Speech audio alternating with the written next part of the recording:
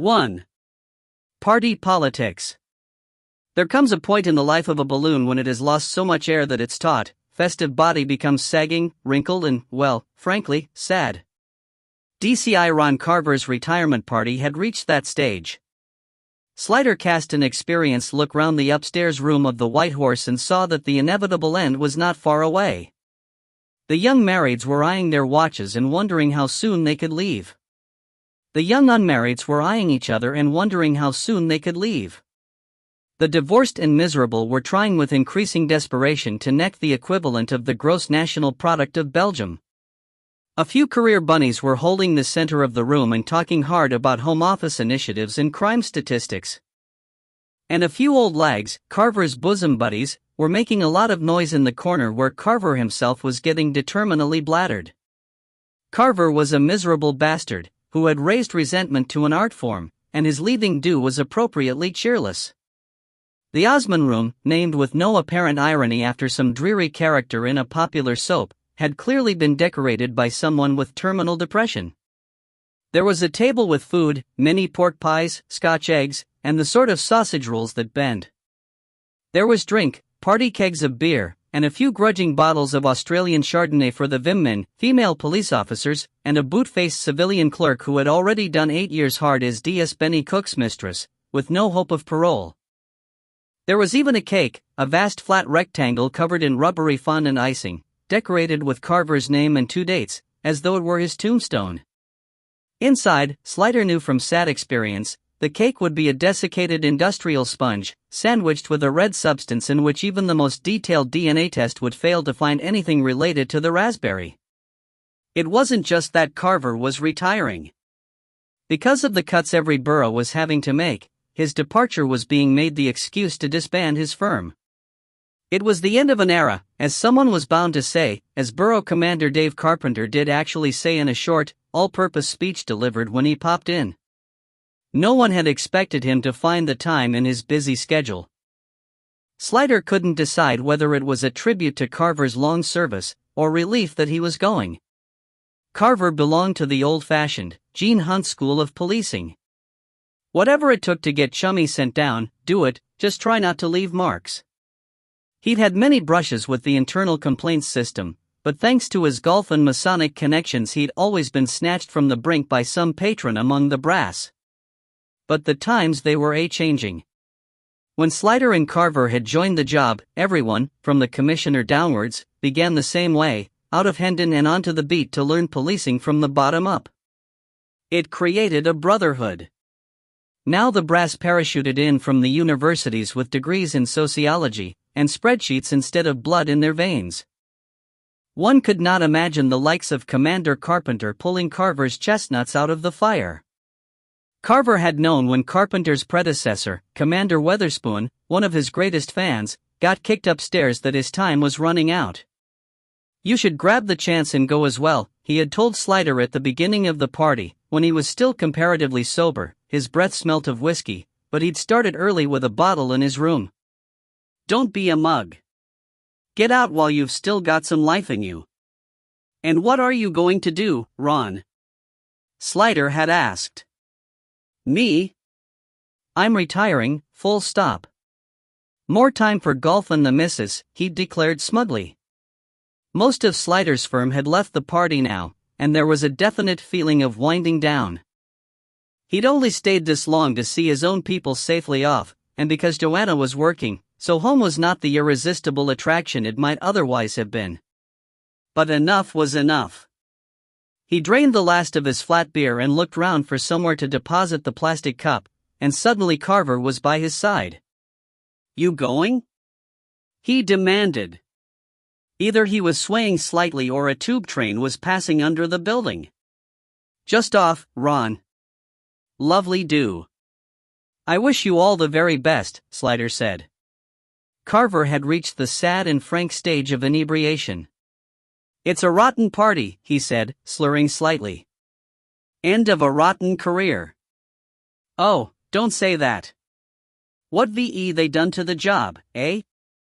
Answer me that. Real coppers shat upon from a great height. Lodo bloody ponces in the top jobs never walked a beat in their lives. And now there's not even going to be any beat. It was the latest pronouncement from on high. Coppers were better employed in front of computers. Walking the beat never solved a crime. There would be no more of it. No more local Bobby. No more evenin' all. No more size 12s pounding the pavement. It's the end of an era, Sliders said, with more sincerity than Carpenter had managed. You and me, we're old school. We know what's what. These bloody ponces, like Carpenter, he stared at Slider and veered off on a new tack. You should have got out while you had the chance. They'll be after your head now. You must have been bloody daft to go after Millie Chip. He won't forget it. It wasn't just him. There are others. He's the one that matters. Get him, you've got the lot. They gotta protect him. What were you thinking? He was gonna hold his hands up just like that? Operation Neptune, my arse. My dimpled bloody arse. He's not going down, chum, you are. He's an assistant commissioner. You must have been off your chump, accusing him. And you got no evidence, that's what gets me, he went on peevishly. Nothing. One witness, a crackhead tart, say anything for a price. What made you think the CPS would wear it? You're fricking bonkers. But you won't testify, you mark my words. The fix has gone in. Slider felt a slight chill down the back. Carver had contacts. What have you heard? He asked. Carver didn't answer. His mind had wandered off, and he was surveying Slider with an expression usually reserved for things found on the bottom of a shoe. I never liked you, Slider, he pronounced. And I never liked you, too, Ron, Slider answered warmly. It didn't matter what he said now, Carver wasn't listening. You know what your trouble is? You never had any loyalty. It's us and them. Coppers and slags. That's it, in the job. We stand together. But no, you thought you were better than the rest of us. Had all these fancy ideas about integ, he belched. Righty. Where's the bloody integrity letting some slag get off on a technicality? Rule number 1, he said, poking a forefinger into Slider's chest. You never shop one of your own. The finger hurt. Slider gently redirected it. I'll try to remember that. Going after Millie Chip, Carver said with a disgusted shake of the head. He may be brass, but he's one of us, when kick comes to shove. But that's you all over. No bloody loyalty. He swayed. Another abrupt change of tack. How's the wife? She not here tonight? She's working, Slider said. She's doing a West End show. Carver goggled at him in astonishment, trying to focus eyes and thought. Irene's in a musical? Joanna, Slider said patiently. I split up with Irene years ago. I liked Irene, said Carver. Nice girl. Smart dresser. Not like my old cow. You know what I hate most in the world? In the whole bloody world? Slider couldn't guess. Trousers on Vim Min. What's erotic about that? Whatever happened to skirts and stockings, eh? Beats me, Slider said. Vim Min everywhere. Menstruating. Having babies. Menopausing. Can't get a lick of work out of them. And they're all wearing bloody trousers.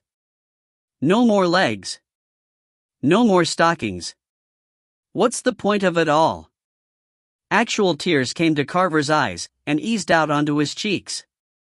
Elastic-waisted trousers. That's what mine wears.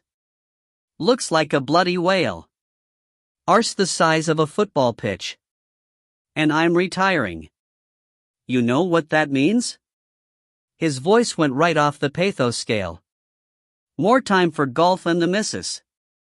A hullabaloo behind Carver resolved itself into half a dozen voices shouting, "The cake! Cut the cake! Time to cut the cake, Ron!" "Fuck the cake," Carver said quietly and with great sincerity. He looked into Slider's eyes. "Real coppers, we were," he said. There was an instant of connection between them, and a sense washed through Slider of all that was lost when the modern world forgot where it came from, a sense of time running out for all of them. Then Carver wiped the tears off his cheeks with a forefinger, turned and walked away, his normal cocky, slightly rolling walk, to join his cronies. Slider was left with a bolus of sympathy he didn't know what to do with. It was most unwelcome. Monday morning began with Bones. McLaren took the phone call, breaking off from hand-to-mouth combat with a bacon baguette. "You're disgusting," Swilly said as he sprayed crusty flakes in the attempt to say CID room. "What would your girlfriend think if she could see you now, Dot?" McLaren put down the baton carefully, balancing it across the top of his coffee mug, said, "Yeah, I'll hold," into the receiver, and had the leisure to answer Swilly. "Nat one care," he told her. "She likes a bloke with an appetite. She's only little, but she can put it away herself all right." "Ah," Atherton murmured on his way out. "A gastrogonome." But McLaren was now listening to the call. He didn't generally catch Atherton's witticisms anyway. He thought wit was a description of the weather in New Zealand. A garden contractor starting to dig out foundations for a shed had unearthed a large bone and called the police. Uniform decided it ought to be investigated and McKay from Slider's team went out. When he reported back that he thought the bone was human, Slider sent McLaren to assist while the SOC diggers were sent for, carefully to uncover whatever else might be there. Mid-morning, Swilly appeared at Slider's door. "The bones, boss," she said. "McKay says they're definitely human." Slider looked up. "How definitely?" "The whole skeleton's there. Doc Cameron's on his way. The builder had the sense to stop when he uncovered the first one, so there's not too much damage. Uniform's got the owners corralled in the house, yuppie couple. The husband's kicking up blazes, apparently, wants to be let go to work. All right, send someone down to keep him happy." "I'll go, boss." Slider eyed her. Tall, athletic, blonde, and attractive. "No, you might inflame the wife," he said. "Send Gascoigne, he's got an emollient personality." "If you say so," said Swilly, though Slider didn't know whether she was doubtful about the man or the vocabulary. He returned to the sea of paperwork that these days covered his desk. It never grew any less, because every time he left the room for a moment, elves would come and deposit some more. There had always been annoying paperwork, but of recent years, what with political correctness, pressure groups, and the increasing litigiousness of the British public, it had seemed to become not an adjunct, but the whole purpose of the job. Sometimes he made an attempt at sorting the stuff into piles, but searching for something specific just spread them out again. It was an intractable mass. There were layers at the bottom that were turning into peat. On a trip to the loo, to get away from it for a minute or two, he bumped into Detective Superintendent Porson, his boss, coming out, shaking his big chalky hands to dry them. "Out of paper towels again," he said irritably, glaring at Slider as though it were his fault. "I hate them bloody blower things." Slider whimsically pulled out his handkerchief, but Porson, with a stern look, advanced one hip and said, "Get mine out of my jacket pocket." And while he wiped his hands dry, still staring at Slider, he said, "Got anything on?" Slider repressed the facetious answer that sat up like a dog smelling sausage, and said, "Human remains unearthed this morning in a garden in Laburnum Avenue." Laburnum? On the Trees estate. It was the officially unofficial name for a small development off the Uxbridge Road. Right. Laburnum. What sort of remains? A whole human skeleton, apparently. Porson looked pleased, for some reason. Old bones. Lovely. Something for you to get your teeth into. Sir? Slider said with an effort. Down, Fido. Keep you busy, Porson explained. Usefully employed and out of everyone's hair. You can't upset anybody looking into old bones. You mean? Porson took on a worrying hint of kindness. You know you aren't Mr. Popular in some circles. Now this won't put anyone's toes out of joint. Sort it out, it's good publicity for the job, bit of bond for you. You want me to prioritize it? Slider queried innocently. Get stuck in. Porson invited, with a nod of his massive head, and strode on. Roger that, sir, Slider murmured. Direct order from the boss. Bye-bye paperwork, hello fieldcraft. He returned via the CID room, where his minions were toiling over their various routines. I'll give it half an hour more for Doc Cameron to do his stuff, then I'll go over to Laburnum myself, he announced. Eyes were raised in hope. D.S. Atherton, his friend and usual bagman, wasn't there, out on some business with the sergeant's envied freedom. He thought of the indignant yuppie couple and Fido grinned and wagged again. Hart, you can come with me. Hart was black and sassy with a gorblimey London accent. Emollient she was not. Right, boss, Hart said with a happy grin. Old bones. Lovely, Dot. Odd that Porson had used the same words, he thought. When Slider's firm had uncovered an underage sex ring implicating many high-ups, including an MP, Gideon Marler, and their very own assistant commissioner, Derek Millichip, he hadn't expected to be Mr. Popular. He half expected it to be buried. But the story had broken in the newspapers, so there was no covering it up. The media were all over it, as they always were in cases of celebrity sex. Glee, Schadenfreude and prurience made a heady mix, one sniff, and newshounds bayed at the stars and lost all sense of proportion. So a special investigation team had been set up by the Sexual Offenses Unit, and, a high point for Slider's optimism, they had issued the code name Neptune.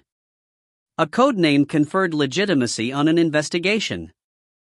Operation Neptune had entered the media's vocabulary, and after the first excitement, there had been a steady updating of interest, with a piece every week or 10 days to keep the show going. But lately things had gone quiet and there had been no mention of Neptune in the papers for weeks. This was not altogether unusual when a complicated investigation was going on, but Slider couldn't help feeling uneasy. None of his firm had been included in the Neptune team, which had disturbed him from the beginning. It looked as though they didn't trust him or his people. All their papers and notes had been taken away, and they had been told to keep their heads down and mind their own knitting. The only aspect of Neptune that continued to exercise the great and good, as far as Slider was concerned, was the question of who had leaked the story to the newspapers. Officially, a witness had gone voluntarily to the press, and there was nothing anyone could do about that. But internally, the brass was convinced that someone had taken the press to the witness, and they wanted to know who. They wanted to discipline someone. They wanted revenge. The freelance journalist who started it all had decided, unusually, to remain anonymous and, in the face of police pressure, the Fourth Estate had closed ranks and kept it that way. Officially, nobody knew who it was. Unofficially, the grapevine said it was a female journalist newly returned from the States. Slider was the obvious suspect for the leak, having been told over and over to back off, and having refused to. He had been in trouble before and was not liked at headquarters. Furthermore, Atherton's current lady friend, Emily, was a journalist and, coincidentally, had recently returned from the States. It looked like a dead cert. Slider, or Atherton with Slider's connivance, had brought Emily and Shannon Bailey together. Every member of Slider's firm had been separately questioned, and Slider and Atherton had been called in and grilled several times.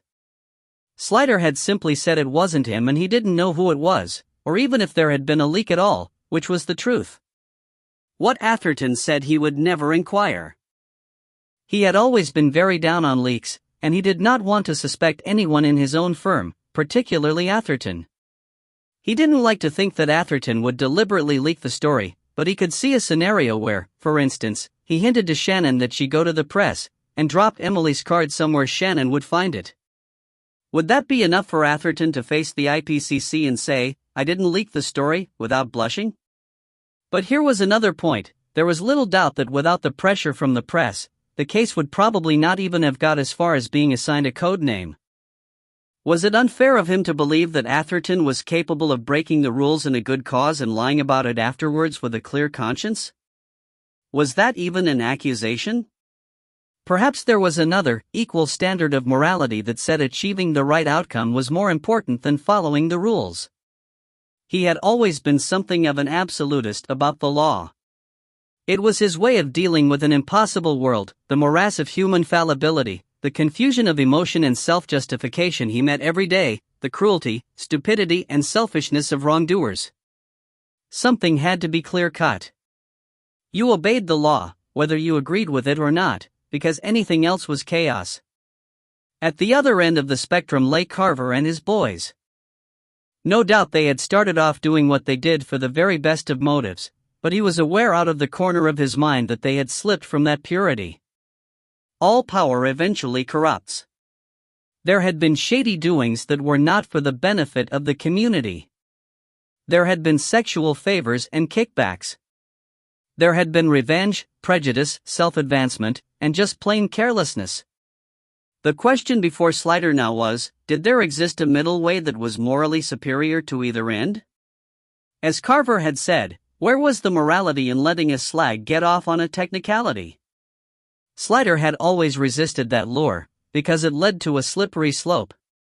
If the law does not decide, who does? Whose opinion, whose judgment, is better than whose? And yet, those girls. Their casual abuse. Tyler and Kaylee, dead and tossed aside like screwed-up sandwich wrappers. It hurt him to let them down, and it hurt him more to think that perhaps he could not do his job within the constraints laid upon him by the law, by his superiors, by himself. If you could only beat corruption with corruption, the game was over. He shook that thought away. No self-dramatizing. Pragmatism was the way to go. Take it day by day, step by step. You did your best, and that was all you could do. And since he had difficulty with lying in response to a direct question, it was perhaps to the good that Atherton had done what he had done, if he had indeed done it, and better still for him, Slider, simply not to know about it, so as to be able to keep saying so with conviction.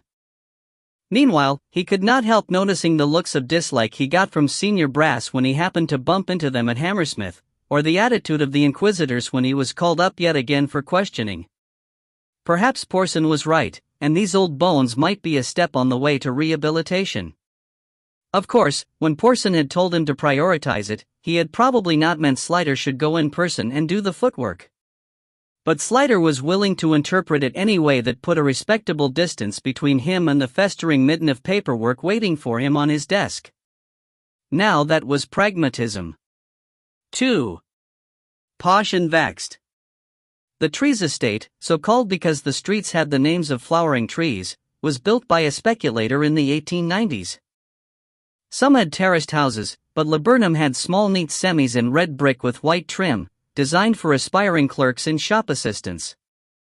With the recent London property boom, they were now highly desirable properties, with the single drawback that they had been built, of course, without garages. That didn't prevent the current owners from buying cars. The curb on both sides was parked, reducing the roadway to one car's width, and many of the houses had had their front gardens converted to hard standing.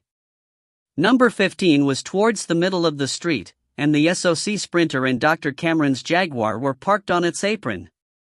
Presumably they had removed the owner's cars and the contractor's van to make room. Uniform had got the blue and white tape going, had temporarily closed the road to traffic and were keeping interested residents at a respectful distance. Slider was aware of an unusual sensation as he hunted for a parking space, and paused mentally to examine it. Ah yes, that was it, time. With a skeleton, the murder had to have happened long ago. There was no desperate race to collect clues while they were still warm and interview witnesses before they dispersed, colluded or forgot. No pressing need to canvass the neighbors, leaflet at the nearest tube station, examine CCTV tapes. The old saying, "You have 48 hours to solve a murder," didn't apply. You could go at it in a leisurely manner. It was a refreshing change. He and Hart stepped out into the hazy autumn sunshine. The sky was milky blue, the sweet, warm smell of pavements was in the air, and though there was a marked absence of laburnums, those front gardens that hadn't been sacrificed to the great godcar were still bright with summer bedders in jolly primary colors. "It's a pity we didn't bring a picnic," Sliders said. "Boss?" Hart gave him a worried look. "I said, it's a lovely day." "Yeah," said Hart, her expression clearing. "I'd prefer a fresh corpse, but bones is all right. Better 'en the Clapp family and their thievin' bloody kids." Still having trouble with them? It was a problem family on an estate she'd been dealing with. "Sometimes think I should just move in with M," she said. Number 15, like its neighbors, was a Halls adjoining semi, built on the enduring plan of the London dogleg, with the stairs straight ahead and the passage dodging round them, past 2 reception rooms, to the kitchen at the back. Darblay, the uniform holding the door, told them that the owners, the Freelings, were in the front room with Gascoigne, and the contractor, whose name was Hobbs, was in the back room with McLaren. "I'll have a look at the garden first," Sliders said. The house was obviously a work in progress, because the 2 rooms he glimpsed as he passed seemed to be freshly decorated in modern style, but the kitchen had tired melamine units, and beige wall tiles decorated with a motif of tomatoes and corncobs. The worktops, however, were littered with top-of-the-range gadgets that had yuppie written all over them. His eye was caught by a gleaming multifunction coffee machine so complex it looked as if it could have launched space probes. It reminded him he hadn't had his mid-morning tea. If the householders were friendly and open-hearted, maybe they could be induced to brew up. But first, the garden. It was a decent size for inner London, about 18 feet wide by 25 long. There was 6-foot-high wooden fencing round the 3 sides, looking new and orangey, not yet faded by the weather to decent unobtrusive brown. Down the right side of the house was a passage leading to a high gate, the normal arrangement, and the only access into the garden other than through the house. The growing part of the garden was typical of the efforts of people who don't like gardening, consisting of a rectangle of lawn, an unkempt flower bed down the left-hand side, and a concrete path down the right side, scored in a clumsy attempt to make it look like crazy paving. Beyond the side fences, all that could be seen were the taller plants in the neighbors' gardens. Over the back fence waved the top of a Leylandii hedge, and behind it a glimpse of the upper parts of the house in the next street, Colville Avenue. It was an altogether more substantial building, evidently 3-storied by the size of the dormer window in the roof. Laburnum was the last street in this particular development. Beyond it the houses were from an earlier Victorian period. The path on the right had evidently led to the old garden shed, which was now a heap of fractured wood in the middle of the lawn. Beside the heap was a wheelbarrow standing on a plastic tarp, together with some tools, a bag of sand and a bag of cement. Where the shed had stood, the forensic tent had been erected. Inside, the shed's footprint was a patch of bare earth about 4 feet wide and 6 feet long, and beyond that, between it and the back fence, was the grave. Freddie Cameron, the forensic pathologist, was kneeling beside it under the arc lamps, while a forensic digger leaned on his spade observing, in case he was needed. "So he didn't find the body under the shed?" said Slider to McKay, as they stood in the tent's entrance. "No, Gov. He took the old one down first, but the new one's going to be bigger, going right up to the fence, so he cleared that space and..." "Cleared the space? What was there?"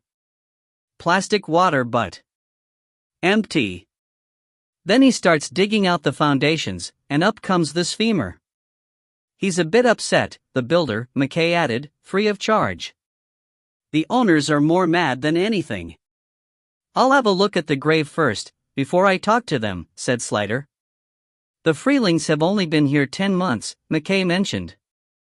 "Could hardly be their corpse, then," said Hart chirpily.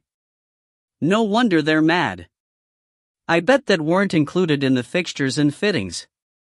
Freddie Cameron, as always, was dapper as an otter, despite being clad in protective overalls. He gave Slider a minatory look as he approached, but Slider could not fathom what it was about. It was quickly replaced by his usual urbanity. "Nice change of pace from the usual frenetic investigation," he said. "Dem bones aren't in any hurry." "I was just thinking that," said Slider. He looked down over Freddy's shoulder. The skeleton looked up at him blankly, naked of flesh and infinitely pathetic. There was something intrinsically disturbing about this huddle of bones, all that was left of a human life once nature had had its way. It made you suddenly, uncomfortably aware of your own bones, safely tucked away out of sight, as they were meant to be, but waiting in the wings, as it were, for their ultimate emergence. There was nothing cheerful about a skeleton. It was the grin that put young people wrong. With no breath of mortality chill on their neck, they could think it was a jolly thing to get dressed up as. That grin was one of God's awful jokes. Slider had long suspected the Almighty had a somewhat warped sense of humor. It was lying on its back, parallel with the back fence, and apart from some derangement of the right leg, presumably from the contractor's initial contact, it looked to have been laid out tidily, as though for a lesson in anatomy. "What can you tell me?" Slider asked. "Definitely female," Freddy said. "From the dentition, I'd say young, 13, 14, that sort of age." "Oh," said Slider. That was not something he'd wanted to hear. "Probably been here 20 years at least. The bones are bare and disarticulated, no shreds of periosteum or cartilage, but they still feel relatively solid. This is a nice, dry corner, thanks to the old British Leland they're sucking up the moisture." He nodded upwards at the fronds of the hedge waving over the top of the fence. "So the rate of deterioration won't be as fast as it would have been in wet, acid ground." "Understood. So, taking one thing with another, I'd plump for 20 years, give or take." "Give or take what?" Hart inquired over Slider's shoulder. Freddy gave her an old-fashioned look, the sort that showed itself to best advantage over a pair of half-moon glasses. "It's not an exact science. 20 years is an opinion based on experience. Could be 25. Could be 15. What am I sure of? That it's not as much as 50, not as little as 5. "That's me told," said Hart meekly. "Sorry, document." "An historic case, then," Slider said. "Any obvious injuries?" "No visible fractures. No trauma. Everything seems intact and undisturbed, bar the builder's work. Interestingly, there are no remains of any clothes." "Would there be?" Hart queried. "Cloth, especially man-made fiber, deteriorates more slowly than human tissue," Freddy told her. "And it doesn't get eaten by ants and beetles and so on. It's not unusual to find scraps of clothing even after 50 years. Leather, as in shoes and belts, lasts even longer. Metal zips and buckles, longer still. Jewelry, more or less forever. But there's nothing at all here. I'd say the body went into the grave naked." "Oh," said Slider again. His mouth turned down at the implication, but he said neutrally, "It's quite a shallow grave, isn't it?" "Amazing how often they are," said Freddy. "Idiot mentality, out of sight is out of mind. Like sweeping the dust under the carpet. If you can't see it, it doesn't exist." "You'd think they'd worry about someone digging it up by mistake," said Hart. "I'm slightly surprised that it wasn't disturbed at any point," said Freddy. "Urban foxes weren't as prevalent 20 years ago as they are now, but they were around, and there are still dogs and cats and rats that can dig. But apparently there was a rainwater butt standing on top of it. Perhaps that protected it." "Perhaps it was meant to," Slider said. "Well, I'll get the remains back to the lab and do some more investigation, work out the height, make a record of the teeth, see if there's anything more I can tell you." "Worth taking a DNA sample?" "There'll have to be an official identification at some point," Slider said. "If we can find anything to match it against." "Right. I'll get one off, then." Garden contractor was too grand a description for Jim Hobbs. It appeared he was a one-man band, and only did small jobs, clearing overgrown gardens, putting up fences and building walls, laying patios, and so on. He was a big man in his late 50s, weathered face, grizzled hair, and enormous hands, thick-fingered, scarred of knuckle, wooden from long and cruel exposure to cold and wet. He lived in Acton, where he had once had a larger enterprise employing several men and undertaking full garden makeovers. "But you can't get the help nowadays," he said. "Kids don't want to do physical work. Sooner muck about with computers. Every time I get myself a boy, he only lasts a couple of weeks. I can do without that aggro. So I reckon I'm better off on my own." He offered the first, tentative smile, as if he wasn't sure it was all right to smile at a policeman, or in the presence of death. His eyes were pale blue and direct. "It's my semi-retirement, if you like." "More time for golf and the missus," Slider murmured. "'Sright," Hobbs said. "'Ju play golf?" Slider avoided that one. "How do you know the Freelings? Have you worked for them before?" "No. I've never worked in this street before, though I did do a job in Magnolia last year, that's 2 streets over. But I've started putting an ad in the local freebie paper, and Mrs. Freeling give me a ring from that." "When was that?" What? 2 weeks ago. 2 weeks last Saturday. Wife took the call. Mrs. Freeling said would I take down an old shed and put up a new one, and Judy, the wife, put her in the diary. Never met her till today. I got here just before 7, I like to start early when the light's good. And before the traffic starts. They were having their breakfast. They let me in down the side gate, I took down the shed, well, it was falling apart, Prakel came down on its own. They said they didn't want the water or the slabs. Slabs, But was standing on 2 old concrete slabs, to level it, I suppose.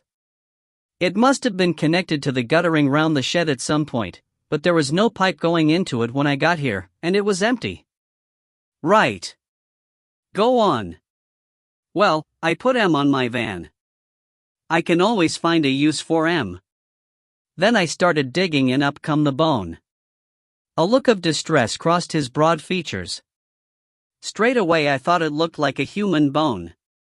Too big for a dog to be buried it. What a life. Slider concurred. Hobbs seemed a straightforward bloke whose involvement was purely coincidental. He had already given his contact details to McLaren, who had been in the middle of taking his statement. Slider told him to finish it and let Mr. Hobbs go. The gardener looked hugely relieved, but with a hint of disappointment. Slider supposed it made a nice change of speed to be at the center of a drama, even one 20 years out of date. The Freelings, Toby and Nicola, were smart young people in their early 30s which, if Freddie was right about the length of time the body had been underground, ruled them out from the start. Toby Freeling apparently hadn't thought that far, because he was seething with the self-righteous indignation of someone who thinks they are about to be blamed for something they didn't do. "Look here," he attacked Slider as soon as he appeared, "it's completely outrageous to keep me here like this. This whole thing has got nothing to do with me. I've got important meetings I'm missing." His smartphone, clutched in his hand, rang, and he gave it the distracted look of the owner at one of those small, yappy dogs that are constantly demanding attention. Slider studied him while he answered it. He was slim and of middle height, in a sharp suit, with an expensive textured haircut, and enough designer stubble to have housed a clan of very picky field mice. His face missed being handsome by only a few degrees. Probably if he had smiled it would have made it. His wife was smaller, pretty, very dark of hair and eyes, and in a flowered print dress, she appeared to be slightly pregnant. "If I lose business because of this I shall sue," he resumed when he'd finished the call. "Keep your hair on, sir," Hart answered him. "It's a serious thing, turning up human remains in your garden. We gotta do everything by the book." He gave her a furious look and was about to retort, but the phone rang again and distracted him. Slider turned his attention to the wife. She was placatory where her husband was angry, and answered Slider's questions the more eagerly for his rudeness, which had her flicking anxious glances at him as he snapped into the phone. She confirmed what Hobbs had said, that she had rung him in consequence of his entry in the small ads. She was a nervous and discursive witness, and Slider eased her along patiently, gathering that she had wanted to use a different firm but that her husband had vetoed it on grounds of cost and found the Hobbs advertisement himself. He'd obviously been half listening because, ending the call at that moment, he chimed in with confirmation. It's only a small job. No point in using a big VAT-registered contractor for something like that and getting screwed, cost-wise. Nikki wanted to go with the firm the garden center recommended. I said no bloody way. They'll have fixed it so they get a kickback, and who do you think ends up paying for that? He glared at his wife. The poor bloody customer. I just thought, she began weakly. You never do think, that's your trouble. Look here, he addressed Slider. The phone gave a text message warble, he glanced at it and cancelled it. Look here, he began again, giving Slider a firm, straight look as though trying to close a negotiation. That body can't be anything to do with us. We've only lived here 8 months. Ah, thought Slider. He's got there at last. 9, said Mrs. Freeling, anxious to be exact. Nearly 10. Freeling ignored her. It's a skeleton, isn't it? So it must have been there longer than that. I mean, it takes, what? Years to, skeletonize. You can't pin it on us. I'm not pinning anything on anyone, sir, Slider said. I'm just making preliminary inquiries. Well, can't you damn well make them and get out of our hair so we can get on with our lives? My wife's pregnant, you know. It was a fine non sequitur. That's exactly what I'm hoping to do, sir, Slider said, at his most emollient. Hart caught his eye questioningly, and he knew what was on her mind. Where there was one body there might be others. The shadow of Fred West hung around in the back of the mind when female remains were discovered. Thank God these houses had no cellars. But the whole garden and ground floor would have to be scanned, and if anything showed up, excavated, which would necessitate the Freelings moving out. Freeling's phone had rung again, and he had answered it, a modern rudeness Slider did not like, so he was saving, in order to relish it more, the news he was going to enjoy delivering, that they were a long way from being out of the Freelings' hair. The Freelings had bought the house from the Barnards, an older couple, Freeling estimated in their late 50s. Slider had got him to turn his phone off at last, but he kept casting it fretful glances. We only met them once, when we first came to look at the house, but they just seemed like ordinary, respectable people. How long had they owned the house? I don't know. I never asked. But a long time, I think. The kitchen was very tired. Well, all the decorations were tired. As you can see. He waved an arm towards the hall, to indicate the rest of the house. We've only just started putting it right. Have you seen the kitchen? It was a rhetorical question, but his wife opened her mouth to answer, and shut it again quickly when he glared at her. Do you know where the Barnards went? No. Why should I? He was growing indignant again. I think, Mrs. Freeling said hesitantly, the agent said somewhere in Ealing.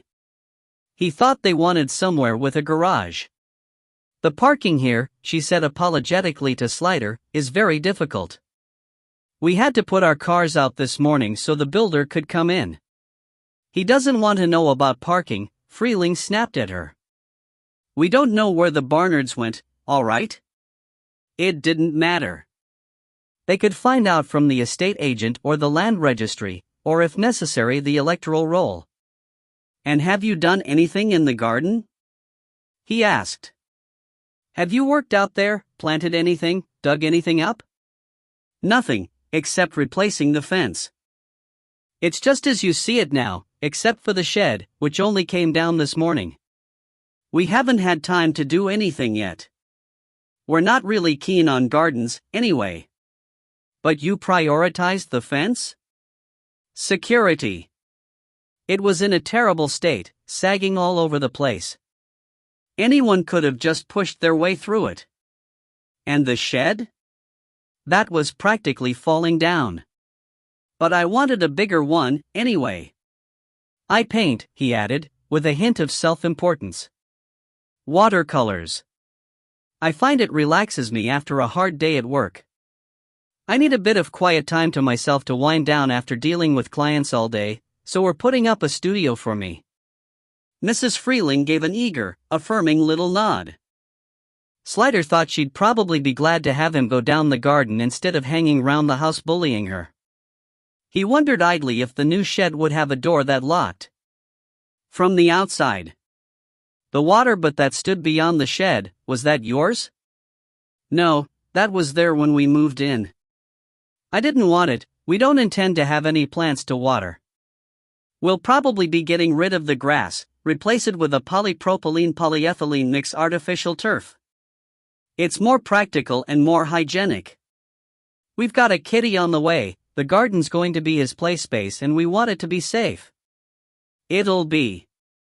He stopped himself with a sudden thought. His wife made a small noise of distress and they exchanged a look which Slider could interpret easily enough. Our precious child, to have to play in a garden where a corpse was buried? He wouldn't give odds on their selling the house and moving somewhere else before the baby was born.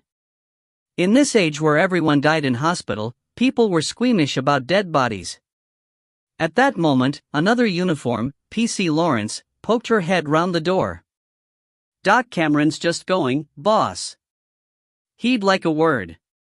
Slider excused himself, leaving Hart and Gascoigne to start the statements.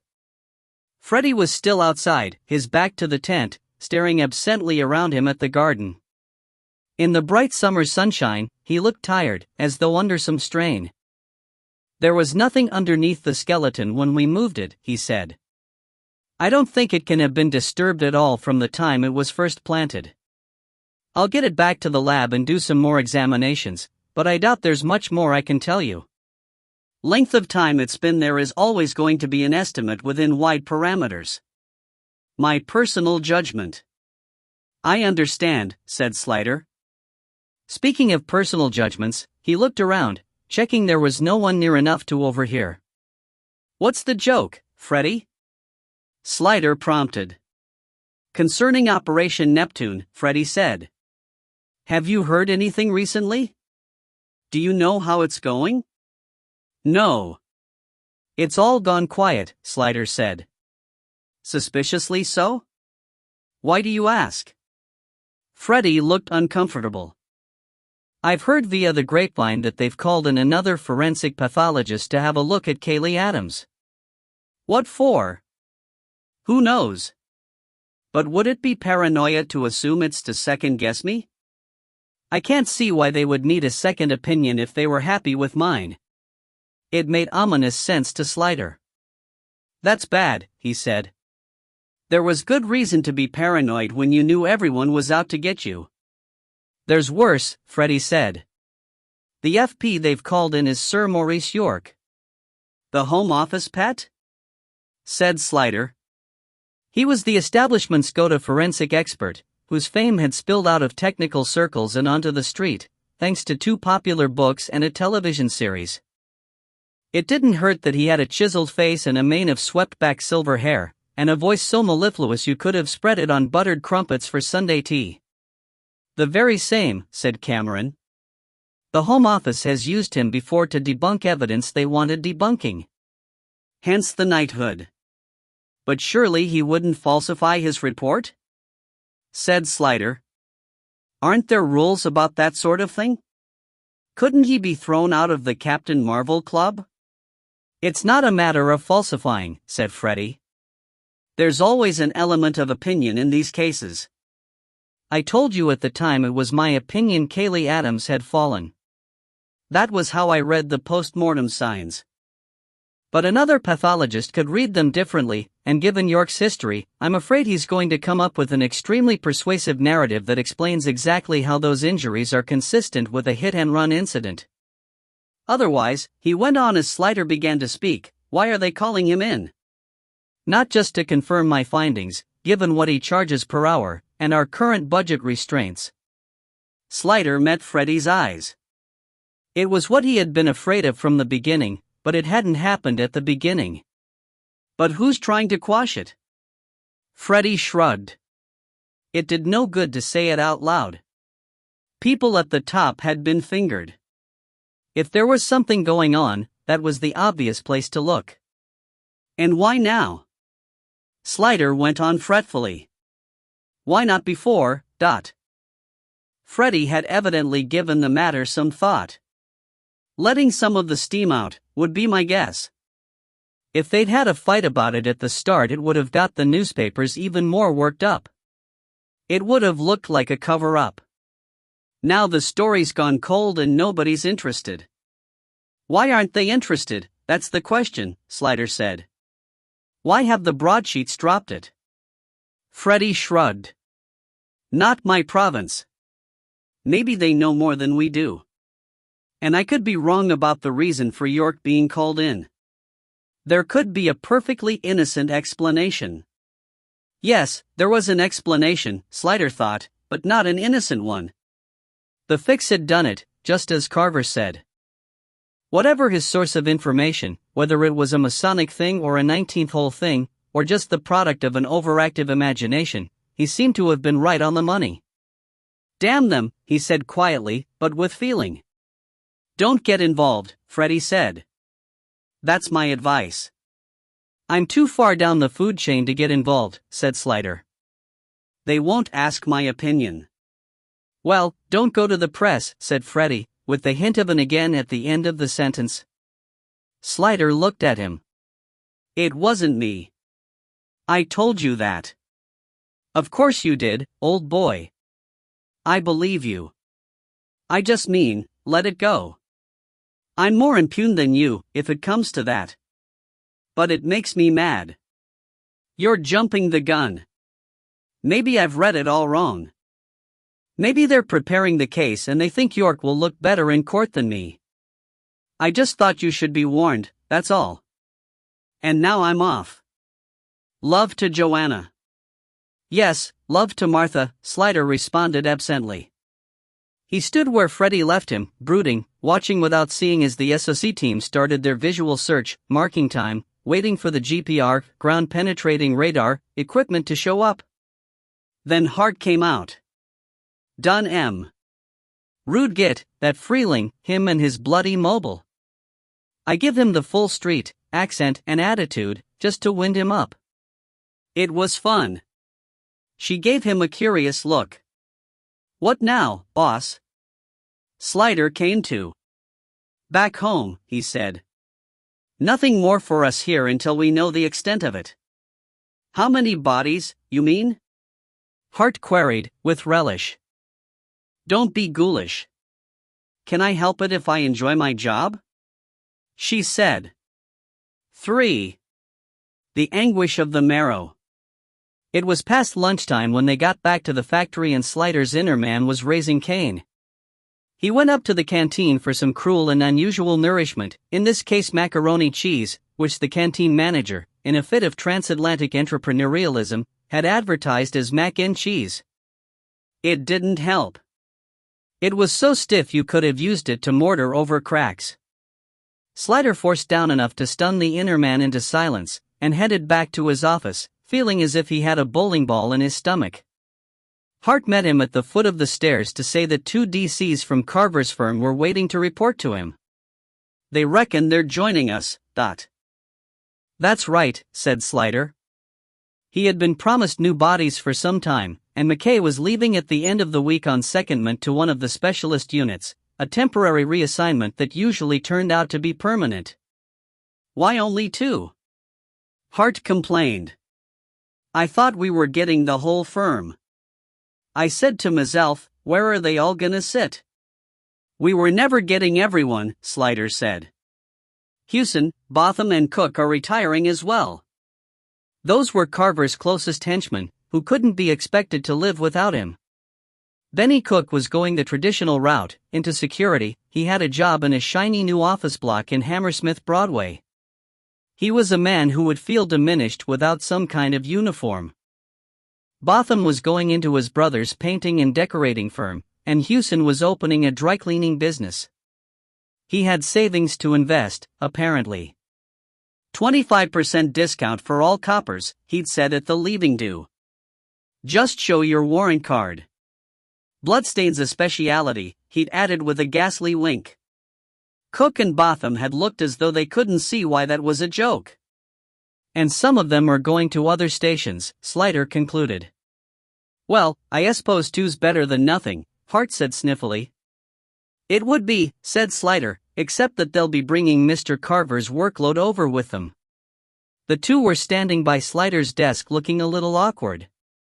It was never much fun, he thought, being a new boy. Lessop was wiry and swarthy dark, and cultivated a Captain Jack Sparrow look, with the whole facial hair thing, the big mustache and the beard ending in two short plaits. Regs had forbidden him the dreads and the beads, but the resemblance was still striking. Carver had loathed him, but had tolerated him on his firm because it was useful to have someone who could penetrate those areas of society that didn't respond so well to the cheap Burton suit, lace-ups and Hendon-approved haircut. LaSalle was tall and gangling and rather retiring, and reminded Slider a little, painfully, of the late lamented Hollis, except that where Hollis had feeble, failing hair, LaSalle's was red and tough. It sprouted out of his scalp and upper lip with so much vigor he looked as though he had a head full of core under high pressure. Inconspicuous he could never be. Perhaps that was why he was so self-effacing, in a vain attempt to compensate. They had worked together a lot on Carver's firm, the two outcasts. Their nicknames, Hart had told Slider on the way in, were Funky and Rang. Funky 'cause of the funky beard. And Rang's short for Rangatang. 'Cause he's got red hair and long arms. He's tall, Slider objected. He's bound to have long arms. Yeah, but they're weird long, Hart said. Like, he's always got to get his jackets made special. I don't know why the fuss about orangutans, anyway, Slider complained. They're only Auburn gorillas, The two newcomers looked at Slider with doubtful but hopeful eyes, like rescue dogs wondering whether their new home was going to be better or worse than life in the pound. Carver had not been an easy boss for those he did not favor. Slider was not going to make any great speeches. He liked to see how people performed and judged them on that. He shook their hands and said, "Good to have you aboard. You've brought some case files with you, I understand?" "Yes, sir." "Just ongoing stuff, nothing urgent," said LaSalle. "We heard you got some human remains this morning," Lessop added hopefully. He had a faint Hertfordshire accent, oddly disarming in a pirate. "Skeletal." "Laburnum Avenue," said Slider. "My aunt used to live round there," LaSalle offered. "She was in Cherry Avenue. I used to visit her." "I expect you'll be useful, then," Slider said. "At ease, everyone get a chance to get out and about on this one. For now, find yourselves a desk and settle in. I'm sure you'll fit in just fine." "Thank you, sir," they said formally, and shuffled off. This concludes our little initiation ceremony, Slider thought. I hope you enjoyed it as much as I did. Happily he sat down and removed the entire center section of his nascent compost heap to clear a space for Laburnum Avenue. Who had buried that body so long ago, and why? And why had it taken so long for it to re-emerge? A new case, he thought with relish, without the fresh pain usually involved. Where there was death, there was always pain, but the old pain of old bones would be easier to cope with. All he wanted now was a nice cup of tea, and he wouldn't have a care in the world. The SOC team was still painstakingly scanning and searching the property. Bob Bailey, the head honcho, indicated to Slider that Mr. Freeling had strutted some attitude at him and got right up his nose, so he wasn't going to hurry, and the Freelings had packed night bags and gone to stay with friends in Chiswick. Bailey was obviously hoping to find further remains, but Slider forgave him for that. His was essentially an archaeological discipline, and no archaeologist wants a dig that doesn't turn up anything. But there are things we can be getting on with, Slider said to the assembled troops. Atherton was still absent, but he had Lessop and LaSalle to make up the numbers, and Mr. Porson had wandered in, being as unobtrusive as was possible for someone who looked as though he belonged up to his neck on Easter Island. Hart, you can make a start on tracing the people who owned the house before the Freelings. The Barnards, she supplied. Right. They're the obvious suspects. Find out where they are now. And how long they owned the house.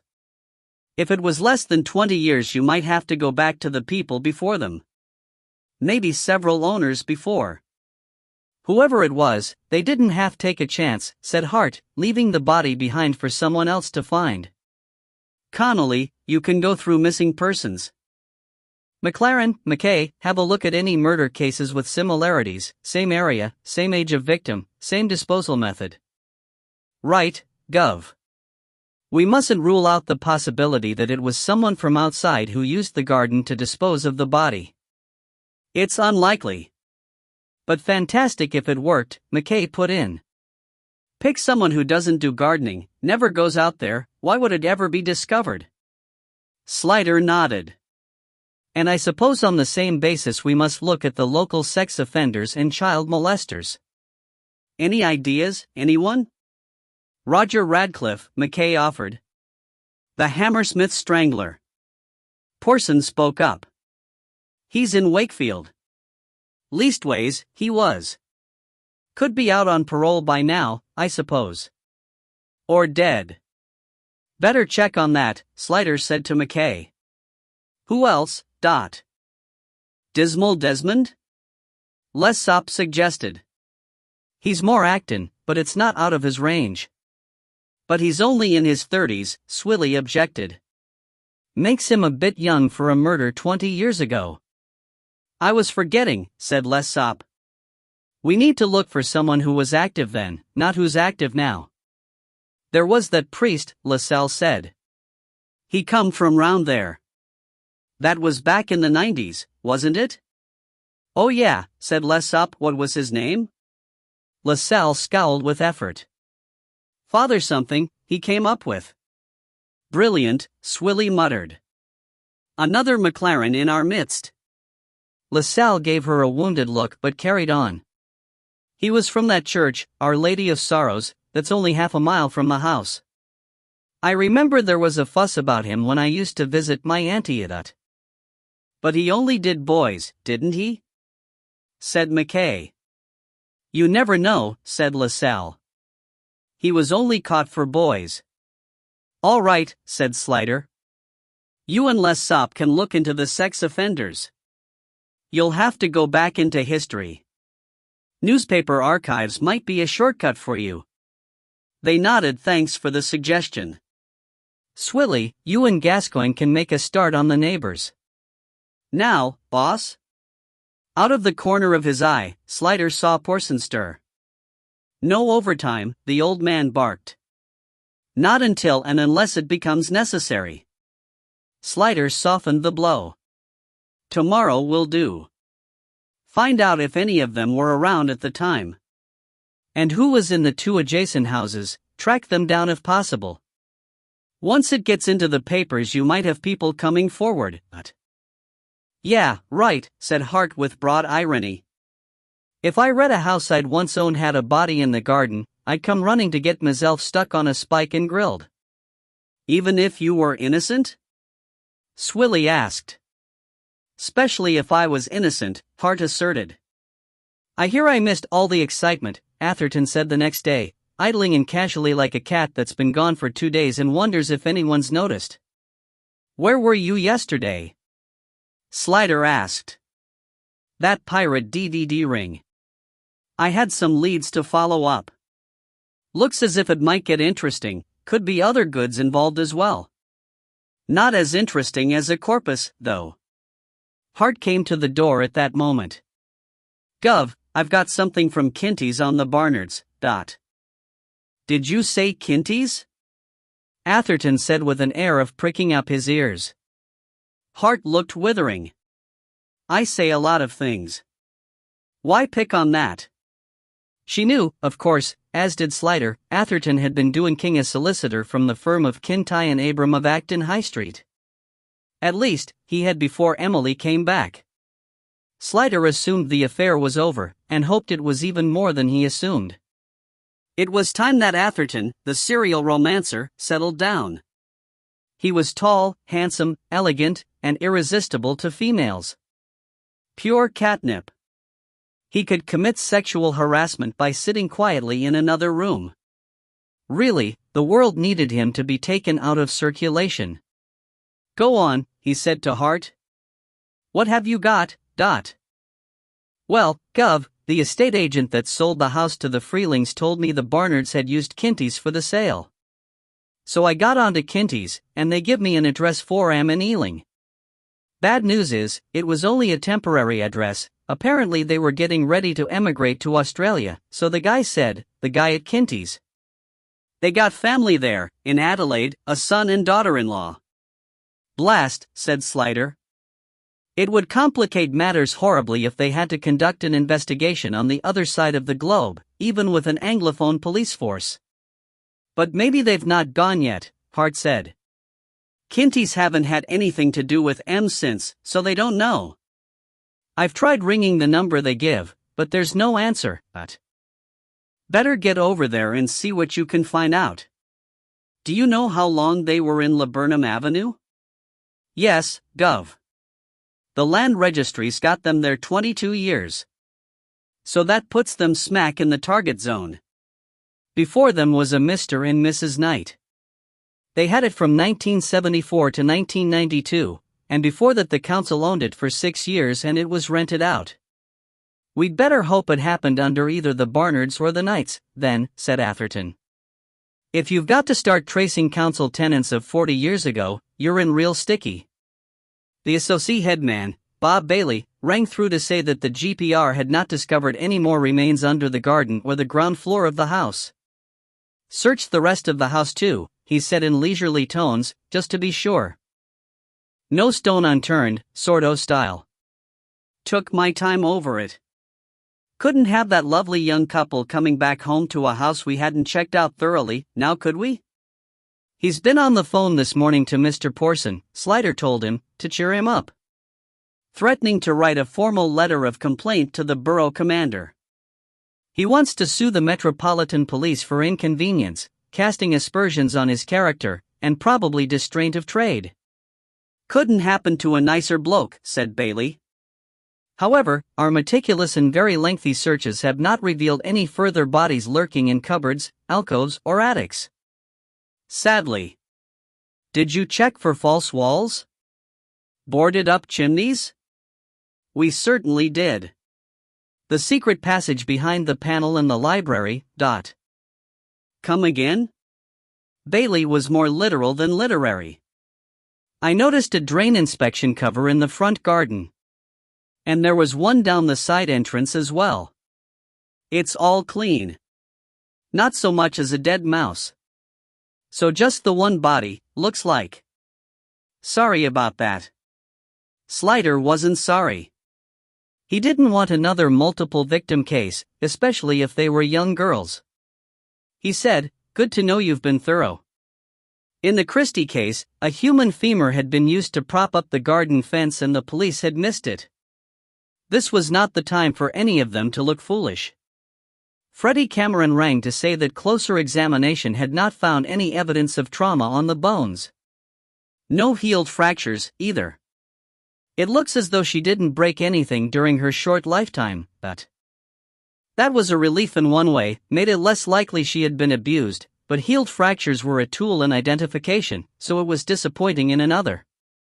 "Now, there does seem to be a very fine fracture to the hyoid," he went on. Slider's ears pricked. "Strangulation?" he said. "In an adult, a fractured hyoid does strongly indicate throttling," Freddie agreed, "but it's not necessarily the case in children and adolescents, before ossification is complete. And remember, unlike other bones, a hyoid is only distantly articulated to other bones by muscles or ligaments." "Which means?" Slider prompted. Cameron dumbed it down for him. "It's a sort of floating bone, held in place by muscles. And when the processes of corruption destroy the muscles, there's nothing to keep it from dropping and possibly sustaining a hairline fracture from the process. But it might be an indication of strangulation? It might, Freddie agreed. And there's nothing else to suggest any method of killing. But without the soft tissues, there's not much to go on. I've sent off samples of the grave soil, but after this long it's unlikely there could be any traces of, for instance, poison. Right. I've also taken a record of the teeth, for identification purposes, Freddie went on. And I've sent off a sample for DNA profiling. Fine, said Slider. Anything else to tell me? I'd put her height at about 5 feet 1 or 2. No sign of congenital disease. Age, I'd stand by 13 or 14.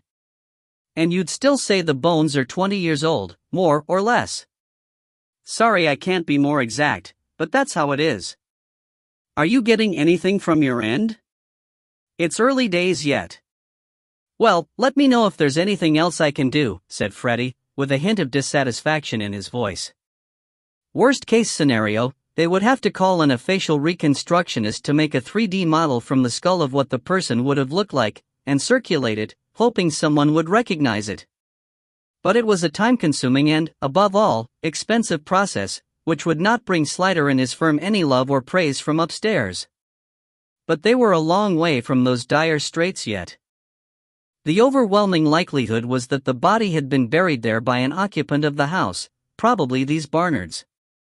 Identification was the one consideration that made it better that it was a child rather than an adult, for children were always missed and searched for. Adults disappeared all the time, and often nobody even noticed. Hart came back from Ealing disappointed. The Barnards, they've moved on, Gov, she reported to Slider. The neighbors on one side said they'd heard they'd gone to Scotland. The ones on the other side said they thought it was Norfolk. Well, not much difference there, Slider remarked. One said Shetland and the other said Sheringham, Hart translated. Neither of them had an address, though. And Cosset was a rented, the estate agents'll be no help. The good news is, neither of the neighbors mentioned Australia, so maybe the bloke at Kinty's got that wrong. He's more likely to be right than the neighbors, said Slider. And I'm sure there are places in Australia beginning with SH. Yeah, but one of the neighbors did give me the Barnard's car index, so there's a chance we might be able to trace M through that, if they are still in the UK, and only if they're pukka.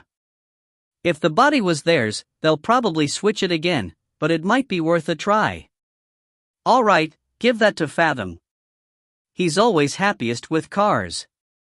You can try the post office, see if they put in a request to have their mail forwarded. If not, you're back on electoral rolls. Yeah, Gov, Hart said, without enthusiasm. She preferred a more hands-on sort of policing. She adhered to the maxim that what you were doing wasn't good police work unless someone somewhere wished you weren't doing it. Connolly called him as he was returning to his room from a routine meeting, and he tacked over to her desk. I've hit a brick wall, boss. She turned her green eyes up to him. She was wearing navy mascara and eyeliner, he noticed, which made them look even greener. I've been through the mispers and filtered out the unresolved ones, but they're all too recent. I checked anyway to see if there was any connection between them and Laburnum Avenue, in case it was part of a series, but I've come up with nothing. The trouble with this case is it's too long ago to be in the computer system. Did they even have computers in 1990? She added fretfully. The world was not then as it is today, he told her. I know, she said, outraged. I mean, no email, no mobile phones? Love of God, how'd people live like that? I can't believe we survived, he agreed. But somehow we did. We had these things called pens and paper. Wogus, she said, portmanteau of woeful and outrageous. As a system it had its advantage, Slider defended. The thing with ink is that it's very difficult to alter without it showing. A computer whiz can alter an electronic record so that only an even better whiz can tell. But I don't know where to even begin looking for a pen and paper yoke, said Connolly. Assuming that's what there was back then, but. You'll have to go and search the paper archive, Slider told her. It's in the basement at Hammersmith. Every station used to keep their own, but it was all amalgamated years ago in the interests of efficiency, or thoroughness, or maybe just to have a handy source of paper for lighting the boiler. I don't know. Connie Bindman is the archivist. She's an institution, knows everybody and everything. She'll be able to help you. A basement in Hammersmith, Connolly grumbled, getting to her feet. It sounds dusty. And me with me hair washed this morning. I thought you washed it every morning, said Slider. Connolly stopped, startled, and looked at him with a hint of wariness. How'd you know that? I notice everything, he said. That's why I get the big money. And he went away, hearing Connolly's uncertain laugh behind him. He smiled inwardly. He liked to keep his staff guessing. 4. De profundis. If Connolly had thought about it logically, she would have guessed the archivist would be old. You'd hardly call a young person an institution. Slider could have told her that Connie Bindman, née Fuchs, had started with the police as a civilian clerk, and had gradually burrowed her way into the system like a benign parasite until she was indispensable. The ragging she had had to put up with from the beginning over her name had made her strong, and an insatiable curiosity and a photographic memory had made her wise beyond her years. When she did think about it, the word archivist suggested to Connolly someone who'd been around a good while.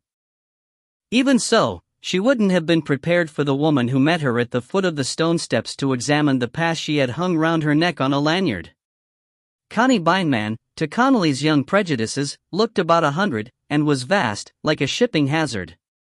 Her bulk seemed all sideways, and as she was not tall, she gave the impression of having melted slightly and be pooling inside her clothes. She wore a strange gray smock of some tough material like canvas over an enormous gray skirt which came almost down to her ankles, below which could be seen a pair of fleece-lined Ugg boots. She wore fingerless mittens on her hands. She had 2 pairs of glasses on chains round her neck, which she used alternately, one for mid-distance and one for reading, and there was a pencil and a big pen thrust through her wiry gray hair, probably on the principle that it was as good a place as any to keep them. Yet the fingers of the hands were pointed and delicate, and in the lardy face were traces of a past beauty, and a pair of very intelligent dark eyes. She greeted Connolly with a smile of lopsided charm and said, "I was expecting you. You're Bill Slider's girl, aren't you? How is he, the dear man?" "He's grand, thank you," Connolly said dutifully. "Grand, yes, there is something grand about him. He thinks on a bigger scale than most of us, bless him. But he's got over losing poor Colin Hollis, has he? He must have taken that badly." Connolly looked blank, and she added, "Responsibility. You wouldn't feel it at your age, darling, but the weight of it gets heavier the longer you live. And poor Bill is one of those people who starts off with a guilt complex. Carries it round, like a hump." "You'd know him pretty well, then," Connolly said, finding the trend of talk embarrassing. This was her boss they were discussing, after all. "Oh, I've met him here and there. Meetings. Conferences. Someone's leaving Bash. So you get out now and then?" "Yes, they take off the manacles once in a while. But I'm not as isolated as you might think, sweetie. I get to hear everything about everybody down here. And I'm interested in people. Well, when it comes down to it, what else is there?" She gave a little laugh. Her voice was clear and beautifully modulated, and though Connolly had read about a musical laugh, it was the first time she'd heard anything that fitted the description. She waited to see what else would be said, shifting a little on her feet, partly in embarrassment and partly because it was cold down here, below ground and on a stone floor. She didn't like basements anyway, didn't like any room without windows, and this was the worst sort, with walls of glazed brick, like her old school, and exposed pipes, and cobwebs, and echoey, untraceable noises, watery gurglings, the fitful buzzing of a faulty fluorescent tube, and occasional faint thumps, as it might be of a member of the undead, heavily bandaged, bumping into things as he came slowly towards them, arms outstretched. She tried not to look over her shoulder, but couldn't help it, and Connie Bindman's smile widened. "There's nobody down here but us," she said. "Buildings make funny noises. You'll soon get used to it. It used to give me the awful wimwamps at first, but interest in the work takes your mind off it. Now then, you want a missing person, I believe, . Not the best choice of words, Connolly thought. Want one? Not down here, not in any state they were likely to be in. Human remains were found, she said.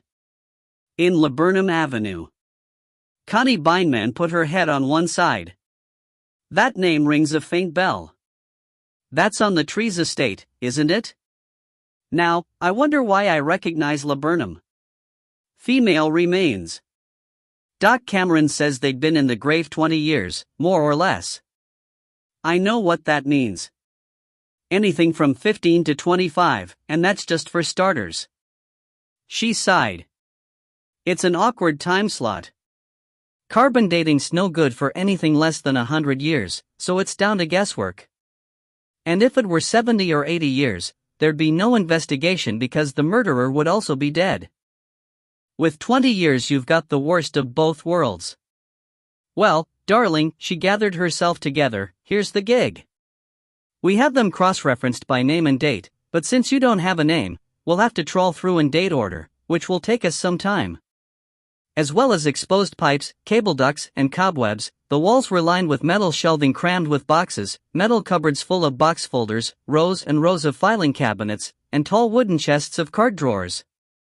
It was to the latter Connie Bindman led her. The drawers were of varnished oak, with brass slots on the front for labels, unexpectedly grand and serious to someone from the age of throwaway plastic. It's quite simple, said Connie Bindman. The card will give you the date the file was opened, which will be the date the person was reported missing, plus a few basic facts, name, age, address, and next of kin, and a file reference. The files are in the boxes on the shelves over there, in numerical order. If you find anything of interest, let me know and we'll haul out the file. Assuming it's still in existence. Why wouldn't it be? Connolly asked. Oh, there have been accidents over the years. There was the flood of 1998, we lost quite a lot of files then. An electrical fire in 1987, but luckily that didn't do much damage. There are advantages in being right next door to the fire station. We had mice in the 1970s, but they mostly ate the 1950s. And then there's been human carelessness. People borrowing files and not returning them, or returning them minus some of their material. Really? We don't have that sort of thing happening anymore. She gave Connolly a meaningful look. Connolly thought she meant that things going missing had not been altogether accidental. Gene Hunt syndrome again. We're much more careful. Everything has to be signed for and checked. I'll be careful, Connolly promised. 20 years, you say? Connie Bindman went on. All right, why don't you start here, in January 1995 and work forward 5 years, and I'll start in December 1994 and work backward 5 years. That will cover the most likely 10 years between us. We won't get more than that done today. She led Connolly to a stack of drawers and said, Don't rush, or you might turn 2 cards at once and miss something. Slow and steady wins this race, my pet. Connolly opened the drawer and stared in disfavor at the cards stacked along a metal rod which passed through a hole cut at the bottom of each. The cards had been white, but were browning slightly with age, their edges rubbed soft with handling. Some were unevenly typed, and some were written in a beautiful, neat hand in what was obviously fountain pen ink, because it had faded in some places and changed color in others. Janie Mack, she thought, would you look at the cut of it? This was what came of people not getting on and building computers when they should have. Hadn't she read somewhere that Leonardo da Vinci had invented them in 15-something? Or the ancient Egyptians or somebody? And here they were in the 20th century writing stuff on cards. With pens. There was no way simply to enter Laburnum in a search engine and scan the results. You had to read each card, flicking it forward to expose the next, one card after another, on and on forever. Her fingers got cold. They got dirty. Her feet went dead. Some cards were packed closer together and tried to stick to each other. And the monotony worked on the brain so that after a bit you caught yourself reading without taking anything in. Had she missed something? Only way was to go back and repeat. Sweet baby Jesus and the orphans. She'd be here forever.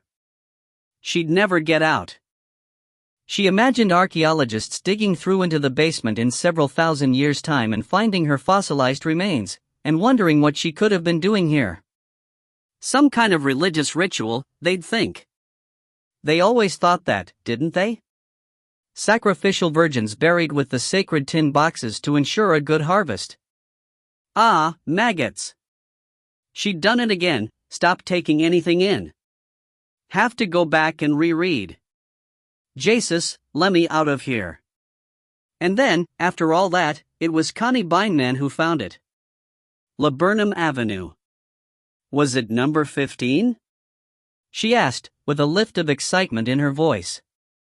Well, stuck down here, it was as close to a thrill as you'd probably get. That's right, Connolly said, keeping a finger in her place and hoping she wouldn't need it. A little girl went missing in August 1990. I thought the address rang a bell. She read off the reference number, and shuffled in her fleecy boots over to the shelves, took down a metal deed box, carried it to a table and opened it. Connolly half expected a flock of bats to fly out. Instead, Connie Bindman drew out a beige folder, double-checked the reference number, and opened it. The case is still live, she said. Which means she's never been found. Connolly met her eyes across the chilly basement, her mind working. It must be the same one. It can't be coincidence, can it? At that moment a telephone rang, loudly and nearby, startling Connolly so much she bit her tongue. Connie Bindman answered it, and said, They're asking for you upstairs. Front shop. You'd better go. I'll send this over in the bag. I can take it, Connolly said. Bless you, not that I don't trust you, but who knows where you'll be going next?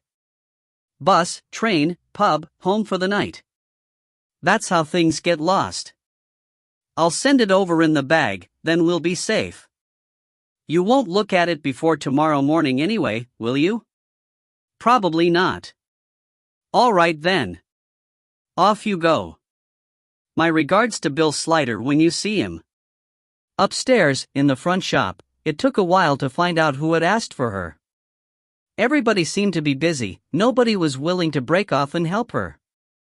Obviously the activity was meaningful, she knew that, but beyond the security doors, the public who wanted to talk to a policeman sat around on benches waiting with the air of dead people in the anteroom of the afterlife, how long it would take to be processed, and where they would be bound afterwards, equally out of their ken.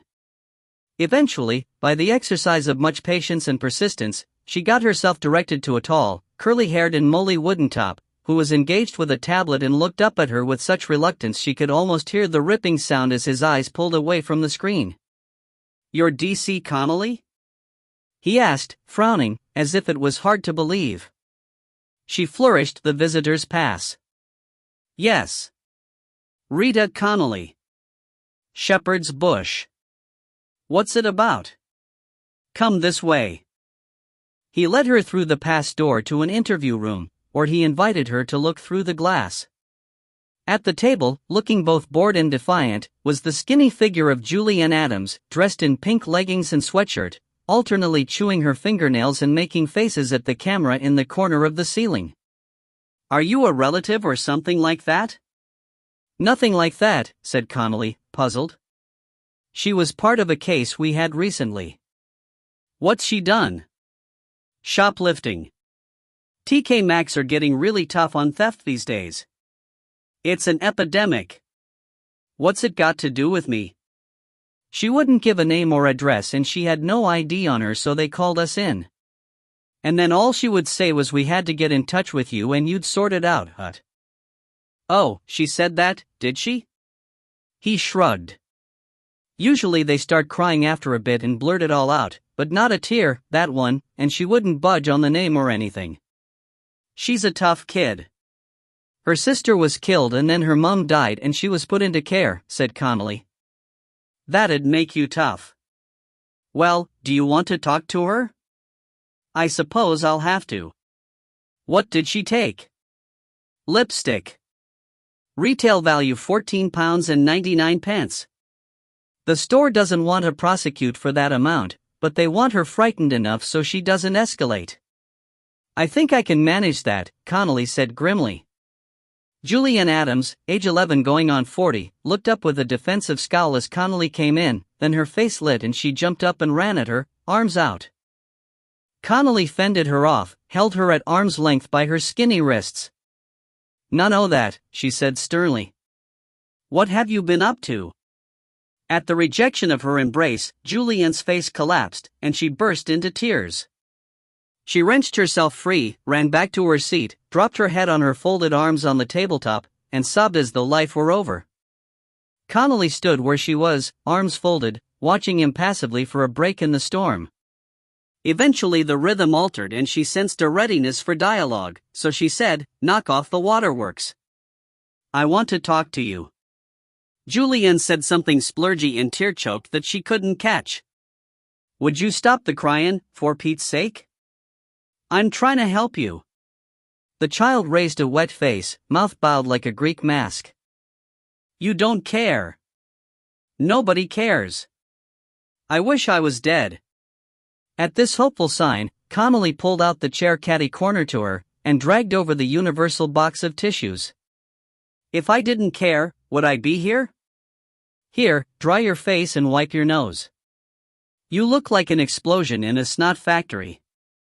Julianne sat up and obeyed, blew her nose, and muttered again, "Wish I was dead. You'll be a lot worse than dead if you don't stop this carry-on. What the hell were you thinking? Robbing stuff from a store?" "I didn't do nothing," Julianne protested. "Don't lie to me," said Connolly. Exhibit 1. A lipstick. Color Miss Fizzy. Price £14.99. You robbed it right off the counter and the store detective nabbed you at the door. "I hadn't got £14.99, Julianne said sulkily. "I'd only got £3. You little idiot. If you can't afford something, you don't have it. That's it. End of. There's no just talking stuff because you fancy it. Why not?" Connolly wasn't having a philosophical debate on capitalism with an 11-year-old. "Because it's the law," she said shortly. Julianne took another tissue and wiped her nose again, avoiding Connolly's eye. "So what's going on with you?" she asked in a kinder voice. Julianne chewed her lip. She had a pale pointed face decorated with pink lips and, now, pink-rimmed eyes, thin, very fair hair caught back with a pink plastic slide.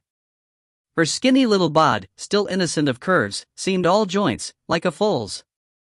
Connolly waited with the sort of silence that most people feel compelled eventually to fill, something DCI Slider had taught her, and eventually Julianne said, in an impassioned burst, "I hate that place. I'm not going back there. They're mean to me." "Who's mean to you?" "Everybody." "Why aren't you at school?" "I hate that school. I don't know anybody. I hate the other kids. And the lessons are, like, really hard. It's really boring. I hate the teachers." "That's a lot of hates. Anything you like?" "No. I hate everything. I want to go home." "Well, you can't, can you?" Now Julianne looked at her, and her lip trembled. With an effort she said, "No. 'Cause my mom's dead." There was a long moment of silence. Connolly looked at her steadily, noting her determination not to cry again. It was an heroic effort for so small a child. Fair play to her, she thought in tribute. At last she said kindly, "Yeah. It's tough. You had a tough break, Jewel." The child looked down at her hands, and heaved a long sigh, which was the fight and tension going out of her. "What's gonna happen to me?" she asked.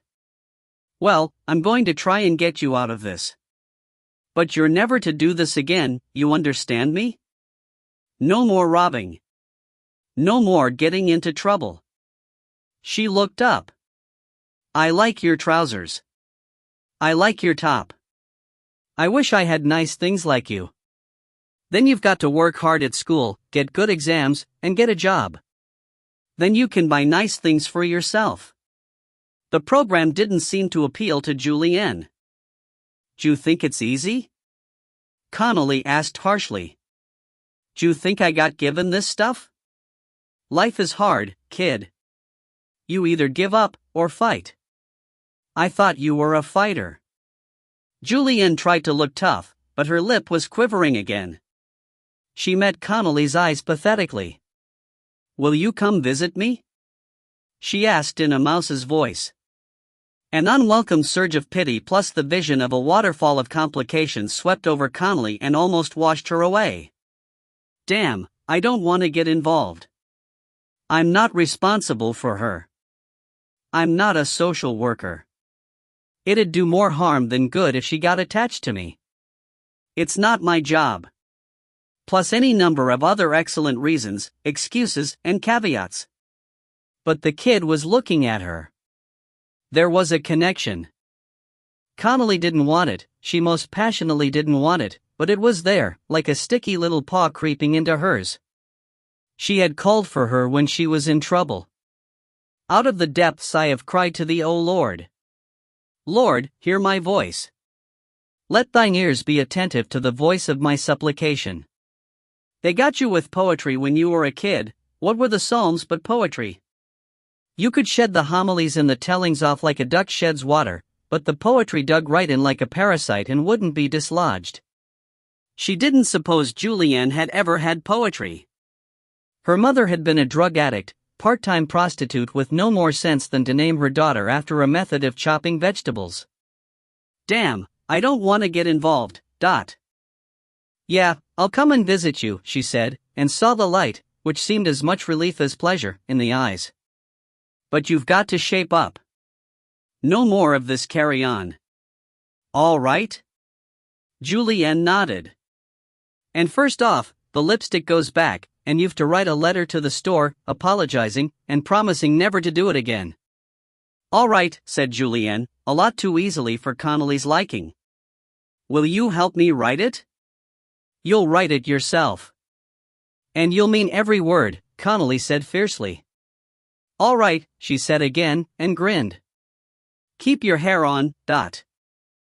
Connolly went out to talk to the constable on the case, came back in with a pad and pen, and sat across from Julianne as she began laboriously to write her confession, wrist crooked awkwardly, elbow stuck up, head on one side, tongue between teeth. How'd you spell sorry? She asked after a minute.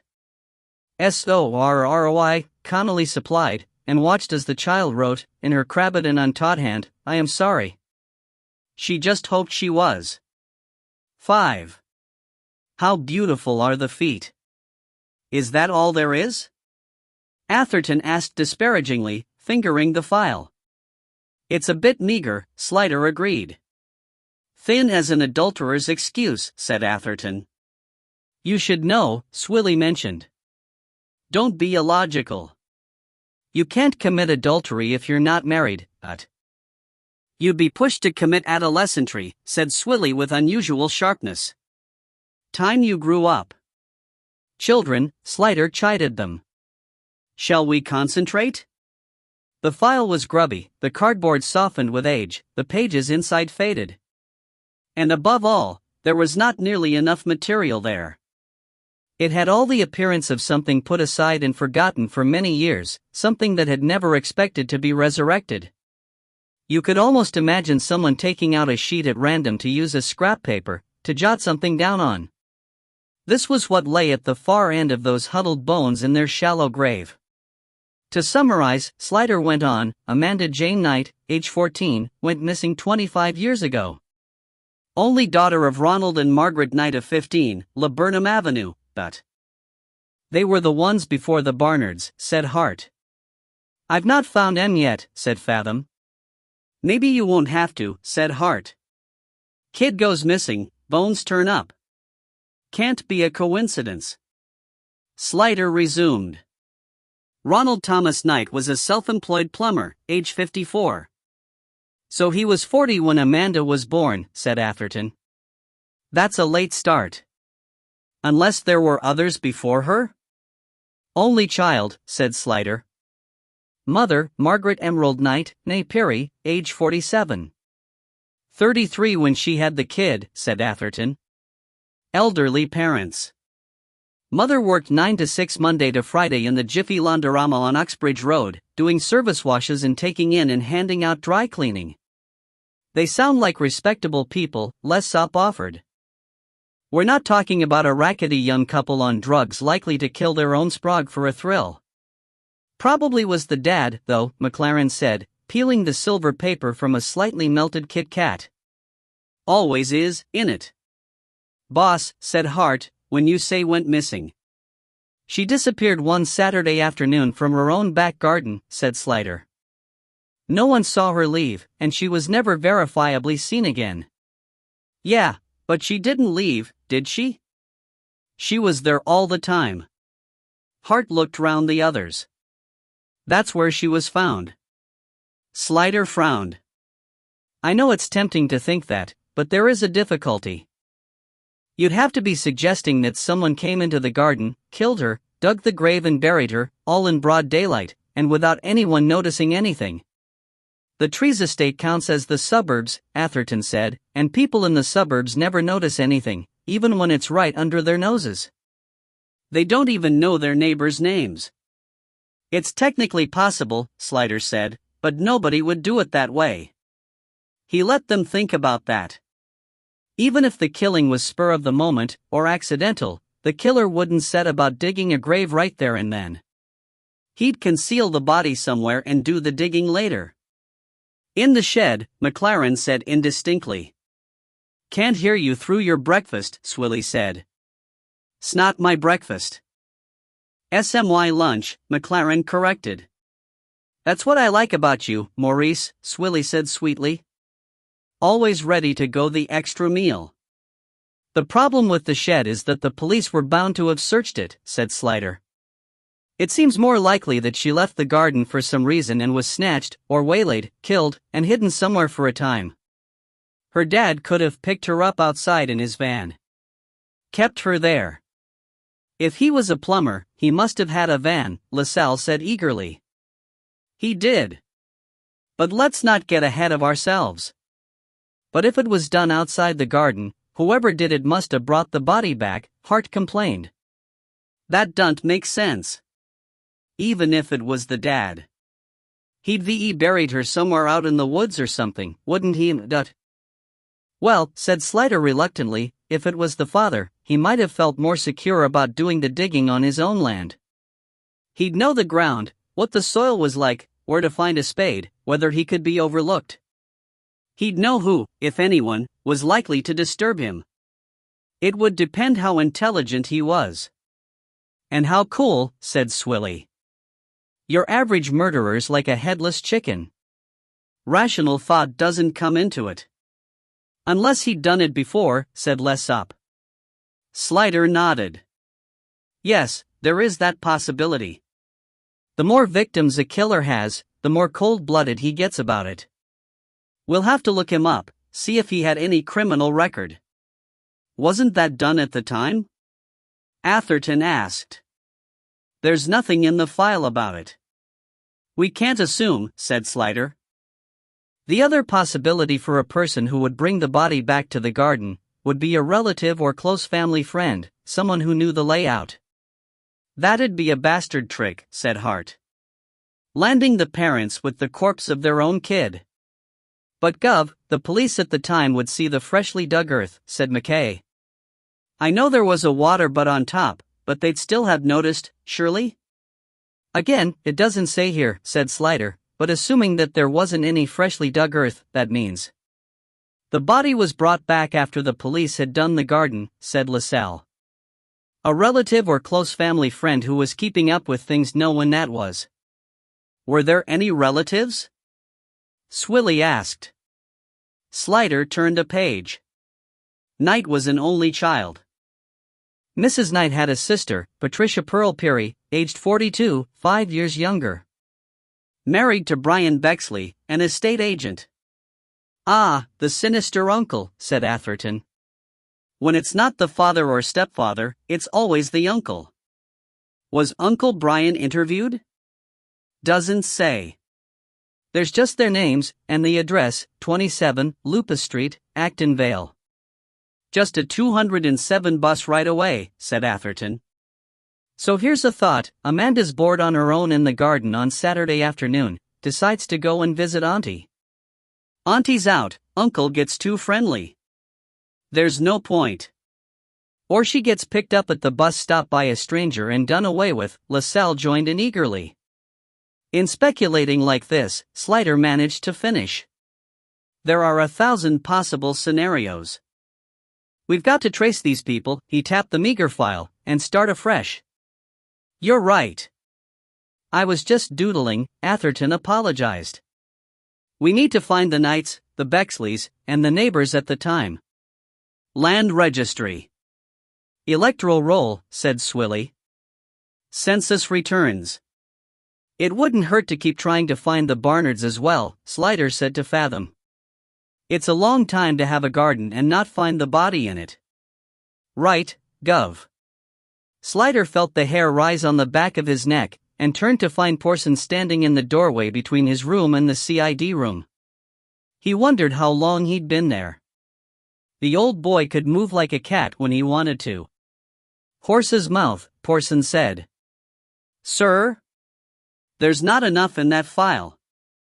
I had a look when it came over. You don't know who was interviewed and who wasn't.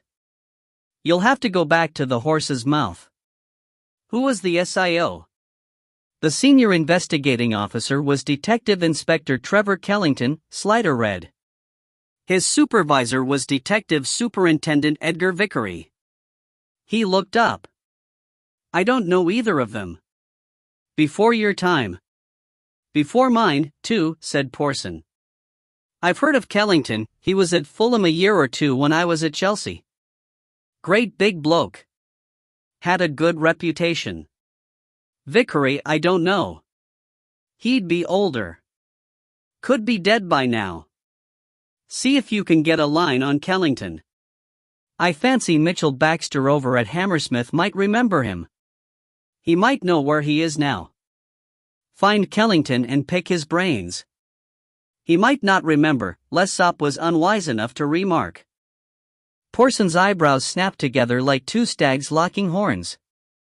He'll remember, he barked. Little girl goes missing on your watch, never seen again. That's a nightmare scenario. You never forget a case like that. Those are the ones you lie awake at night sweating for. Boss, can I have a word? Connolly said as everyone dispersed. Slider invited her into his office, and she told him about Julianne Adams. She watched the frown develop between his brows as she spoke, and hastened to add, I talked to the police officer on the case. The store detective had left it up to him and he was fine with the approach, and he got in touch with the social worker, and she came over to escort Julianne back to the home. I did everything by the book. But you didn't. She's a minor. You shouldn't have interviewed her alone. She wouldn't give her name or age or anything until I got there, so technically they didn't know she was a minor. Technically. And I wasn't really interviewing her. She called me in as a friend. Slider sighed. I know you meant well, but you can't be too careful in these cases. If a complaint were lodged against you, it could be very serious for you. Connolly let a corner of her anger show. The kid's got no one. She turned to me for help, and I'm supposed to tell her to get lost? I don't. That's how these kids get into this mess, because everyone's too scared to use their common sense. Don't rant at me, Constable, Slider said mildly. I'm not responsible for the system, ... She breathed out hard through her nose, remembering that he had done his own share of regs breaking in good causes. Sorry, sir. I know you're on my side. I'm just warning you to cover yourself. If anything like this happens again, get the social worker in first. Connolly gave a wry smile. She hates the social worker. She likes me. I think I can be a good influence on her. Slider said nothing, and she felt compelled to add, into his receptive silence, I told her I'd visit her sometimes. She hadn't meant to tell him that. Oh, so that's how it works, she thought. Slider gave her a level look. What you do in your own time is your own affair, he said. But I would advise you not to get involved. I don't want to, Connolly admitted. But I've seen it back home, good kids going bad for want of anyone paying them just a bit of attention. Back home, in Dublin, you mean? Slider asked lightly. Connolly was famously tight-lipped about her personal life and her past, and seemed to be on the brink of revealing something. But she only grinned and said, I didn't mean me, boss. Jesus, I was so good, it'd sicken you. D.I. Trevor Kellington had long since retired. Mitchell Baxter at Hammersmith, who had indeed worked under Kellington at Fulham, remembered him. Hard to forget him. He was a hell of a big bloke, 6'4" or 5", he told Slider. Not heavy, I don't mean, but powerful, massive hands he could crack nuts with. Great big head and a great beak of a nose. When he stood up with his head thrown back, he was so imposing, he could scare the shit out of a slag just by beetling his brows. But what was he like as a policeman? Slider asked. Oh, he was all right, Baxter said with a slight diminution of enthusiasm. He was straight, you know. Hard-working, careful. But a bit lacking in imagination. A by-the-book man. Not a whole barrel of laughs, if you get my drift. Any idea where he is now? Slider asked. None, sorry. But he'll be on a pension, if he's still alive. The pension admin will have an address. Of Edgar Vickery he had no memory or knowledge. Before my time. One's enough to be going on with, Slider said to Atherton in the car. Kellington was the SIO, so he'll have the more hands-on knowledge anyway, Atherton agreed. Kellington was widowed, and was living in a house near Trang with his daughter, son-in-law and youngest grandson. It was a small, modern house in pinkish brick the color of salmon pâté, on a raw-looking new estate. The daughter met them at the door, a patient, faded woman, so bland in every aspect it was hard to remember, the instant you turned away, what she looked like. She had evidently given her whole life to being a wife and mother and, latterly, carer of the elderly, so that over the years their demands had worn her smooth, as water rubs away at a pebble. Behind her in the cramped hallway lurked the grandson, a lanky youth in tracksuit bottoms, t-shirt and bare feet, who gave them an aimless grin when they caught his eye and then hastily slunk away. Slider wanted to ask him why he wasn't at work on a weekday, but sadly felt he knew the answer. Dad's through here, the daughter said.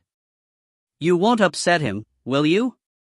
Only, if he gets in a state, he can't breathe. It's his emphysema. We won't upset him, Slider said soothingly. We're just here to pick his brains, about the people in an old case. She nodded, not entirely appeased. He'll remember. He's got a wonderful memory for his old cases. Always did have a wonderful memory for names and faces. Yes, we heard that, Atherton said mendaciously. He smiled, and she looked faintly startled. Atherton's smile could have that effect on females. She seemed to grope for an appropriate response to it, looked at him and away, and finally said, in softened tones, Can I get you a cup of tea? That'd be nice, thanks. If it's no trouble, Atherton said.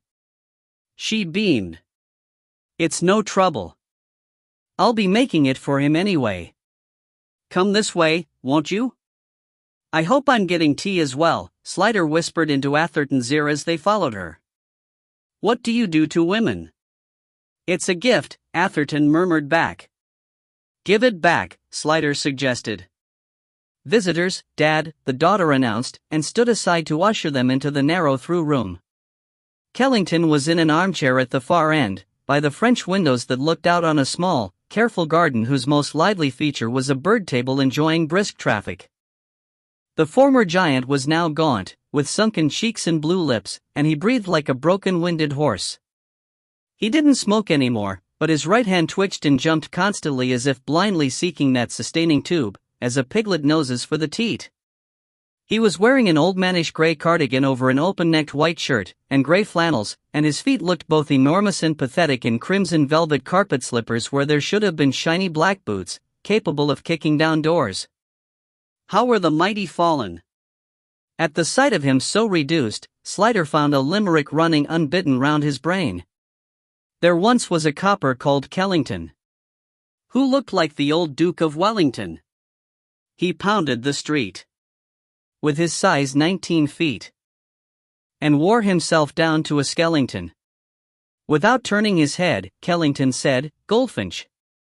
2 of 'em. They always come in pairs. It's called a charm. Charm of goldfinches." They moved into his line of sight. "Like birds?" he said. "I could watch 'em all day." He gave a wheezy, mirthless laugh. "Not much else to do. Pull up a chair and sit down. You'll be Bill Slider. Mitch Baxter rung me and said you were coming."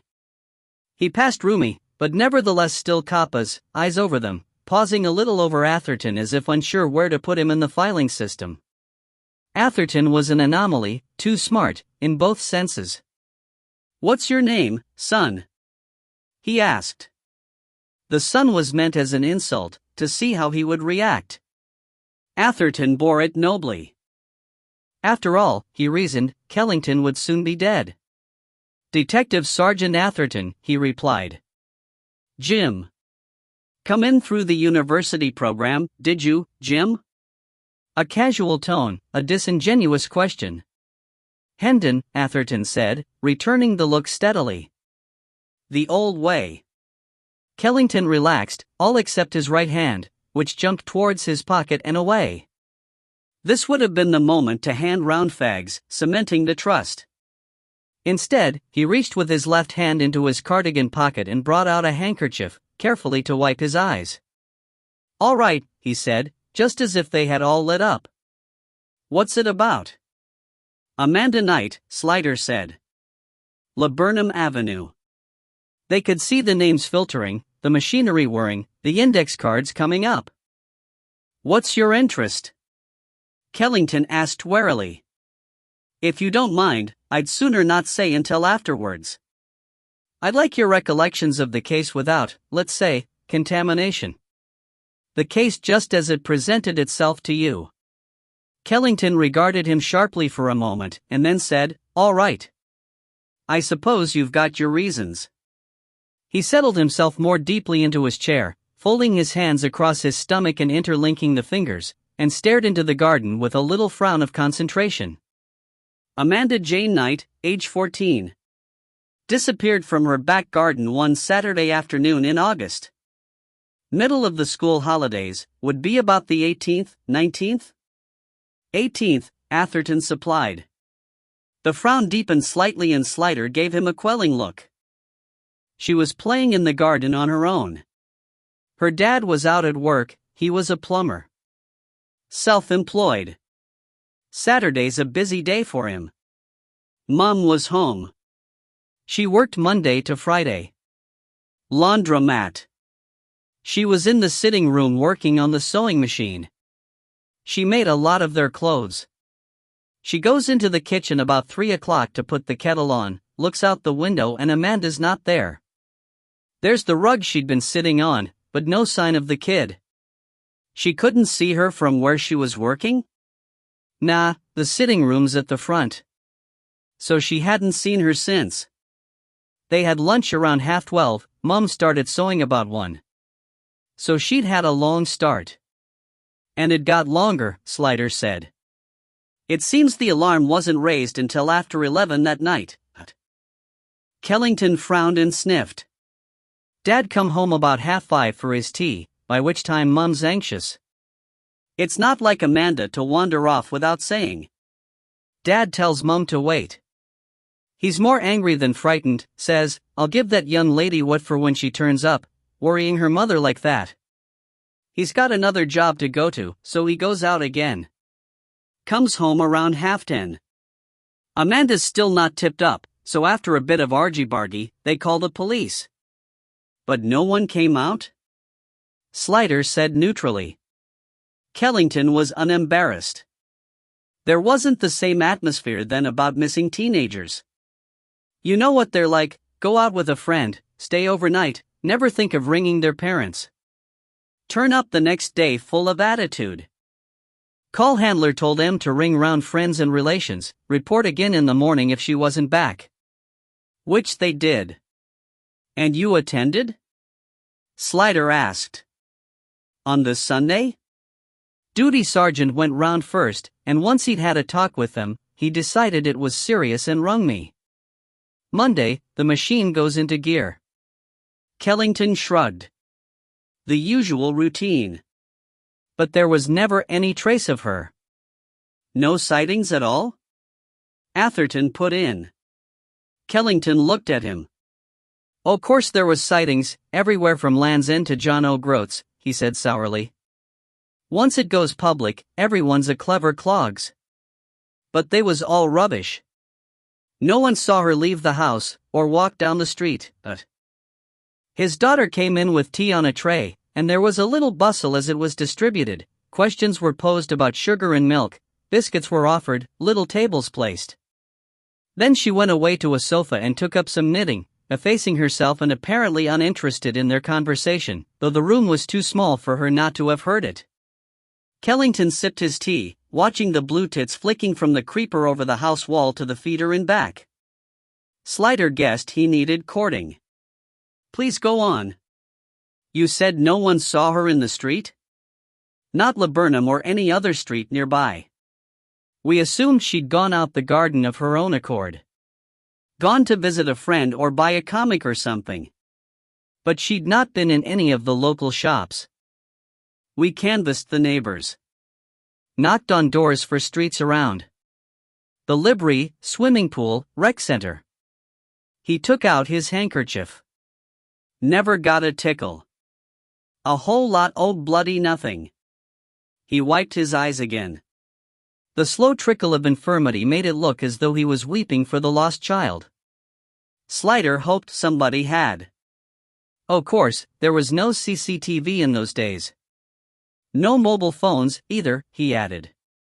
"And she didn't have any friends." "No friends?" Slider queried. "Not that she visited, or visited her. Apparently she was a loner. Anyway, you know how it is with these cases. You don't find them in the first 48 hours, you're not going to. Either they've run away to London to go on the streets, though she didn't seem like the type, but you can't always tell, or they've been snatched. And if they've been snatched, you're not going to find them anyway. Not alive." "Did you suspect anyone at any time?"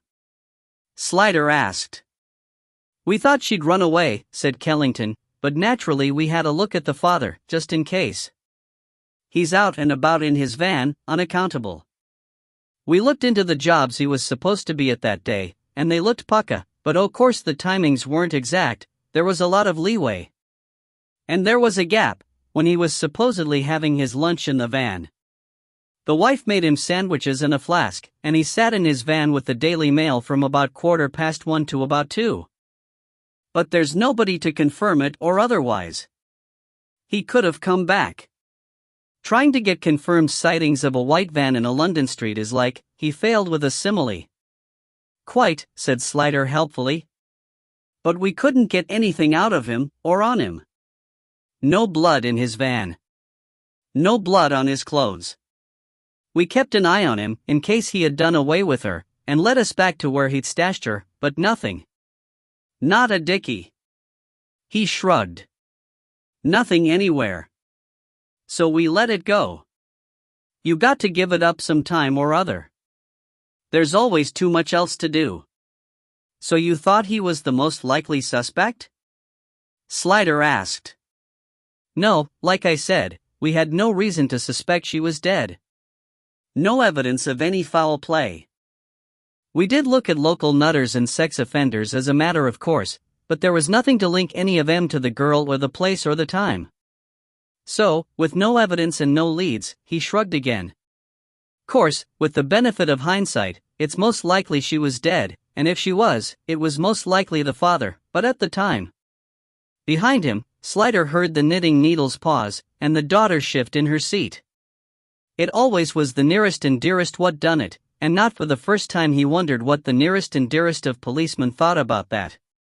Fortunately, most civilians never had cause to doubt their kin, but a coppa's family had their noses rubbed in it week after week. Kellington drained his tea mug, put it down, and fixed Slider with as firm a look as he could manage with eyes like a week-old cod. So what's all this about? You going to tell me? Don't tell me someone's confessed. It was not unusual for a murderer late in life to decide to unburden himself, to lead the police to the bodies.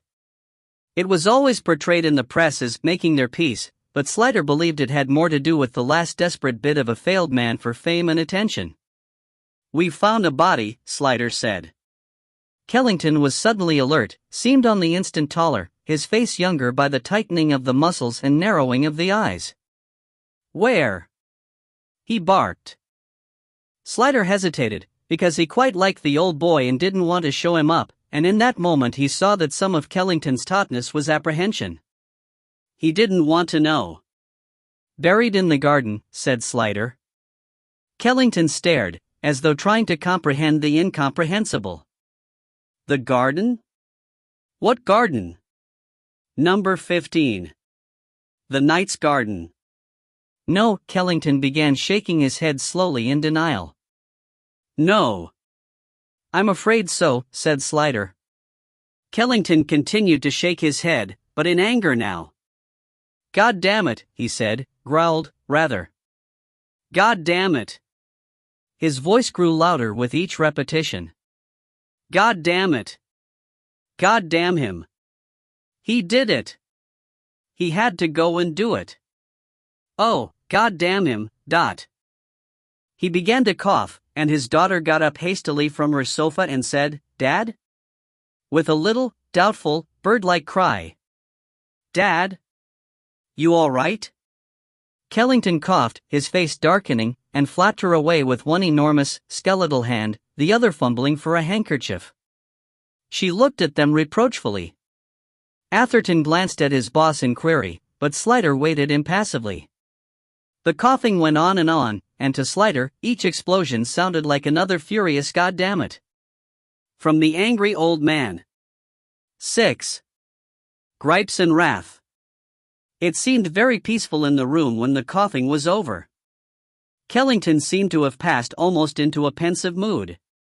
The daughter, she didn't seem, in her self-effacingness, to need a name, had ceased fussing and returned to her seat and her knitting. Outside the day was declining, and there was a hint of fog in the air.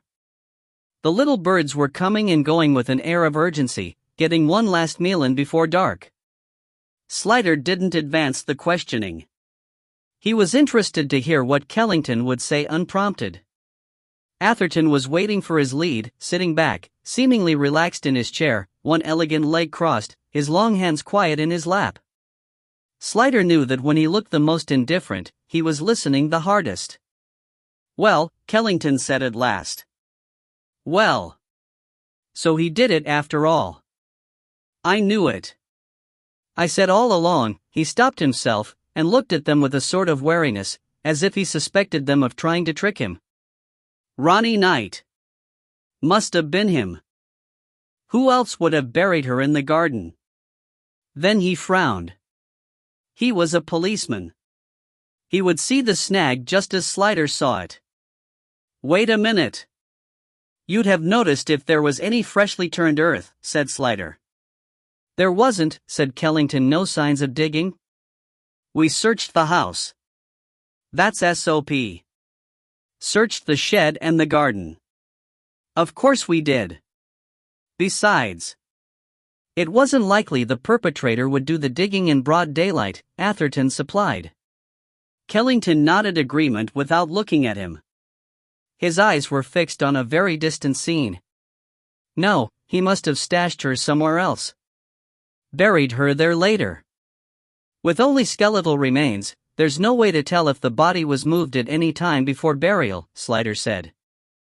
I suppose it was a calculated risk, burying the body where he could keep guard over it, see that nobody found it? Said Atherton, with a faint question mark. Kellington shook his head. By that point he wouldn't have cared. Just get rid of her, that's all he'd care about by then. He said it bitterly, almost as if he had a personal resentment. What was the latest time you would have noticed any disturbance in the garden? Atherton asked. Kellington came back slowly from his thoughts, and had to have the question repeated. Monday, he said. It would have been the Monday. Yes. She went missing on Saturday. Monday we searched the house and garden. Not that we expected to find anything. We thought she'd walked out. Of course we did. Anyone would have, Slider said. Kellington fixed him with a resentful eye as if he disagreed. There was no reason to think otherwise. We searched the house and garden the Monday. That was just routine. After that, we were in and out the house, talking to the parents, but I don't recollect we ever looked at the garden again. There was no reason to. Kellington pouched his lower lip and slowly scratched his sparse hair, thinking hard. He looked tired. If it was the father, Slider began. Oh, of course it was, Kellington interrupted sharply. Who else would it be?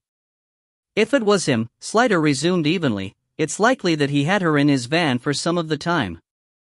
Obviously he must have used it to transport the body, Kellington said impatiently. But there was none of this DNA business back then. We looked for bloodstains, signs of a scuffle, but what else would we do? Even if we'd found one of her hairs in there, there was no reason it shouldn't be there. Quite, said Slider. I'm sure you did everything by the book. Damn right we did. I wonder, though, why there's so little in the file. He seemed startled. What? What file? The Misper file. There ought to be far more detail on how you conducted the search, dozens more interviews. Even if the actions proved unproductive, one would expect them to be logged in the file.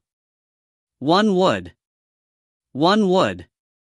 Slider thought he was mocking him, but he seemed almost dazed. He was thinking. Everything ought to be there. The whole paper chase. Everything, but it was so long ago. 25 years. My God. Files, they get set aside. Forgotten. Things get lost. And, he seemed to rally, once they go into storage, who knows what happens to them? You don't ask, do you? Have you any idea what became of them, the Knights? Slider asked. We kept an eye on M for a while, like I said, in case he led us to the body. They were still in the same house a year later, I know that. After that, I dunno. You move on, don't you? You know you're not going to find her. He fixed Slider suddenly with a terrible eye. So you've not traced him yet? We're working on it. He'll be, what? Knocking on 80 now. You'd better get a move on. You don't want him to die before you find him. 25 years. It'll be a wonder if any of M's still alive, not. Speaking of which, have you any idea where we could find your old boss, Mr. Vickery? Kellington took in a breath to answer, and seemed to suck it the wrong way, because he burst again into a fusillade of racking, painful coughs. Through them he seemed to be trying to answer in the negative, shaking his head. His daughter appeared again at his side with a glass of water, and he took it and drank, and the bout subsided, leaving him flushed and breathless. The daughter gave Slider a reproachful look, and he obeyed it and stood up. I think we'd better be going, he said. Thanks for all your help. If you think of anything else that might help us. Kellington made a flapping motion with one hand to stay him, while the other fumbled the handkerchief to his face. Slider waited, feeling Atherton stirring uneasily at his side, fearing some inappropriate confession of failure from the old man, probably. A lead missed, a stone unturned. But when Kellington emerged from his mopping and blowing, what he said was, "Let me know what happens." All right? It was my case. I'd like to see it closed. I'll let you know if we make any progress. Something about that, or the way he said it, seemed to sting the old man. Kellington struggled to his feet, in itself a disturbing phenomenon to witness. Upright, even with the shrinkage of old age, he towered over Slider, and even topped Atherton by a couple of inches. He must have been daunting in his prime. "You lot have it easy these days," he wheezed angrily. "Mobile phones. Satellites. Cameras everywhere. Surveillance bloody society. We had to do it the hard way. Hands and knees. Every bloody inch. I'm telling you, there was no trace of her. Not a Dickie." "Nobody's blaming you," Slider said. "Bloody right they're not." It was almost a bellow, a bull with laryngitis. "Like to see any of you do as well without your fancy IT and all your gadgets." Slider thought of the dusty, etiolated file with its meager, nibbled pages. 25 years ago was a foreign country, all right. "Outside," Atherton said, "so all we have to do is find Ronnie Knight, and we're home and dry." Slider knew he was half joking, but felt constrained to say, "We'd still have to prove it, and if they couldn't do it back then when the trail was fresh." "I don't suppose they tried very hard," Atherton said. "I got the impression they assumed from the start she'd wandered off and would never be seen again. They had no reason to think it was Knight, after all," Slider said fairly. "They didn't have the body." "Once we nab him, he'll confess," Atherton said with confidence. "After all this time, it'll be a relief to him. Make his peace, as they say in the tabloids." They got into the car, and Slider drove off. "Still, I wonder why he did bring the body back," Atherton mused. "As you said, a calculated risk. Someone might stumble on it if it was stashed somewhere else. In his garden he could keep an eye on it." "I suppose so," Atherton said, dissatisfied. "But how did he creep back in, heaving the body, do all the digging, and his wife not notice anything? Unless she was in on it, Seems unlikely. I didn't mean in on the murder. But she might have been the sort of wife that felt she had to support her husband, no matter what." Slider threw him a skeptical look, and he said, "Joanna wouldn't shop you if you'd murdered somebody, would she?" "I'd shop myself." "Or she might have been terrified of him." "That seems more likely." "I suppose loyalty would depend to an extent on why he did it." Uxbridge Road traffic was light in this direction, and Slider sped past the westbound build-up with the sense of smugness one always feels about other people in traffic jams. The street lights were on, and made halos in the fog. The traffic lights looked pretty through it, like Christmas decorations. "Kellington didn't suggest a motive," he said, "so I suppose they never discovered one. Mr. Kellington doesn't strike me as the sort of person who'd care about airy-fairy, arty-farty, psychological bollocks like motives. Find a man with a bit of lead pipe standing over another man with his head stowed in, and who cares about motive?" "Juries do, 9 times out of 10, said Slider mildly. Porson was in his office. You could always tell from a distance because the door was open, so Slider went in to bring him up to date. "What did you make of Kellington?" Porson asked when he had finished. Slider considered. "I thought he was a bit defensive." "Not surprising." Porson nodded. "Must have felt a twat hearing the body turned up right there in the garden. Bound to feel people think he didn't do his job properly." Slider hesitated, and Porson barked, "What?" "Spit it out, laddie. Don't mince about the bush." "I do wonder whether they didn't take it seriously enough at the time. Whether there was more they could have done but didn't. And then she didn't turn up and it was too late." Porson didn't pooh-pooh it. "We've all made mistakes. Let something slide that turned out to be important. I was wondering, you see, about the file having so little in it. Whether someone slimmed it down a bit afterwards. Without the paperwork, it would be harder to show that things weren't done that should have been. Porson shook his head, and did a turn or two along the strip of carpet between his desk and the window. It was down to the backing in places. "Don't go there," he ordered. "Not our provenance. Things get lost. Accidents happen. Lot of water under the carpet since then. You just concentrate on getting your job done." "Yes, sir," Slider said. "Get out there, start knocking on doorsteps. They've got a long start on you." Yes, Slider thought. 25 years. But the good thing was, people who had something to hide back then probably wouldn't worry about it now, so would be more likely to tell you the truth. One of the most frustrating things was that people lied to you to protect a secret you had no interest in. It happened all the time. Mind you, people lied to the police automatically, for no reason at all, just out of habit. Porson had followed a different thread. "Good thing is," he said, "no one can blame you if you don't crack it, not after all this time." He sounded positively pleased about that. "I'll blame myself," Slider replied. "Help yourself," Porson said generously. "Long as the commander's happy." Joanna came home, bringing in a swirl of outside air, moisture jewels in her hair. "It's getting really foggy," she said. "I know," said Slider. "I'm glad you're back." She knew he worried about her whenever she was out in her car. It had annoyed her at first, thinking he didn't trust her driving. Now she realized it was everybody else's he didn't trust. So she didn't pick up on it. "It was rather lovely along the embankment, with those globe lights like strings of furry pearls," she said. "G&T?" he offered. "Lovely," she said. He mixed it while she took off her coat and dumped her bag and violin case, and met her with it on the sofa. "Good show?" "Lots of entries," she said. "You've got to keep your wits about you." "But it went okay."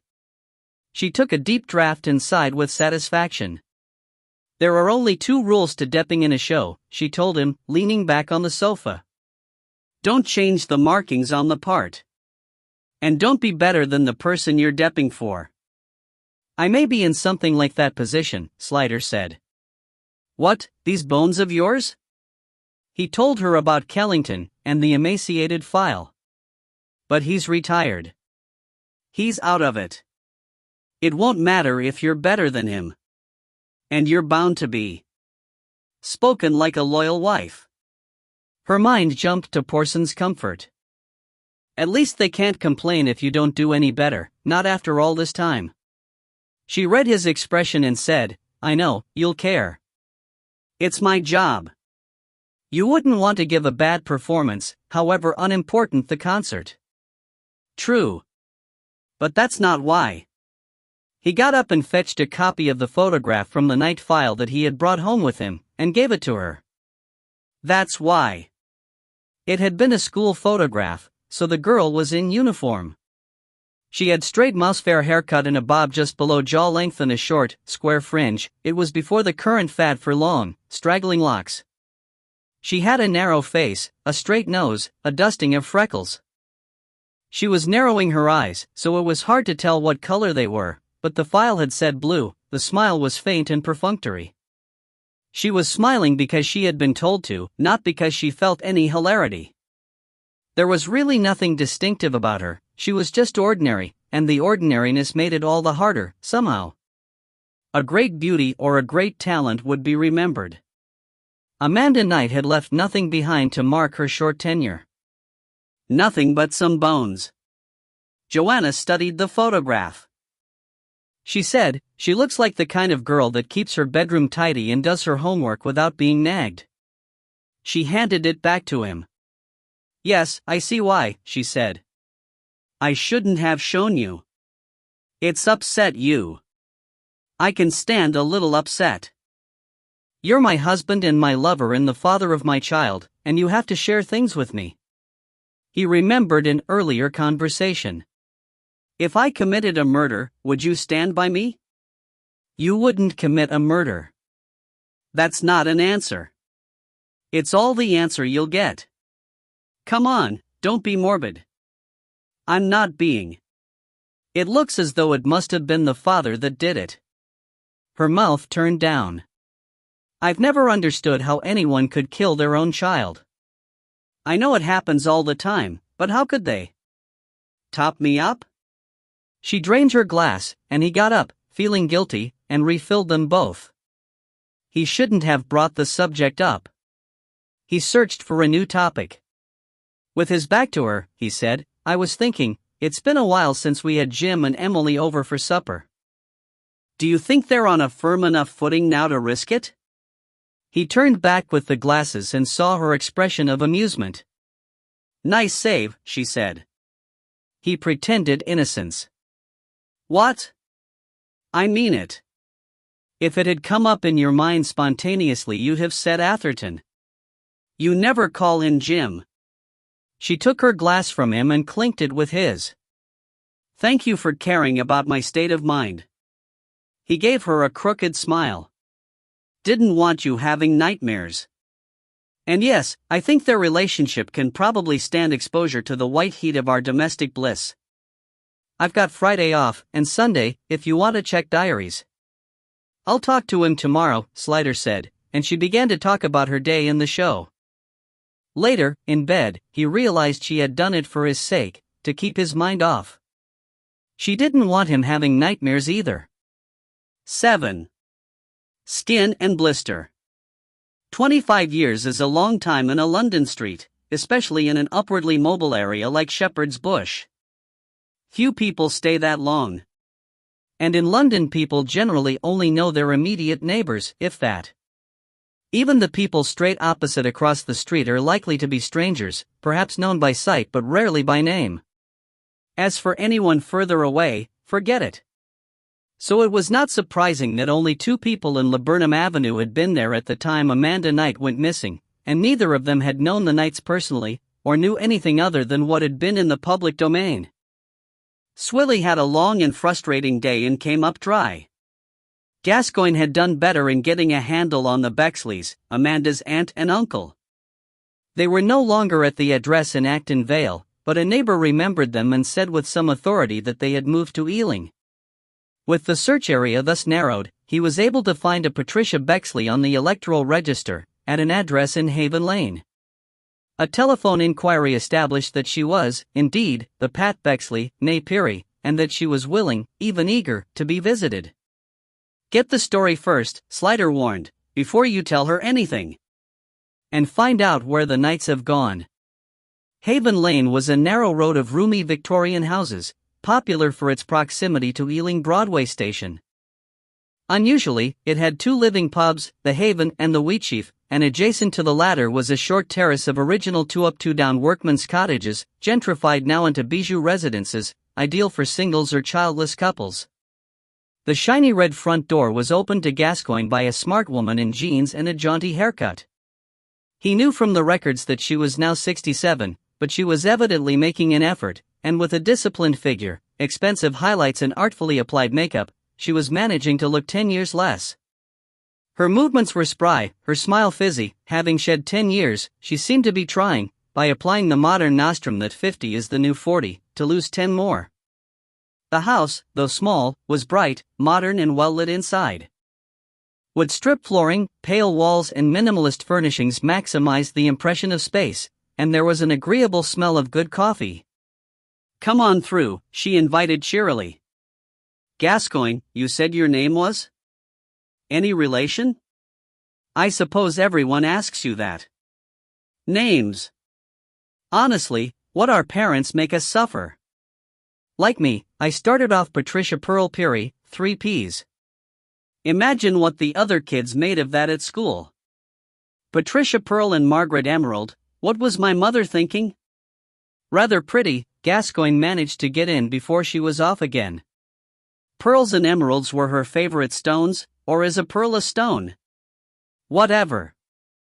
I suppose it could be worse. Could have been amethyst. Think of that. Amethyst Piri, my God. I've always insisted on just Pat ever since I left home, but Mom always called me Patricia right to the end, or my little Pearl, when I visited her. Ended up in a home, I felt bad about that, but what can you do? But at least she kept her marbles. Bodes well for me. What do I call you? She gave a little laugh. It seems a bit old-fashioned to be calling you constable. Or detective, or whatever. Like something on TV. I've got some coffee on. How do you take it? Gascoigne felt that only the last question needed answering. The two tiny downstairs rooms had been knocked together to make one long narrow one, and the scullery at the rear had been demolished and a glass-roof kitchen built across the back. Here the smell of coffee was joined by the smell of oil paint. You don't mind if I carry on working while we talk, do you? She asked, plunking down a mug of coffee and indicating a chair at the table for Gascoigne. The table had been pushed back against the wall to make space in the middle of the tiled floor for an easel, on which stood an unfinished painting. Propped up next to the canvas was a photograph of an Alsatian dog, which she was evidently copying. It's a commission, she explained. It's what I do. Your pet in oils. Ghastly, isn't it? I don't know anything about art, Gascoigne said cautiously. Mrs. Bexley wasn't fey about it, he gave her that. She just laughed and said, you don't need to be polite. It's not art. It's only one step up from painting by numbers. I taught myself for a hobby, when I retired. A friend asked me if I'd do her dog, and it came out not bad, though I says it is shouldn't. She showed it around, and someone else asked, and so it went on. Now I advertise in the newsagents, and the local freebie mag, and I'm doing a couple a month. Do you make a living at it? Gascoigne asked. Oh, God, no. Just pocket money, but it keeps me in gin, as they say. Another gay laugh. Have you got a pet you want immortalized? Take my card. I'll give you a professional discount. I don't have a pet. Funny enough, neither have I, not now, though we always had dogs. I miss them, really. More than I miss Brian, and that's a fact. Your husband's not here? Gascoigne asked delicately. Never was. We got divorced 15 years ago. He got himself a Twinkie, the idiot, one of the girls at his office, half his age and about a quarter his size, because it has to be said, he liked his grub, did Brian. Well, I was fed up with him by then, so I didn't mind. Good luck to him. We sold the big house, we had one of those double fronters in Madeley Road, and split the money, and I bought my little nest here free and clear. He had to take on a big mortgage to satisfy Lolita's ambitions. And of course the effort killed him. Working every hour God sends and running around after her the rest of the time, bloody fool. Big heart attack, boom. Bye-bye Brian. I'm sorry, said Gascoigne. Oh, don't be, she said easily. After a certain age, a man is just a drag on you, you know? I mean, you have to cook for them and clean up after them, and all they do is slump in front of the telly, and fart, and snore, no offense. I'm sure you're not like that. But he was like a smelly old dog I kept tripping over. Now I can eat what I like, when I like, go where I like. I had a fortnight in Japan last month. Brian would never have gone to Japan. Raw fish? He'd have thought they were trying to poison him. Do you like sushi? She had picked up the palette and was working her brush into a patch of green paint, staring critically at the painting. Gascoigne wondered how you got green into a brown and black dog, and said, what about your sister? Are you close to her? Maggie? She gave him a sidelong look. I guessed it wasn't me you wanted to talk about. Are you opening up that old case again? I'd have thought you'd all got plenty to do without that. There were just the two of you, weren't there? It was a tip he had got from Slider. Don't answer a question you don't want to, ask another question of your own. And Mrs. Bexley seemed happy to talk about herself. Gascoigne guessed that despite her robust ideas about being divorced, she missed having someone around, a captive audience. That's right. We got along all right, but I was the bright one. I got ahead and made something of myself, and Maggie, well, she never had a decent job. She was a school dinner lady at one time. My sister. Then she worked at a laundrette. You see what I mean? Whereas I got myself qualifications, I always worked in an office. I was always a step above Maggie. And it didn't help when she married Ronnie. Oh, he was a decent enough bloke, but not very bright. I suppose by the time he came along she thought it was him or nothing. She was over 30 when they got married, you know? I mean, I always had loads of boyfriends. Tons. I could have my pick. But Maggie, well, I don't know that anyone else ever asked her. You didn't like Ronnie? Oh, don't get me wrong. He was all right. But he was old-fashioned working class, if you know what I mean. Whereas Brian and I, well, we had a different lifestyle. Ronnie'd come home for his evening meal about 5:30 and call it his tea dot. I don't think he ever drank wine in his life. And they never entertained. Unless Brian and I went over for Sunday lunch, I don't think they ever had anyone in the house. Didn't he have any relatives, Ronnie? No. Only child. Or, wait, I think he had a brother that died when he was a kid. No, he didn't have any relatives, or friends. It was just the three of them. Amanda never had friends in, either. It was just the way their minds were set. Our parents, mine and Maggie's, were just the same. I don't remember anyone but relatives ever setting foot over the threshold. She dumped the green brush in a jam jar of tips and took a clean one, working brown and white together on the palette. Tell me about Amanda, Gascoigne invited, seeing they had reached her naturally. Oh, that poor kid, said Mrs. Bexley, frowning at her painting. I don't suppose we'll ever find out what happened to her. Unless you've got something new to tell me? What was she like? Gascoigne asked. She was a good kid. Good at school. I always thought she was more like me than Maggie, wanted to get ahead, make something of herself. She wasn't lively like me. Very quiet. Sort of intense. Always thinking. But she was very fond of me. I think she was more fond of me than her mother, in some respects. Used to love coming to visit us, mind you, that was partly because of the dogs. We always had dogs. We couldn't have kids, you see. Amanda loved dogs. Mad about animals. She wanted to be a vet when she left school, you know? I told her she had to work hard at her lessons if she was serious about it, especially maths and science. Otherwise, she glanced at him, I could see her turning into one of those drudges, cleaning out kennels and so on. You know? End up like her mum. Instead of being a proper vet and making a lot of money and having a nice house and everything. And did she work hard at school? Oh, I think so. Well, a smile, she didn't have much else going on. She didn't have a big circle of pals like I did at her age. I was very popular at school. Amanda didn't seem to have any friends. Well, not friends that she visited. And of course, like I said, she wasn't encouraged to have anyone in. The smile switched off. That last day, she was playing all alone in the garden. In the middle of the summer holidays.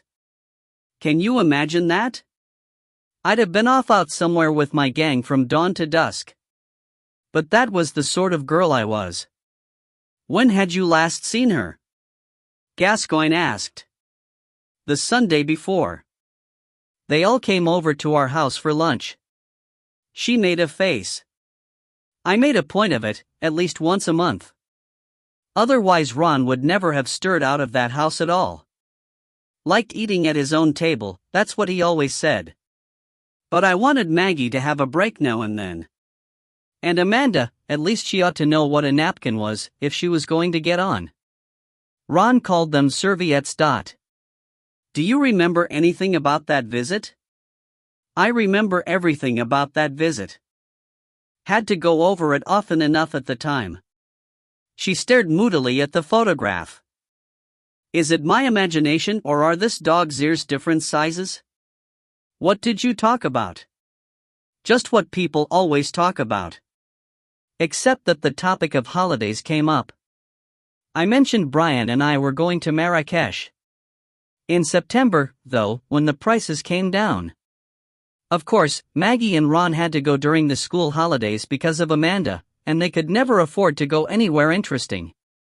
Not that Ron would have wanted to, a fortnight in a caravan in Weymouth, that was nirvana to him. Anyway, I remember he got a bit grumpy when the topic came up, said he didn't think they'd be able to have a holiday at all that year because he was too busy.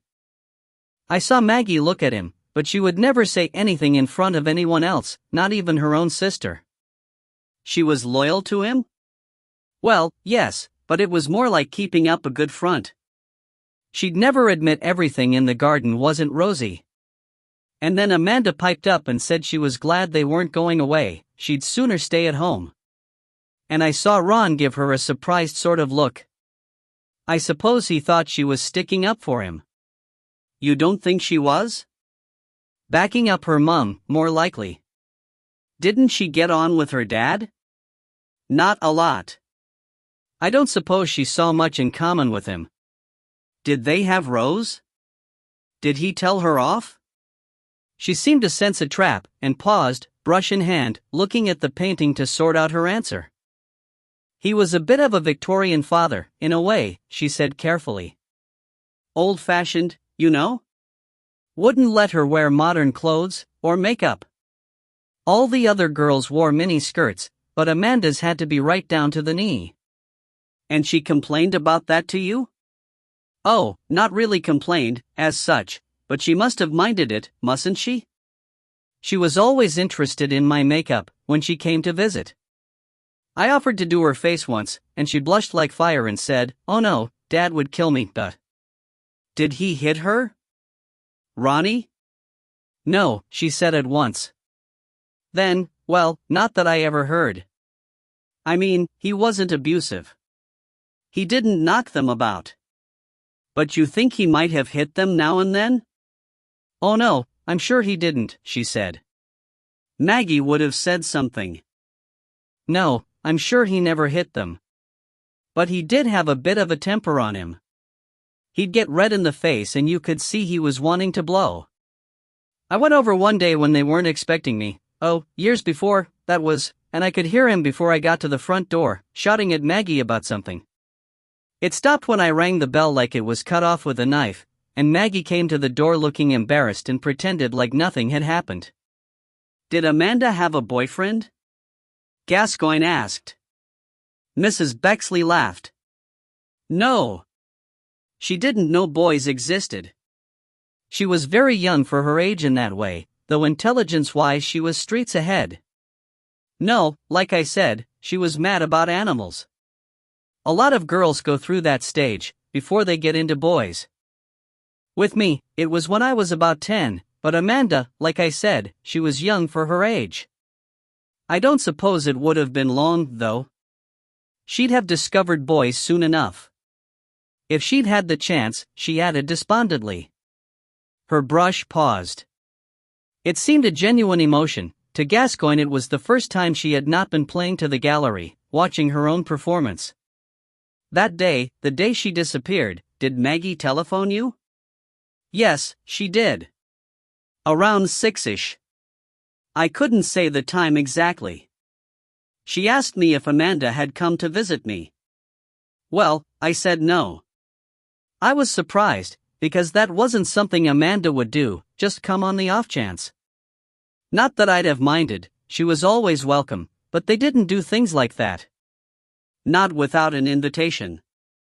They weren't dropping in sort of people. So then I asked, why? And she said Amanda had gone. She was trying to sound calm, but I could hear underneath she was in a panic. I said, gone where? And she said, just gone, she'd been in the garden, and now she was nowhere to be found. So of course, I told her not to worry, God help me. Well, you do, don't you? She seemed to need it, so Gascoigne gave her a nod. I said she'd probably gone down to the library or something, and she'd turn up any minute. And Maggie said, yes, that was probably what it was, and rang off. And what did you think had happened? Well, I didn't know. Amanda wasn't the sort of kid to wander off without saying. That wasn't how she was brought up. I suppose in the back of my mind, maybe I thought she'd finally reached the age where she broke out, defied them, rebelled against the rules. But Maggie had never said anything about her starting to give trouble, and usually there are signs, aren't there, a build-up? But I never thought anything had happened to her. You don't, do you? It happens to other people, not you. How did they take it, Maggie and Ronnie? Well, they were devastated, of course they were. She looked at him as if it was a stupid question. Maggie didn't know what to do with herself. Ronnie went through all the stages, anger at first that she'd gone off without a word, then fear something had happened to her, then absolute despair. I never saw a man so crushed. I mean, I never really liked Ronnie, if you want to know the truth, he just wasn't my sort of person, but I had to feel for him, the way he went to pieces. And, of course, poor Maggie, it just got worse and worse for her, when the police started making out that Ron must have had something to do with it. She met his eyes, straight and level. I mean, what kind of a thing was that to suggest to her? You never thought that yourself? She hesitated. No, I didn't. Not at the time. He was too upset about it. But afterwards I thought, well, it could have been. No more than that. Just could have been. If, say, he'd found her walking along the road, and lost his temper because she shouldn't have been out without telling anyone, and maybe hurt her without meaning to. I don't believe he'd ever mean to do it, but say he killed her by accident, well, he'd have had to try and cover it up, wouldn't he? Take the body somewhere in his van and get rid of it. At what point did you start thinking that? That it could have been him? Unexpectedly, she blushed. She averted her eyes from him, put down the brush and palette and turned away. Like some more coffee? She asked, in a voice that was probably meant to sound casual but came out gruff and brusque. No thanks, said Gascoigne, watching her. She went over to the kitchen counter where the coffee machine was keeping it hot, but did not touch it. She had her back to him, and he guessed she was trying to rearrange her face. He didn't want to give her too much time, so he said again, at what point did you? And she turned abruptly to face him, her cheeks still pink, her eyes bright. If you want to know, it wasn't all sweetness and light between me and Brian and Maggie and Ron. I mean, we felt sorry for them, terribly sorry, of course we did, and we tried to do everything we could to help them get through it. But what can you do, in the end? Something like that, it's unimaginable. You just don't know what to say or do. And there was no end to it. If she'd been found. If a body had been found, well, at least you've got closure. I mean, I don't suppose you ever really get over something like that, but you have to move on. But they just didn't know. The agony just went on. And I suppose you have to lash out at the people nearest you, don't you? Because that's all there is. And they lashed out at you? Things got strained, she admitted, looking down at her hands, which she had locked together. Things were said. Maybe I let Maggie see that I had entertained the idea that Ronnie might have had something to do with it. I mean, I never said it, I wouldn't say it outright. She looked at him quickly. He saw she was ashamed. And then she said, what about Brian? He waited, but she didn't seem to be able to go on. She suggested Brian was involved in Amanda's disappearance? She nodded. She said a lot of things. She said Brian was in and out of empty houses all day with his job being an estate agent, so he had opportunity. She said I never knew where he was from one minute to the next. She said he had a bad reputation where women were concerned. She said I ought to get control over my own husband before I started throwing mud at someone else's. She swallowed. She said he'd always been a bit too fond of Amanda, and she'd been thinking for some time they ought to stop visiting us before things got out of hand. Ouch, thought Gascoigne. He could see the whole scenario being played out in his mind's eye, the two women throwing ever more vicious barbs at each other, a lifetime, perhaps, of jealousy and resentment coming to a festering head, fed by the poison of fear for the missing girl. He would like to bet that at some point Maggie had said, "You don't know what it's like, you don't have a child," thereby striking Pat the one blow that could never be forgiven. He said, gently, "I have to ask you, did you ever have any suspicions that way yourself?" She gave a short, mirthless laugh. No.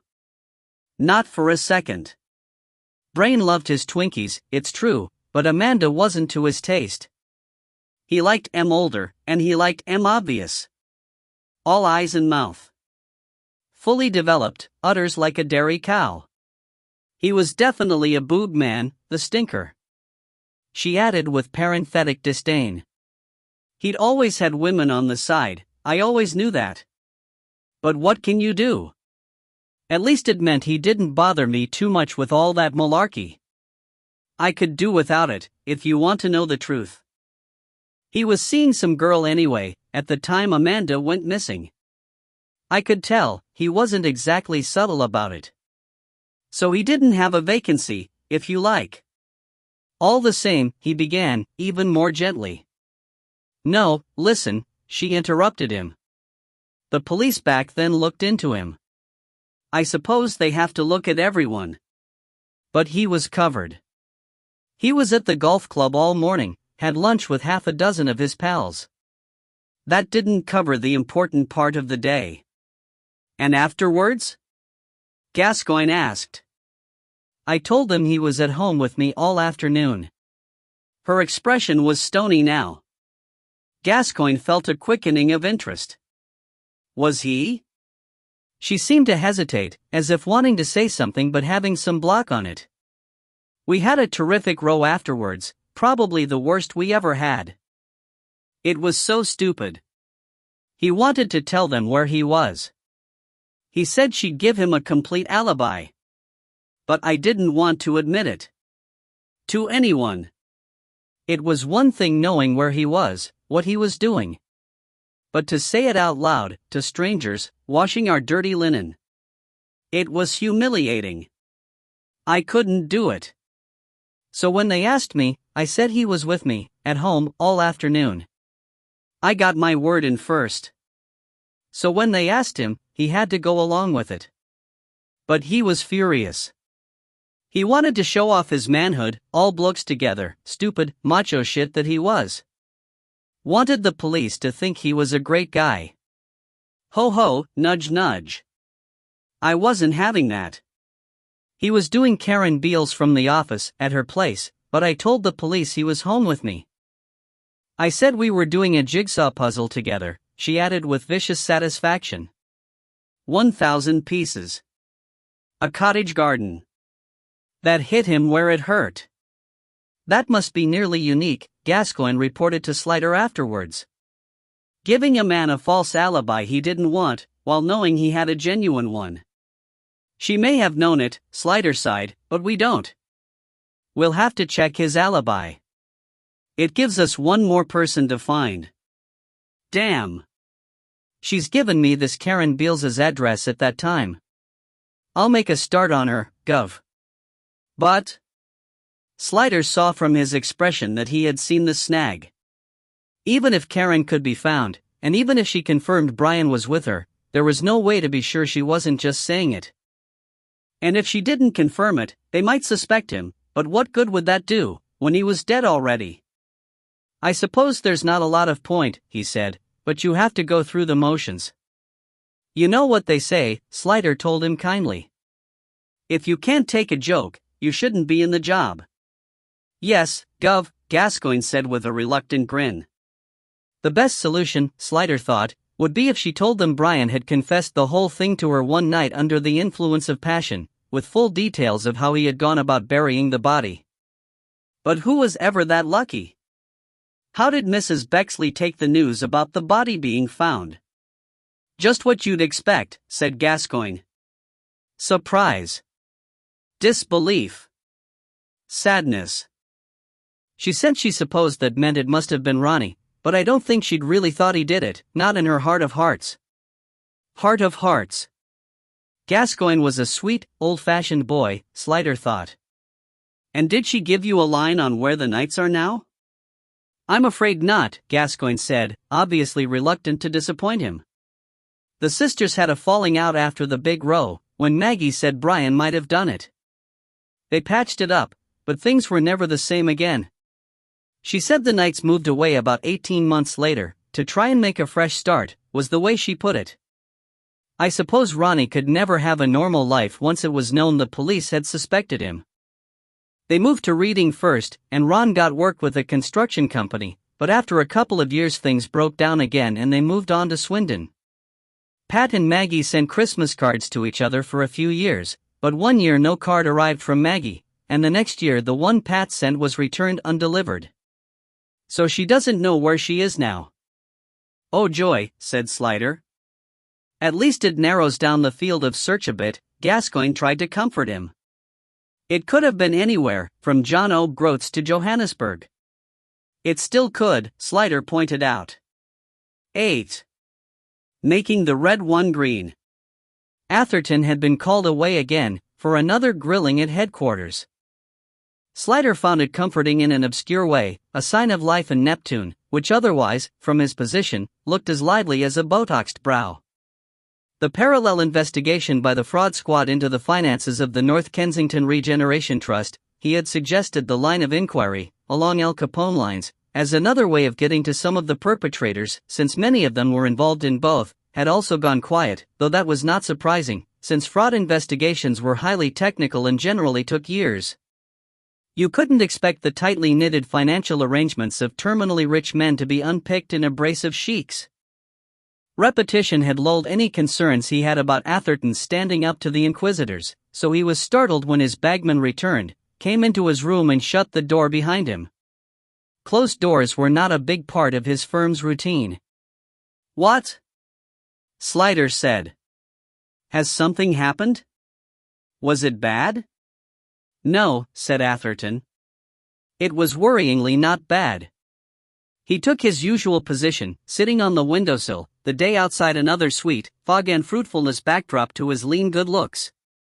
It started off the usual way. They shoved me in an empty room, and left me there for 3/4 of an hour to contemplate my sins. I spent the time working out how much my enforced idleness was costing the taxpayer. Do you want to know what the answer was? No.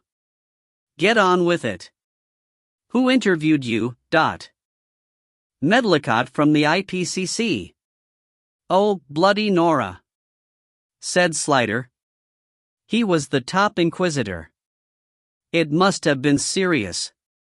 You'd think so. It had me sweating when I saw him come in. But here's the thing, he didn't seem to know what to say.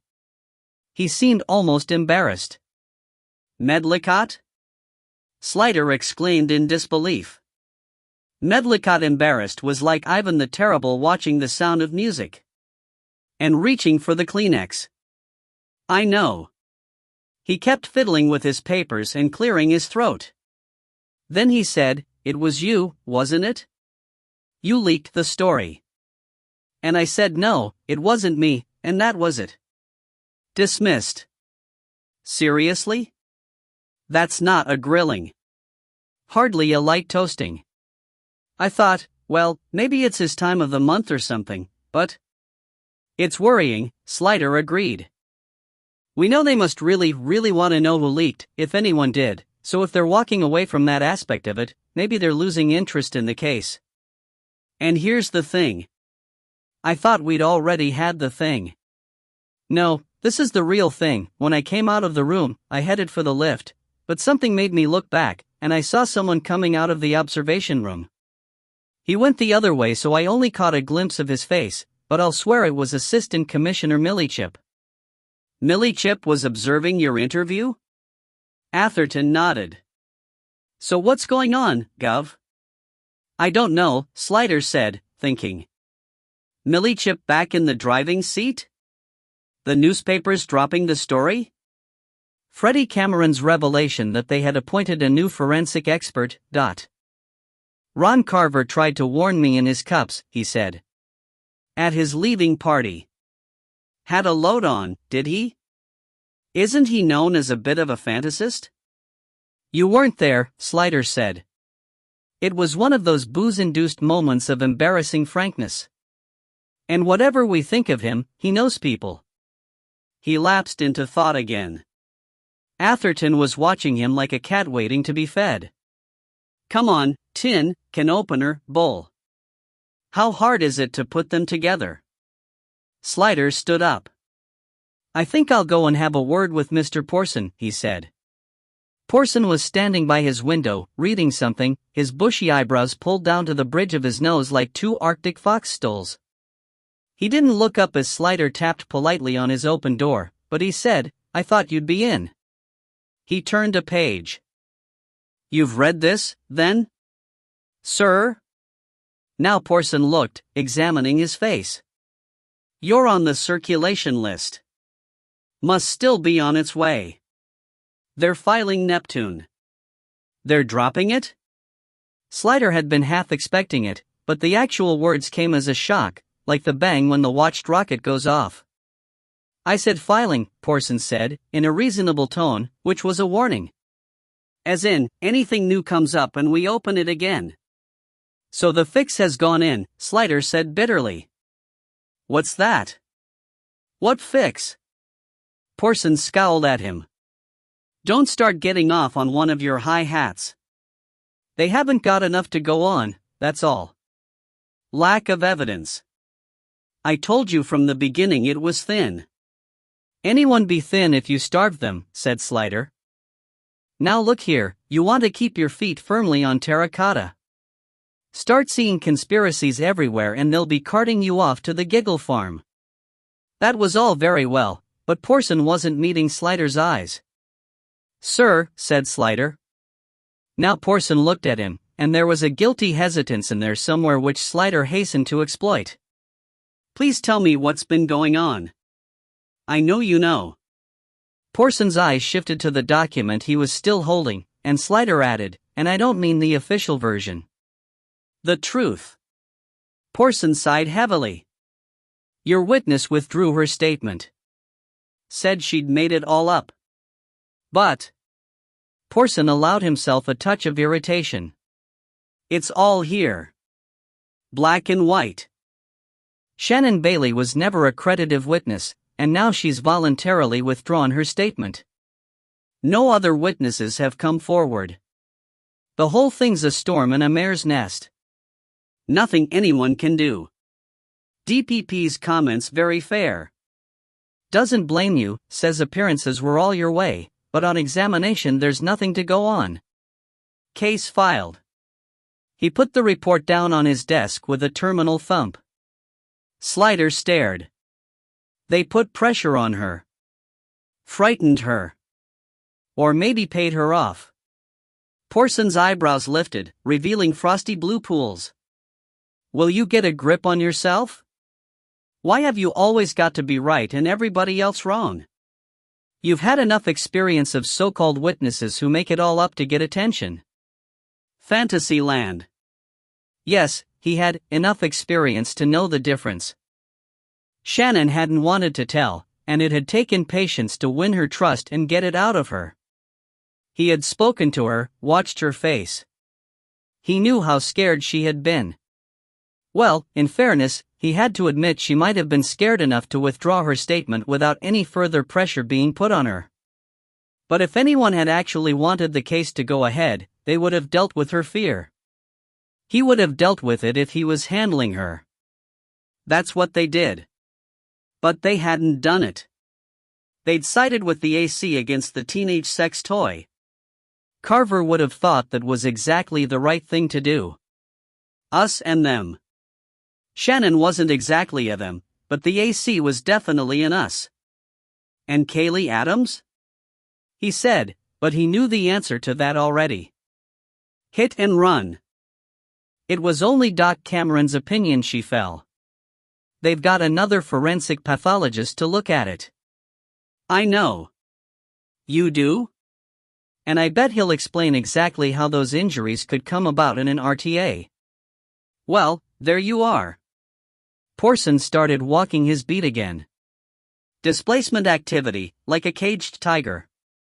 Does it ever occur to you that Cameron could be wrong?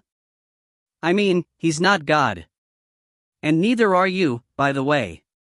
Slider said, what about the sex parties at Holland Lodge? Drugs and underage girls? Porson paced. Where's your evidence? Anyone can have parties. No law against that.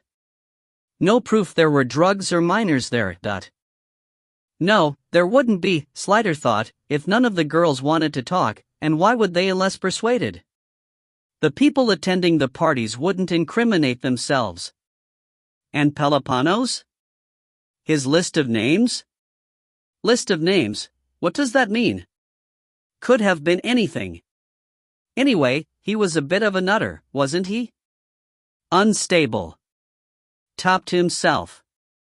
Sir. Slider gave him a reproachful look, and Porson made an irritable turn. He wasn't some knight in shining armor, you know. Financial improprieties. You were right about that. That trust of his was as crooked as a pig's hind leg. The fraud squad hasn't got to the bottom of it yet, but I've heard they're saying old Ploppylos was ciphering off money right and left. Secret bank accounts. Slider was silent. So they were going to blame everything on Peloponne's. Well, it made sense. He was dead, and his only family, his aged mother, had gone back to Greece. If there were ever any need to publish anything, who could object to Peloponne's taking the fall? Look, said Porson, this is good for you. You brought forward your suspicions, which was right and courageous, they were looked into. This report's quite complimentary about you. They'll be even pleaseder if the fraud squad gets some of the money back, thanks to you. So you can go on your merry way with a clear conscience. And the establishment doesn't get rocked to its foundations, Slider said. Porson scowled. Is that what you wanted? To overthrow the establishment? No, of course not. It's hard enough to do our job as it is, without more scandals eating away at public confidence.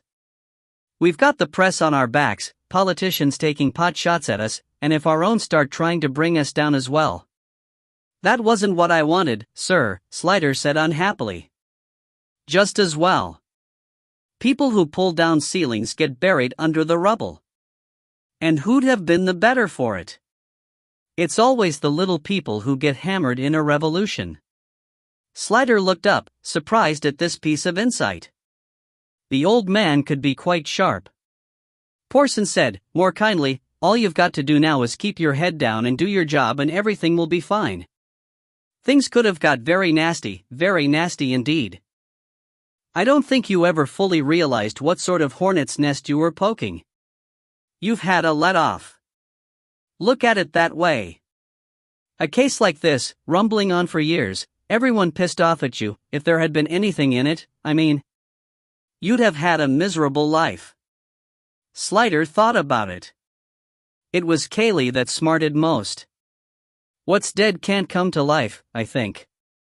But nobody cared about the likes of Kaylee Adams. Sir, he said, if you knew all this, why didn't you tell me? I didn't know it, not till I got this report. Anyway, he added, giving himself away, you were in Purda, as long as you were under investigation by the IPCC. Were? They cleared you. I heard this morning. That'll be on its way to you as well. You're all clear. Another win. He looked at Slider's long face and added, ironically, hooray. Thank you, sir. This is all good, Porson said, trying to jolly him. Just keep your nose clean and you'll be fine. What have you got on? Oh yes, the Trees estate. The bones. How's that coming along? Slowly. Good. Fine. Just the ticket. Get stuck into that. Absolutely, sir. I'll do that, said Slider. Porson's eyes narrowed. He suspected satire. Slow and steady wins, fair maiden. The less your face is seen around the place the better, for a while. Slider understood the interview was at an end, and turned to leave. But when he reached the door, Porson said, "That leak?" Slider turned, expressing a wary blank. "It was Atherton, wasn't it?" Porson asked with deceptive indifference. Slider said, "He says it wasn't." And I believe him. He laughed. No good deed goes unpunished, so it was said. And everything left a trace of DNA. It took him the length of his walk back from Porson's office to his own to make up his mind. He called Hart in. "What are you working on?" he snapped. She grew alert at his tone. "Trying to find the knights. Searching electoral registers." "Hand that over to someone else, LaSalle will do. I want you to find Shannon Bailey. You're the one who had the contact there, you've got the street cred." "Shannon? What's happened to her?" "I don't know. Maybe nothing. But she's withdrawn her evidence." "Bastard," Hart said, meaning the situation, not the girl. "Someone's got at her. I need to know that she's all right, Dot. And if we can turn her back," Hart added with relish. "Just find her," Slider said warningly. "Then ring me. Ring me, do you understand?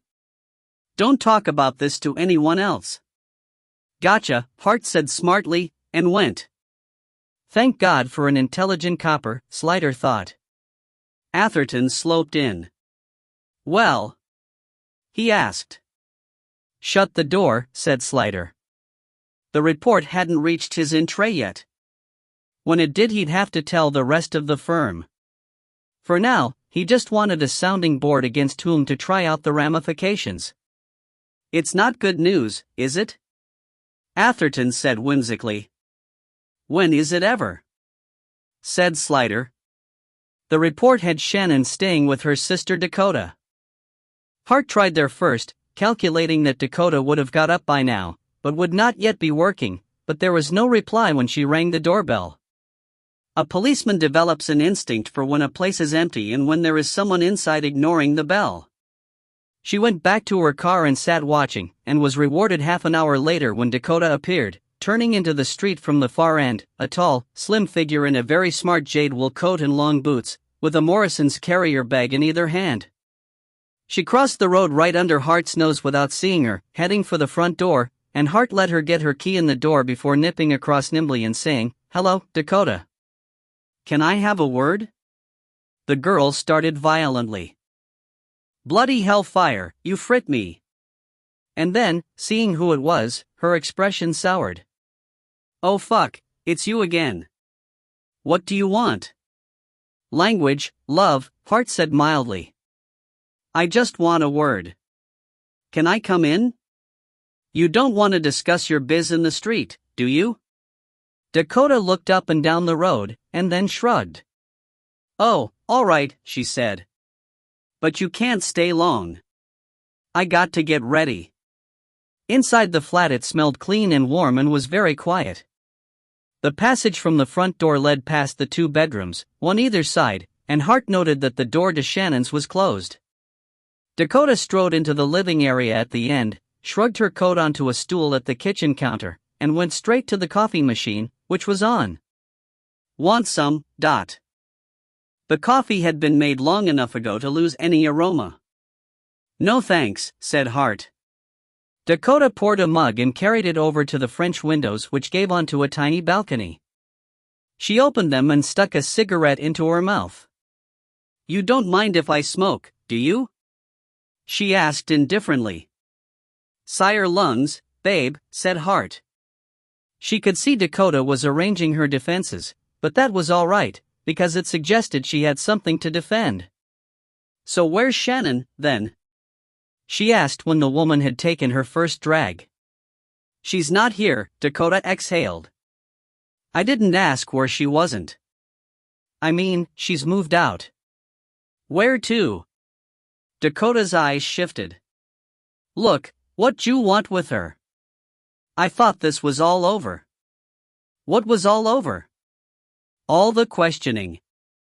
She told you lot what she knew, and you blew her off. Now you're back again. Can't you leave her alone?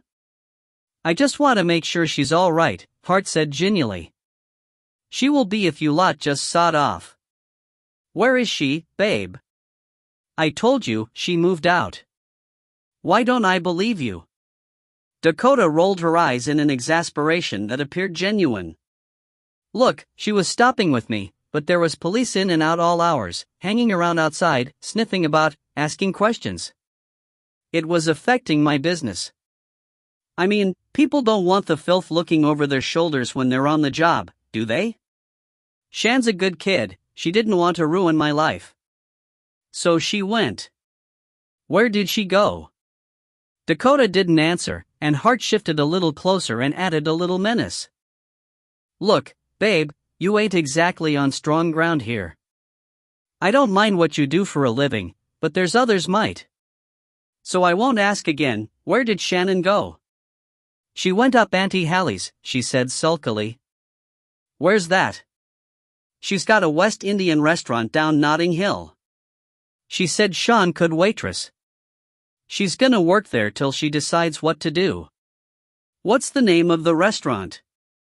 I'm not telling you, Dakota said, with a renewed rush of defiance. You leave her alone. Haven't you done enough?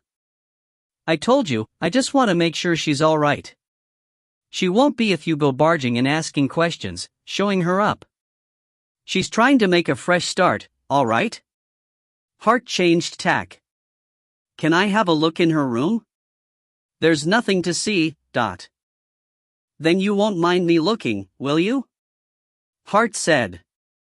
Dakota hastily stubbed out her cigarette and followed her, but Hart had enough of a start to get the door open before Dakota could stop her. The room contained a single bed, wardrobe and chest of drawers which before had been crammed and crowded with Shannon's effects. Now the cosmetics and other clutter was gone from the top of the chest, and the drawers and the wardrobe contained a few less favored items of clothing and a lot of empty space. She had gone then, at least to the extent of taking her immediate requirements with her.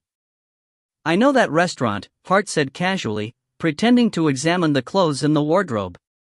IVT there a couple of times. It's not bad, the jerk shack, Dot. The pepper pot, Dakota corrected without thinking. Hart was ready with another question to distract her. Did Shannon say anything about Jessica Bale? Her friend? Like what? Whether she was still seeing her. They were close, weren't they? She was stopping with her before. I dunno. She's not mentioned her in a while. Look, what are you after? Your lot questioned Jess as well as Shannon. You ought to know how she is. Why re you asking me? Oh, this isn't official, Hart said with a grin. This is just me a skin, 'cause I'm a nice person. Interestingly, a look of alarm crossed Dakota's face, slightly beating a blush of annoyance to it. I think you better go, she said, trying for dignity. It wasn't far to the front door. And don't come back, she added as Hart opened it. Hart turned, out in the corridor. You might not know it, babe, but I'm on your side. Remember that, if you find you need help. Yeah, real Samaritan, Dakota sneered, and closed the door. Dumb Dora, Hart thought affectionately as she trod down the stairs. She didn't even realize she'd told her where Shannon was. 9. Downtown Addie. Just before dawn a thick white fog came down, silencing the world, blocking out all sight. Sliders stared out of the window at the faintly luminous whiteness.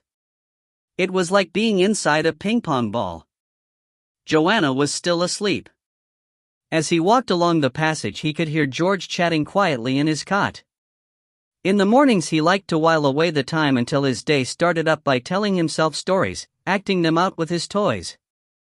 Slider moved quietly until he could see into the room, and watched for a moment as the cars and plastic marines bounced and jerked to the murmuring narrative. Then George sensed him, turned, and his face lit in a ravishing smile. Slider was one of the two people in the world he was happiest to see just then, and he knew how to show it. To provoke such utter bliss in another human being was beautiful and terrible. A pang of absolute love gripped Slider, making it for a moment hard to breathe. This intensity of feeling and minuteness of observation belonged to second families, or what made it worthwhile starting all over again in middle age. It was not that he had loved his other children less, but that life the first time around had not granted the space for such contemplation. Hours had been longer, money shorter, difficulties more pressing because he'd had less wisdom and experience to cope with them. Life had been one damn thing after another. Looking back, it felt as though he and Irene and the kids had been like four peas in a maraca, bouncing around in their preoccupations and only touching to collide. And of course he had not had the same sort of relationship with Irene. They had not been two halves of one whole, but ill-matched horses pulling a cart, out of step with each other. Irene had never understood the job. To her, it was simply the way he made money for them to spend in their real life. It was where he went for annoyingly long hours, and from which he notably failed to mine sufficient money or status to compensate her for his absence. It wasn't her fault. Few people who had not done it could understand, which was why the job was littered with broken marriages. But Joanna was a musician, and she did understand, because it was the same for her. A musician always had to turn up. There was no calling in sick. You went even if you felt like death. There was no being late. There were no duvet days. There was no saying the hell with it and turning back because the traffic was impossible. There were no excuses. And there was no giving less than 100% to the performance when you did arrive. You had to be there, and you had to be perfect. And it wasn't just because you would lose the work if you failed. There was an imperative beyond that, the work itself. Music called you like the grim god in a pagan world, demanding service, utter dedication, the whole self. And, of course, you wouldn't have it any other way. That's what the outsider couldn't grasp, why you would do that to yourself, serve such a rigid tyrant, when you might lollygag about it some other employment and probably earn twice as much. They didn't understand. Musicians and policemen did. George was watching him, curiously, and when he said quietly, "Want to come downstairs, boy?" He held out his arms and made that impatient snatching motion with his hands, so Slider went and reached into the cot, lifted out the divine weight and lodged it on his hip, smelling the warm, new-bred scent of his sleep on his skin. He kissed the perfect curve of hot, silken cheek, and thought that some years hence such kisses would be rebuffed as the self-consciousness of boyhood kicked in. He couldn't kiss Matthew anymore, would probably never kiss him again in the whole of his life. Kate allowed kisses, but they were counters in her own private power game, not tokens of affection. But for now, any touch of his was welcome to George. Love bloomed between them, uncomplicated and perfect. He had a few years of it yet, and this time around, he knew it and would cherish them. But in the kitchen, as he made tea and boiled George's egg, and his child chattered to him, he listened and responded with his whole heart but only half his mind. The fog outside was thinning and the world was claiming him. He was remembering the scene at work when the Neptune report had finally arrived, and he had summoned his firm to give them the bad news. They had listened in stony silence, and he realized that it had already reached them, in that mysterious way that grapevine worked. "I know you feel let down," he had concluded. "You feel your work has not been rewarded, you made all that effort for nothing. But sometimes that's the way it goes. Not all cases come to court, you don't need me to tell you that. Sometimes it just isn't possible to assemble the evidence that will carry the thing home.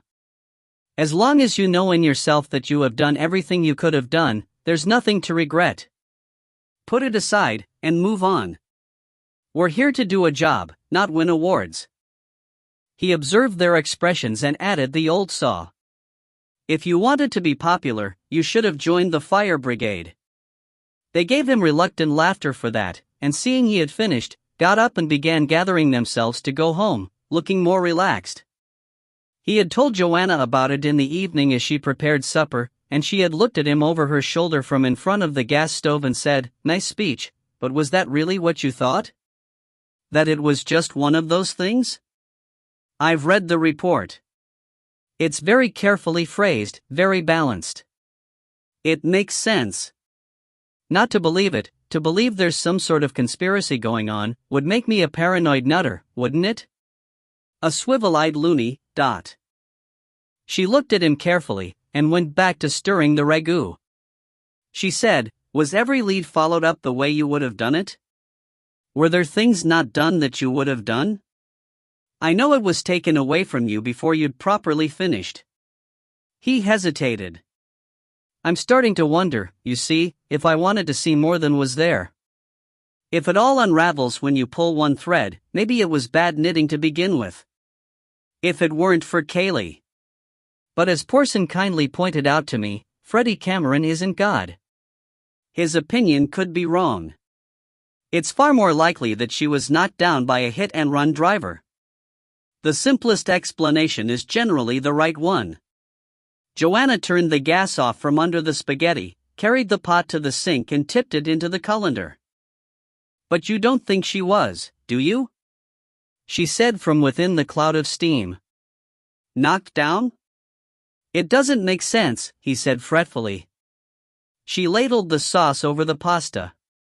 "Can't you just forget it?" she asked. "Take your own advice, set it to one side and move on? Maybe you were wrong, it's possible." He thought about it as he followed her to the table. "When you play," he said, "you know when it's right, don't you?" He saw her raised eyebrow and said, "I don't just mean you're playing the right notes. I mean, when it's right." She nodded. "I know what you mean. Like when you're playing darts and you need a double top to go out, you know as it leaves your hand, before it reaches the board, that you've done it. I've developed an instinct over 20 years of being a detective. And if I lose that, I lose everything." She heard the frustration in his voice, and the fear underneath it, because a musician lives with that fear all the time. "Can I still do it? Am I finished?" "Well," she said lightly, "if you were right all along, something else is bound to come up, sooner or later. After all, look at this Laburnum Avenue thing. Everybody must have believed that poor child would never be heard of again. But here you are, 25 years later, hot on the scent." He smiled at her painfully. "I can't wait 25 years. I shall be too old to care." "Good God, I hope not," she said sharply, as she served him. "George won't even have finished his education, but—" "In 25 years? Slider protested. "Oh, he's going to be a doctor, didn't you know? Look at his hands. I thought they were the hands of a concert pianist. He can do both, can't he?" "Of course he can. Silly me." One of the few statements included in the night file was from a schoolmate, Adrian Tusk, and she turned out to be quite easy to find.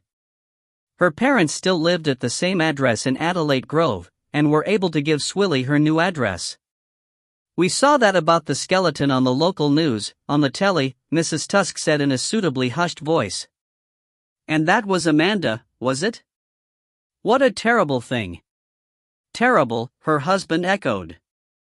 "They were meek and decent people in their 60s, on their best behavior in the presence of the police, retired now, growing closer and more alike now that there was just the two of them. They sat side by side in their meek and decent sitting room, the same height, the same build, the same short gray hair, almost, with the androgyny of age, the same face." "That poor girl," said Mrs. Tusk. "I remember at the time, when she went missing, we were so sorry for her parents, weren't we, Jeff?" "So sorry." He agreed. "And now it turns out that she was there all the time. Buried in the garden." "Shocking," said Mr. Tusk. "Really shocking," Mrs. Tusk echoed. "Do you remember Amanda?" Swilly asked, since she was there. They looked at each other, as if swapping thoughts. Not really, said Mrs. Tusk. I suppose we saw her a couple of times, but she didn't sort of stand out, if you know what I mean. She was ordinary, said Mr. Tusk. Ordinary, Mrs. Tusk confirmed. A quiet little girl, I'd say. Of course, they said at the time our Addie was her best friend, but I don't know really that they were close. Addie had lots of friends, she was a very popular girl, and I suppose Amanda must have been one of them. I remember she came to Addie's birthday party that year, that was in May, the May before it happened. So they must have been friends then. But she wasn't in and out of the house all the time, like the other girls. Girls in and out, all the time. Our Addie had lots of friends. Very popular girl, ... But I don't recollect that she was ever invited to Amanda's house, do you, Jeff? No, I don't recall that she was. Mind you, he added, striking out an independent line for once, I'd be at work then. I wouldn't get back until gone 6:30. It'd be Lynn, the wife, who'd know more about it. That's right. She lifted a daring look to tall Swilly's face. I suppose she was murdered, poor thing? The word was mouthed, soundlessly, as though that would make it less real. Do you know who did it? Mr. Tusk was more robust. I suppose it'd be the father, wouldn't it, with the body being in their garden? Swilly didn't indulge them. Did you know them, the Knights? No, Mr. Tusk said with regret, as though knowing a murderer would have added to the richness of his life. I don't know that we ever met them. Oh, we did, Jeff, once, at school, at the concert, you remember? Our Addie pointed them out. They were standing with Amanda, over in a corner, not talking to anybody. Oh, yes. That's right. But we never heard anything bad about them, said Mrs. Tusk quickly. The police asked us that at the time, and we told them. We never really knew them, said Mr. Tusk. And he exchanged another look with his wife, as if the not knowing of them was a significant factor, because a murderer would be bound to keep himself to himself, wouldn't he? Adrian Tusk was now Adrian Hopper, living in St. Albans, and working for a computer training company there. Her husband had his own specialist commercial and domestic cleaning firm, and she had 2 children at school, a boy and a girl, aged 11 and 12. All these facts were matters of intense pride to the Tusk parents, as Swilly gathered from the array of framed photographs on the sideboard behind them, which included one of the whole family standing in front of the Hoppers' house, new and, she was assured, detached. For Tony's doing ever so well for himself, Mrs. Tusk had cooed. Swilly caught up with Adrian Hopper at work, so she never got to marvel at the discreet nature of her abode. She was a neat, brisk woman with tidy hair and a black cloth skirt and jacket over a white shirt that had work suit stamped all over it. When Swilly introduced herself, she surveyed her with intelligent eyes and said, "Is this about Amanda? I did wonder if you'd be wanting to talk to me. Let's see, the small conference room will be empty. Come this way. Would you like some coffee?" Unusual name, Adrian, Swilly said to warm her up, when they had settled at the conference table with mugs of coffee in front of them. I was named after Adrian Corey, she said. Swilly looked the question, and she smiled. No, I didn't know, either. She was an actress my dad had the hots for, used to be in all those schlocky horror films. I always quite liked it as a name. Better than being another Sarah or Lisa. There were 2 Sarahs and 2 Lisas in my class. But only one Adrian, Swilly said. And only one Amanda, ... The smile became a frown. Oh dear, poor Amanda.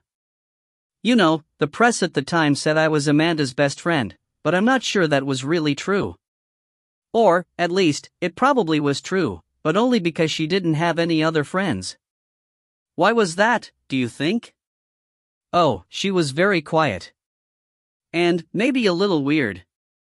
Weird how? She thought about it. Maybe that's not fair. She probably wasn't weird, exactly, just different from the rest of us. We were all miniskirts and eyeliner and afro hair. She looked like something out of the 50s, skirts down to her knees, lace-up shoes with socks, pageboy haircut. But I suppose that was her mom and dad's fault. And we were all Stones and Rod Stewart, and she had this thing for David Essex. I get the picture. So how did you become friends with her? We sat next to each other in class for a while and, well, I suppose I felt a bit sorry for her. Some of the other girls used to tease her, and she was never really in with any of the groups. Not that she seemed to mind, she was a bit of a loner, really, but of course afterwards you do wonder whether she was a loner by choice, or because it was forced on her, don't you? Afterwards? After she disappeared. I mean, of course, at the time we all thought she'd run away. Did that surprise you? She thought about it. No, not really. I always knew there was something underneath that mousy front. I mean, she wasn't stupid, by any means. She was always near the top of the class, and she gave the impression of thinking a lot. We'd all be messing around and making a noise, and she'd be just standing there watching us, and you always got the feeling her brain was running at higher level and she was thinking we were pretty silly really. The idea that she'd got sick of her life and gone off to find a better one sort of appealed to me. I like to imagine her living in a commune somewhere, you know? Smoking dope and having free love and laughing at the rest of us 9-to-5 clones. She gave a nervous laugh. Of course, we had no idea then she'd been murdered. Even when she didn't come back? She shook her head. No, I must say I never thought that. I suppose you don't when you're a teenager. You assume you're all going to live forever. I'm disappointed really, she said with an apologetic smile. I thought she was the one that got away. I don't like to think of her being. She stopped and bit her lip, staring into the past thoughtfully. So how close were you? Well, she sort of hung around with me and my group the last year. I saw quite a lot of her at school. I suppose, yeah, we were friends. After school? No, not really. We lived in opposite directions, and she'd go off home and I'd go off home and that'd be that. She shrugged. I don't know what she did in her spare time. Homework, probably. She gave a nervous smile at her own joke. What about boys? Swilly asked. What about them? I assume you all had boyfriends by then, age 14. Just the age to be boy mad. Were you sexually active? She blushed and looked annoyed. What a question to ask. No, I wasn't, as it happened, but some in our class were. I had a boyfriend, sort of. Someone I was keen on, but it wasn't serious, and we never really did anything. Did Amanda have a boyfriend? She expected a quick negative, but to her surprise Adrian thought about it. I wouldn't have said she was the sort to, she said slowly. You know, with the old-fashioned clothes and no makeup and so on. And she was mad about David Essex, I mean, really dopey. Had a big picture of him on the inside of her locker, and she carried one around with her, a little thing this size she'd cut out of a magazine and kept in her purse. She used to talk about him as if he was a real person, I mean, as if she knew him. She was always going on about what he liked and didn't like. I wouldn't do that, she'd say.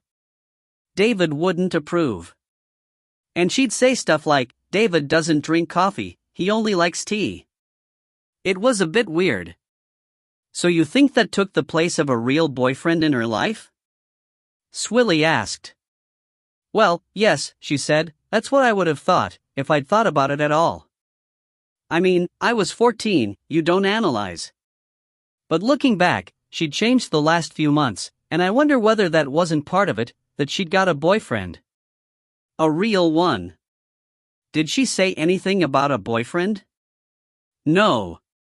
But if she did have one, I reckon she'd have to keep him secret. I mean, I can't see her parents approving. She paused a moment in thought. But she did talk about a new girlfriend. Somebody called Melissa. You didn't know this Melissa? No, she wasn't at our school. We went to Poplar Road. According to Amanda, Melissa went to St. Margaret's, where the posh girls went. She was very proud of that fact, was Amanda. Melissa lived in a big house, Melissa went to St. Margaret's, Melissa had everything, she was the bee's knees. A couple of times I wanted to say to her, if she's so marvelous, why is she interested in you? But I didn't. You were jealous? Good God, no. But she blushed a little as she said it. Then she said, well, maybe I was, looking back. I mean, I'd always been the only one standing up for Amanda. I felt sorry for her and took the trouble to be friends with her, and then suddenly, instead of being grateful, she went off with someone else? It sounds silly when you say it now. No, it's very understandable, said Swilly. Adrian shrugged it off. Anyway, I got fed up with hearing about wonderful Melissa. And then Amanda stopped talking about her. When was that? That summer. The summer term. I suppose, the last few weeks before we broke up. She didn't talk about anything, really, went all silent and distant. She changed, you know? She even looked older. Thinner in the face and more like a teenager and less like a kid.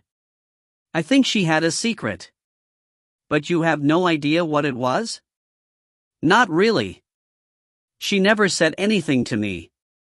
But, well, looking back, it's the sort of change you might see if a girl like that suddenly gets mixed up with a boy. A real one, not David Essex. It was also, Swilly thought, the sort of change you might see if a girl suddenly found out about sex from the wrong end of the spectrum. Becoming silent and withdrawn is often a first sign that abuse is going on. And abuse could so easily lead to murder. This Melissa, do you know her other name? No. Or where she lived? No. Just that it was a big house. She looked at Swilly unhappily. If she existed at all, she said. Did you think she was made up, then? Not at the time, no. But now, well, you've found her bones, haven't you? Which means she must have been murdered. So maybe something was going on at home, you know what I mean. And she made up a new best friend to sort of comfort herself. I mean, I'm not a psychiatrist, but, not quite, said Swilly. Did you talk about this to anyone else at the time? To the police who interviewed you back then? No, of course not. I was just a kid. And they were grown-ups. You don't tell stuff to grown-ups. And in any case, this is really stuff I've thought about since. She read Swilly's face. I know, hindsight and all that sort of thing. Maybe I'm making too much of it. But she really did change that summer. 10. Occam's razor. LaSalle had been searching public records in Swindon for Ronald Thomas Knight. There were about 200 Ronald Knights nationwide, but the Thomas narrowed the field considerably, and none of them was working or voting in Swindon. However, given that the age of the subject would now be close to 80, he had one last place to look. Found him, sir, he said, tapping respectfully at Slider's open door. Slider examined the expression being presented to him. You don't look happy about it. Dead, LaSalle admitted glumly. Damn, said Slider. He didn't say, are you sure? He was that good a boss, but LaSalle told him anyway. Found him in the register of deaths 7 years ago, checked the address against the 2001 census and it had him and a Margaret Emerald Knight living there. Well, you don't get many of them to the pound, so it's got to be the right one? It sounds like it. It's a bummer he's copped it, LaSalle grumbled. Cardiomyopathy, that's heart failure, isn't it? Slider assented. The wife's not still at that address, and I couldn't find her in Swindon, but then I thought, maybe when her old man popped his clogs, she'd want to go back somewhere they were happy together. We've searched in Shepherd's Bush. No, not there. I meant relatively happy, LaSalle said. It must have been a relief to get away at first, and Ronnie got a job, and they must have thought they were making a new start, I meant reading. So I had a look. And Slider prompted patiently. LaSalle evidently liked a story and an audience.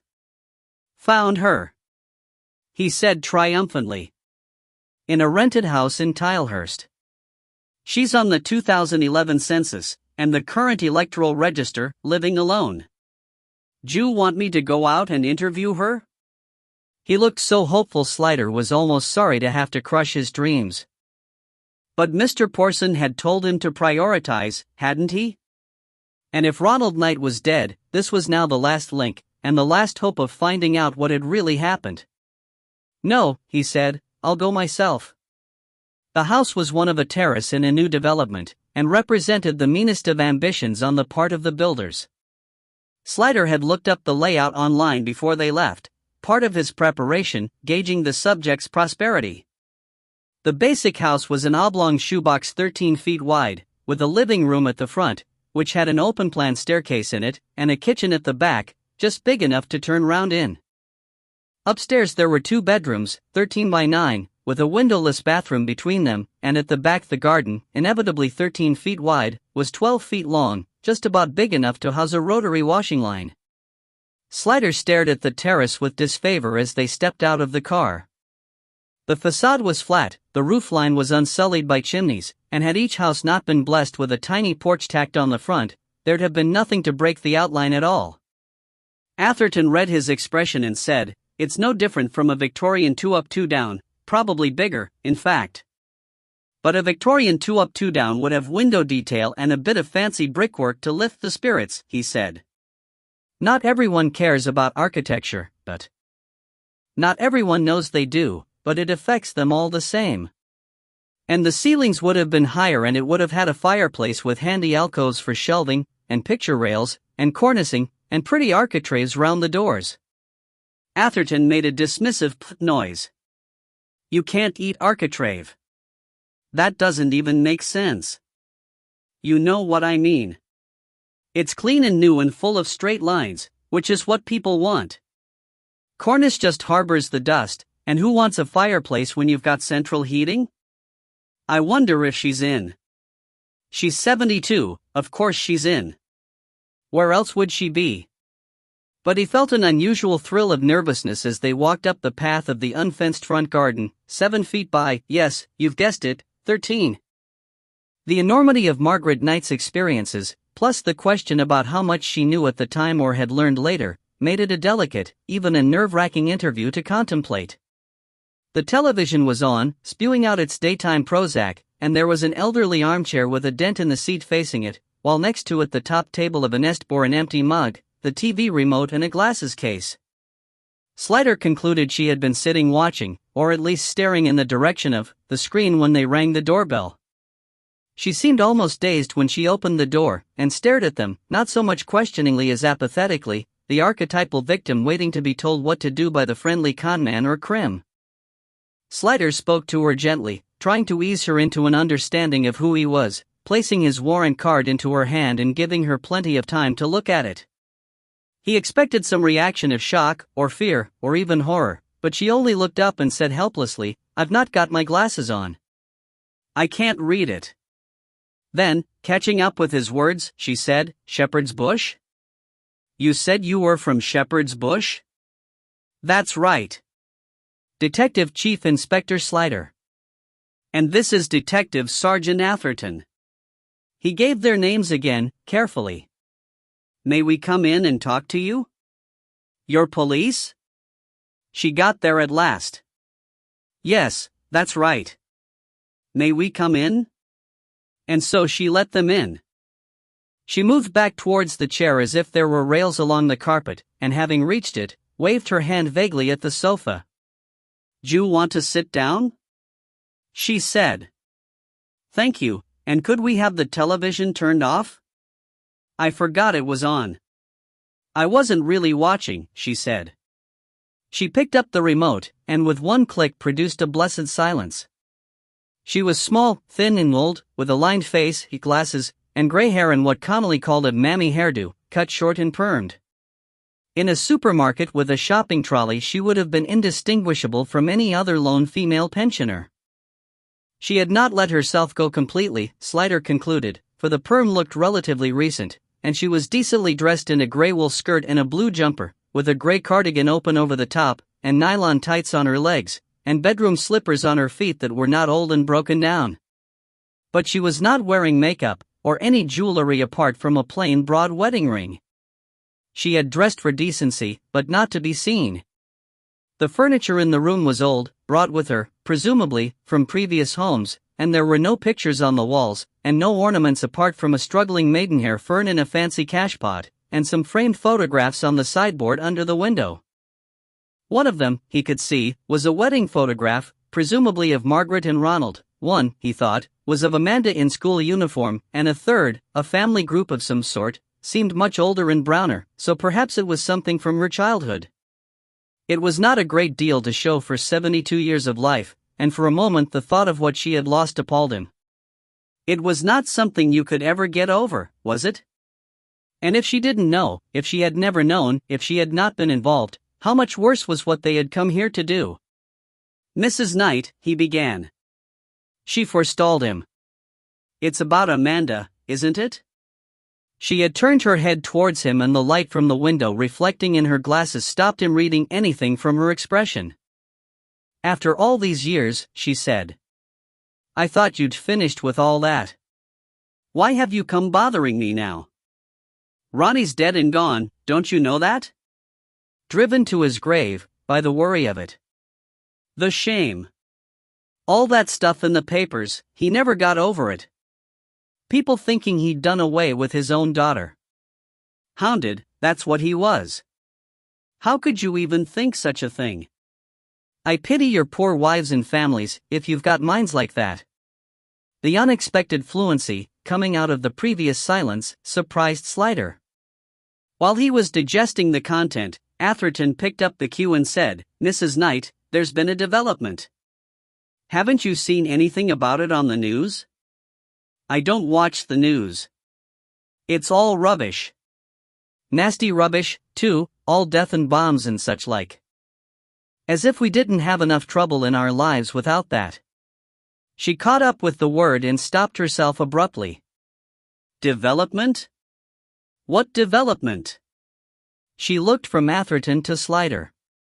He had moved slightly so that he no longer caught the reflection from the window, and he saw instead a slow and agonizing hope that must have burned like gall all the way up from her heart to her throat. Her thick, misshapen hands gripped the chair arms. You found her? She whispered. You found our Amanda? There was no way around it. You had to tell them. I'm afraid it isn't good news, Slider said. I'm sorry to have to tell you that human remains have been found. Remains? She jumped on the word, and then repeated it, her face screwed up with pain. Remains, ... A skeleton has been found. I'm afraid that's all that would be left, after 25 years. She's dead? Mrs. Knight looked from one face to the other, but she was not seeing them. Amanda's dead? I'm very sorry, Slider said. She didn't cry. She was absorbed with thought, and he wished he could interpret it.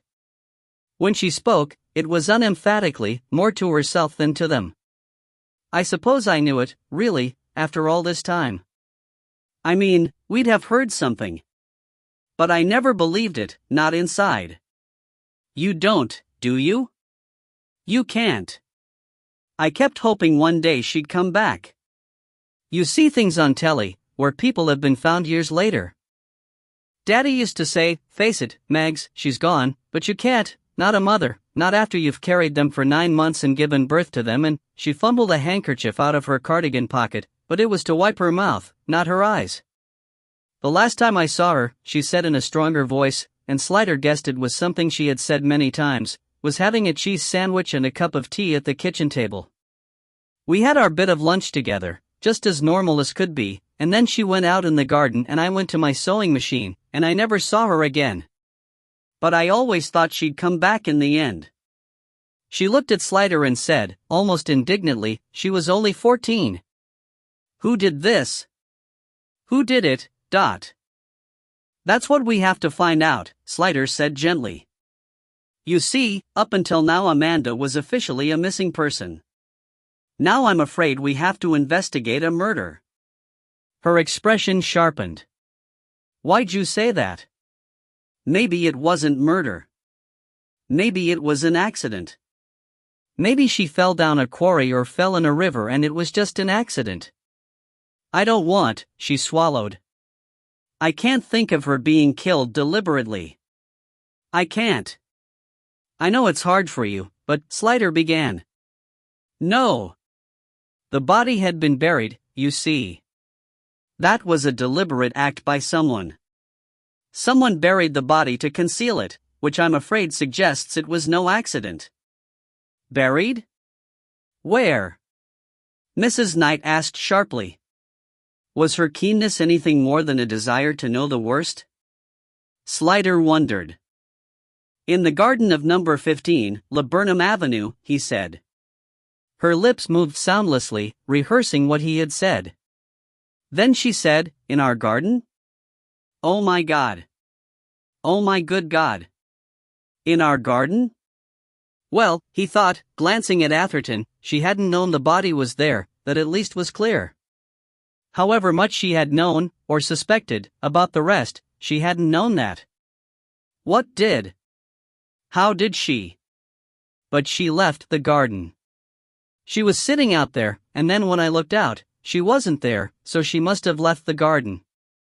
So, someone brought her back? It looks that way, Slider said, giving her time to come to terms with it. Someone brought her back and buried her there? She shook her head in bewilderment. But I don't see how they could. I mean, without us knowing? Digging and such like? I mean, we'd have heard something. We'd have seen. Her eyes widened, her lips tightened, and a look of old anger came over her face. You're thinking he did it, aren't you? Ronnie. You're back on that old story. Atherton took over. As you say, it would have been hard for anyone else to do it without you knowing. But your husband could come and go at times when he knew you wouldn't be at home. Or he might creep out at night when you were asleep. She was red with anger now. He wouldn't do that. You can't come here saying these things to me. It's disgusting, when he's not here to defend himself. I won't listen to any more of it. You get out. You hear me? Get out this minute or I'll, she tripped herself, obviously having been about to say, or I'll call the police.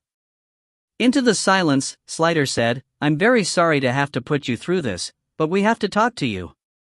You must see that. It's our job to find out what happened to your daughter, and you're the person now who is closest to her. You think he did it, she accused, but quietly. I don't think that.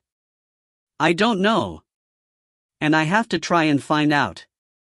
He wouldn't, you see, she said. You didn't know him. He was so proud of her. He would never lay a finger on her, I promise you that. Wasn't he sometimes prone to losing his temper? Atherton asked.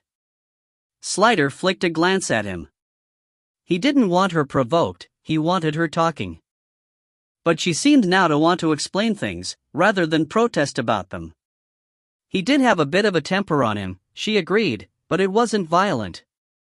He would never hit anyone. Pat, my sister Pat? Yes, we've spoken to her, said Slider. Her mouth soured. Oh, have you? Well, no doubt she gave you a few of her ideas to be going on with. She made a big thing afterwards that he had a temper, but it was only shouting with him. You see, he wasn't all that good with words, and he'd get in a muddle sometimes and blow up, but it was all over in a moment. Pat, she was always hinting that him blowing up meant he'd hit us, but he never lifted a hand to either of us, nor would he.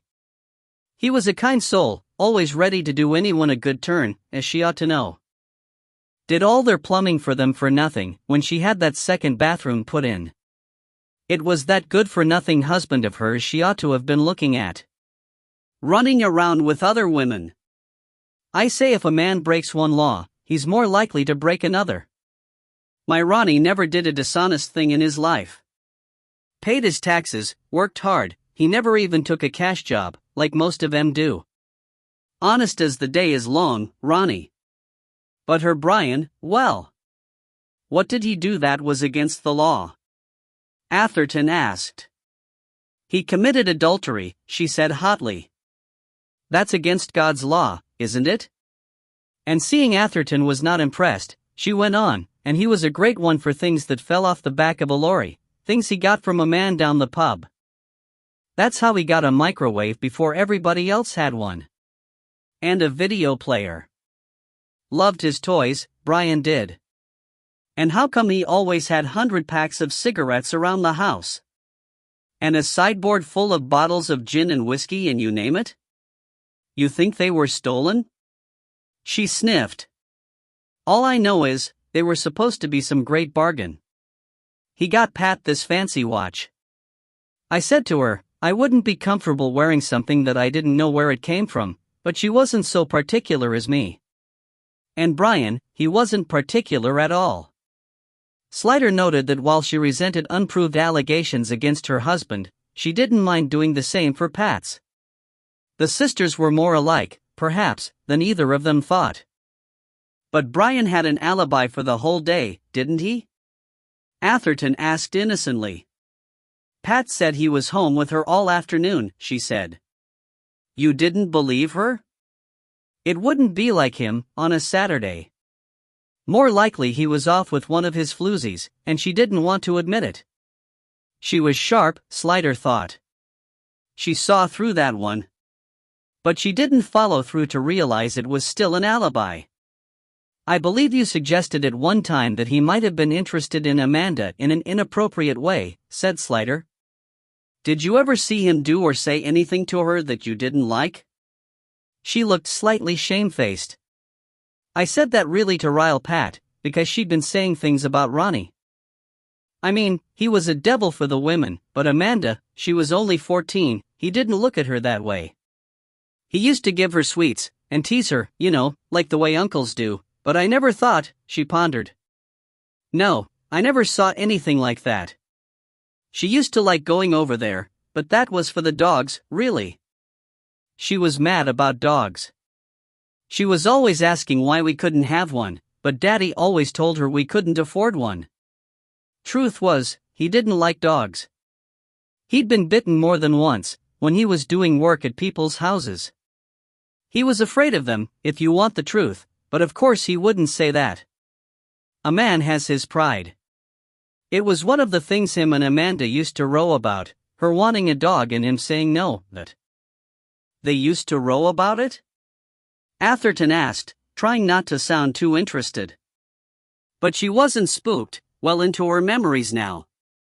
She probably hadn't had many people to talk to in the last 25 years. Well, they were a lot alike, Daddy and Amanda.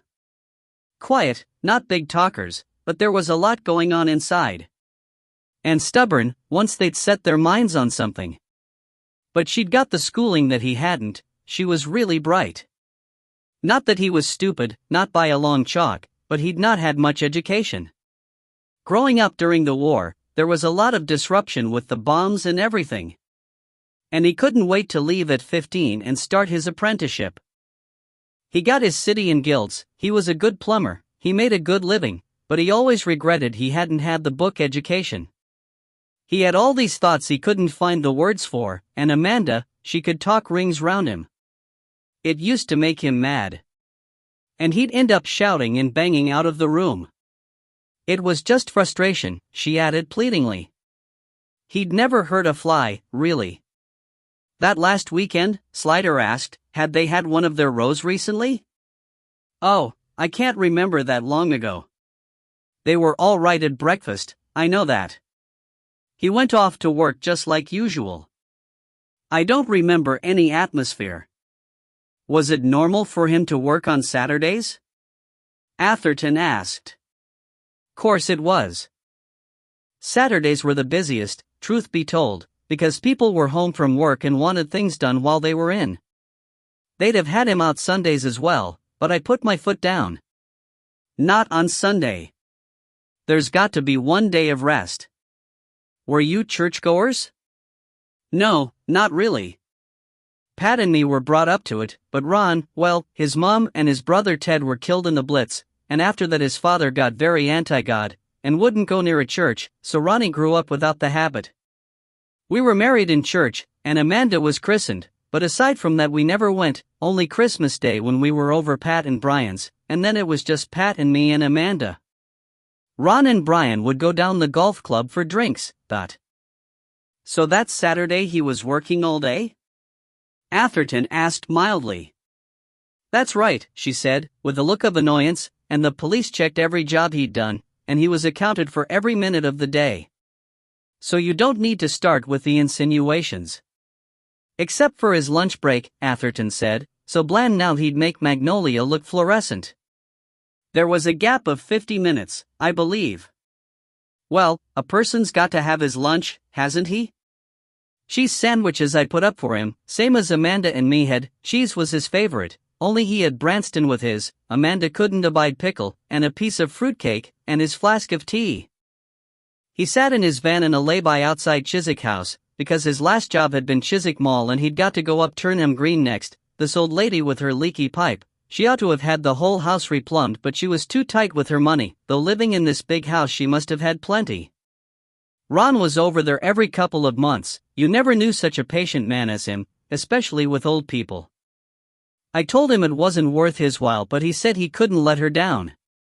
So what with the traffic, he must only have been sitting there 20 minutes, hardly enough to choke his lunch down and give himself indigestion. Her indignation was growing. And then the police made all this fuss about how he'd got no witnesses, as if a person has to have a witness to eat his lunch. And how the old lady couldn't remember if he'd been there or not because she was going a bit dotty. So he showed them the work he'd done, and then they said it could have been done any time in the last few days. Why would he want to make up a story like that? She demanded angrily. If he said he'd been at Mrs. Whittaker's, that's where he was. And then they made out there was something funny about him going to another job after his tea, but he'd promised the Morrises he'd come and he wasn't one to break his promises. Their boiler was out of order, which is a hardship when you've got 3 kids and a baby.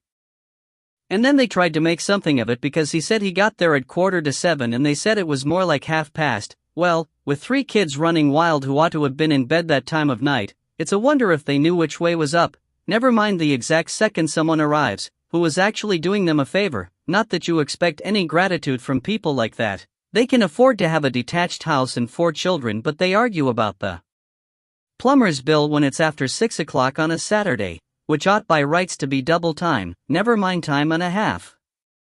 At which point she had to stop for breath. 11.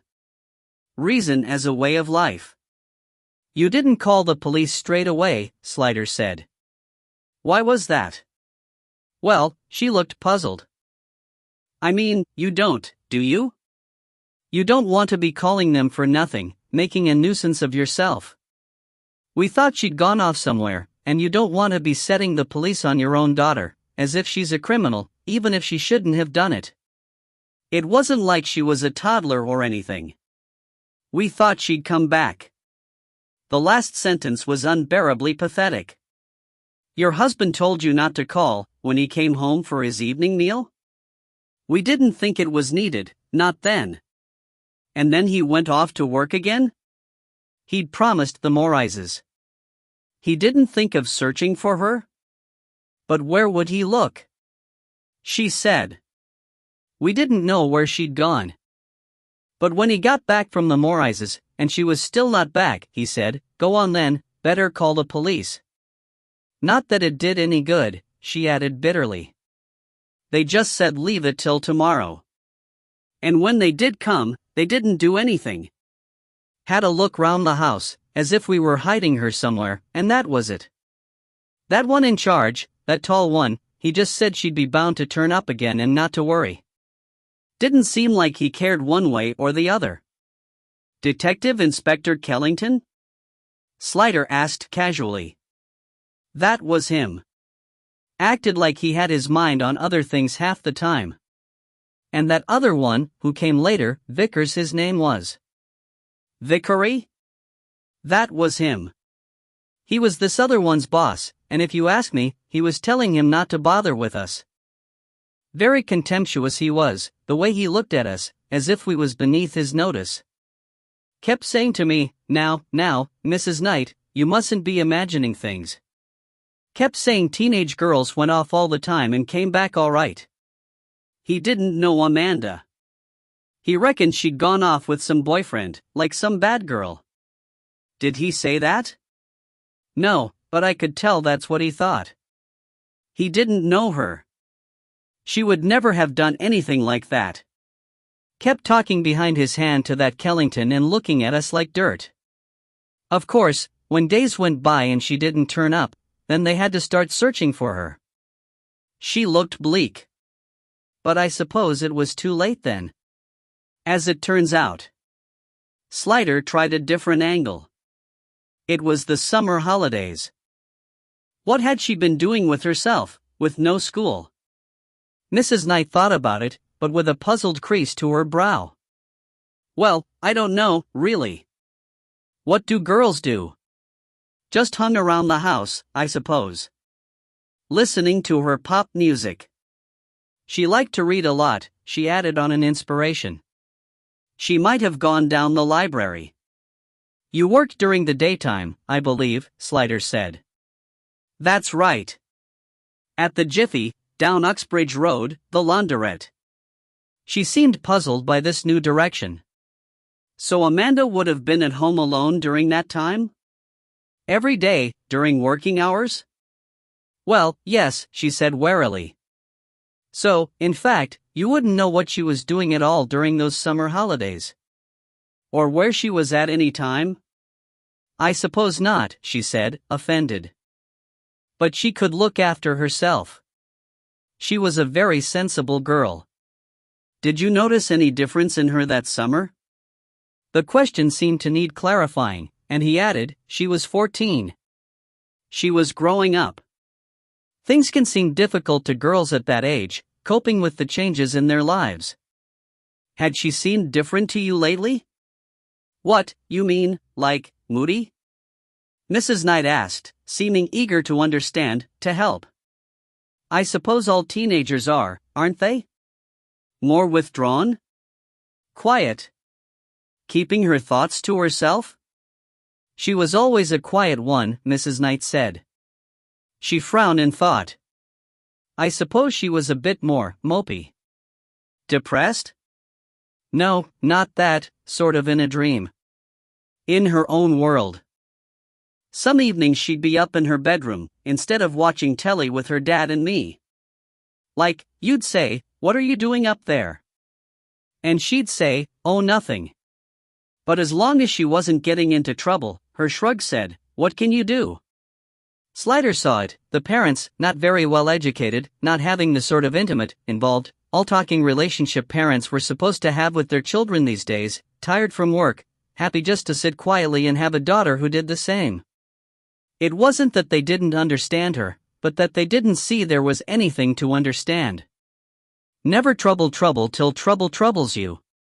While he was thinking, she remembered something. She had this diary. We bought it for her last birthday. She was always writing in that. Slider felt Atherton glance at him. A diary. Now you're talking. Did you ever read any of it? Atherton asked casually. It had a lock on it, she said simply. That's what she asked for, a diary that locked. What happened to it afterwards? Her brow furrowed. Well, I don't know. I haven't thought about it since then. I suppose it was in her room with her things. I didn't look, there was so much else to think about. What happened to her things? Slider asked, showing nothing in his voice, no exasperation, no hope. We packed them all up in a box when we moved to Reading, in case she came back and wanted them. We took them with us. She wiped her mouth again, slowly, a gesture of pain. When we went to Swindon, Ron said there's no point keeping her clothes, they won't fit her anymore. So we got rid of them. But her books and bits and pieces we kept. Do you still have them? She nodded slowly, trying to think along with him. You think she might have written something in her diary? I never even thought of that. But what? I mean, she couldn't have known what was going to happen. There might possibly be some clue as to where she went that day, Slider said. Maybe it was somewhere she'd been going regularly. Or some new person she'd met. Would you mind if we had a look? She was gone a long time. Slider got up and went to look at the photographs. The brown one was obviously of the sisters Maggie and Pat, aged about 5 and 10, in very 1950s garb, cotton frock, Farrell cardigan, sandals and socks and hair slides. They were holding hands, standing with their parents behind them, with a seafront in the background, Brighton perhaps. The parents were smiling dutifully for the camera, one of those street photographers, probably, otherwise, who was holding the camera. Little Pat was grinning gappily, Margaret self-conscious, with her head slightly lowered and her upper lip tucked in. A holiday snap, a memento of a happy day, how family should be. How Margaret must have expected her life would be. You didn't think your only child would disappear, and turn up dead 25 years later. She came in with a large cardboard box, big enough to have to hold with 2 hands, but obviously not very heavy. It was very dusty, sealed with sellotape that was browning and lifting with age, and it had Amanda printed in uneven capitals on the side. She put it down on the small dining table, and stepped back from it, as if leaving it to them. I've not opened it since we left Shepherd's Bush, she said. I've never looked in it. She gave them an apologetic glance, upward from a lowered face, and Slider saw the resemblance to the child in the photograph. Couldn't face it, somehow. The sellotape came off willingly, long tired of its task. Slider took out the objects reverently, laying them on the table, while she watched, chewing her lip, but otherwise controlled. There were books, a swimming certificate, a little box of childish jewelry, beads and bangles, hair slides, a ring evidently gleaned from a Christmas cracker. There was a scrapbook, mostly of pop stars, but including other pictures cut out of magazines that had appealed to her for some reason, cute animals, pretty scenes. There was a brown leather purse containing £3.47 in coins, some hair grips, a white button that might have come off a school blouse, and a small, square, rather creased picture of David Essex. There was a collection of china and plastic animals, mostly dogs and horses. There was a tiny transistor radio. There were some seashells. There was a royal wedding commemorative coin in a blue velvet box. There was a single short white sock that had got tangled up with a hairbrush. There was no diary. Slider packed the things away again. I suppose it got lost, Mrs. Knight said. The diary. Or thrown away. I don't remember much from the time straight after. It's all a bit of a blur. People coming and going. The things in the paper. Waiting for her to come home. Quite understandable, Slider said. He pressed the sellotape back into place, hoping it would hold for a bit. He could see she was tiring, and said, just one last question, and we'll leave you in peace. She looked up from her contemplation of the box, and seemed, absurdly, almost disappointed. Well, they were company, and she probably hadn't talked about Amanda to anyone for years. Amanda had a new friend, Melissa. Do you know her other name? Or where she lived? She shook her head slowly. I don't know any Melissa. Mind you, I didn't really know much about her friends at school. She used to talk about Adrian sometimes. And I think there may have been a Lisa? She looked hopeful.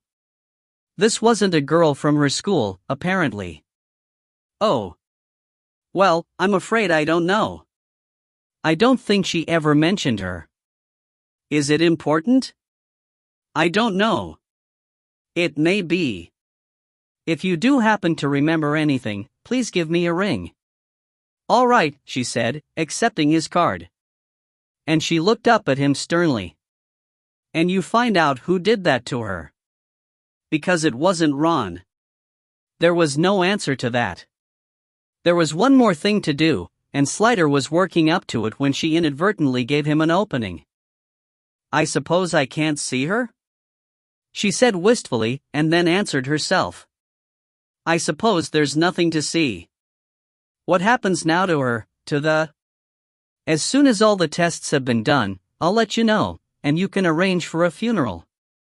But before a death certificate can be issued, there is just the question of formal identification.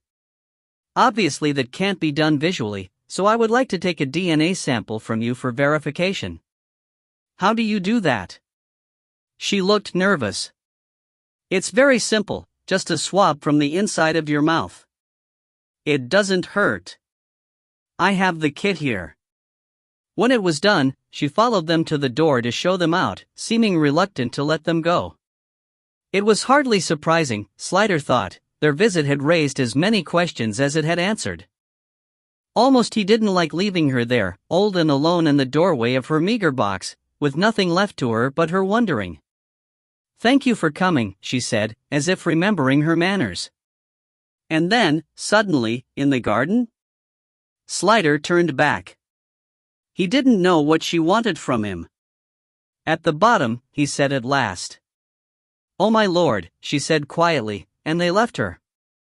The Pepper Pot, in Portobello Road, was jumping, even though it was earlier in the evening than you would expect people to be out eating. The place had been decorated to look like a beach shack. The ceiling was covered in rattan, the walls in carefully rusted corrugated iron sheets, on which colorful graffiti were painted at artistic angles. Behind the bar was a promise of 67 different rums, and posters for Afro music concerts. The tables were bare scrubbed pine, with wooden benches for seats, the floor was bare boards, and the pipe music was skull-splitting.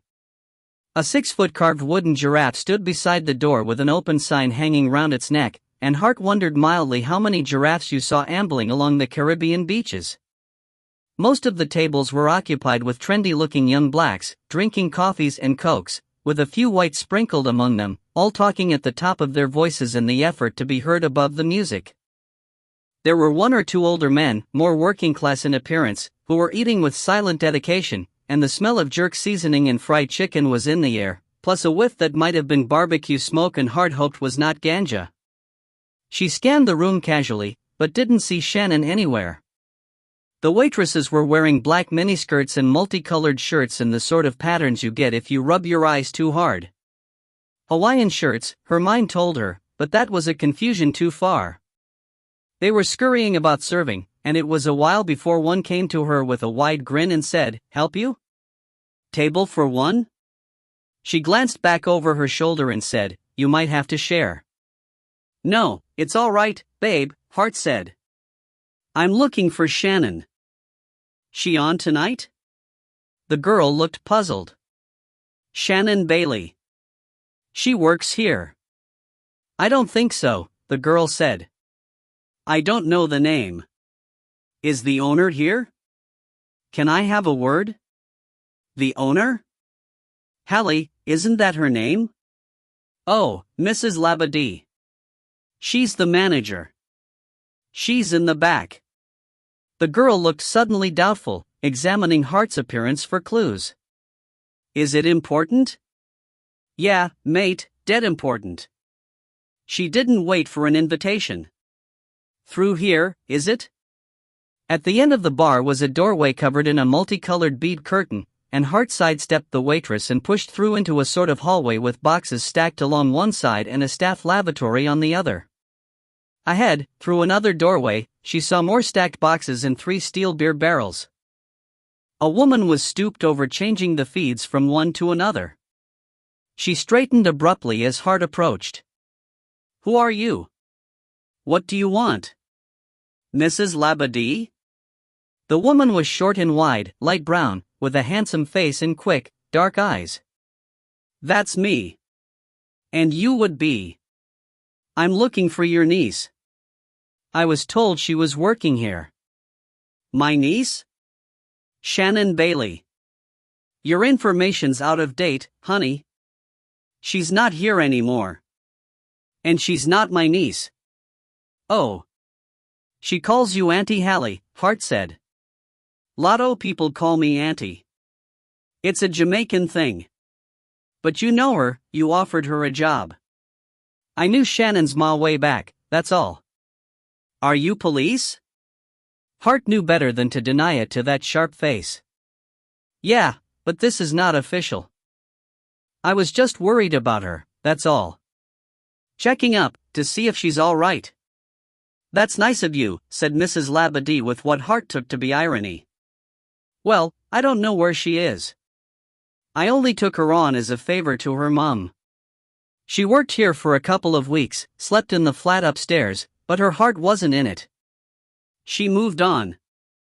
I wasn't sorry, she was a lousy waitress. And, she paused, scanning Hart's face keenly.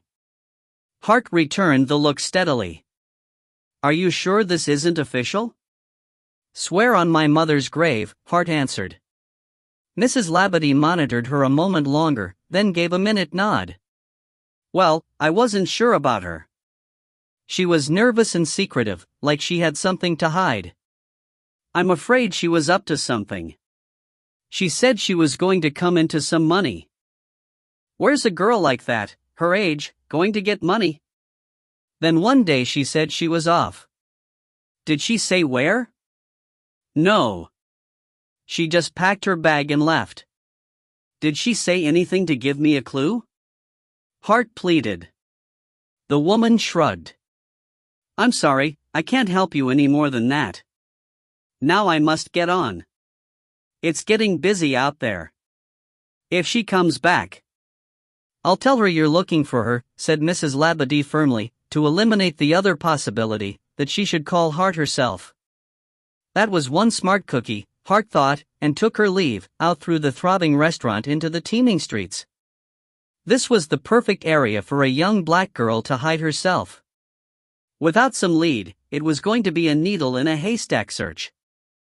For the supper date that evening, Atherton and Emily arrived separately, and Emily was late, having been caught in traffic coming from the West End. I was interviewing that new child star in Matilda, she explained. They seem to change every couple of months, but this one's got an interesting background, overcoming hardship on the way to stardom, blah blah blah. So the Sunday Times wants to run a feature. She shed her coat and handed it to Joanna. You're not in Matilda, are you? No violins in it, Joanna said. No strings at all, apart from one cello. Oh. I knew you were doing a West End show, so I assumed it was a musical. There's nothing but musicals in the theaters these days, Atherton complained. And lots of long-running ones, Joanna said cheerfully, heading for the drawing room. The longer they run, the more they want depths. It's all good. It's all brain rot, said Atherton. Are you not getting any orchestral dates? Not many. I'm afraid I've slipped down the fixers lists, having had all that time off, first with George and then the miscarriage. Gin and ton? Thanks. I'm getting a few dates with the Whittaker Circus, that's all. What's that? Hugh Wharton Whittaker. He's a conductor impresario who does these Sunday concerts in Aylesbury. Scratch orchestra. It pays peanuts, but it's all work. We call him Huge Warty Whittaker. She shrugged. It's not much of a revenge, but you take what you can get. Why do you need revenge? Atherton asked. Because he's a megalomaniac, and royal pain in the bassoon. And he treats the orchestra as his own private seraglio.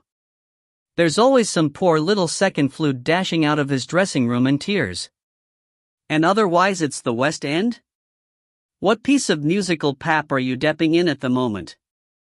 Whistle Down the Wind, Joanna said. You can have a lot of fun during dialogue breaks altering the title to Dribble Down the Window.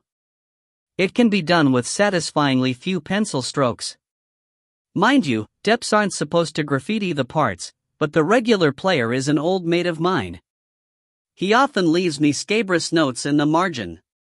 And one of the keyboard deps does obscene caricatures and passes them round. Which is great as long as you don't get surprised into a snigger. The MD's a frightful misogynist, so we girlies have to mind our PS and QS. MD? Emily queried. Musical director. It's what you call the conductor in a show. This is great, Emily said. Background stuff. I'm taking it all in. Well, they're nearly all potty, Joanna said. Conductors in general, but MDs even more so. But don't say I said so or I'll never DEP again. I should think you'd be happy not to, when it's wall-to-wall Lloyd Webber, said Atherton. You're prejudiced, said Joanna. It's all right. It's all work. But you must want to play proper music. There speaks a music lover, not a musician. He bristled a bit at that. He thought of himself as intensely musical. I don't see the difference. The difference between admiring a horse for its beauty and riding it. I like that, said Emily. Can I quote that? Feel free. Joanna turned back to Atherton. You know what a musician really wants? Fame and glory? A solo career? Nah. Just to play, doesn't matter what. All we want is to play the dots all day, and then have someone say, here's some money, can you come back tomorrow? Emily laughed, but Atherton said, I don't believe that. You wouldn't do it if you didn't love music. Yes, love playing it, not listening to it. Well, listening to it as well, Slider said, in the interests of accuracy. She smiled at him, and went on, I'll tell you a story. I was doing a concert at the festival hall once, years ago, and as I walked over Hungerford Bridge I could hear a busker playing the trumpet. I thought, I know that sound, and sure enough, it was a bloke I knew. I used to bump into him doing sessions, or with the orchestra when we did the big brass numbers, Bruckner and Berlioz and so on. Poor bloke, said Atherton. That's what I thought. He'd got old, his lip had gone, he couldn't play professionally anymore. I asked him delicately if he was short of money, but he said no, he was fine. He just went down there to play. He'd sooner belt out Stormy Weather Under the Bridge than not play at all. If he took a few quid beer money in the process, all to the good. But it was the dots he missed. Just the dots, dot. Slider saw Atherton was going to argue, and stepped in. Did you really recognize the sound? I mean, you knew it was that particular person? Of course, she said in surprise. Every trumpet player sounds different. The same as you'd recognize someone's voice if you heard it. She got up. I have to go and do things in the kitchen. Eating in 10 minutes. She'd made goulash, with rice, and Atherton had brought 2 bottles of a peppery Lirac, which went nicely. While they ate, Slider and Atherton caught the women up on the case. It has to be Ronnie, Atherton said when they were up to date. The father. I wish I didn't agree with you, Emily said, but on what you've told us, it looks most likely. Atherton nodded. Those missing times in his day. Suppose he didn't stop and eat lunch. He was only 1.5 miles, 2 miles, from home. He knew Amanda was there. He knew his wife was there as well, said Slider. True, but we know Amanda must have left the garden. He could have come across her in the street. Or he may have known where she was going. The lunch break doesn't give him much time, Emily objected. But didn't you say there was some doubt as to whether he did the job in Turnham Green? Joanna queried. The old lady who was a bit confused? He probably knew exactly how confused she was, Atherton said. After all, he'd been doing jobs for her for years. He may have counted on that. But anyway, how much time did he need? To kill her and stash her somewhere? Quite a bit, I'd have thought, said Emily.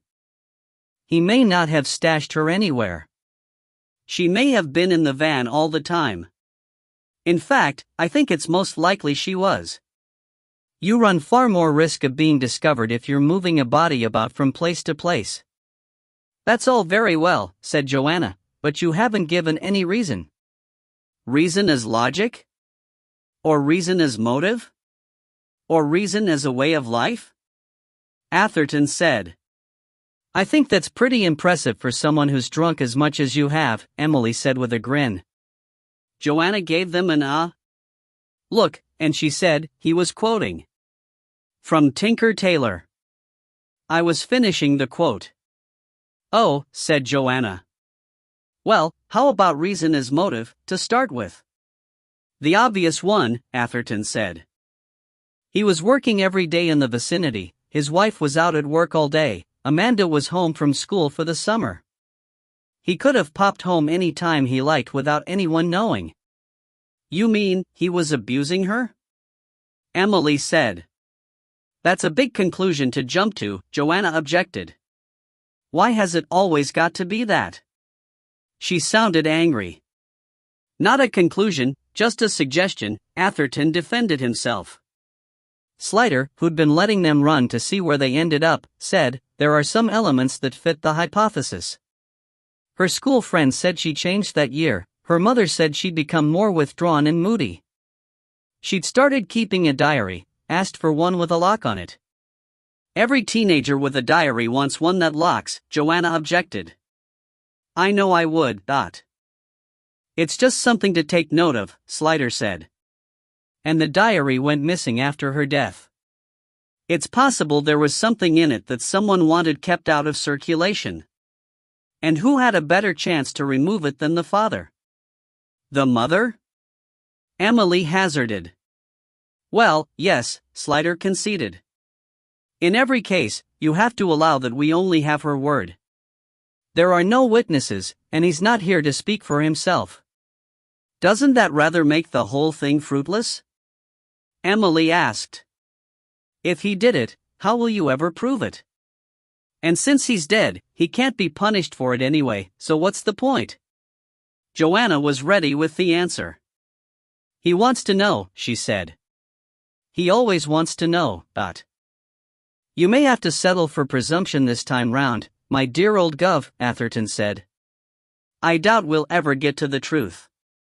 Probably not, Slider said, but there are a few more steps to take before we stop.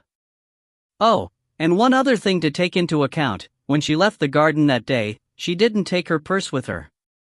She wasn't going out to buy anything. Interesting point, said Emily. So I'd just like to know where she was going, Slider concluded. And you'd be satisfied with that? I doubt it, he said. I'm never satisfied. 12. Death and Glory. Julienne was easy to please. She bounced, tiggerishly, down the path to meet Connolly, and had to be bounced back inside so that she could be signed out. But the formalities over, she hopped excitedly alongside Connolly with her usual litany of, I like your coat. I like your boots. I like your hair. I want to do mine like yours. Is that your natural color? Where are we going? Is that your motor? Cool. What is it? It's a Skoda. Oh. Aren't they, like, pants? Not anymore. They're the same as Volkswagens now. Cool. Can we go for a drive? Like, bomb down a motorway or something? Of course not. I'm a guard. We can't do things like that. You're a what? A guard. It's what we call the police in Dublin. Short for Garda Síochána. Keepers of the peace. What language is that, then? Irish, what you think? I never knew you had a language. Say some more in it. Can't. You hungry? I thought we'd get some lunch. D'you like pizza? Duh. Everybody likes pizza. Julienne was impressed that they went to a Pizza Express, which she said was well posh, posher than Pizza Hut, was delighted to be told to choose whatever she liked, and was thrilled with her classic 11-inch Lorraine and chocolate milkshake. If only dates were this easy, Connolly thought. The skinny little creature opposite chattered like a happy budgie and was in a mood to be pleased with everything. So what's happening with, like, Kaylee and that? she asked at length, a slice of pizza in her hand and a smear of tomato on her lips. You know. The bloke that done it. When's he gonna be, like, up in court, and that? Connolly had hoped that question wouldn't be asked, but she supposed it was inevitable. There won't be a court case, she said. It's been shelved. What does that mean? Dropped, she explained, and watched the frown of disapproval arrive on the pale, pointed little face. But they can't. She wailed. They can. They have. There's no evidence, you see. We only had one witness, and she's changed her mind. Withdrawn her testimony. What, Shannon? She's, like, saying he never done it? Julianne asked from the depth of her confusion. I don't know exactly what she said, but basically she's saying she doesn't know anything and can't give evidence in court. Why would she do that? I don't know, Connolly said. I expect she's not sure anymore. It's a big thing to accuse somebody of something like that if you're not sure. Julianne thought about that. I bet she is, but she's just scared. You're gonna, like, make her change her mind, aren't you? Make her do it? She's got her. She's done a legger. We don't know where she is. Have you looked? Julianne asked suspiciously. Everywhere we can think of. Apparently she said she wanted to make a fresh start, so she could be anywhere by now. And even if we could find her, we can't force her to change her mind.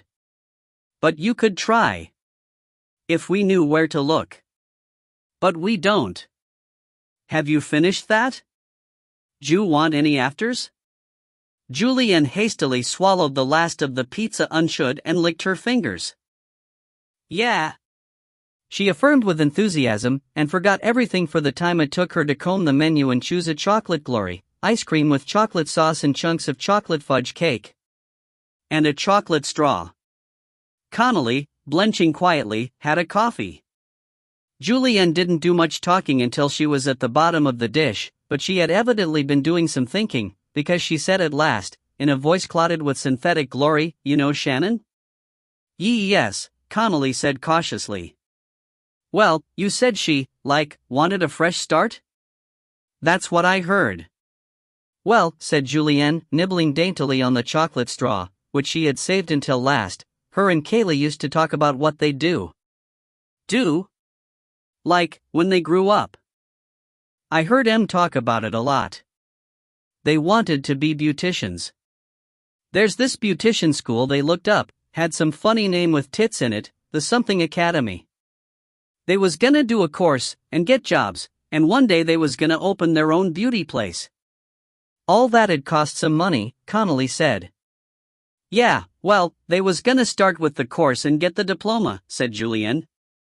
She finished her milkshake with a noise like a cart horse freeing its hooves from deep mud. They was saving up. Kaylee was, anyway, and I bet Shannon was.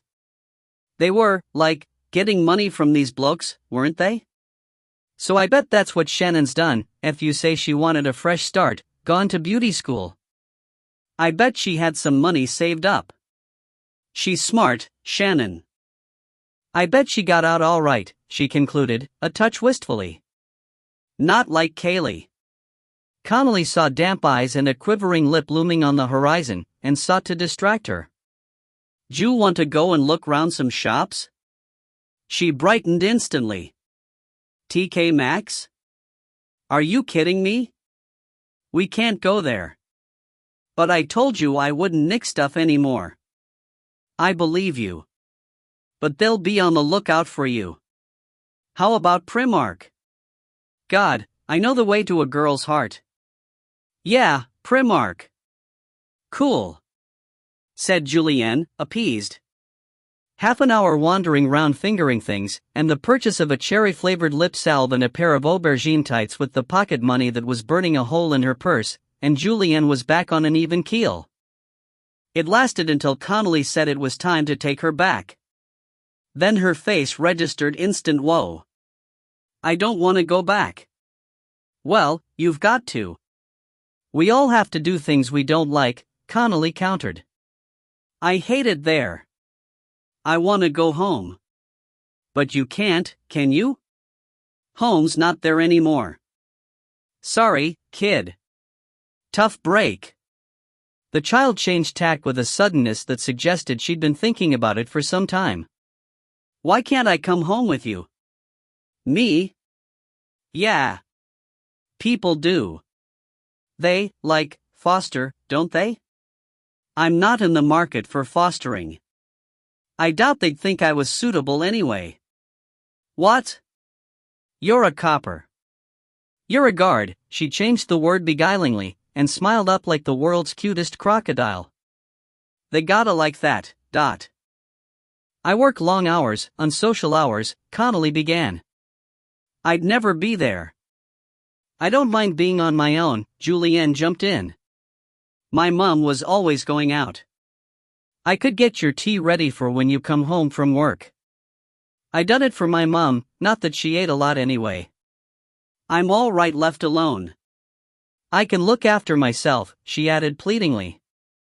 I know you can, Connolly said kindly, but that's not the point, is it? The idea is that you should be looked after. That's what fostering's about, to give you people to take care of you, like parents would. I could keep house for you, Julianne said.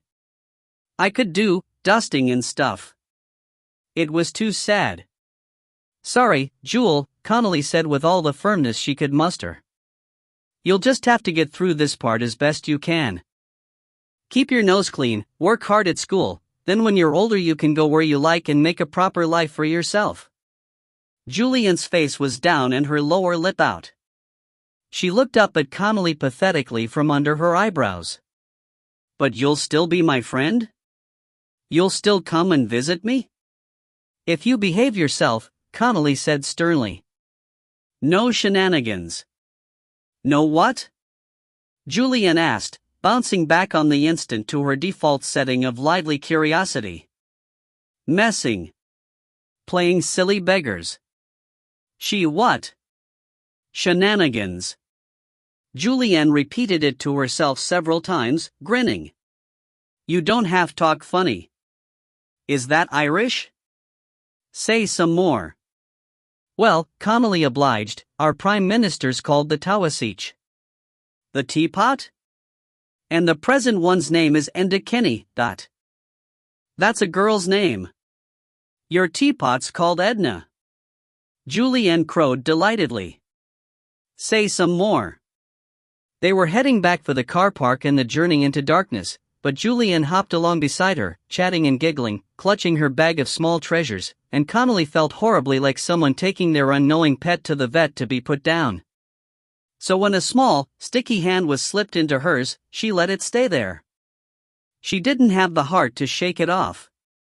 St. Margaret's School did not keep its old records on the premises. We're a venerable foundation, the current head told Swilly, and there just wouldn't be room. We keep 10 years' worth to hand. Everything else is in the archive, which is looked after by one of our former headmistresses, Miss Wheatcroft.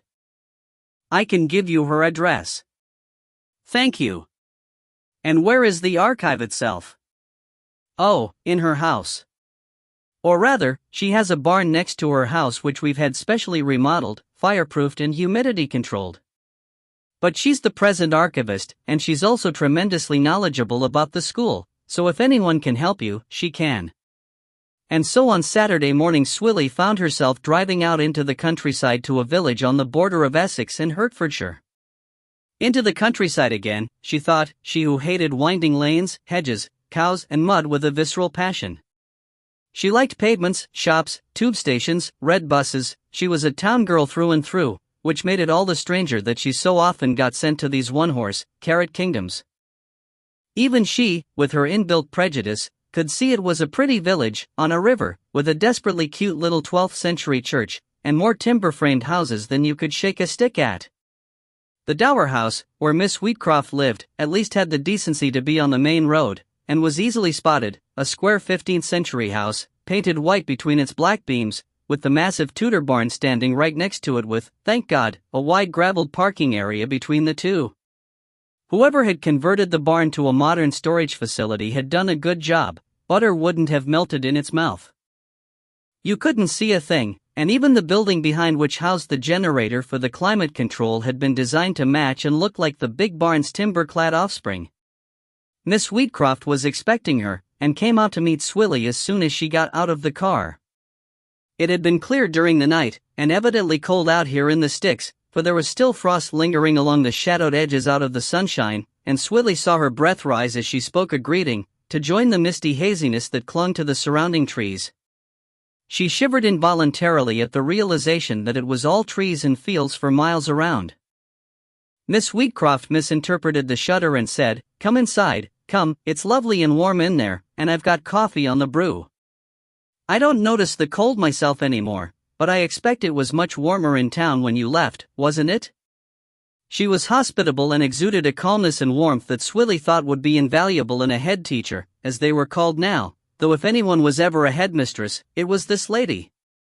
She must have been in her 80s, but was brisk and healthy and bright-eyed and handsome, dressed in a smart tweed skirt and a lavender twinset, with a silk scarf round her neck twisted together with a string of pearls, pearl earrings in her ears, and her silvery hair prettily waved and styled.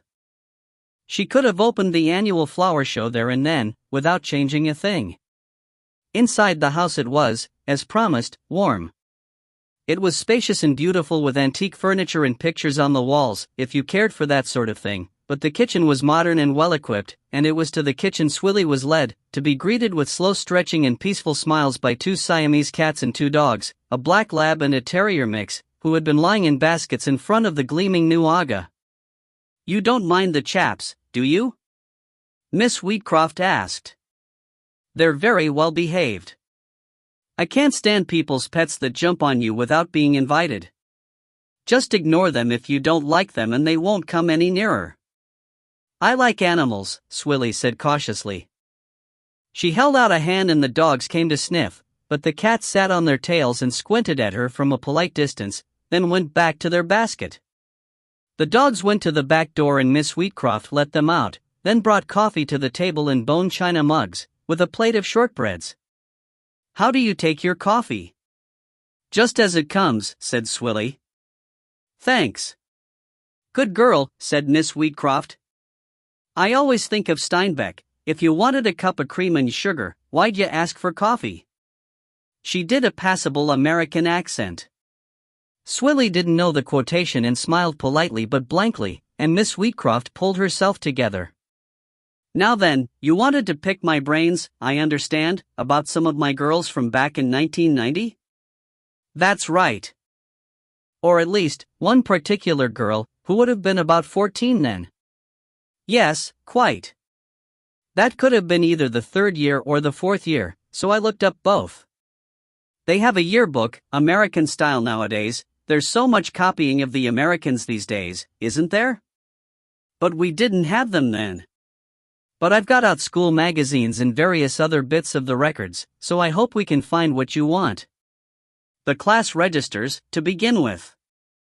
If you have a name, that's the place to begin. All I know is that she was called Melissa, that is, if she existed at all. Our victim told people that she had a new friend called Melissa, who went to St. Margaret's, but of course she may have been making it up, but..." Miss Wheatcroft had lifted a number of files and documents onto the table, and was now examining an attendance register, running her finger down the names. "Well, there was a Melissa in Class F," she said. She examined 2 more registers, and said, "The only one in the year, fortunately, or unfortunately, as the event dictates." Here, she showed Swilly, Melissa Vickery. "This is the record for the summer term, 1990. Quite a lot of absences, I note. Is she the one you're looking for?" "I think she may be." "What can you tell me about her?" "Let me find her pupil record, that will probably trigger something. There'll be a photograph, and it's faces that bring back the memories for me, more than names. It's remarkable," she added as she searched through files, "how many children one can remember out of the thousands that pass through one's hands. Of course they're all unique, but children do like to disguise that uniqueness by behaving in accordance with pack dictates. Strange little creatures. Do you have children?" "One," said Swilly, shortly. Miss Wheatcroft smiled. "Sorry. Unprofessional of me to ask. I never had any myself. I never married." Dealing with a school of 600 girls and 30-odd teachers day after day, not to mention governors and civil servants, was quite enough emotional exercise for me. I couldn't have gone home to more demands. I always marvel at teachers who can. Here we are. Melissa Vickery. She opened the file and took out the photograph on top. Oh yes. I remember her now. Quiet little thing. Poor attendance record. Not in the top rank academically, but I remember she had a sweet smile. And helpful, always the one to offer to carry books, that sort of thing. She passed the photograph to Swilly. The girl in school uniform gazed at the camera with a closed-mouth smile, thin fair hair and a bob with a fringe and slightly anxious brown eyes. An ordinary face, a face there was nothing to say about. We kept a copy of each year's school photograph on file, but she left at the end of that term, so that's the last photograph we have of her, said Miss Wheatcroft. It was rather sad. Her mother died the previous year. She lived with her father, and I remember there was an adjustment period when she was coming to school without breakfast and in dirty clothes, until he got into a new routine. After that, they seemed to be managing quite well together. Often girls in that position have to do a lot of growing up very quickly, have to take over their mother's role in the house. They learn to cook and iron and control the household budget. It can be very good for them in the long run. Do you have an address? Swilly asked. Yes, of course. She looked up. Though it's hardly likely she'll still be there, all this time later. I know, but it's a place to start. Quite. Here we are. Father's name David, mother Caroline, deceased. No other siblings. Address, 22, Colville Avenue, do you know where that is? Yes, said Swilly. Miss Wheatcroft was still reading notes. Ah, I thought I remembered something like that. You certainly won't find her still at that address, because the reason she left school was that they moved away. It was quite sudden. He sent a letter halfway through the summer holidays, and she didn't come back to school that September. Did he say where they were going? You're still hoping to interview Melissa? Miss Wheatcroft said curiously. If she was close to our victim, she may be able to tell us something about her circumstances in her last days. What was going on in her life? The level brown eyes said they understood what was being suggested here. Sometimes they confide in their friends about that sort of thing, she said, but more often they don't. They get very secretive. Just so you don't get your hopes up too high. Here we are. He says in his letter they are moving to Gloucestershire, to Tetbury. He was going to enroll her in the Edward Tenney School there. She looked up. We have to inform the Department of Education, to ensure that schooling continues. They will have checked that the girl did arrive there. What did the father do, does it say? Yes, where is it? He was a technical designer, self-employed. Whatever that means. I think they were pretty well off. The houses in Colville Avenue were large and expensive in my day. Even more so now, said Swilly. So I imagine, said Miss Wheatcroft. I have a photocopier. I expect you'd like copies of some of this? Yes, please, said Swilly. She left 20 minutes later with a neat manila folder and triumph in her heart. Melissa Vickery. Surely that couldn't be a coincidence? And if not, well, what ramifications were they looking at?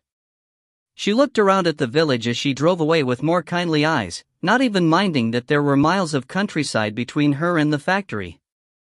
All those country lanes had led her to a pot of gold. The road to glory could take many different forms. 13. Rocking the cash bar. Joanna was working on Saturday, rehearsal in the morning and concert in the evening, but she would be home for a couple of hours in the afternoon. We can have a late lunch together and take George out to the park or something, she said. Good, said Slider. I'll look forward to that. They didn't all that often have time together as a family.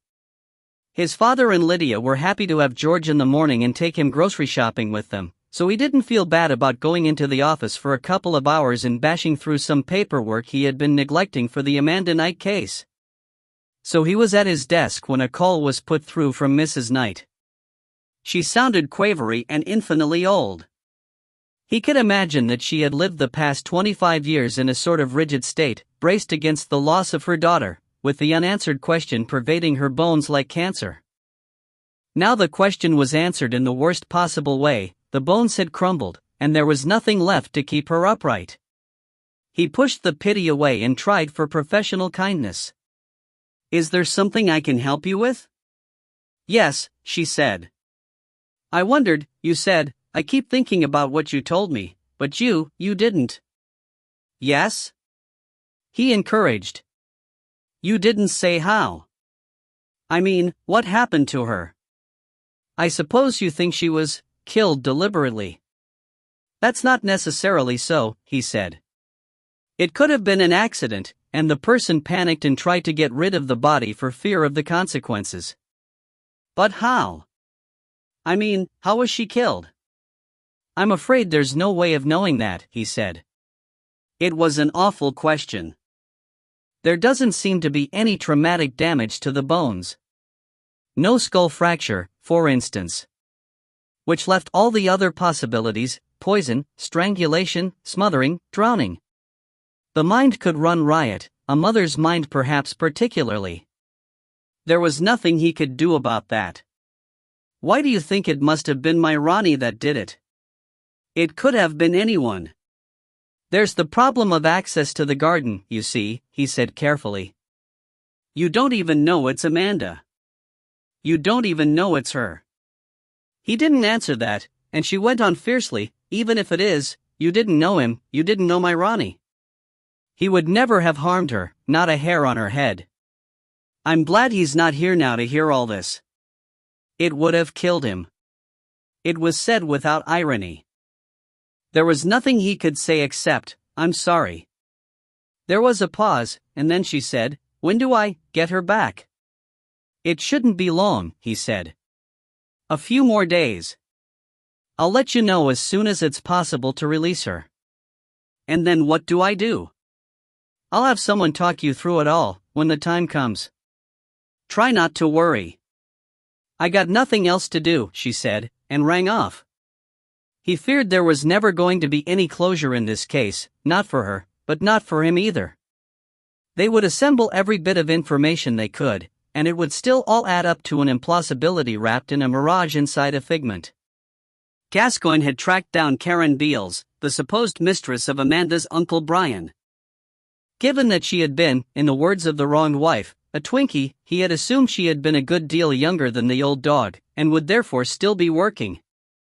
And once an estate agent, always an estate agent. That was the easy part. The hard part was that estate agencies had proliferated in London like black beetles in a basement. But he found her at last employed by one of the newer entries to the field, Zingibrix, who went in for a bright, breezy advertising style and fluorescent orange and lime plastic fascias on their shops. Her name was now Karen Redondo, and she was working at the Acton branch. The former good time girl was now an overweight woman, and the once pneumatic bust was now a solid shelf that blended into the general bulk without differentiation.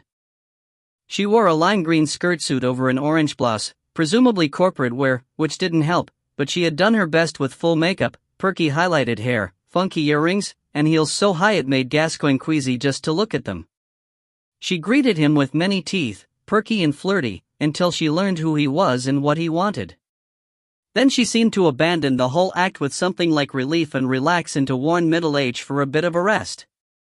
I read in the paper about the skeleton being found. I must say I didn't put it together with that old business. So that poor little girl was dead after all?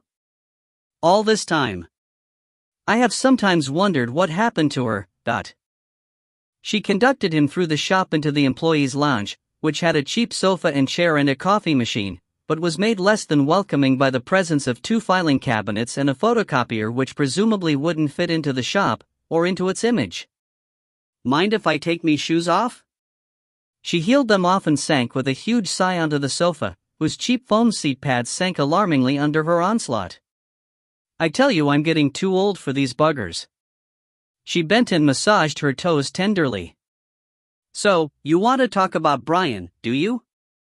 Blimey, that's a long time ago. Lot of water under that bridge. I was still on my first back then. Karen Beals, I was. Kevin Beals, my first. Karen and Kevin, what a lovely couple," she added with heavy irony. "We got married too young, that's what it was. Thought we were in love. That didn't last. Alex my third, Alec Redondo. He's a bit younger than me," she mentioned with a coy look at Gascoigne, who was younger than her and also good-looking, in a clean-cut, eager young fellow way. He was used to the reaction, and didn't take it personally. A policeman got a lot of offers, and they were all fatal to accept. In any case, he was working, quietly and privately, towards an accommodation with the daughter of an old friend and colleague of his policeman father, who would therefore understand the job. When he got married, he intended it to stick. He nodded a neutral reply, and she sighed again and let her face sag. "Big mistake, marrying a younger bloke. I've not got the energy for it anymore. Get to my age, you see sex more as a chance for a lie-down." "So, you and Brian Bexley," Gascoigne prompted her gently. "Oh, yeah. Course, you don't want to hear my sad story." His was sad enough. Married to a real ball cutter. She despised him. There's a lot like that. They don't want a real man, they want a tailor's dummy, looks good, knows its place, never speaks. She was a go-getter. Ambitious. Always pushing him. He was out of his depth. Course, he'd been out of his depth on a wet pavement. He came to me for a bit of a rest from it all. Gascoigne nodded encouragingly but offered no comment. Anything he said at a moment like that could lead to trouble. Funny thing, we'd been working at the same branch a while before it clicked. It was actually at a do at the golf club.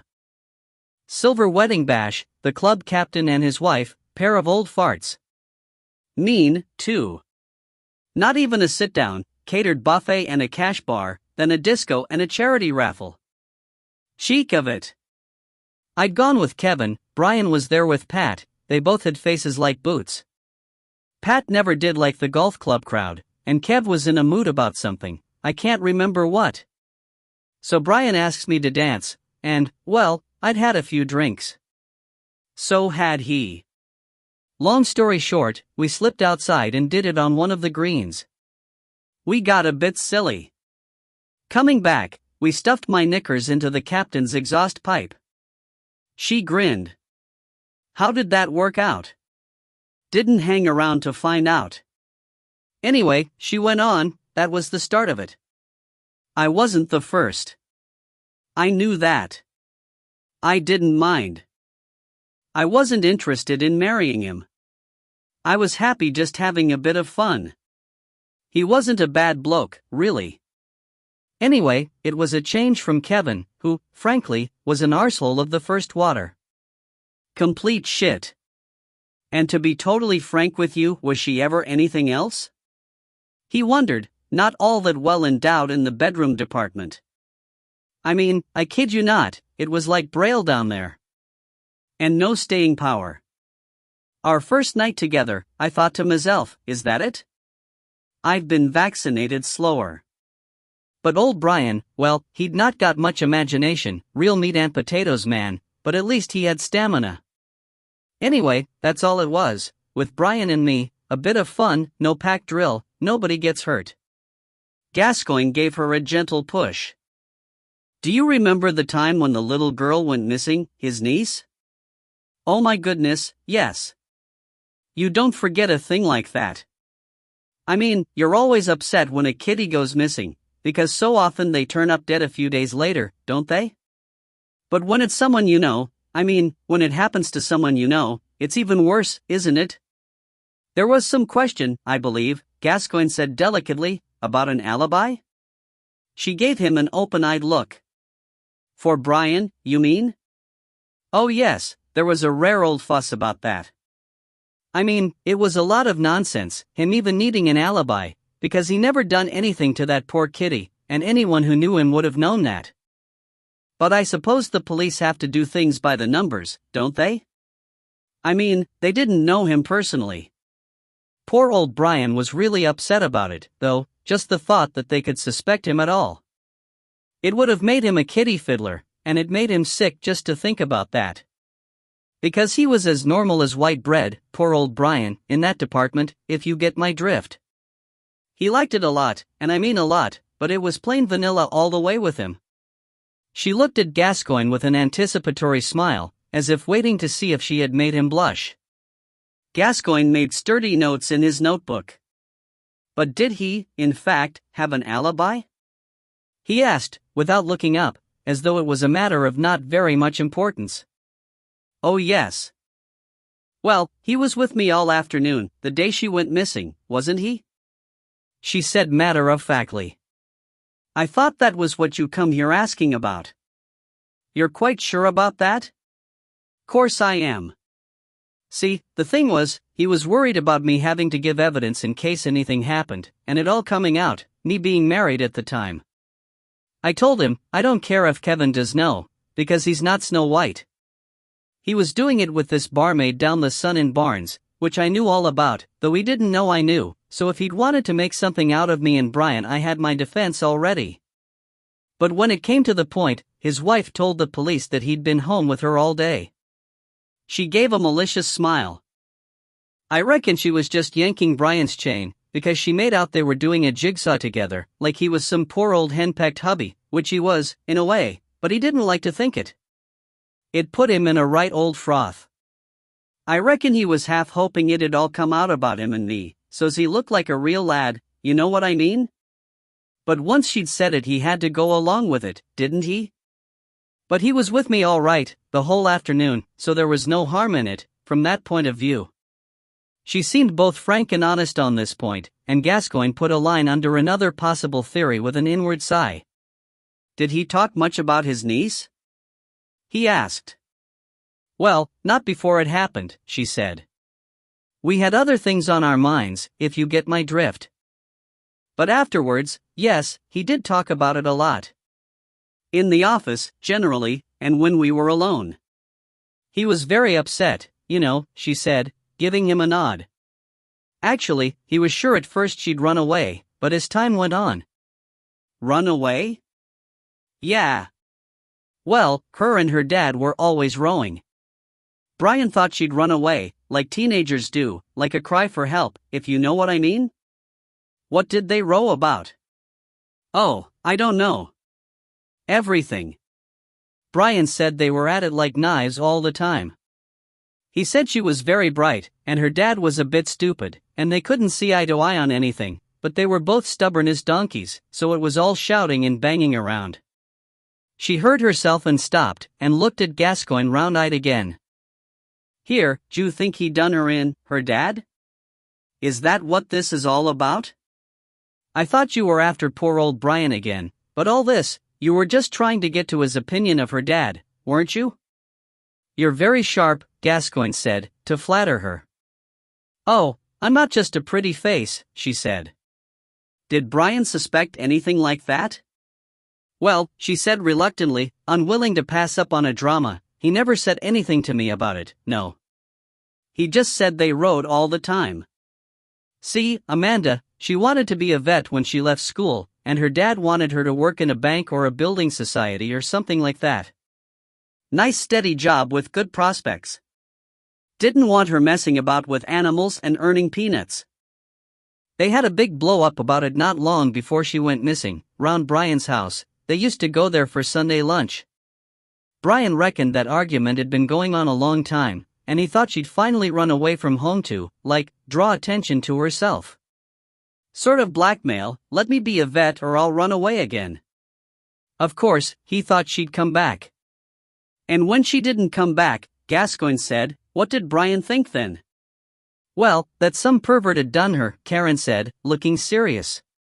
He was very fond of her, and of course when the days went by and she wasn't found, he knew, same as we all did, that it was most likely she was dead.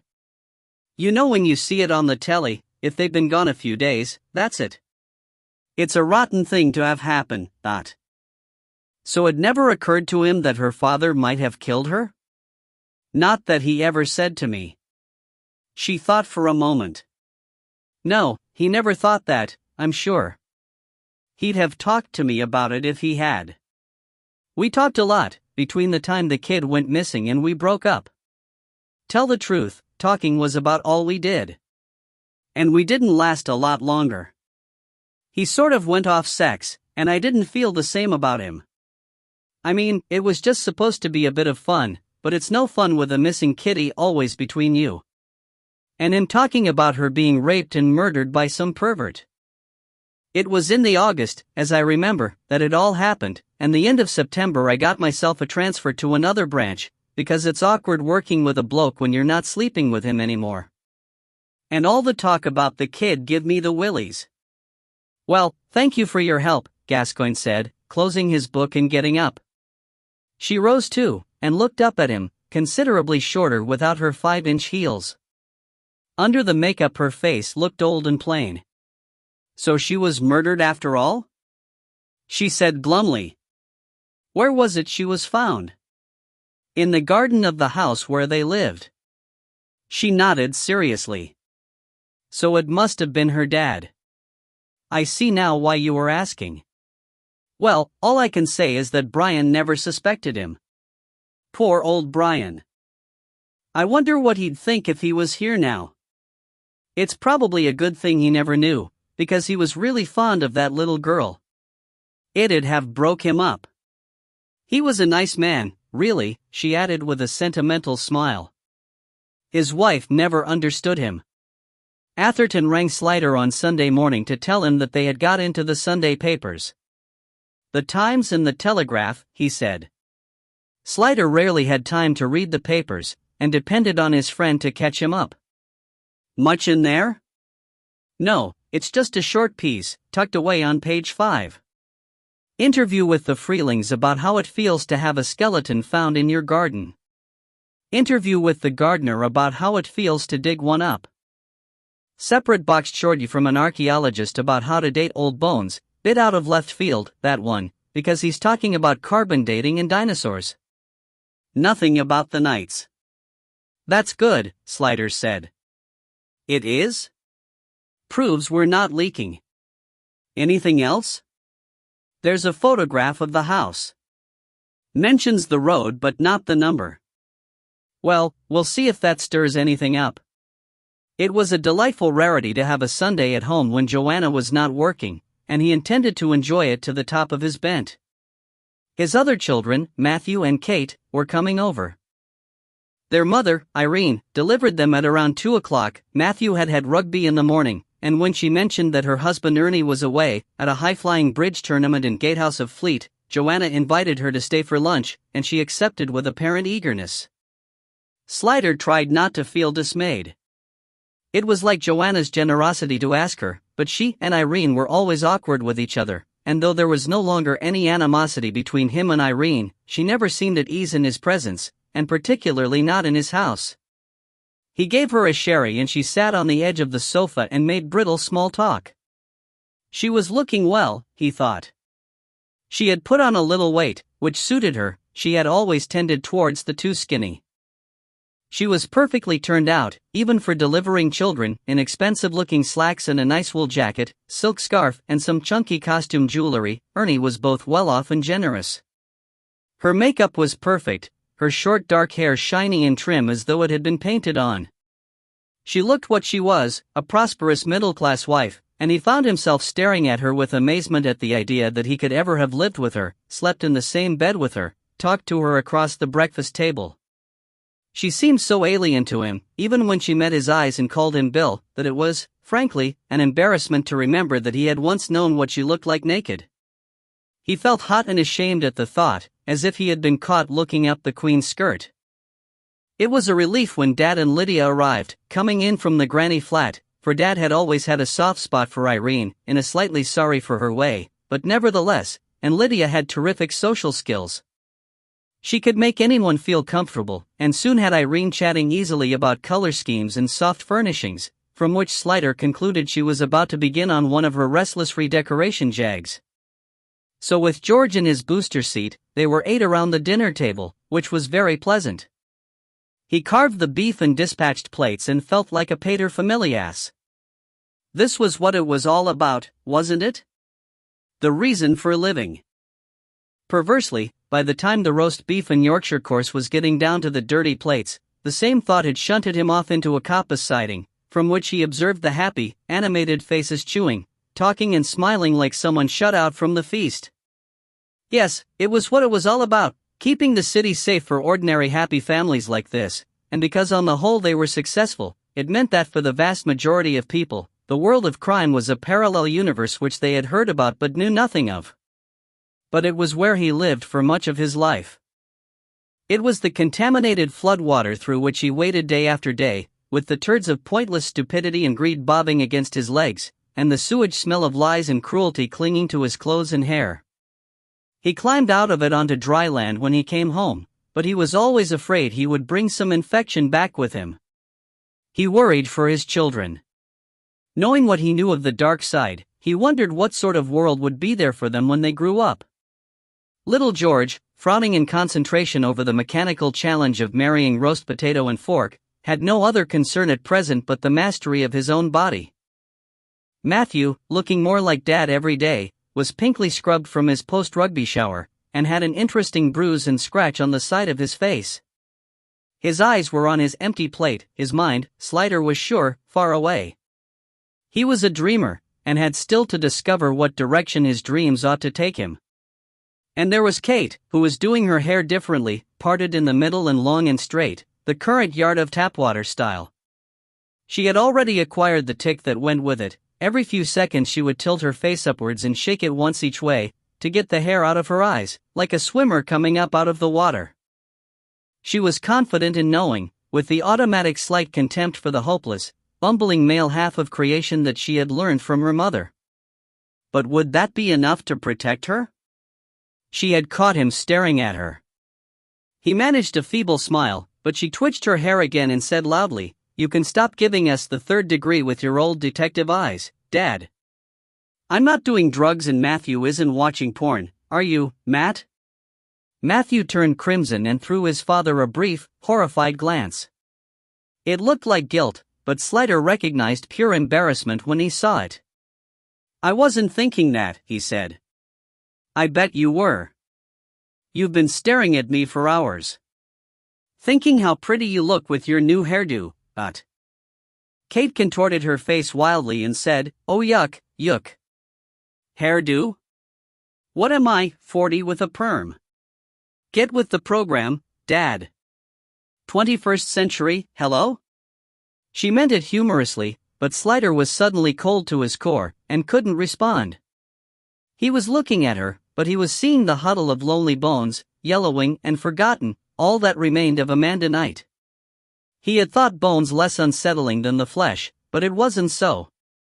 He felt his own inside him, warmly fed with roast beef and family cheer, but grimly marking time all the same, waiting for their eventual, inevitable cue to appear at the end of everything. It was what they all came to, what was waiting for them all. Golden lads and girls all must. He saw his father look at him, then was aware of an exchange of looks between Dad and Joanna. And then Joanna stood up and said, "Can you help me clear the plates, darling?" "No, don't you move, Irene. We'll do it." And in the general movement and clatter of plates being put together and passed along, he was able to stand up, received his freight of gravy-stained china, was able to stir his frozen limbs into movement, stepped out of the cold pool of horror and walked the few yards along to the kitchen. He put the plates down carefully and turned as Joanna came in. She put down her stack too, and put herself into his arms. He wrapped his around her, rested his face on the top of her head, closed his eyes, felt her pressing hard against him all the way down, giving him her heat and life. Her bones pressed against his. No, he wouldn't think about bones anymore. He could smell apple pie and custard in the air, and it was the smell of home, of childhood, of safety. But she wasn't safe, even there, he said. He hadn't meant to say it aloud. But Joanna's response was a grunt, and a harder squeeze. He drew a long breath, then gently released her. She looked up into his face. "Better?" she asked. He gave a shaky smile. "How did you know?" "Foolish question. Your face is not a kabuki mask, you know." "Sorry. And anyway, I love you. Custard in the saucepan, jug over there, can you transfer the one to the other while I get the pie out?" He knew what she was asking. "I'm all right now. It's just, she was the same sort of age as Kate." "I know," said Joanna. "I saw the photograph." "So you did," he said, and went to the stove for the custard pot. "Thank God for you," he added, now in a normal voice. 14. Ingots we trust. In the absence of Hart, Connolly had gone down to Mike's snack van for the breakfast sandwiches. Slider opened his paper bag, took one horrified look, and bellowed. Connolly appeared in the doorway with an inquiring expression. "Tomato sauce on a bacon sandwich? Were you raised by wolves?" "Sorry, boss." "On a sausage sandwich, yes." "Sorry, boss." "You must have got McLaren's by mistake." She glanced back over her shoulder. "Ah, Jays, he's already taken a bite. D'you want mine?" "I'll swap you." "I haven't touched it." "What have you got?" he asked suspiciously. "Fried egg, dot." Slider was tempted, but a fried egg sandwich took careful management. Like mangoes, they were best eaten in the bath. "I'll pass, thanks," he said with a sigh. "Here, McLaren might as well have this one as well." "Will I go back to Mike's for you?" "No, it doesn't matter. There's not time before the meeting." "I'll get yez a cup of tea," she said contritely. "And a biscuit." Gascoigne was the first to report. "I don't know that it's helped much," he said, having precised his meeting with Karen Beals Redondo. "But it does look as if we can rule the uncle out. It's given us a possible motive, anyway," Slider said. "A family row that got out of hand. Better than abuse," he added inwardly. "So, how does it work?" Connolly mused. "He goes home. Finds Amanda, starts giving out to her, loses his temper and lamps her. Where does all this happen? In the garden?" "My view is that it must have been in the van," Atherton said. "Say he saw her walking along the road, it'd be natural to call to her to get in. If it was anywhere in the open air, it would surely have been seen." Connolly shrugged. "In the van, if you like. Makes it simpler. Now he's got to think what to do. Maybe he drives around in a panic. Realizes he needs an alibi. Remembers the owl lady, knows she's a bit confused. Reckons he can say he was at her house, she won't remember which day he did the repair. Comes back for his tea, tells his wife not to raise the guards. Goes and does his other job with the body still in the back of the van. Couple of days later, he brings the body back and buries it. No, he must have stashed it somewhere, Lesop said. Once the police were called, they'd VE checked in the van first thing. Maybe they didn't, said LaSalle. Yes, but he'd have expected them to. So he couldn't have left her there. People do stupid things all the time. And get away with it. And the police at the time don't seem to have been very thorough, Gascoigne said apologetically. Whatever, Connolly resumed, it sounds reasonable, but how do we prove any of it? Yeah, said McLaren, moodily peeling the paper bag off a rather squashed sausage roll, his second course. Or rather, Slider thought resentfully, remembering where his sandwich had gone, his third. That's where it all falls down, innit, Dut. I can't see it matters anyway, said Fathom. They're all dead. It's not like we're gonna bring someone to justice. Well, I've got something to throw into the mix, said Swilly. Might make it a bit more interesting for you, you poor delicate flowers. She told them about her visit to Miss Wheatcroft. Atherton sat up straighter. Vickery! He exclaimed. That's got to mean something, hasn't it? Yeah, but what? Connolly said. It's not that uncommon a name, Slider put in. It's a shepherd's bush name, LaSalle offered. Quite a lot of Vickerys around when I was a kid. Was Detective Superintendent Vickery a local man? Swilly asked, but no one could answer. We need to find that out, Slider said. It could be just a coincidence, LaSalle said soberly. Colville Avenue's the next street to Laburnum.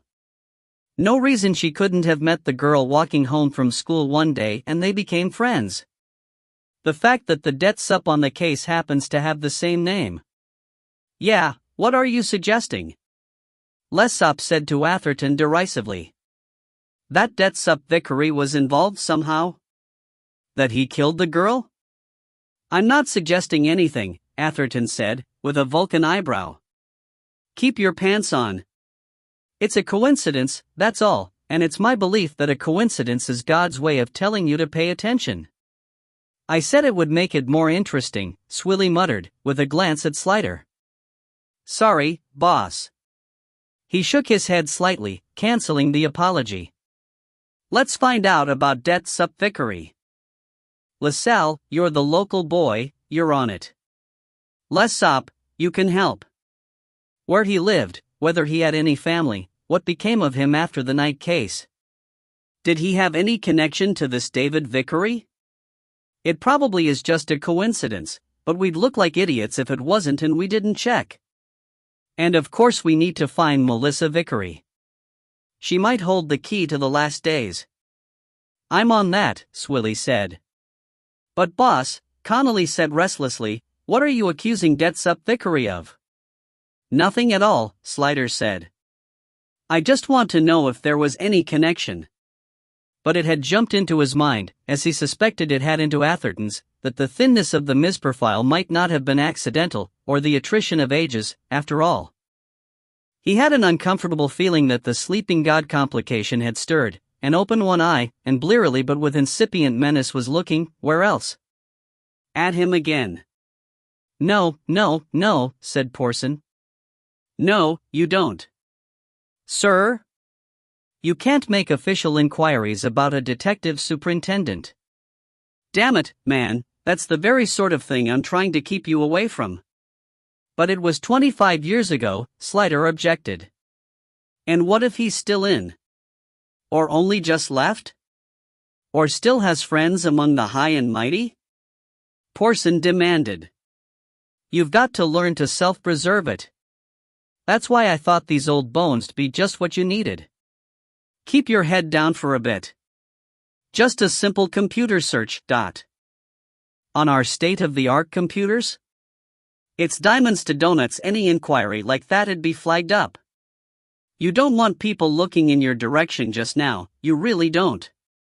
I didn't think there were no-go areas when it came to serious crime, Slider said sourly. Oh, don't pout at me. Why can't you come at it the other way? Look into this David Vickery, you'll soon find out if he was related. But even if he was, don't come to me with anything but a cast iron case, not unsupported innuendos. You're a good copper, Slider, but you're too quick to think the worst of the higher echelons. But if there is something there, Slider insisted. If there is, and if you assemble some evidence that actually stands up, and doesn't disappear overnight like mother's gin, then you'll support me? We'll see. He raised an eyebrow at Slider's expression. I'm trying to protect you. You've put up a lot of backs lately, but bring in a really clever case that doesn't hurt anybody they care about, well, they'll be laughing on the other foot, then. Yes, sir. Meanwhile, call your dogs off this debt sup Vickery, before they do any damage. Yes, sir. Porson looked at him for a long minute. So what are you thinking now? If the father did it, What's Vickery got to do with it? Either Vickery? I don't know, Slider admitted. Maybe there was some connection between Knight and Vickery, or Vickery. The Mispers file was very thin. I want to know where the body was before it was buried. If it was in the van, why didn't the police at the time find it? If it was elsewhere, surely to God someone must have seen something, and maybe they did, but the evidence was suppressed.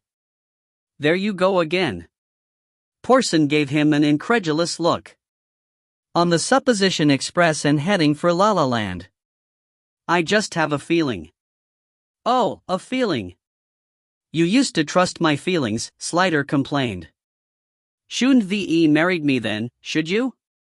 Porson said, and jabbed a forefinger towards the door. Out. After the morning meeting, Swilly and Connolly had gone to Tetbury on the trail of David and Melissa Vickery. Outside the magic heat circle of London it was bitterly cold, and the trees were at last shedding their leaves, bare branches scratching at a pale sky.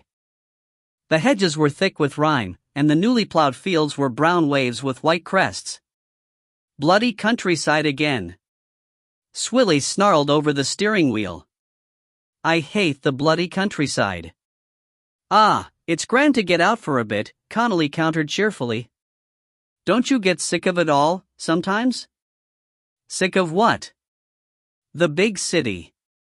People everywhere. I love London. All the gougers and the gobshites. The crime. Now here, she gestured out of the window, nothing but fields and trees and cows as far as the eye can see. I hate cows. Going about with their tits hanging out. It's indecent. Aren't you the miserable Margaret? Look on the bright side, we can get lunch out. Find a nice pub. I'm so hungry I could eat a baby's bum through the bars of a cot. Swilly grunted unreceptively. Anyway, Connolly tried, I need to go. You should have gone before we left. That was 2 hours ago. Ah, come on, don't be narky. A bit of time out is no harm. I won't tell if you don't. Swilly gave her a glance, and gave in. 10 minutes, then. And no beer. We can't go breathing fumes over the general public. You're no fun on a road trip, Thelma, Connolly remarked. Tetbury was a pretty town full of grey stone, medieval buildings, but it had the slightly worn air of a place that had hit hard times. The big old coaching inn, the Crown, was boarded up, and several shops were closed, but there were people about, and a tea shop on a corner in the center seemed to be doing brisk trade. The Edward Tenney School was easy enough to find, standing at the end of the main street, where the town gave way to the country again. It occupied a large stone house with mullioned windows, evidently once some great merchant's pride, but behind it, the extensive grounds had been colonized by additional buildings from a variety of periods in a variety of styles, including 20th century and sensitive. Inside the main building, they waited in a grand hall to see the head teacher, and Connolly had her own moment of the horrors. You know how you hate the countryside? She whispered to Swilly. Well, I hate schools. There was that institutional smell, and the distant murmur of voices, the whisper of movement, the sense that behind closed doors there were desks, and books, and teachers, and the seething mass of emotions and unsatisfied desires that were teenaged girls, all trapped together and forced to disobey the centrifugal power that was urging them to get the hell out of there. But their wait was not long, their request was well received, and being such a venerable institution, the school had comprehensive records, and looked after them. They were put in charge of Mrs. Anderson, the librarian, who took them to the well-appointed library, produced old ledgers, and quickly found the evidence that Melissa Vickery had indeed joined the school that September, and had attended for another 2 years. Attended not very well, however. A lot of absences, Mrs. Anderson noted. And she left school the moment she could, when she was 16. Of course, that wouldn't happen nowadays, she added with disapproval. We are a private, fee-paying school, and there's tremendous competition for every place. Our girls work extremely hard to justify their parents' investment, and our belief in them. But things were rather different then, when we were under the local authority. Back then, intake was a simple matter of geography, but Connolly, for some bizarre reason, felt driven to defend the absent. She'd just lost her mother, she mentioned. Mrs. Anderson bent a stern look on her. We all have difficulties to overcome. The mark of a tinny girl is that she has the character to turn negative experiences into positive strengths. I bet that little gems appeared in a lot of speeches, Connolly thought. They got an address, and were directed to a plain, flat-faced stone cottage in a steep, cobbled lane called Chipping Steps. The house was cheerful with a newly painted green door and boxes of summer bedders hanging on in the tiny sliver of front yard behind the wall that divided it from the precipitous street. The door was opened by an alert-looking woman with unlikely red hair and 2 Manchester Terriers. Sorry, they're a bit uppity. I was just about to take them out, she shouted over their clamorous greeting. I'll just shut them in the kitchen. Having muted the barking behind a stout oak door, she came back and said, the school rang to say you were coming. Come in. I'm not sure I can help you much, but come in out of the wind. It roars down the steps, doesn't it? Straight from Siberia today. They stepped straight into the living room, which was low-ceilinged and crammed with oaky and chintzy furniture and cottagey ornaments, so that every movement had to be thought out beforehand. She guided them to a saggy-looking sofa, which sank under them and absorbed them like quicksand, so that Swilly, who was tall, was wondering from the start how she would ever get out again. Mrs. Bristow was cheery, lipsticky, and salt-of-the-earth friendly. So, you want to ask me about the Vickeries? The people I bought the house from. I should say, my husband passed away 2 years ago. I'm sorry, Swilly said. How long ago was it you bought the house? 23 years last July. We've been very happy here. Our little nook, Henry used to call it. We had a big house before, but when the children went away, it seemed so empty. So Henry said, sell it, buy somewhere snug. It's a white elephant, he said. It cost the earth to heat. You wouldn't believe the drafts. It was listed, you see, so we couldn't put in double glazing. Never buy a listed place, my dear, it just isn't worth the hassle. Still, I wasn't keen to move at first, all my memories were there. But when I saw this place, it all just clicked. I could imagine how we'd snuggle right in, just the two of us, and we did. It's small, but I was sick to death of being cold. Swilly nodded as if she was interested in all this. So tell me about the Vickeries. I'm not sure there's much to tell. We only met them a couple of times, when we came to look at the house. He was good-looking, trust me to notice that. She gave a social laugh. Very dark, almost swarthy, with gorgeous black wavy hair and blue eyes. Irish looks, you know? A bit like that doctor on Grey's Anatomy, the one they called McDreamy? Swilly nodded. She was more mousy. I don't really remember much about her. Except that she was more friendly than him. She seemed to want to chat, but he kept shutting her up. What else can I tell you? She thought a moment. Oh, he worked from home, I don't know if that helps. One of the bedrooms was his study. I think that's partly why they were moving. The bedrooms are pretty small here. She thought again. He didn't strike me as a happy man. It didn't feel like a happy household. But we didn't mind, I knew we'd make it a real home. We're nesters, Henry and me. Were, I should say. Do you know where they moved to? Only that she said they were looking at farms in the area. She thought. That was one of the times he shut her up. I don't think he wanted their private business talked about. You get people like that. Henry was a bit that way. No need to tell everyone your shoe size, he used to say. He always had a neat way of making a point, like that. And he was a private sort of person, except with people he knew well. Me, I'd tell anyone anything. Not that there's anything interesting about me to tell. She laughed again. How did she behave when he shut her up? Connolly put in. Was she cowed? Afraid of him?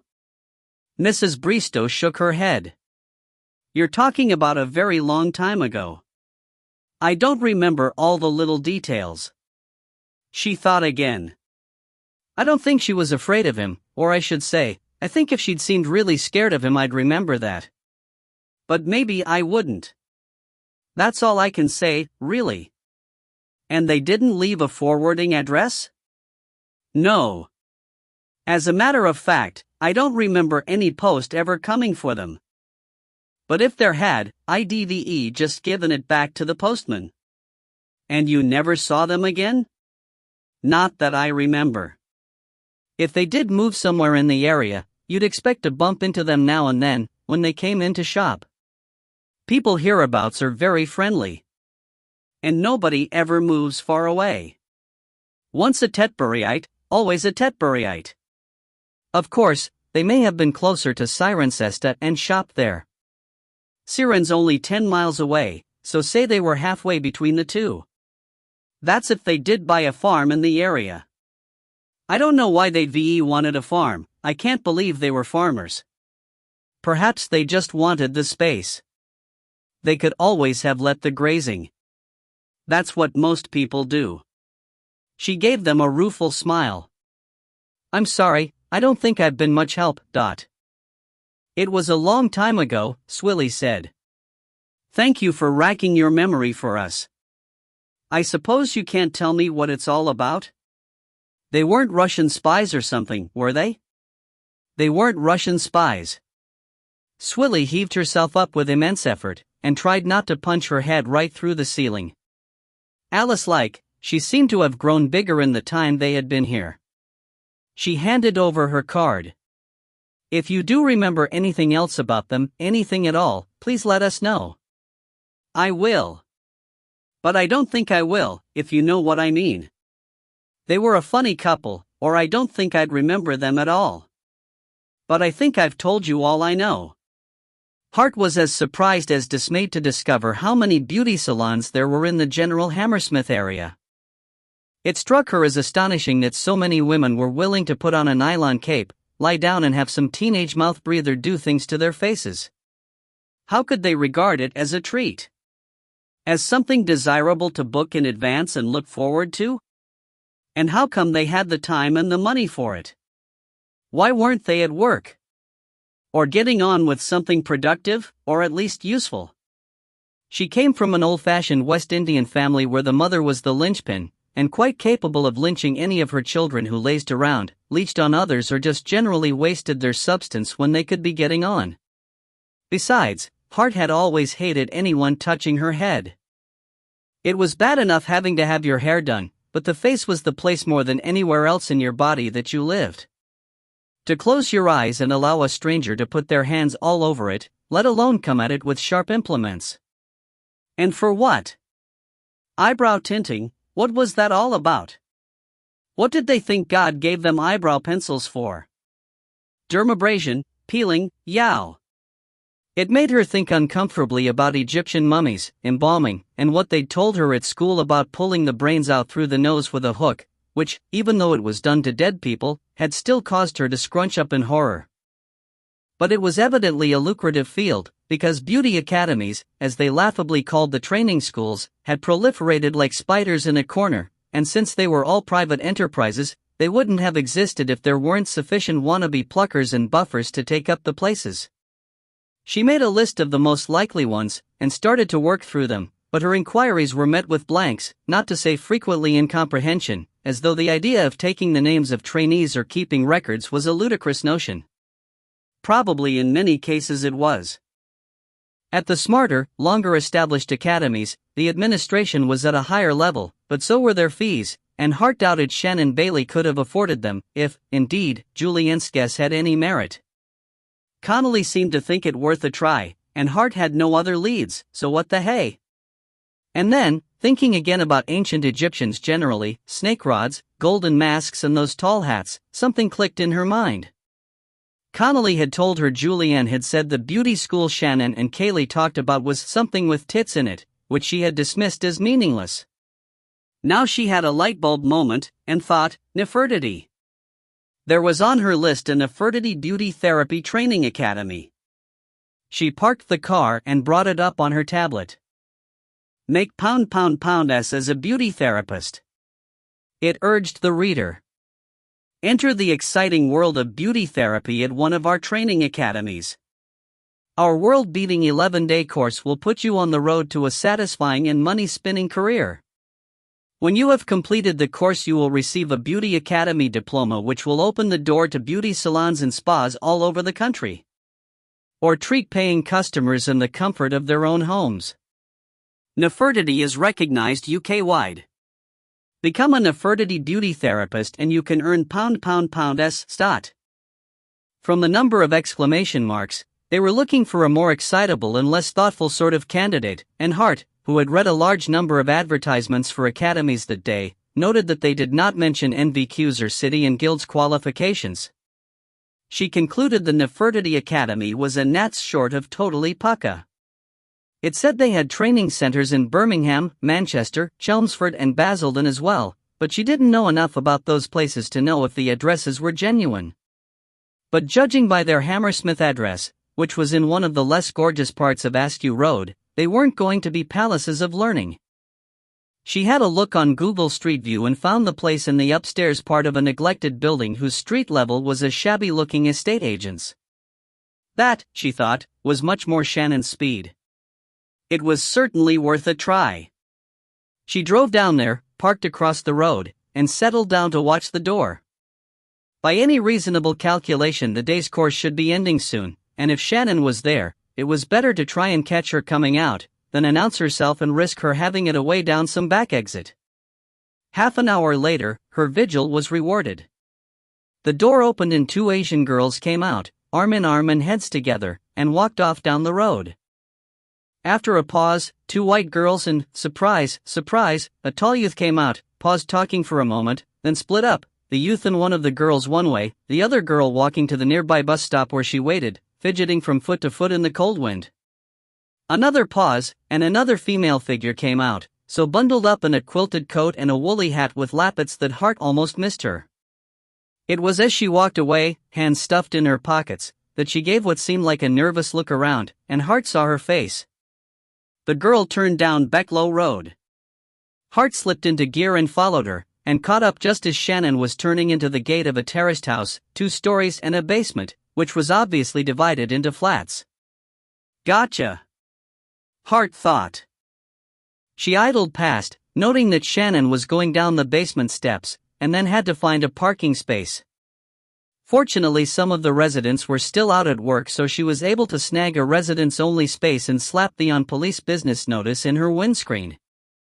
Moments later, she was facing a considerably startled Shannon, still in her coat but with the hat off, who opened the door, looked at Hart blankly for a moment, said, "Oh fuck," and tried to close it again.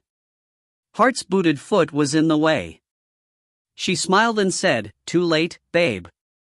Come on, don't get antsy. I'm not here officially. I just wanted to find out if you're all right. Can I come in?" And Shannon, with an air of recognizing inevitability when it jumped up and peed on your leg, let her in. 15. More sinned against than sinning. Some nifty footwork on the part of Lessop, comparing census returns and electoral rolls, established that the householder at number 24, Colville Avenue, had been there for 35 years, and had therefore been next-door neighbor to the Vicaries.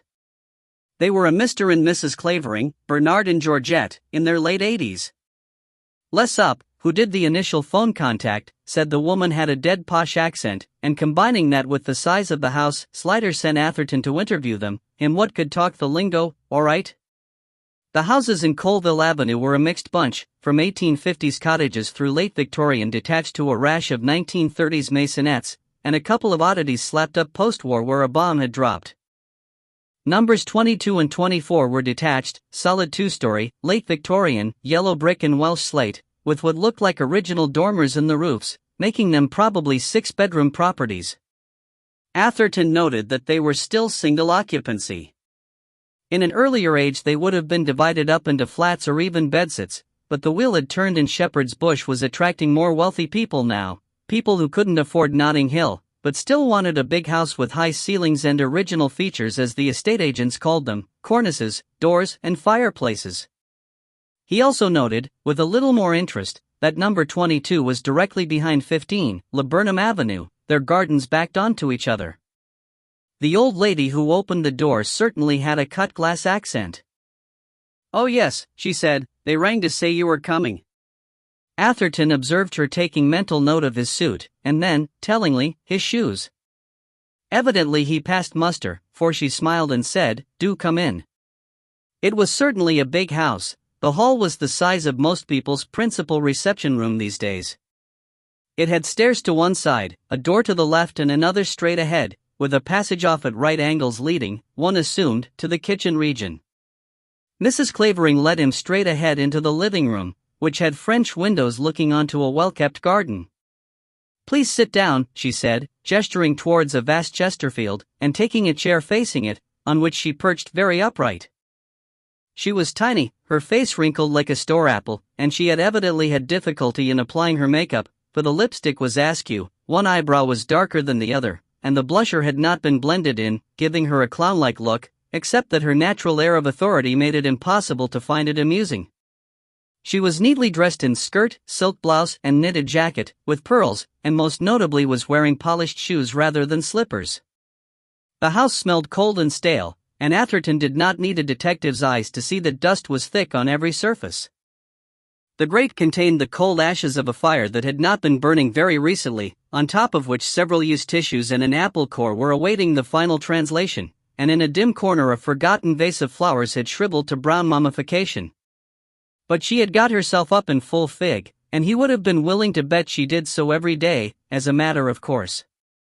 One of the old school, he thought. Slider would probably have called her Old County. The big, cold, dusty house reared round her, too much for her to cope with, but it was her home, and she would live there, whatever the struggle, and pride would keep her warm. "Is your husband here, ma'am?" he asked, the ma'am slipping out without his volition. "I had rather hoped to speak to both of you, Dot." "My husband is in a home," she said, without emotion. She would never ask for sympathy. "Looking after him became too much for me. He has dementia, so I'm afraid he wouldn't be much help to your inquiries. He doesn't really remember anything very much now." "I'm so sorry," Atherton began, but she waved it away with a small queenly gesture.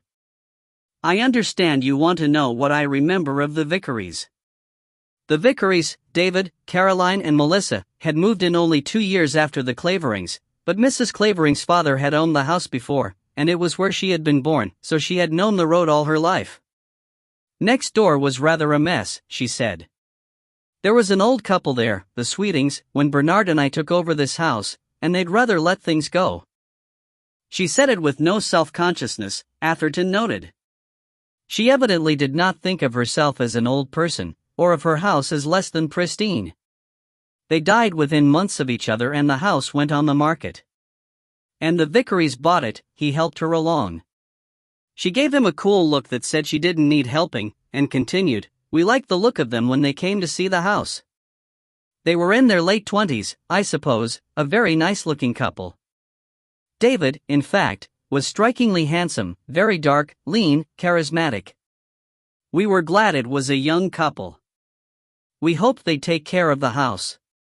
It's not good to have a neglected property next door." "And what about his wife, what was she like?" Atherton asked. "Caroline was a sweet person. Fair, quiet, rather shy. Surprisingly so, since she'd been a nursery teacher before she married. But Melissa, their little girl, was about 5 or 6 then, so she couldn't have taught for long before she had her. She talked about going back to work now that Melissa was at school, but I gathered that there was no need for her to work, they were quite well off. And I'm not sure she had the energy for it. She was always a bloodless creature, always seemed rather ailing, you know. Very pale, with that limp, fair hair. She always seemed to be getting colds and headaches." Mrs. Clavering had been staring at nothing as she remembered, but now she looked up, sharply. Of course, we learned later that she was ailing. She died dreadfully young. But one didn't know that at the time. I'm just giving you my impression of her. Were you friends? He asked. She considered. A little more than neighbors, a little less than friends. We had them in for drinks, for dinner sometimes, we babysat for Melissa once or twice. But I wouldn't say we were very close. There was quite an age difference. Bernard and I were in our 50s, and we had our own circle. But we liked them, were fond of them, even, and we tried to be good neighbors. What did David do for a living? He was a design engineer, and apparently quite brilliant. An inventor. It was a little out of my league, she moved a deprecating hand, but I understand some of his innovations were quite important. Some kind of new valve that revolutionized car engines, for instance. And something to do with the guidance system for those robots that land on the moon and Mars and so on. I can't remember much about them, but he earned a great deal of money from his patents and licenses. A very great deal. He worked tremendously hard. He had a study at the top of the house, and we'd see the lights burning up there late into the night. That must have been difficult for Caroline, Atherton suggested. It must have been a lonely life for her, Mrs. Clavering agreed. She pondered a moment. I've always thought it important in a marriage that there's a certain equality, that each partner brings a strength to the table. I didn't see that with them. She was a sweet girl, but he was an extraordinary person. I had the impression that she worshipped him but didn't understand him. That's not healthy. And he could be quite brusque with her. She sometimes seemed quite cowed by him. Do you think he was ever physically abusive? Atherton asked. She looked affronted. Good heavens, no. Why do modern minds always jump to that? There are more ways of being cruel than with fists. But I don't think he was consciously cruel. He was on a different intellectual plane, that's all, she concluded. He must have been hard to live with. What about the little girl? Mrs. Clavering gave a minute shrug. She was just a little girl. Nothing unusual about her. She had nice manners, was always tidy and well turned out. Rather shy. I can't say I noticed her very much. I had grandchildren of my own who were much more fascinating. As far as I could see, she was never any trouble. Did her father have a good relationship with her? I really couldn't say. He never talked about her, but then, when we were in company with him, it was at grown-up parties, and children were not a topic. He might have been devoted, for all I knew.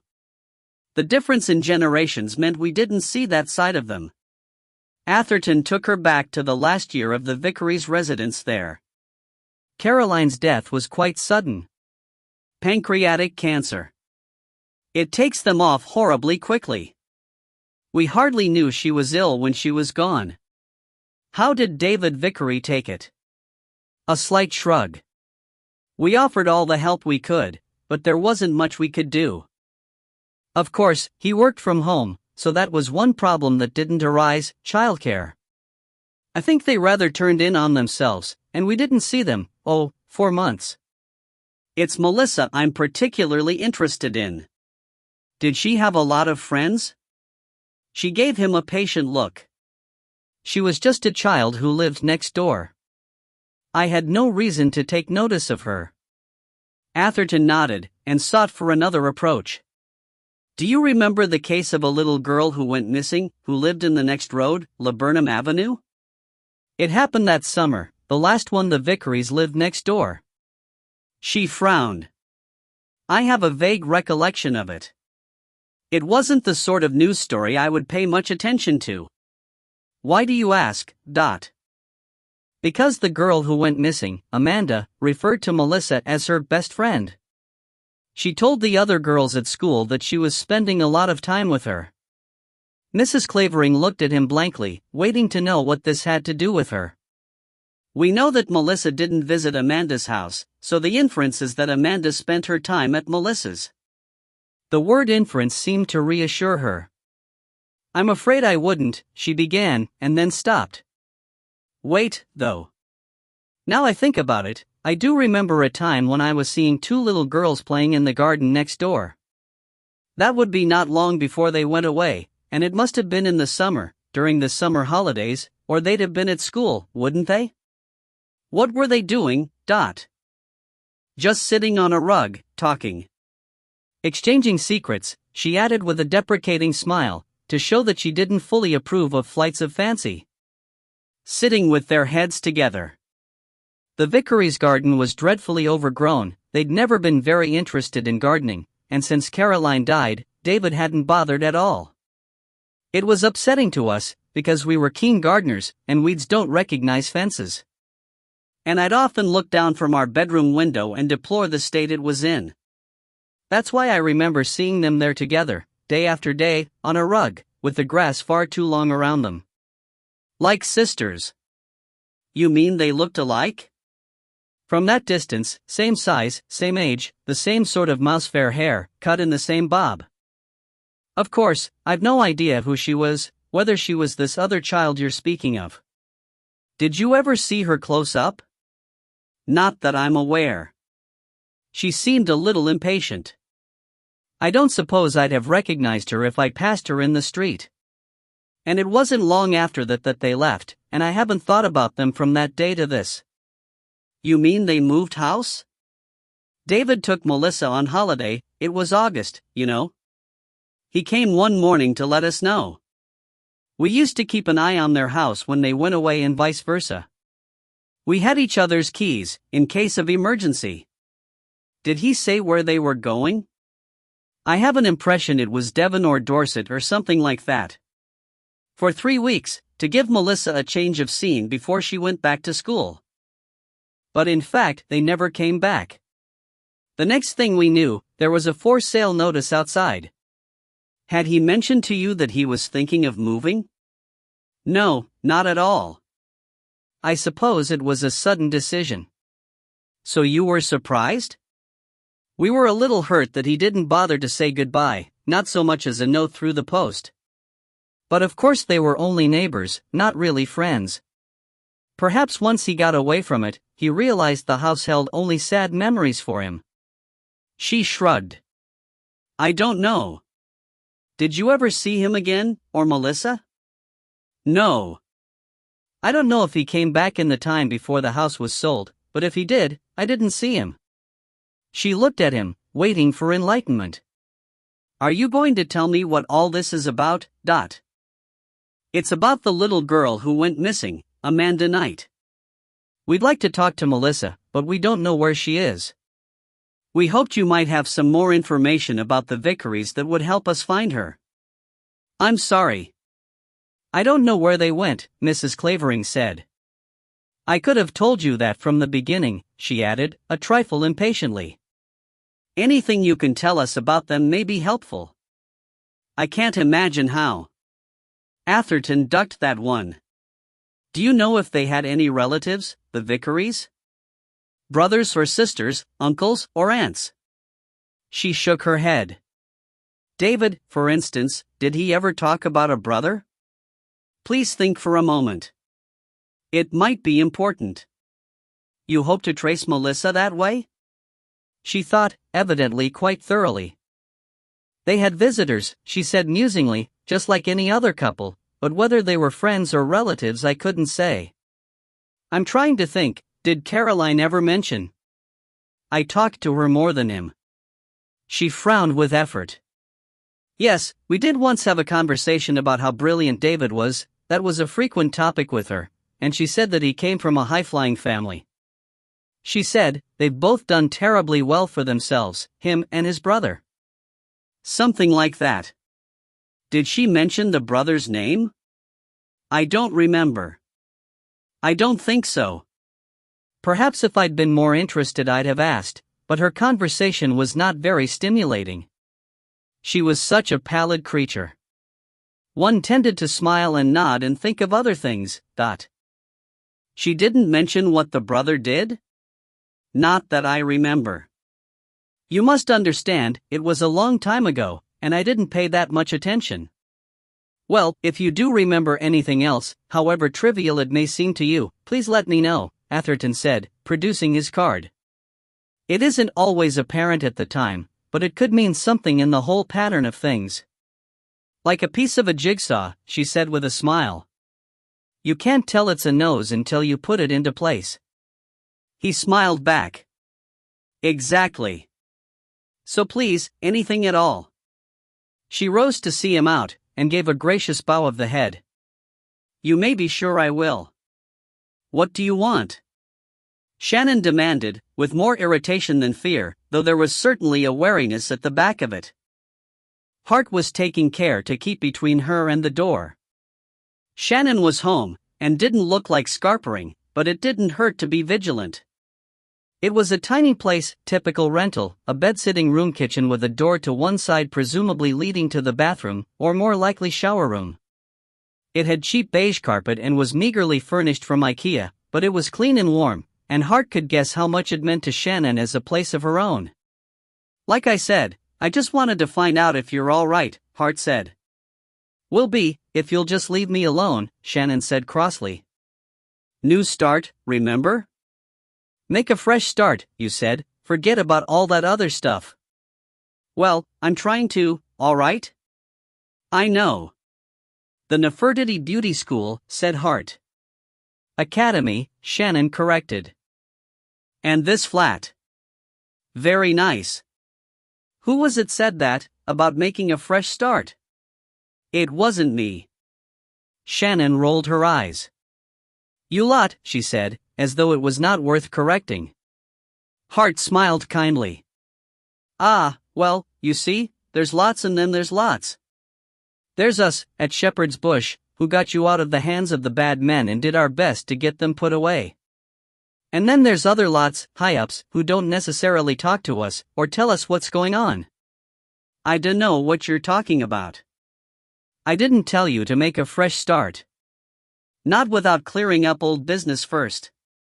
But now I hear you've withdrawn your testimony. Is that right, babe? You not gonna help us take them bastards down? Shannon didn't answer at once. She studied Hart with some apprehension. Who sent you? She asked at last. Nobody sent me. I sent myself. Bollocks. Stroof. I told you, this is not official. How did you find me? Intuition. And a little help from your friends. Why? Are you in hiding? No, but they said, she stopped herself, warily. What? Said what? Not to talk about it to anyone. You can talk to me. I'm on your side. She glanced around. Nice place you've got here. Small, but nice. I know what places cost, even gaffs this small. And that course you're doing, got to pay for that, haven't you? Once I'm qualified, I'll make a really good living. Yeah, maybe, but you gotta pay first. Earn later. Where'd you get the dosh from, Shannon? My sister, she said, not quite quickly enough. Hart shook her head. No, you didn't. Try again. Your auntie, maybe? Auntie Hallie? Yeah, that's what I meant. Auntie give it me. No, she didn't. She don't even know where you went. I talked to both of them. Don't lie to me, babe, 'cause I'm one step ahead of you all the way. Oh, leave me alone. Shannon cried, half angry, half alarmed. I'm doing all right now, and you're gonna spoil it all. Just talk to me. Why did you withdraw your testimony? I wasn't sure anymore. I dunno what I saw. You saw Kaylee being thrown off the roof, Hart said brutally. I never. You told me you did. And I believed you. Shannon looked down, twisting her hands together miserably. You don't know what it's like. They keep asking the same thing over and over. They keep talking at you and talking at you till you can't remember what you saw and what you didn't. They tell you that's not what you said last time, and you can't remember what you did say, and in the end you just don't know anymore. But you do know, really, Hart said gently. I don't. Shannon looked up in desperation. Look, I'd been drinking. I'd been doing Charlie. I'd had a couple of E's. I was out of my fucking head, if you want to know. I didn't know if it was Christmas or last week. I probably couldn't have told you my own name. I was out of it. And Kaylee was never even there that night. Is that what they told you? They proved it. She was out someplace in the country with a boyfriend. She got run over. She was never there. Hart felt a deep sadness come over her for this girl, caught in the middle of things. And for the first time, a tremor of doubt. When you told us about Kaylee being chucked over the roof, you were pretty sure about it, she said quietly. I made it up, Shannon said. She withstood Hart's steady gaze remarkably well. Where'd you get the money for all this? Hart asked next. The gaze wavered. They were really nice to me. Nobody's ever been nice to me like that before, not like, proper people. They said they didn't blame me. They could have sent me to prison for false witness or something, but they said it wasn't my fault. I'd got caught up in the drugs and everything, and they was gonna give me a second chance. To go away and make a fresh start. So I went to Auntie's, but I knew I didn't want to be a waitress. I knew what I wanted to do. And when the money come, I done it. Become a beautician, said Hart. It was you and Kaylee's dream. Yeah. But Kaylee's dead. I know. A tear squeezed out, and Shannon's lip trembled. I can't help her. But if you make trouble, they'll take the money back and I'll be fucked, she said miserably. I don't want to go back to the way I was. I want to have a good life. Babe, said Hart with infinite gentleness, I don't want to make trouble. I want you to have your fresh start. Good for you, girl. All I ever wanted was justice for Kaylee. I swear on my mother's grave you won't get in trouble, but just tell me the truth, so I know. Just so I know, all right? Did you see Kaylee thrown off the roof? I don't know. Shannon wailed. I was out of my head that night, I don't remember. It's all just a big blur. Think about it, girl. Just think. I can't think anymore, Shannon said wearily. I done thinking. I don't remember nothing about that night, and that's the truth. You swear to me? Mother's grave? I never saw nothing. Mother's grave. I made it up. 16. How do you solve a problem like diarrhea? The merry-go-round of English weather delivered a mild wet day on Tuesday, with a sky like damp towels. Atherton had brought in a whole box of Krispy Kremes to prime the morning motor. Including 2 plain ones for you, Gov, he told Slider as he came out to join the throng. Slider didn't like things on or in them. He thought pink icing and sprinkles was a terrible thing to do to a self-respecting donut, like putting clothes on a dog. A donut, he said, had a natural dignity which should never be violated. Coffee and tea went round with the reports from the previous day. Don't you find that provocative? Atherton prompted, when he'd finished with Mrs. Clavering's evidence. Vickery selling the house so suddenly, like that? What, are you thinking he had something to do with it, now? Swilly objected. Why him? Why not the Pope or President Obama? The Pope's name's not Vickery, McLaren growled through custard filling, but Swilly silenced him with a look. It's not just the coincidence of the name, Atherton said. Look, if he went away for 3 weeks, and school usually starts around the 7th of September, that brings it back to around the 18th of August, doesn't it? The date Amanda went missing. That's the latest they could go. But Mrs. Clavering didn't know the date. You don't know they didn't go earlier than that, said Gascoigne, reasonably. And you don't know he was even meaning for her to go back to school the first day, said McLaren, swallowing valiantly. Parents are always keeping kids off school for holidays. We know she did go back to school, Connolly said. Just not the same school. Look, said Swilly patiently, even if the date is significant, isn't it more likely Melissa was upset about her friend going missing, and he took her away to take her mind off it? There was a brief silence in acknowledgement of the argument. Atherton rallied first. But then why did he suddenly sell the house? Like Mrs. Clavering said, probably it just had sad memories for them, which they realized once they got away, said Swilly. I'd buy that. It doesn't seem a bit sudden to you? We don't know he hadn't been thinking about it for ages, said Connolly. Only that he didn't discuss it with Mrs. Clavering. And why should he? D'you tell your neighbors all your biz? True, said Atherton reluctantly. That's the trouble with this case, everything's so long ago, you can be sure of anything. So where does that leave us? We have to find Melissa, said Connolly. She was there, she'll be the one that knows. So we're no better off than we were yesterday. We've got an area to look in, said Connolly. What about this brother? Said LaSalle. Could that be our Mr. Vickery? Even if it is, said Atherton, I don't see that it gets us any closer to Melissa.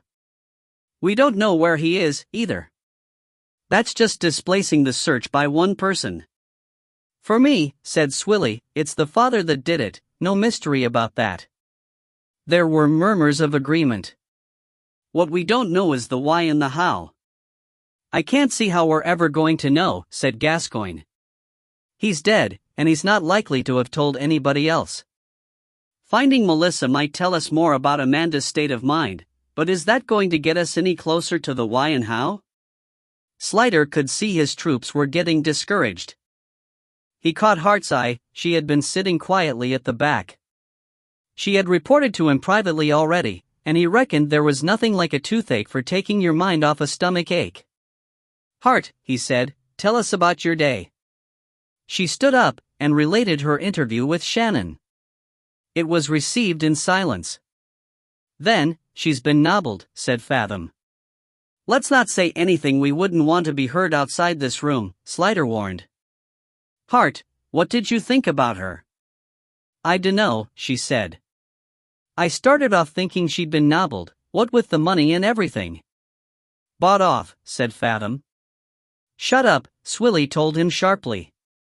But the more I listened to her, the more I thought, she really doesn't know anymore. And it's probably true what she said, she'd been on the vodka and snorting Charlie, so she could easily be been imagining things. Or maybe not even that, just dreamed it up afterwards, then forgot she'd dreamed it. You know what they're like. They did. In a state of terminal confusion, and very, very suggestible. Slider felt a pang of doubt. Had they pushed her into remembering what they wanted her to remember? In any case, Hart concluded, looking at Slider, she ain't a witness anymore, that's for sure. I wouldn't find it easy to believe her now.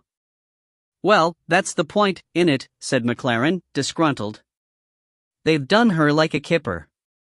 Done us and all. They didn't like us putting the finger on Mr. McLaren. Slider said sharply, and his mouth snapped shut. Let's not give the conspiracy theories an outing. We did our job, to the best of our ability. Things didn't work out as we expected. We move on.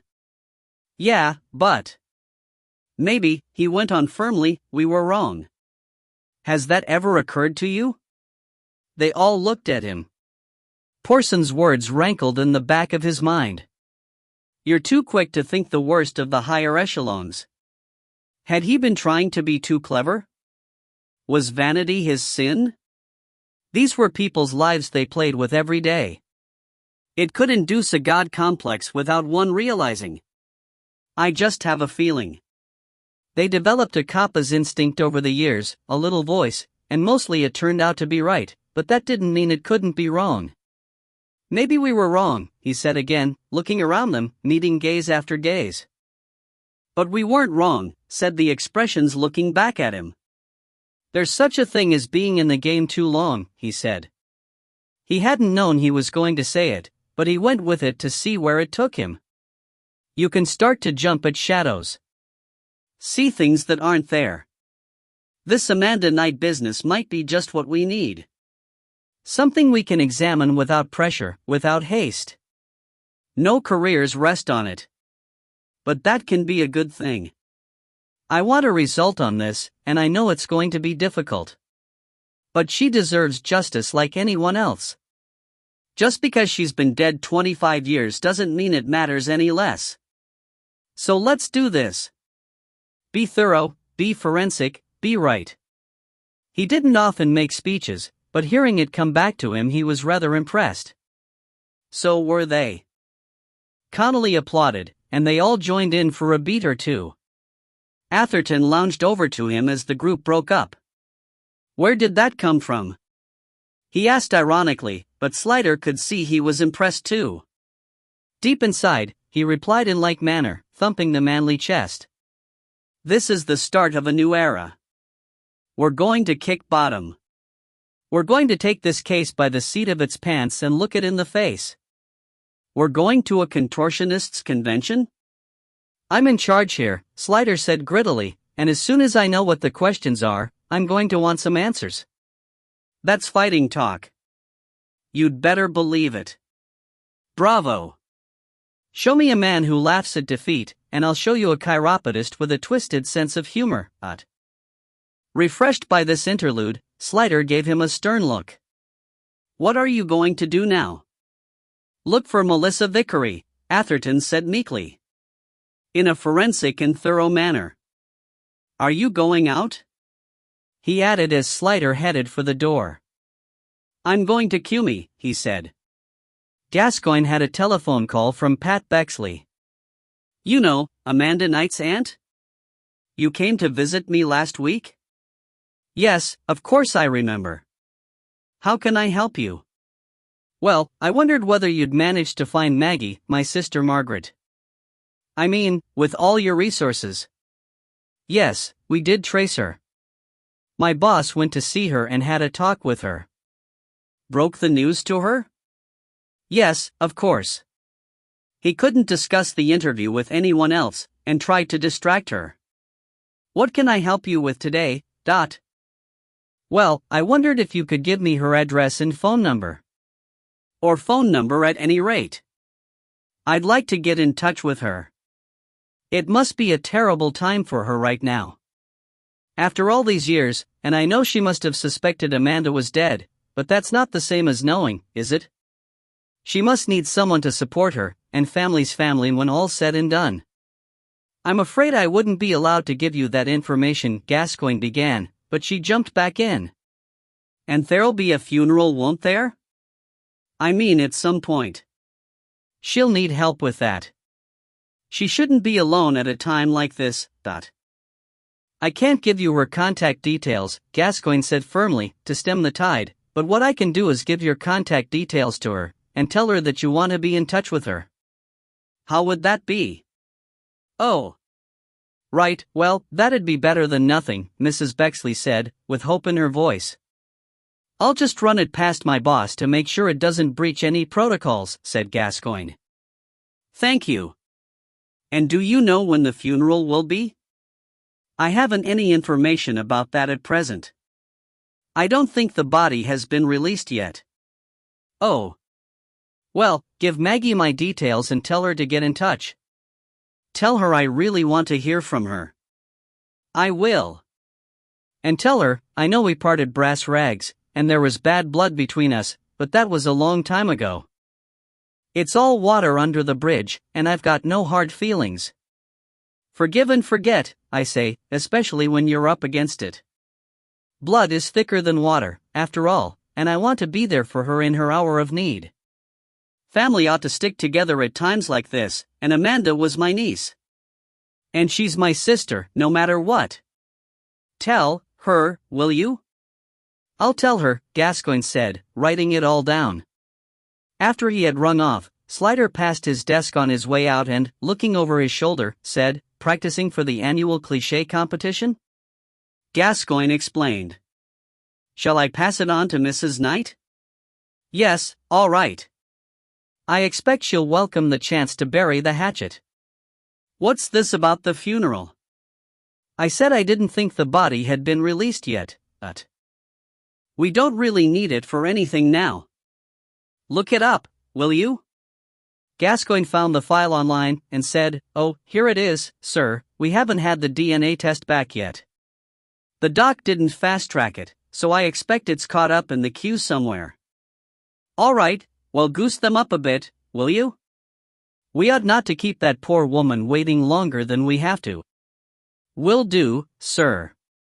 Despite the rise in temperature outside, Connie Bindman's basement was horribly cold.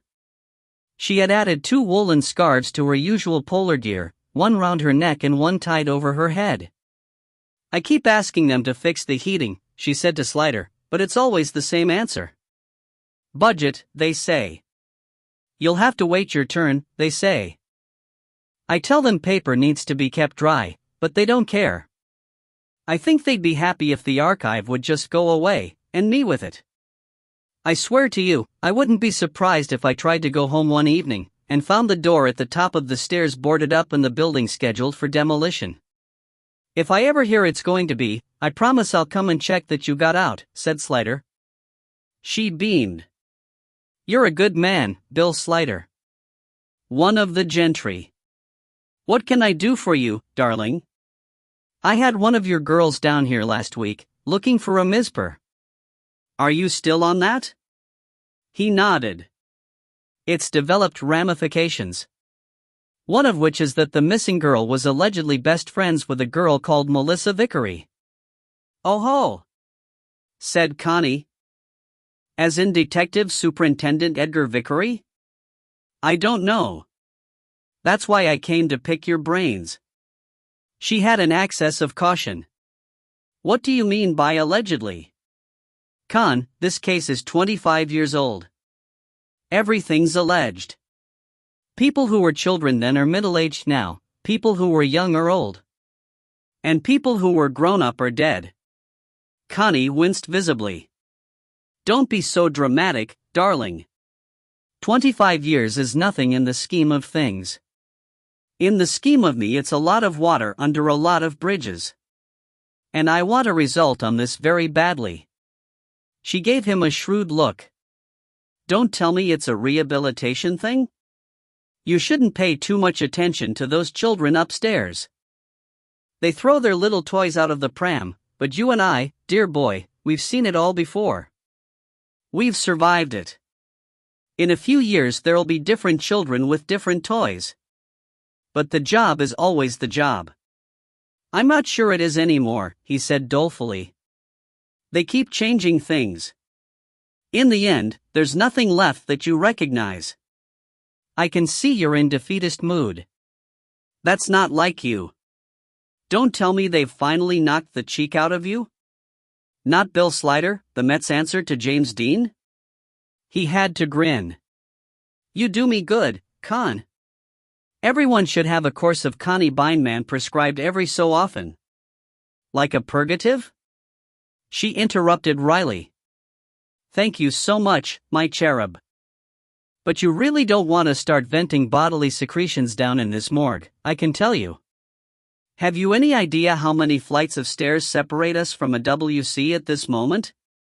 It's a good job I have iron control over everything, including my bladder. But all things have their season, so shall we get on with some work? What do you want to know?" "Vickery. Kellington and Vickery," he added, "for good measure." Connie produced 2 folding chairs, rejects from one of the conference room makeovers upstairs, and set them up, and they sat facing each other, close, knee to knee, in an unconscious bid to preserve body heat. Kellington was Vickery's boy, she pronounced. "You mean?" Slider asked, with a raised eyebrow. She looked annoyed. "No. Don't be obvious, Bill Slider. You're better than that. I was surprised, that's all. I've met Kellington. Appearance proves nothing, she said briskly. But you're right. It wasn't that. Kellington worshipped him, that's all. He was a big, slow, dumb giant, as stupid as it's possible to be in the mat and still get on, so, not dangerously stupid, just lacking in imagination? Yes. Good. That's what Mitchell Baxter said. He's a good boy, Mitchell, said Connie. The boy was close to retirement, but Slider let it go. Yes, lacking imagination. Whereas Vickery was brilliant. Quick. Inventive. Bags of imagination. I used to think of them rather like those two chaps in Of Mice and Men. What were they called, George and Lenny? Good Lord. Her brows snapped down. Not literally, fool. Just the relationship. Kellington did Vickery's bidding, Vickery protected Kellington. Kellington thought Vickery was the cat's pajamas, Vickery explained things that were above Kellington's brain grade. This is good. More. Vickery was one of those wiry, restless, fizzing people who tend to go off at the wrong time if they're not given enough to do. An unstable firework. Impulsive. Crooked? No, I wouldn't say that. Perhaps a bit too brilliant for his own good. It made him impatient with people who didn't see things the way he saw them. She stopped, brooding over memories. Slider thought about that, concluding that crooked was as crooked did. An impatient, brilliant person might cut corners to get the heart of thinking to the destination that he could make in a single bound. If the destination was a good one, he might justify corner cutting very happily to himself.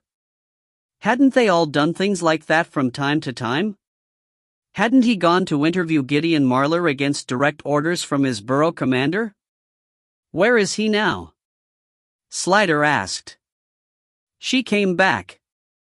Who? Oh, Vickery? I can't tell you. He left the job a long time ago. Left, how? Just resigned.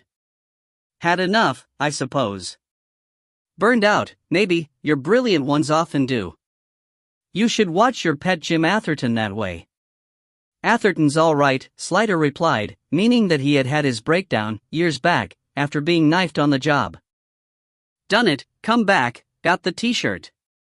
But she gave a wry smile and said, yes, I know, he's got you.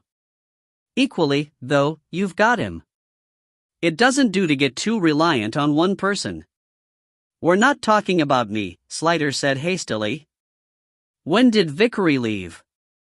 October 1990, she said without hesitation. How the heck? I looked it up, simpleton. I knew you'd be back. That file didn't have nearly enough in it, so I knew you'd want to pick the bindman brains. Vickery handed in his notice, and left at the end of October 1990. Kellington went on to retirement, but you said you'd seen him, so you'll know that? Yes, said Slider. Did Vickery have any family? Wife, children?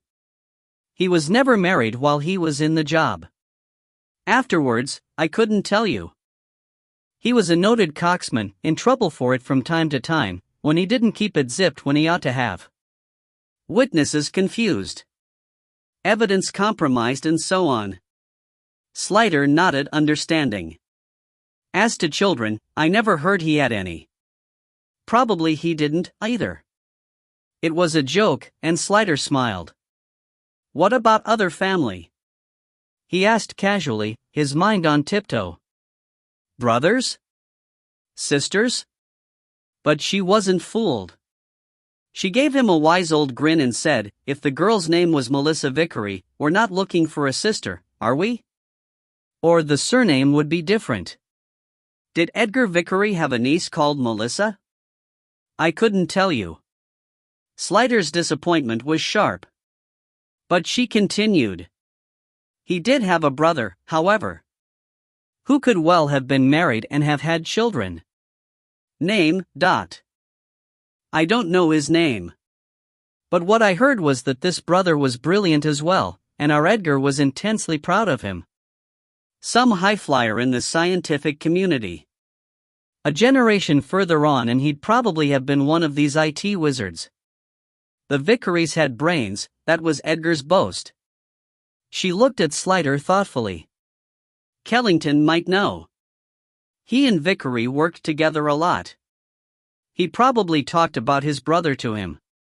Almost certainly, I'd have thought. But if there was anything funny about the case, Kellington was probably involved, and he didn't want to go to him now, before he had his ducks in a row.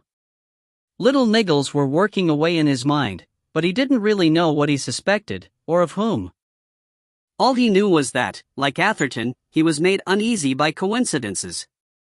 And, Connie went on, still studying him, if there's something funny about Vickery in relation to his brother or this case, Kellington might not tell you. He might prefer to be a good dog. These rather stupid people can be loyal beyond all reason. You could be right, said Slider. He mused. Were they a local family? He asked. One of my new boys, Lascelles, says Vickery is a local name. Oh yes, said Connie. Born and bred. Came from Godolphin or Coningham, one of those roads. Lascelles local, too, I suppose you knew that. Not his name, of course. His grandmother married a French refugee during the war. Scandalous. She was a Pierce before that. That's a shepherd's bush name, too. He had to laugh. You really do know everything, don't you? Except how to get those bastards upstairs to fix the heating, Connie said sourly. 17. O tempora o Maurice. Joanna was depping in the West End again, and Slider had a happy couple of hours being a father. Dad had already fed George by the time he got home, but he played with his son on the floor with his Lego Junior construction kit, then gave him his bath, tucked him up in bed and read to him. His favorite bedtime book at the moment was Goodnight Moon, which was so soporific Slider had difficulty in staying awake long enough to see George off. George would be 3 next month, Slider thought as he went downstairs to prepare his own supper, and was due for some more grown-up brain fare. He didn't hold out much hope, however. Bedtime rituals were exactly that, change them at your peril. When he himself had been very small, he always had to stroke the dog goodnight before he went to bed, which had driven his mother crazy because it meant she had had to wash his hands again. The dog loved to roll in cow's hit, and she was convinced he would suck his thumb during the night and give himself dysentery. Good night, dog. Hello, Annie. Over supper, the thoughts he had sent out for a walk while he enjoyed himself with George came back to plague him. He tried to ignore them, but they sent his appetite packing. The washing machine had come on the timer, and made an unholy racket, Wagner's rinse cycle, as Joanna was wont to call it, so he gave up on food and went into the drawing room. He tried to read, but the words wouldn't grip, so he watched a bit of Mad Men on the boxed set Dad and Lydia had given him last Christmas. Thanks to the vagaries of work, he was still only halfway through it. It was quite good as a distraction because he could never remember who anyone was or how they related to anyone else, which had his forensic skills running around until they were tired. And when Joanna came home, he had the gin already in the glass, waiting for the tonic, knowing that she would be both tired and up and would need winding down before bed. How was it? He asked, bringing her the glass on the sofa. Ah, lovely. Thanks.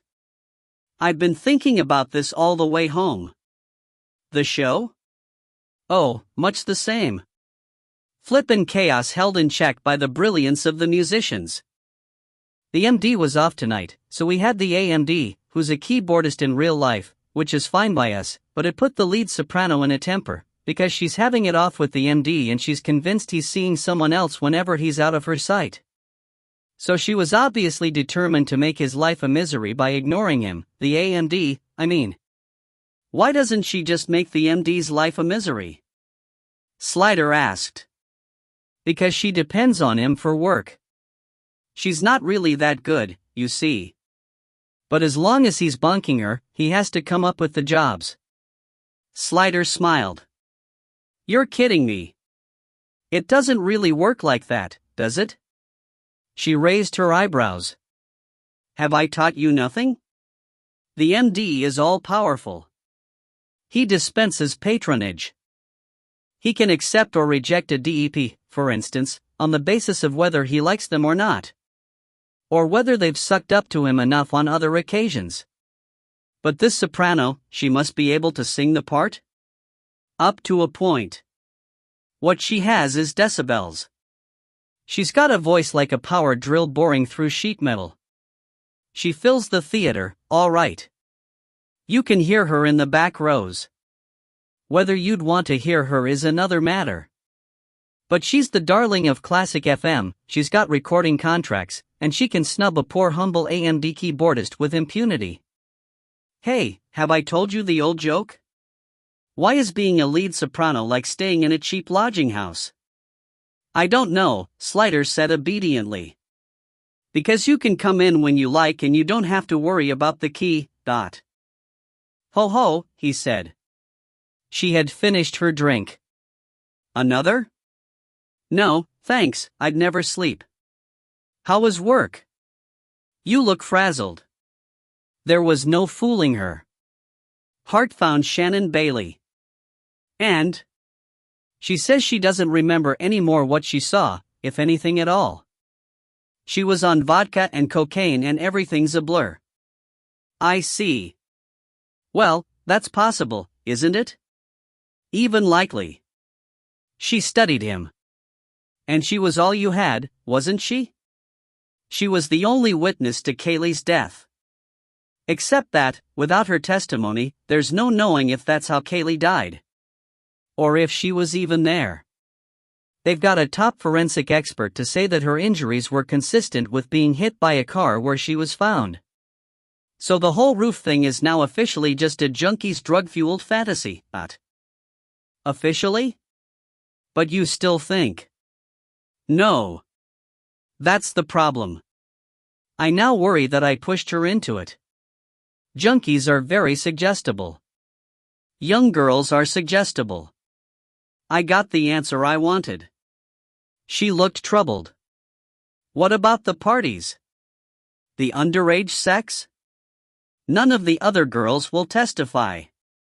There may have been parties, they may have gone to them, but there's no evidence any of them had sex with anyone. Oh, come on, why else would they be there? He shook his head at her. That's just innuendo. Give a dog a bad name and hang him. They could have been having Bible reading classes in there for all we know. A fine group of worthies trying to improve the lot of poor girls and set them on the straight and narrow. But Gladstone's de nos jours. Do you believe that? Joanna asked, a touch raucously. Doesn't matter what I believe. In fact, I shouldn't believe. Facts, evidence, a proper case, that's what I have to have, or I'm not doing my job. I'm afraid, he said slowly, coming to the hard part, squeezing it out, because she was his confessional and he needed her to understand, even when it hurt to tell her, that I wasn't doing my job. I was running a vendetta, because I was angry about Kaylee, her life, her death, and the fact that no one cared about either. I turned myself from a policeman into a vigilante. She nodded, acknowledgement rather than agreement. She saw he was shaken, perhaps ashamed. This was a crisis in his life. She had been with him through aftermaths before, seen him depressed because, although he had caught the villain, it didn't make any difference to the victim. They were still dead. He didn't really have the robust temperament his job demanded, she thought. Pointless death troubled him too much. He should have been a farmer, and helped things grow. But he needed her now, and she had to come up with something, though she had no idea what. She opened her mouth and hoped something appropriate would pop out. I don't know if you did wrong or not, she said. But if you did, the important thing is that you know it. That's how we grow, learning from our mistakes. Too much? She wondered. He was looking at her, she thought, a trifle blankly. She couldn't tell if he was warmed by her words, or incredulous that she'd said them. Now you have to forgive yourself and move on, she concluded. Otherwise, it's all a waste. Say something. She urged him silently. I don't know what I'm doing here. Finally, he nodded. You're right, he said, and she almost sagged with relief. The job is still the job. She didn't know they were Connie Bindman's words. I was going to say that, she objected, to lighten the mood. I got it out of a cracker in the canteen, he said. They have crackers in the canteen? What else do you have your cheese on? Joking, she thought, put a layer of essential padding between the raw nerves and the world. He'd be all right now. Don't make me your straight man, she said, standing up. He stood too, and put his arms round her. Oh, you're anything but straight, I'm glad to say. Bad?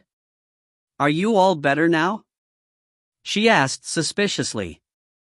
He pressed against her. Try me, and see. Hart was not there on Wednesday morning, but she rang in as soon as Slider was at his desk. How did she manage that? Some kind of second sight, and said, You don't need me for anything in particular, do you, boss? I can manage. Why? I rather not say. Slider frowned. Is this something to do with the matter we weren't going to talk about anymore? Maybe, maybe not. Depends how much you want to know. I don't want to know, Slider said. Also, it's over. We gave it our best shot, and that's the end of it. Well, maybe it is, Anne. Sergeant. Slider said sharply. And remember, promotions are reversible. She weakened. I had an idea, that's all, she said, without the sass. I'd like to follow it up. Slider sighed. You'd better tell me. It's the other girls. I know they won't testify about the sex parties and the drugs and that, but if I could just get them to say that Kaylee was there that night, that throws this new forensic gig out the window, doesn't it? I'm afraid not. She could still have gone out to Harefield afterwards. But if the big boys all say she wasn't there, and we can prove she was, they must be covering something up, mustn't they? And who do you think would be believed, if it came to a straight contradiction? You've got nothing there, Hart. I'm sorry. Let it go. There was a silence. If you say so, boss. I do, Dot. Can I take a personal day, then? If you don't need me in. What for? Slider asked suspiciously. Oh, just girl things, Hart said, chirpy again. You don't want me to spell M out, do you? Certainly not. I'll mark you on holiday, then. Ta, boss. Just don't go poking sticks down holes, Slider warned. Never. Said Hart, and rang off. LaSalle came gangling in rather shyly, still uncertain as to how his new boss reacted to individual thought. Carver had liked things done his way. To him, initiative was the sound you made when you sneezed. I've been doing a bit of research, sir, he said modestly. In the BDNM.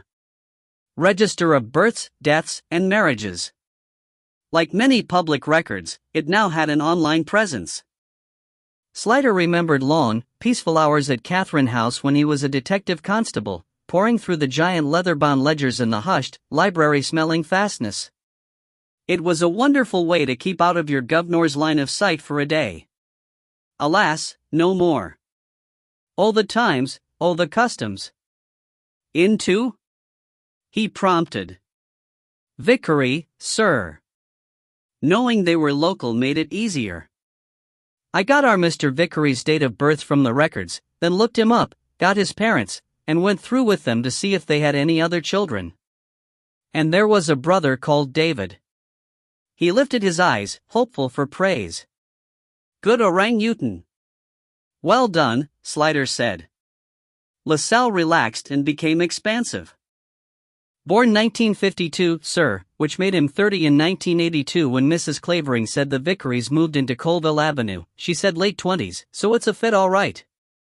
Our Mr. Vickery, Edgar, was 5 years older, just right for idolizing a brilliant younger brother. And he hesitated. "Go on," said Slider. "Well, sir, maybe feeling he had to protect him. If he'd been set to look after his kid brother all the time when he was a boy, the habit might stick." Said Slider. "Well, we won't speculate about that. The only connection we've got between David Vickery and this case is that his daughter was friends with the victim. Doesn't make him guilty of anything?" "No, sir. But it's good to have that point cleared up, anyway. Now we just have to find Melissa Vickery." "Yes, sir. She'd be 39 now. So she could be anywhere," LaSalle said with a slight lowering of the tale. "Or anyone. If she married, she won't even have the same name.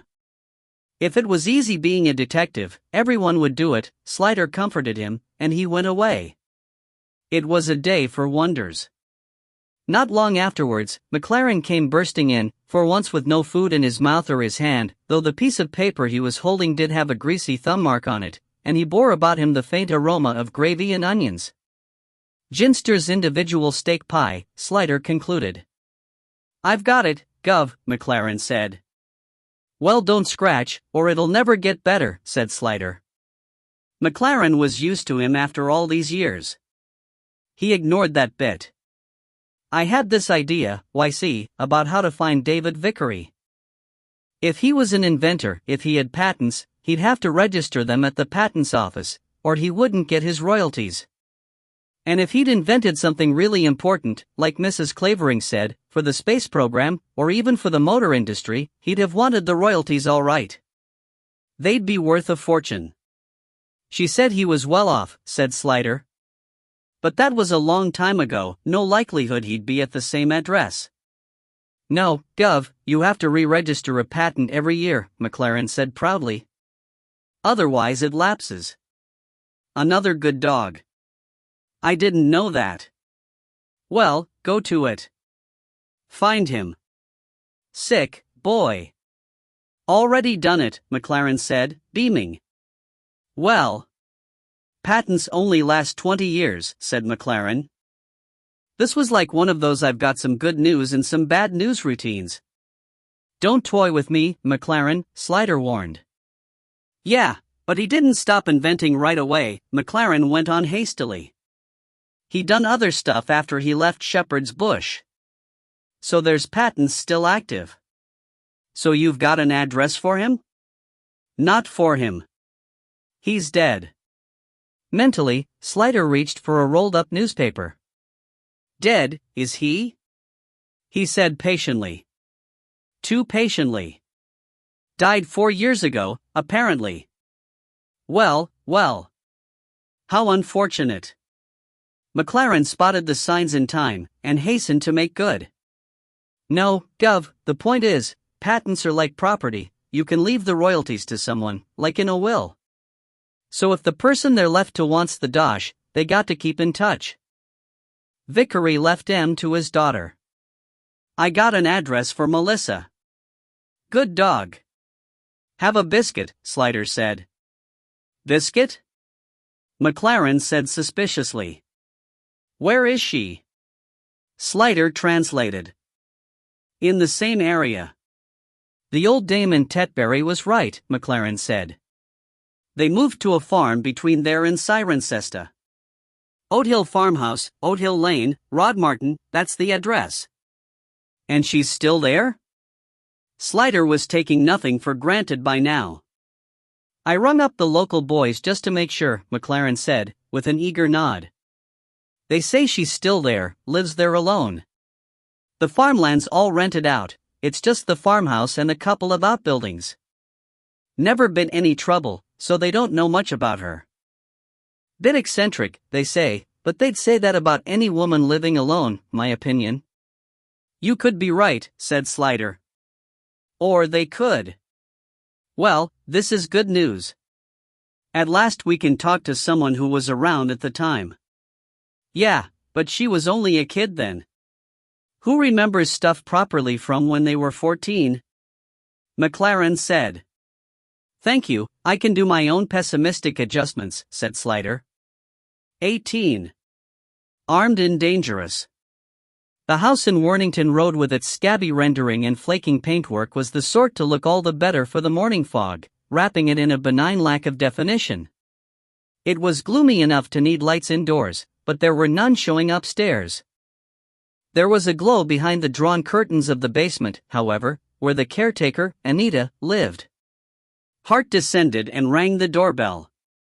As the door opened, a cloud of cigarette smoke rushed out, like baby fog wanting to join its mama, and there was the sound far back in the flat of the television blurting the witless shouts and laughter of some confessions show. Anita filled the space, a very large West Indian woman in a beige velour tracksuit, a mauve scarf tied over her rollers, a cigarette burning between her fingers. Her eyes narrowed when she saw who it was. "You've got some nerve, comin' round here again. What you pushin' your ugly face in ma house again for?" "Gimme a break, Ma," Hart said. "I'm looking for Jessica. I ain't your ma. You show me some respect, copper. I pay your wages." Hart sensed that this was not just jousting, that she was really annoyed. She spread her hands apologetically. "I didn't mean no disrespect. I need to talk to Jessica. I thought I should clear it with you first, seeing as you look after her so good." She thought the flattery might calm her, but Anita's face was as hard as her eyes. "She ain't here." "Is she at work? At the restaurant?" "No, she ain't. She lost that good job, and it's all your fault, putting the filth on her. Coppers goin' round there all hours, pokin' about, askin' questions. Course they give her the shove. They don't want no trouble. Nobody wants no trouble, and these girls, they get the fuzzy end o' the stick. She lost her job, and now she gone. I hope you satisfied, Dot." Hart didn't entirely believe her. "Can I look in her room?" Anita bristled. "You can look all you want, you won't find nothing. She ain't here, and I don't know where she gone. I wouldn't tell you if I did. We was gettin' on all right before you showed up." She tried to shut the door, but Hart had her foot in the way. "Look, love," she said, "I'm not the villain here. I want to help these girls, same as you do. You got a funny way o' showing it, stickin' the filth onto 'em. That's not how it was. They were being exploited by some very bad people, and we needed their help to stop them." "Well, stop 'em, then," Anita snapped. "Do your job, copper. Just keep your nose out of my life." The door was hurting Hart's foot now, but she wasn't going to give it up. "Just tell me where Jess is, and I'll go. I just want to know she's okay." A voice from inside the flat said wearily, "Oh, for God's sake." And Jessica Bale appeared behind Anita. "If I tell you I'm all right, will you leave us alone?" She looked older than when Hart had seen her last, the rounded parts of her face mutated into adult planes, the shadows of late nights under her eyes. But she didn't have the spiky, unstable look of being on drugs, for which Hart was grateful. "Oh, there you are, girl," Hart said cheerfully. "You livin' with Anita now?" "She's just visiting, all right." Anita snapped. "She got her own place, nice flat, sharing with some other girls." "Give it up, Nita," Jessica said. "I'm in my old room. I'm clean. And I got a job in a food packing factory. I'm doing all right." "I'm glad to hear it," Hart said. "But why did you withdraw your testimony?" "I know why Shannon did, but we can't take the case forward without somebody helping us." Jessica sighed. "It's all over, all that. Can't you just let it go? There's not going to be a case. It doesn't have to be over." "Listen," Hart began. But Jessica interrupted her. "No. You listen. You've got your career and you want someone to be banged up for it, so's you can feel good about yourself. I get that. But I'm out now, and I ain't going back in for anybody."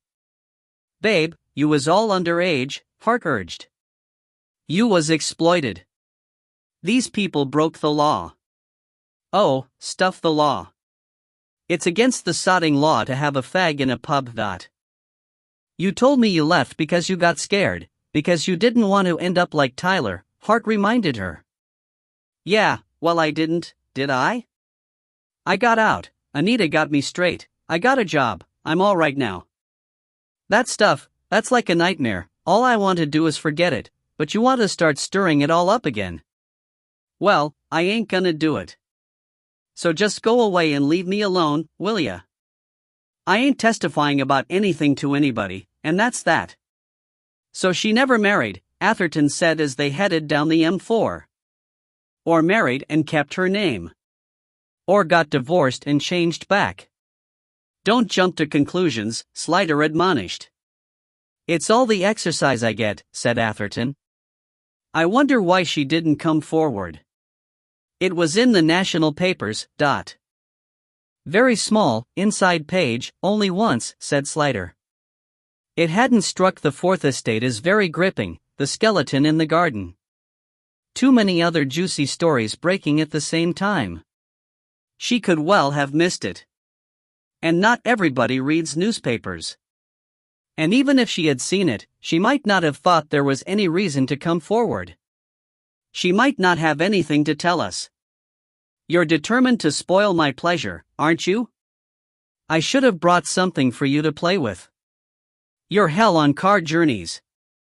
Let me drive, then. Just sit still and look at the scenery. Rodmartin was just off the main road from Cirencester to Tetbury. They drove through the village. It had pleasant cottages around a small green, and a pretty stone church with a spire atop a square tower, and on northwards, past rather scrubby fields in which sheep busily cropped, building up body weight against the winter to come. There was no sign for Oathill farmhouse, and they missed the lane at the first pass. They had a brief argument with each other and with Sat-Nav, who insisted she was right, returned and paused doubtfully at the entrance to a narrow, muddy lane, only one car wide and leading between high, overgrown hedges. This must be it, Slider said. It doesn't look like a road, more like a farm track. We want a farm track, Slider pointed out. People ought to put up signs, Atherton complained. Not if they don't want visitors, said Slider. Oh ho. You think? I don't think anything. He turned into the lane and bumped carefully through the ruts. We didn't have a sign at the end of our lane when I was a kid, he said. He'd been born in a farm laborer's cottage. Everybody knew what was down there, so there was no need. What if a stranger wanted to find you? There was no sat-nav then. Why on earth would a stranger have wanted to find us? Slider countered with irrefutable logic. Get out and open the gate, will you? What if there's a dog? Atherton objected. There is a dog. Can't you hear it barking? Just do the gate. It'll be chained up. You hope. They always are. Slider observed from Atherton's struggle that the gate was old, heavy, and ill-balanced on its hinges. Beyond lay a large, muddy yard, decorated with puddles that looked to be of long standing. At the far side stood the farmhouse, Cotswold stone with a slate roof, flat-faced and plain, the sort of square with 4 windows and a door that a child might draw, and managing to be unusually, for a Cotswold farmhouse, unattractive. To either side of the yard were outbuildings, on the right an open-fronted shelter in which stood a very muddy Land Rover plus various pieces of rusty machinery, pallets, and packing cases. On the left was a wooden barn with a tiled roof which seemed to be gently collapsing into its component parts. Parked by the house was an elderly Volvo estate car, even muddier, and the corners of the yard were colonized by an enormous roller, seized with rust, a Morris Minor lacking wheels or doors, several wheelbarrows, a decrepit bicycle, a pram circa 1958, and various nameless and abandoned implements, rolls of wire, buckets, and general junk. Long grass and weeds were growing between and rampantly through them. It was, Slider thought, a typical farmyard. In one corner was a wooden kennel, at the entrance to which an Alsatian dog barked monotonously, jerking at his chain with every woof. The top of the kennel was covered with several layers of sacking, on top of which a large cat couched looking inscrutable, and rather spoiling the dog's reputation for ferocity. There were several other cats, slinking in the shadows or looking out from hidden places amongst the junk, and a number of chickens, some fancy bantams and a few ducks were foraging about, unconcerned about the cats or the visitors. They got out of the car. Atherton took 2 steps, paused, lifted his foot to inspect the sole of his shoe. He gave Slider a grim Sundance Kid look, and said, "Bolivia." "Ha! It's the countryside." "You get mud in the countryside," Slider said serenely. "This could be the Atlantic City, New Jersey of all Gloucestershire for all you know. Let's go. There's nobody home."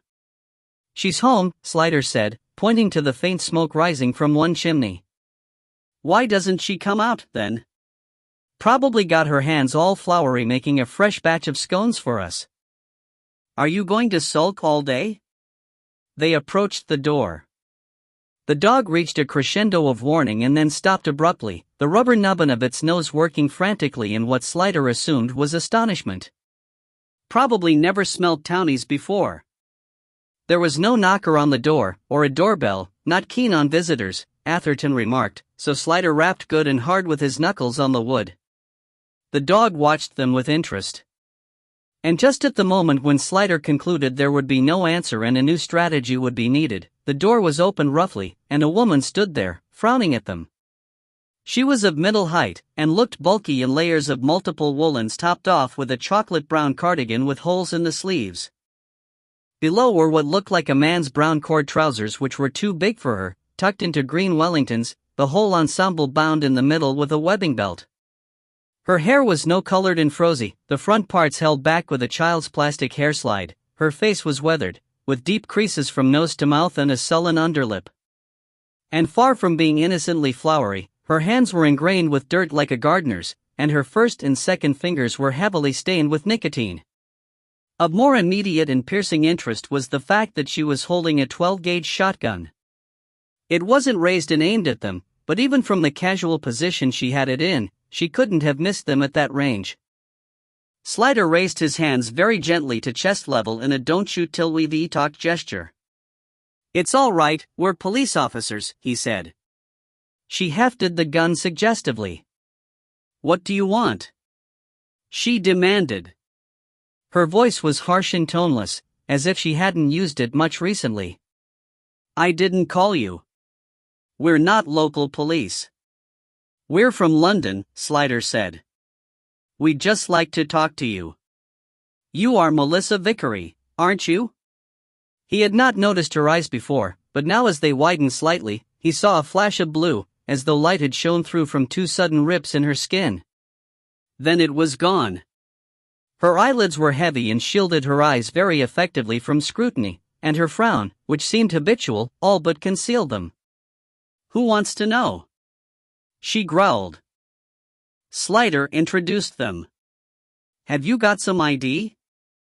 Slider reached for his, and the gun shifted slightly in warning, so he drew out his warrant card slowly and held it out to her. She inspected it.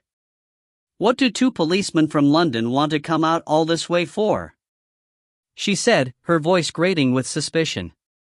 "We want to talk to you about Amanda Knight," said Slider. In the silence that followed, he could hear a crow yarking some distance away, and closer to hand the croodling of the hens in the weeds, and the jingle of the dog's chain as it shifted position. He was aware of the tension of Atherton beside him and the alertness of the woman in front of him. "That's a name I haven't heard in a long time," she said at last. Her suspicions seemed to have lowered a notch. "May we come in and talk to you?" Slider asked politely. She seemed to consider, looking round the yard behind them as if expecting to spot commandos wriggling through the undergrowth on their elbows. Then she said, "All right," and turned away, letting them in. Slider gestured Atherton to go first. Atherton gave a grim quirk of the mouth to express dismay, disbelief, and comical alarm as he passed, then followed him and closed the door. It caught against the stone-flagged floor, until he tried lifting it a little, the hinges had dropped and the door had swollen. Inside it was dark, chilly, and smelled damp. He caught a glimpse of a dim brown parlor on the right, the best front room, he supposed, but she led them to the left and into a large farmhouse kitchen which, while not exactly straight from house and gardens, was at least comparatively light and, thanks to the range, warm. The floor was stone-flagged, and a large wooden table took up most of the center of the room. There was a wooden bench under the window, and the range and its surrounding chimney dominated the opposite side. On the wall above the mantelpiece were 2 gun rests, one empty and the other holding a .410. There was an old-fashioned wooden dresser against the far wall. There was a rug on the floor in front of the range, on which 2 collies were lying tangled together, asleep. A cat was sitting on top of the cool plate, and 2 more cats perched on the windowsill. So far, so famous 5. Sold to a yuppie, it would have been made into a delightful room. As it was, it smelled of dogs and cigarettes, and it was comfortless and cluttered. There was a single very old and disgusting armchair beside the range, the seat worn into a basin by years of use, the wooden arms runneled with cigarette burns. The dresser was buried under old correspondence, items of clothing, tools, balls of string, nameless bits of metal, tins and jars, a box of dog biscuits, all the things carelessly put down there and never cleared away. Likewise every other surface in the room, and on the kitchen table, in addition, was a large bucket crusted inside with what looked like chicken meal, a heap of muddy vegetables, and 2 dead and bloodied rabbits. Even the front bar of the range, which should have been decorated with a pretty dish towel depicting common English wildflowers and perhaps a cheery red and white checked oven glove, bore instead a very dirty towel that might have been used to dry a dog and some rather gray underwear. The woman stood by the table, watching them come in, her head slightly lowered, like a bull wondering whether or not to charge, her brows frowning, her lower lip stuck out. She examined them afresh, and then sighed slightly, straightened, and put the gun back in its rest. "Sorry about that," she said, with a jerk of her head towards it. "When strange men come up the lane in these parts, you get nervous." She gave a mirthless grin. "No use calling the police. Time they get here, you're dead, and they've stripped the house bare. You learn to look after yourself when you live in the country." "I understand," Slider said soothingly. She gestured towards the bench under the window. "Sit down if you want. Shove those things on the floor." They did as they were told, and she came and perched on the edge of the table, thereby putting herself at an advantage, and between them and the guns. "Why the sudden interest in Amanda?" she asked. "That was a hell of a long time ago, Ott." The question sounded casual, but Slider sensed an alertness, perhaps a tension, in her as she asked it. Well, that was natural enough, he supposed. Anything unexpected tends to put you on your guard. "You didn't read anything about it in the papers?"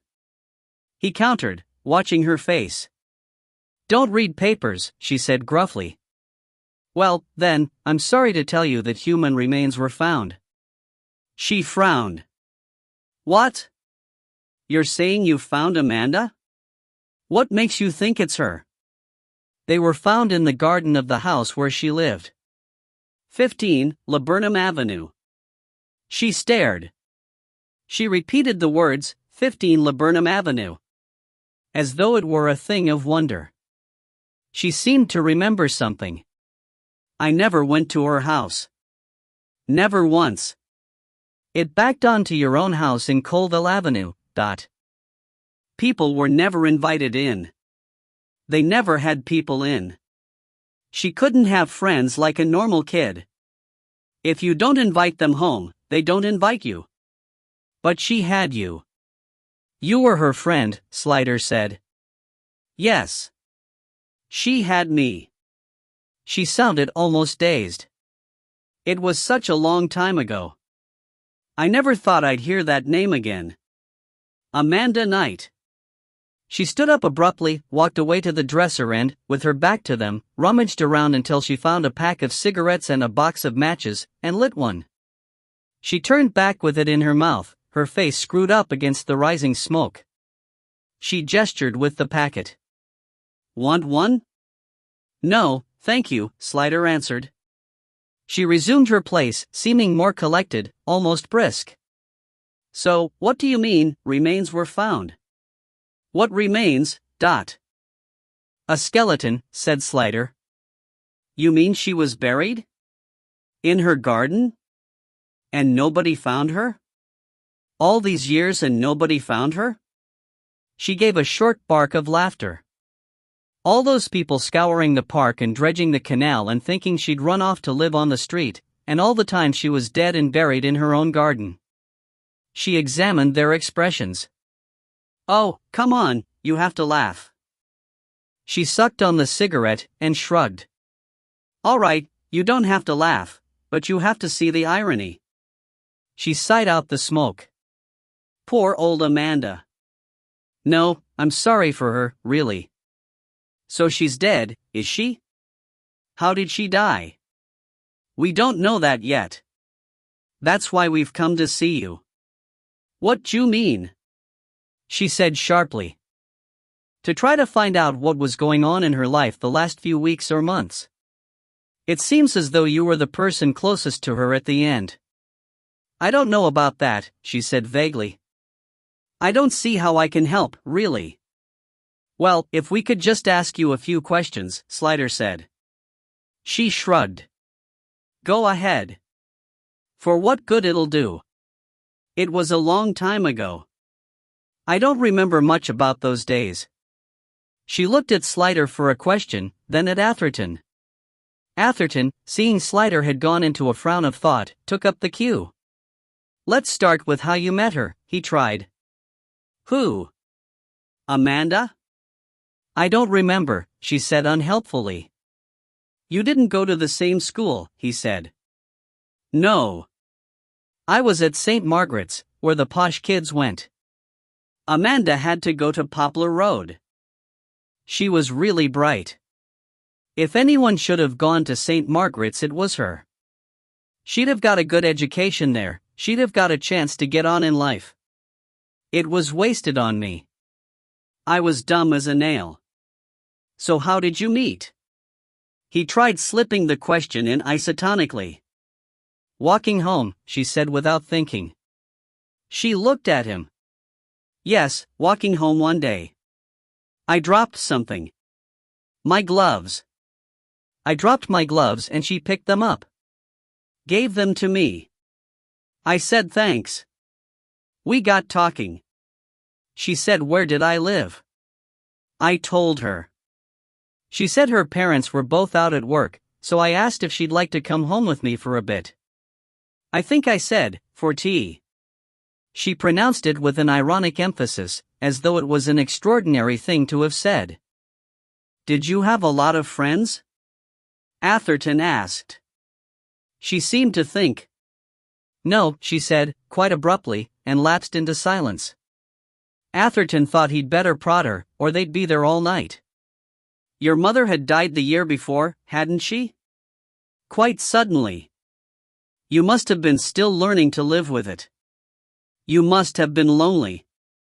She stared at him, her mouth turning down. She removed the cigarette deliberately, and said, Oh, very nice. Yes, tactful reminder. By the way, your mother's dead, how does that feel? And you do this for a living, do you? It was a long time ago, as you've already noted, he said, interested by her reaction. You never get over losing your mum. Take it from me. You're right, I was upset, I was bewildered, I was lonely. I was a mess. Amanda, she was different. She always knew what she wanted, and she was determined to get it. Anyone who got in the way, look out. She was tough. A tough kid. And she befriended you. That must have been nice for you. Nice? Her eyebrows went up. Then she took a last drag on the cigarette, butted it, folded her arms over her chest, and said, Yes, it was nice. Nice for poor little me to have a friend. Amanda was nice. I was nice. We were nice together. Atherton nodded receptively, thinking that Melissa Vickery might just be a little bit bonkers. But living alone in a place like this, where anyone knocking at your door unexpectedly needed to be met with a 12-bore, might well send a person spiraling off to a distant planet. And from where she started, losing her mother at age 14, it might not have been a very long journey. 19. Females of the species. That summer, you saw a lot of Amanda, didn't you? Yes, she said. We'd meet after school and she'd come home with me for a bit, until her mom and dad got home from work. She helped me with my homework sometimes. Or we'd talk. Or have tea. We were better off than her, we always had cake and stuff. They didn't have nice stuff at home. And I had sweets. She didn't get much pocket money. And when the summer holidays came? Atherton prompted. She came most days. Her parents were out at work, so she was on her own. Your father worked from home, didn't he? She looked at him sharply. He didn't mind. He had his study up at the top of the house. But he liked Amanda, anyway. He was glad I had a friend. Did you go out together, during the holidays? She shrugged. Sometimes. But mostly we just stayed in. Talking and so on. What did you talk about? She looked irritated. How do I remember? All those years ago. What kids talk about? So she spent most days with you, at your house. But her parents didn't seem to know about it. Her mother didn't seem to have heard of you. The woman shrugged again. Why do you think Amanda didn't talk about you? How should I know? She said roughly. Maybe she just wanted to keep something for herself. I don't think she liked them very much. They didn't understand her. They were stupid and uneducated. Her dad was like some kind of dinosaur. They were always rowing, he was always trying to stop her doing things. What things? She seemed to regret her sudden expansiveness, and answered that with a closed-mouthed shrug. Atherton glanced at Slider but got no message from him, so he carried on. That last day, the day she disappeared. I don't know anything about that, she said indifferently. It was in the middle of the summer holidays, August the 18th. A Saturday. Did Amanda visit you that day? She was irritable again. I don't remember.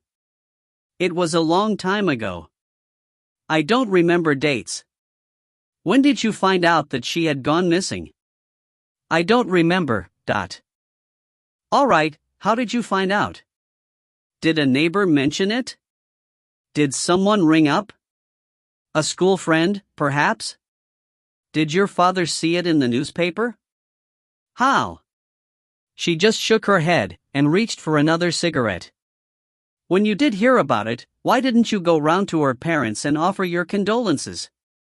She looked incredulous. I was just a kid. Well, then, your father. You said he liked Amanda, was glad you had a friend. Why didn't he? I don't know. He didn't know them, why would he? You went away on holiday about that time, Atherton said, watching her light the fag. Did I? She said through the smoke. Was that because you were upset about Amanda? Did your father take you away for that reason, to get you away from it all, Dot? She took the cigarette from her mouth and looked at him consideringly. Maybe. How would I know? Look, I was a kid. What do kids know about why their parents do anything? You just go along with it, don't you? You're asking the wrong person. But we can't ask your father, can we? No, because he's dead. Want to make a joke about that? I'm an orphan, isn't that hilarious? Atherton had decided it was best to ignore her changes of mood. How did he die? He blew his head off with the shotgun, she said brutally, looking to see if she had affected him. He returned the look steadily. He found he'd got cancer. He didn't want to go the way my mother went. He was suffering. So he took the shotgun and went behind the barn and blew himself away, Dot. That must have been terrible for you, Atherton said gently. She blinked. She seemed about to say something and change her mind. Then she took another drag on the cigarette and said on the exhale in a quieter voice, it was a quick end. You do it for a dog, you don't let them suffer. It's better that way. You must miss him dreadfully, Atherton said. It's been just the two of you all these years. Of course I miss him, she said harshly, turning her head away. What do you think? She removed a fleck of tobacco from her mouth with a forefinger and examined it. I loved him. It was quite a sudden decision, when you moved from Shepherd's Bush out here, Slider said. His voice, quiet, unemphatic, seemed to ease into the air between them like a gentle zephyr from an open window, nothing to be regarded. I suppose it was, she said. Did your father tell you why you were going? You must have wondered. He was sick of it all. Sick of that house. Sick of the place. You couldn't breathe, people all around you, everyone wanting to know your business. Out here you can be alone. People leave you alone. Sometimes you don't see another soul from 1 week's end to the next. It's quiet. And you like the quiet? Slider asked. By the hearth, the dog sighed and changed position. Behind him, on the windowsill, he heard one of the cats purr in response to the movement. Of course, she said. Who wouldn't, Dot? That last summer, he went on in the same inconsequential voice, what was on Amanda's mind? You talked together, 4 hours, almost every day. What was going on in her life? Just the usual things. Nothing in particular, Melissa Vickery said. Why? I don't remember. It's too long ago.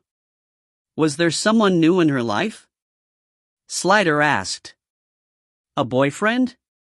She wasn't interested in boys, she said scornfully. A man, then.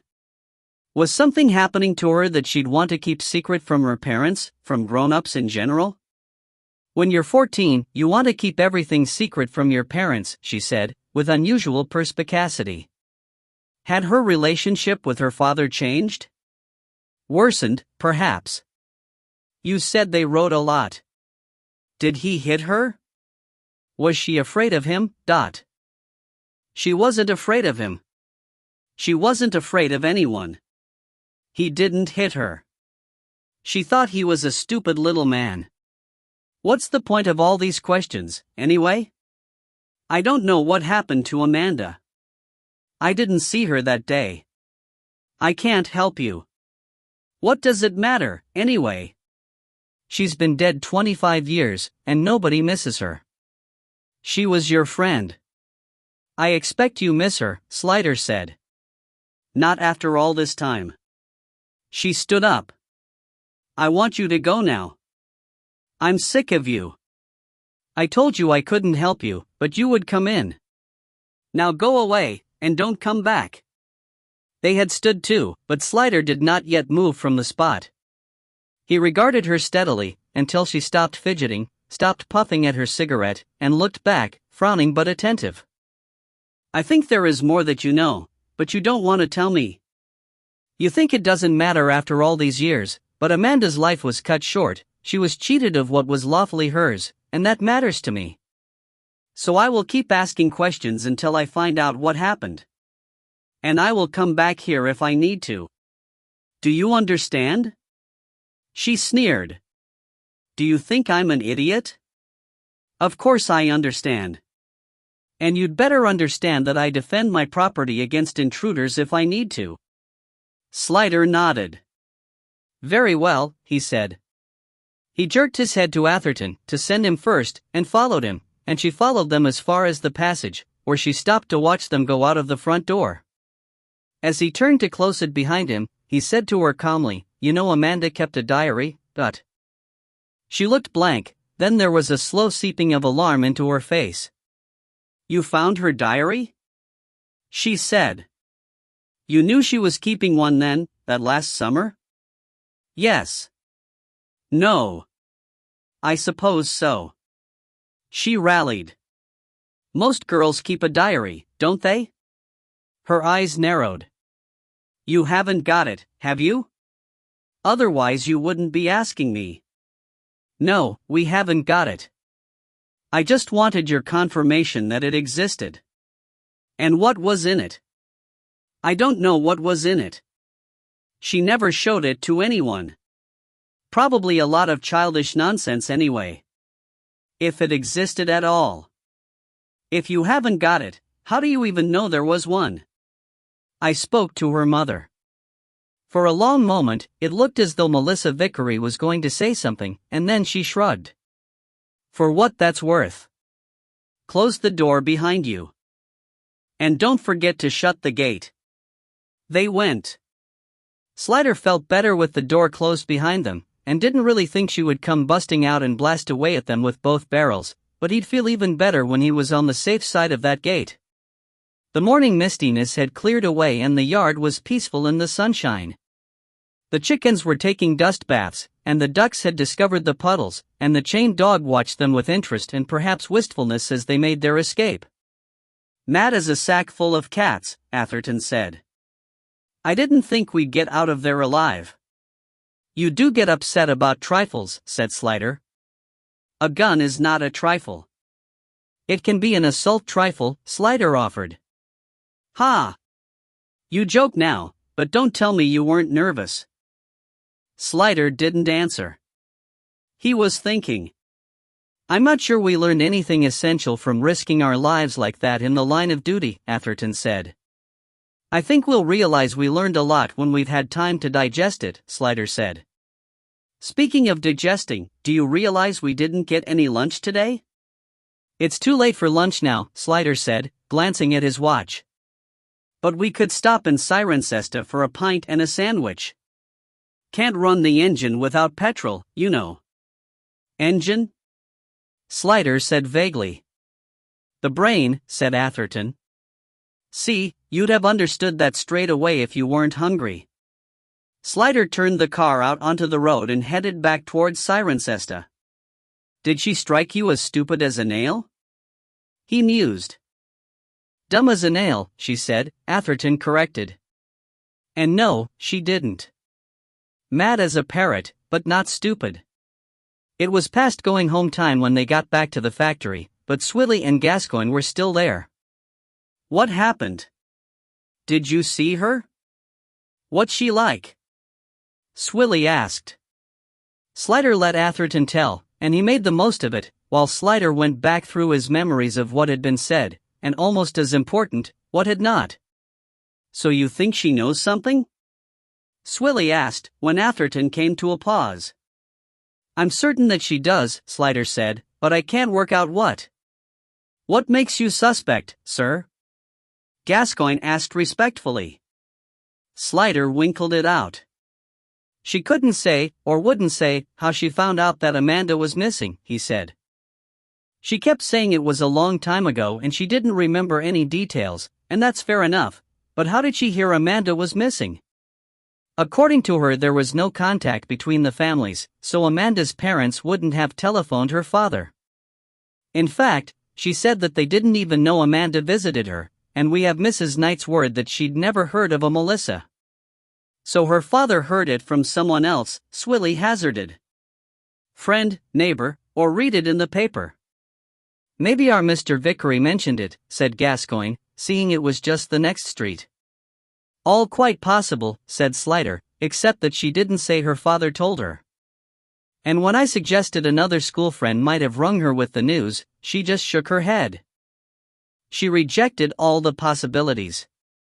I know it was a long time ago, but I think she would have remembered who it was broke the news to her that her friend, the friend she'd been seeing nearly every day, had disappeared, unless she knew something about that disappearance. They thought about it. So, you think she was with Amanda when it happened? She saw it? Said Swilly. And was too frightened to say anything? Say the two of them had gone out somewhere, and Roddy Knight found them and was angry for some reason. They'd gone somewhere he disapproved of, or something, and he got into a row with Amanda, killed her, probably by accident? No, but she wouldn't just keep it quiet, would she? That's mad. Gascoigne shook his head. Even if she was afraid back then, she wouldn't still be, not all this time later. There'd be no reason not to shop Amanda's dad now. He's dead, anyway, he couldn't hurt her. Why else would she not say anything? Swilly wondered. If not fear? Loyalty? Loyalty to who? Amanda's dad against Amanda? Said Gascoigne. How would she even have known him? Not Amanda's dad, said Atherton. Her own. Say they were playing downstairs and got a bit boisterous. Her father comes rampaging down to complain about the noise, they were disturbing his genius, how could he concentrate with that unholy racket going on, etc. And Amanda, who's used to rowing with her dad, answers him back, and he loses his temper and lamps her. They thought about that. Except that there were no fractures, said Slider. Well, he caused her some kind of fatal damage in the heat of the moment, Atherton said, without breaking bones. Strangled her, maybe. Now little Melissa, who's lost her mother and loves her daddy, has to make a choice, to the dead friend or the live father. I think in those circumstances, most kids would side with the father.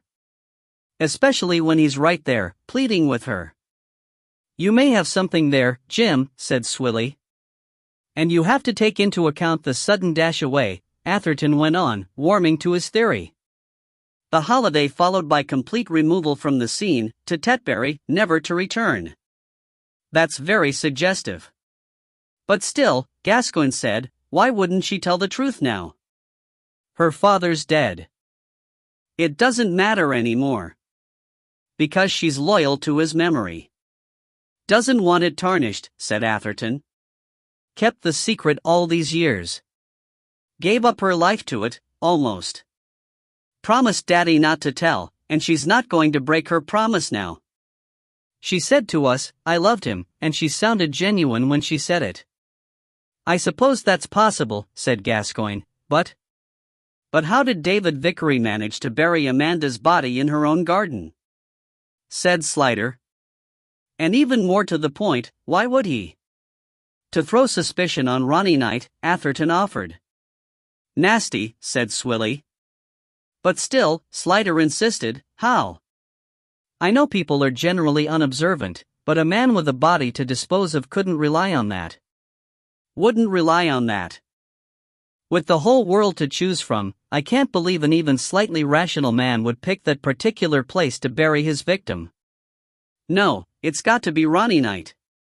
He's the only one who could do it, who had even a chance, let alone a reason to bury her there. But then, what does Melissa know about it? And why won't she tell us?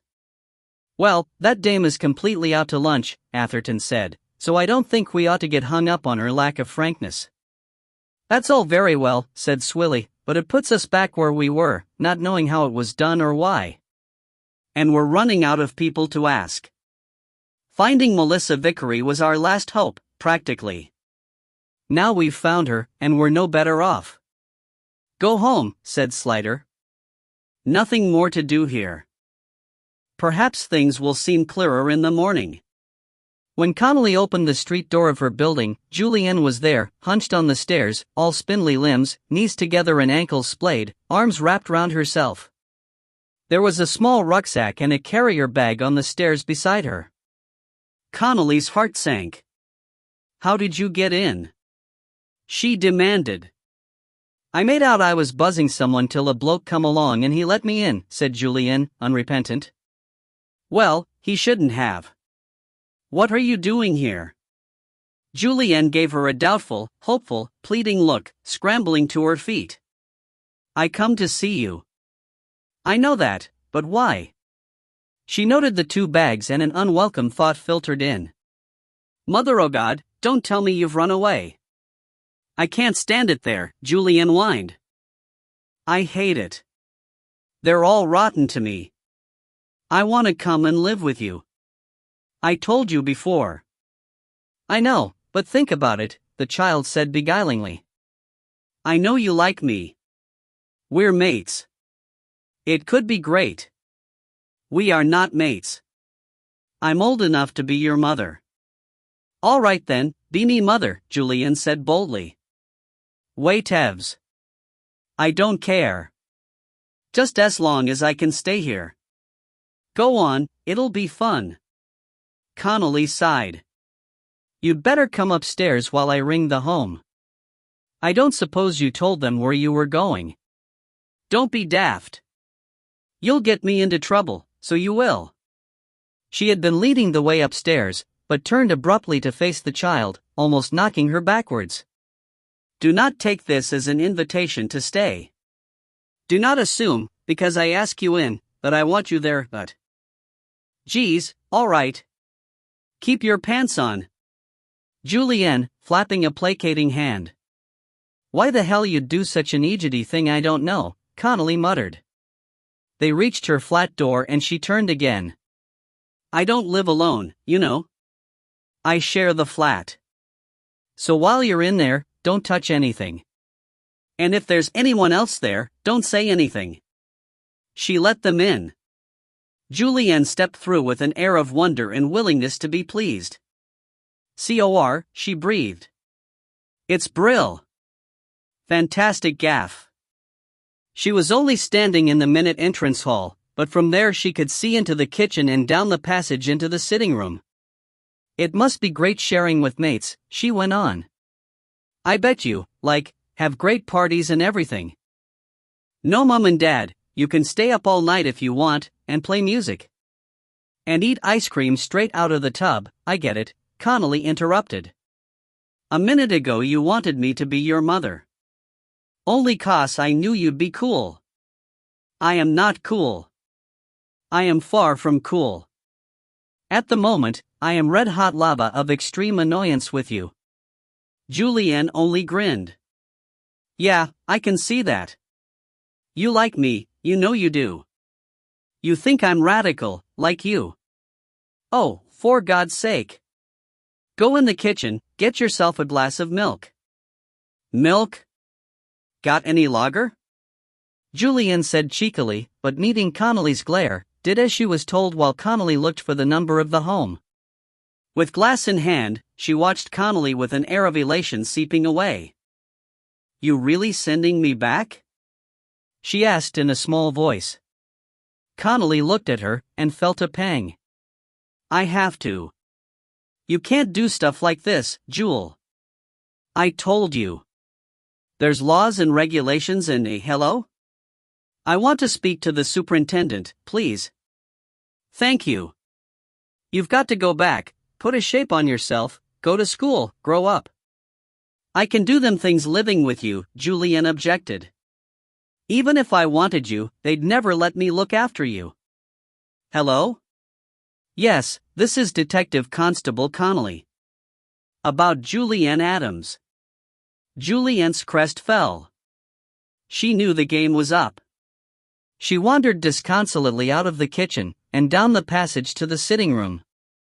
She was standing there looking about her like a 1957 visitor to the Ideal Home exhibition when Connolly joined her. "I'm taking you back. And I hope you realize you are disrupting my plans for the evening in a way that is not acceptable." Julienne ignored that. She said, "You got a great gaff. I like your couch. I like your carpet. I like them vase things over there. I like the color you done the walls. Are you listening to me?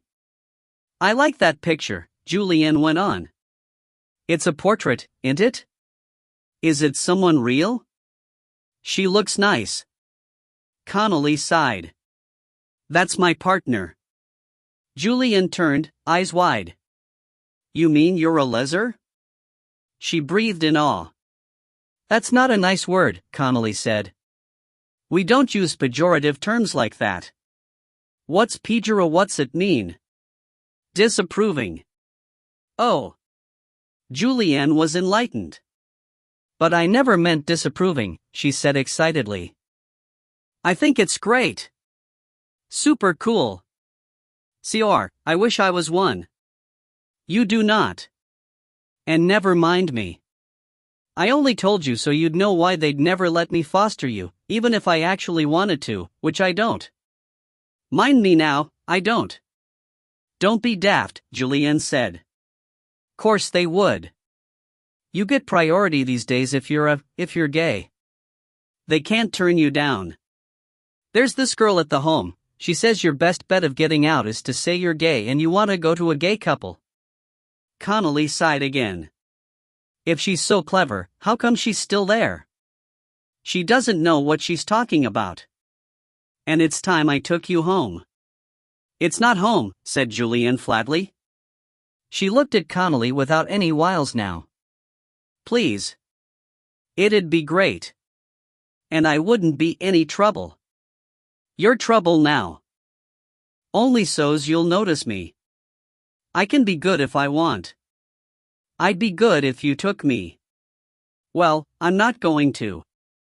No matter what stunts you pull. So get it into your head. She managed to glare at the child, though it was an effort. Now I'm taking you back. And if you do anything like this again, I won't come and visit you. Understand? You'll come and visit me? Julianne brightened. Only if you buckle down, obey the rules, go to school. Don't get into trouble. And don't run away. Will you come and see me on Saturday? Mary and Joseph, did you listen to a word I said? Keep your hair on. Course I did. What's her name, your partner? None o' your business, Connolly said, bustling her charge towards the door. Is she nice? She looks sort of posh in that picture. Maybe pictures just make you look posh. That sort, the painted sort.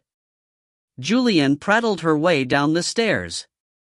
How come you had her picture done, anyway? Was it like a birthday present or something? If the two of you adopt me, I'll have two moms, won't I? Would I call you both Mum? How'd you know which one I meant?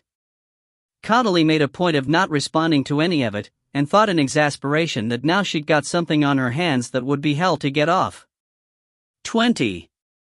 Matchless. Porson was not a happy bunny. Somewhere he had picked up a cold, and it had ripened by Thursday morning into its full chesty glory. Slider didn't need the flapped hand and terse warning to position himself well out of spray range. You don't seem to be getting on with this laburnum business. Porson tried to bark, but it came out as a croak, and set him coughing fruitily into his handkerchief. You should see what I'm bringing up, he said as he wiped his lips. I swear the last lot had hands. Get well soon, sir, Slider murmured, with sincerity. Porson gave him a sour look. Glad you've kept that famous sense of humor. I was worried you might be feeling low. I thought this case would be an easy job for you, get a result, boost yourself extreme, do you a bit of bond with our masters? But you don't seem to have got anywhere. It's tricky when it was so long ago, Slider said. Many of the principal players have died. Excuses are all very well, but it's you I'm thinking of. A failure in something like this can leave a nasty taste in the eye. Let alone having to justify the budget expenditure on a bag of blasted old bones. He blew his nose. Not lovely old bones anymore, Slider observed. Damn it, man, you get handed a sitting catch and you fumble it, Porson went on. He emerged suddenly from the handkerchief and fixed Slider with a disconcerting glare. And what's this I hear about visiting Shannon Bailey? Damn and blast, the old man really did know everything, Slider thought, half admiringly, half in irritation. It was one officer only. And very discreet. He couldn't help himself. How did you hear about it? Walls have ears, Porson said inscrutably. You know you shouldn't have done it, don't you? I'm not going to have to tell you how wrong, dangerous, and bloody stupid it was, am I? No, sir. Good. What did you find out? Slider hesitated, trying to untangle the facts from his own prejudices. She withdrew her testimony because she's unsure now what, if anything, she really saw. She withdrew voluntarily? Yes, sir. She wasn't frightened into it? No, sir. She'd been drinking and taking drugs, and her memories of the evening are unclear. Porson gave a grim nod. Right. Exactly. Just what everybody's been saying all along. So are you happy now? Slider didn't answer, unsure what the truth about that might be. Porson began pacing. Let's put it another way. I know you aren't happy about the hit-and-run girl, and I don't like the fact that we've never found the driver, but these things happen in war. Are you prepared to accept that you don't have a case, that you never had a case? Yes, sir, Slider said. I blame myself for letting you run with it, Porson said restlessly. He honked into his handkerchief. Slider could hear his chest rattling from here. The old man didn't look well. There was a shiny, suck-boiled sweet look to his eyes. I should have known better. Truth to tell, I fancied having a pop at the heads on the parapet myself, God help me. He gave a mirthless grin, drew breath to speak and set himself coughing. I'll go and leave you in peace, Slider said, turning away. Porson flapped at him to stay. So, he wheezed, when he could, we're all clear now on the Adams thing, are we? I'm not going to have any more temper tantrums? No more toys thrown out of the plane? You're all done with it? Yes, sir. Right. As Slider reached the door, Porson called after him, end of the week for this laburnum business. Can't spend any more time on it. There are some big initiatives coming up next week and we'll need all hands. Initiatives, Slider thought as he trudged away. We used to fight crime, now we progress initiatives. Welcome to the 21st century. It had got so that he could smell trouble. He felt the electric charge coming out of the CID room halfway along the passage. As he turned in at the door, all eyes turned on him. It was Gascoigne who spoke. Sir, the DNA test result on the remains has come back. It was in the non-urgent queue. I think they must have. What's the problem? Slider goosed him. Gascoigne looked unhappy. It's not a match. No matches at all to Mrs. Knight's sample. The remains couldn't have been Amanda's. So where does that leave us? Swilly looked round the assembled troops. They'd all got consolatory teas and coffees and sought their own or the edge of someone else's more convenient desk. All bets are off, said McLaren. It's a whole new ballgame. Yes, thank you, we'll manage without the bumper book of clichés today, said Slider. I feel bad about your man, Ronnie Knight, Connolly said, swinging short arcs on her swivel chair. Suspecting him all this time. It's Cat, dot. Still probably was him, McLaren grumped. Who else could have done the burying? Let's not forget, Amanda's still missing, said Lessop. He tugged unhappily at his chin plates. Does that mean we have to drop her? He asked Slider. I'm afraid so, Slider answered. That poor girl would remain forever a misper, practically an unperson, her meager file crumbling gently to dust in the basement. He threw them a counter-irritant. We can't spend any more time on her. We only have to the end of the week to sort out the bones. Ideas? Well, we're back to square one, aren't we? Said Swilly. We don't even have a date to work on. Local searches, said Slider. Other missing persons. Other sex and abduction cases, possible links with. Other local perpetrators, similarities with M.O. They looked profoundly unexcited by this turn of events. Come on, he said sharply. Let's not lose sight of the fact that someone died, and was probably murdered. A crime was committed. That is our proper concern, what the generous public pays our wages for, to catch criminals. What if they turn out to be Roman bones or something like that? Fathom said gloomily. Idiot. Swilly said roughly. Doc Cameron said they're about 20 years old. I know it's an estimate, but he's not going to be a couple of thousand years out, is he? What if it's the other side of 20? LaSalle said. We've been looking at the Knights because of Amanda, but what about the people who came after them? The Barnards? Said Swilly. Oh. Gov. Fathom said, jumping as though he'd been prodded with a sharpened pencil. We didn't look at them properly because of Amanda being a misper, LaSalle went on. There was no point when it was obvious it was her. Gov? But now it's all thrown open again. Gov, about the Barnards, Fathom said, managing to get over the top of LaSalle. Slider turned to him. Yes, you were looking for them, weren't you? I found them, Fathom said. I forgot to say. They're coming in this morning. The estate agent had got it all wrong. They had not sold the house in Laburnum Avenue because they were going to Australia. It was their son who was going to New Zealand, and they had sold their house to realize some cash for him and their daughter-in-law to put down on a house when they got there. The agent had thought there'd been a reference to Adelaide, but that was the name of the daughter-in-law, not the Barnards' destination.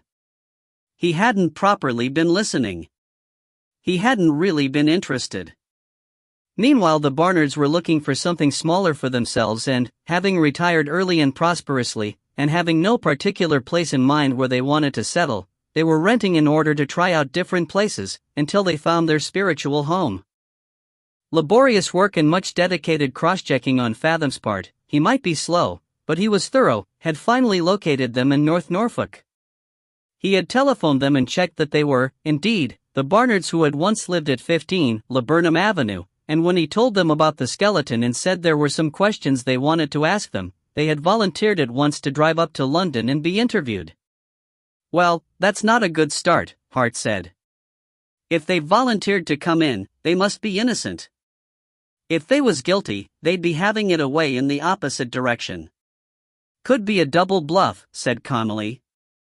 If they've got away with it all these years, they'll be super confident. If it was me, I'd want to come just to find out what the Pauls really know. If they was a Fred and Rose West couple, there'd been more bodies, Hart objected. Maybe that was the only one they buried on the premises, Fathom said eagerly. The others could be anywhere, out on the moors or something. The Shepherd's Bush moors? Hart said witheringly. They got a motor, Fathom pointed out.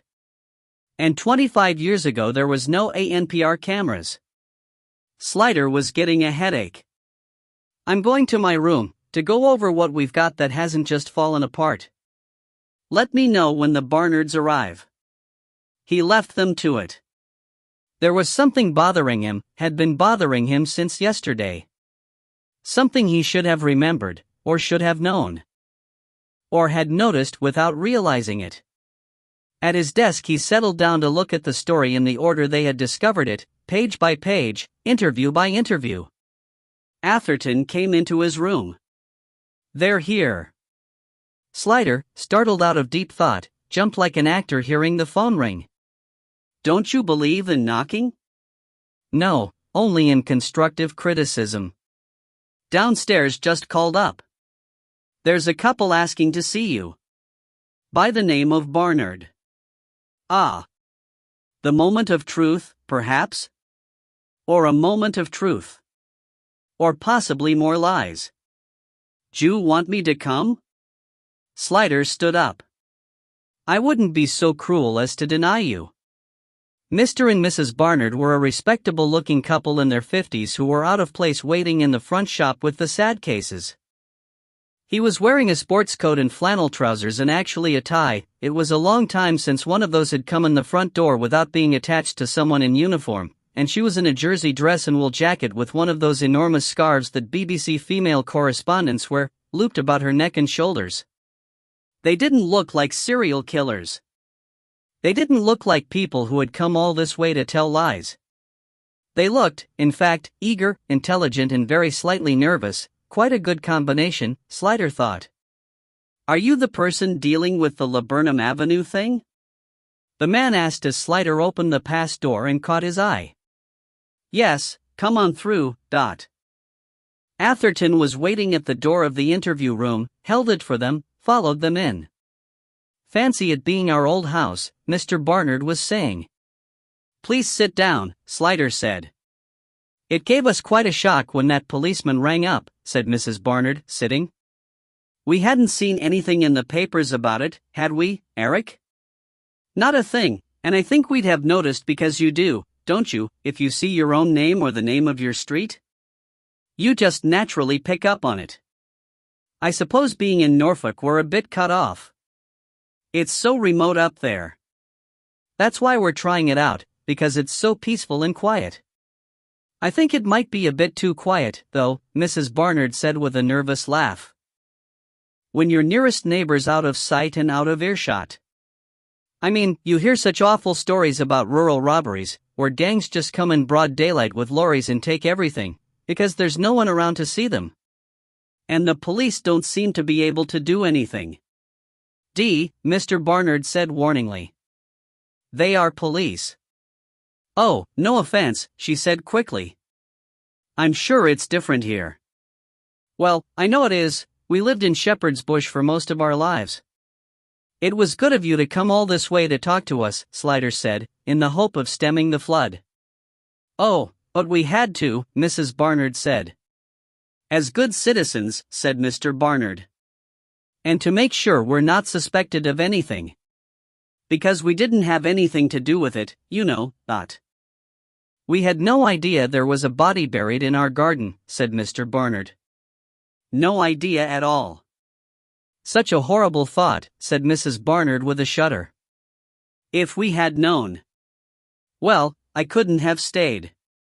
We don't know who it is or anything, said Mr. Barnard, keeping to the important point. It must have happened before we lived there. Or after. Not after, he corrected gently. We've not been gone that long.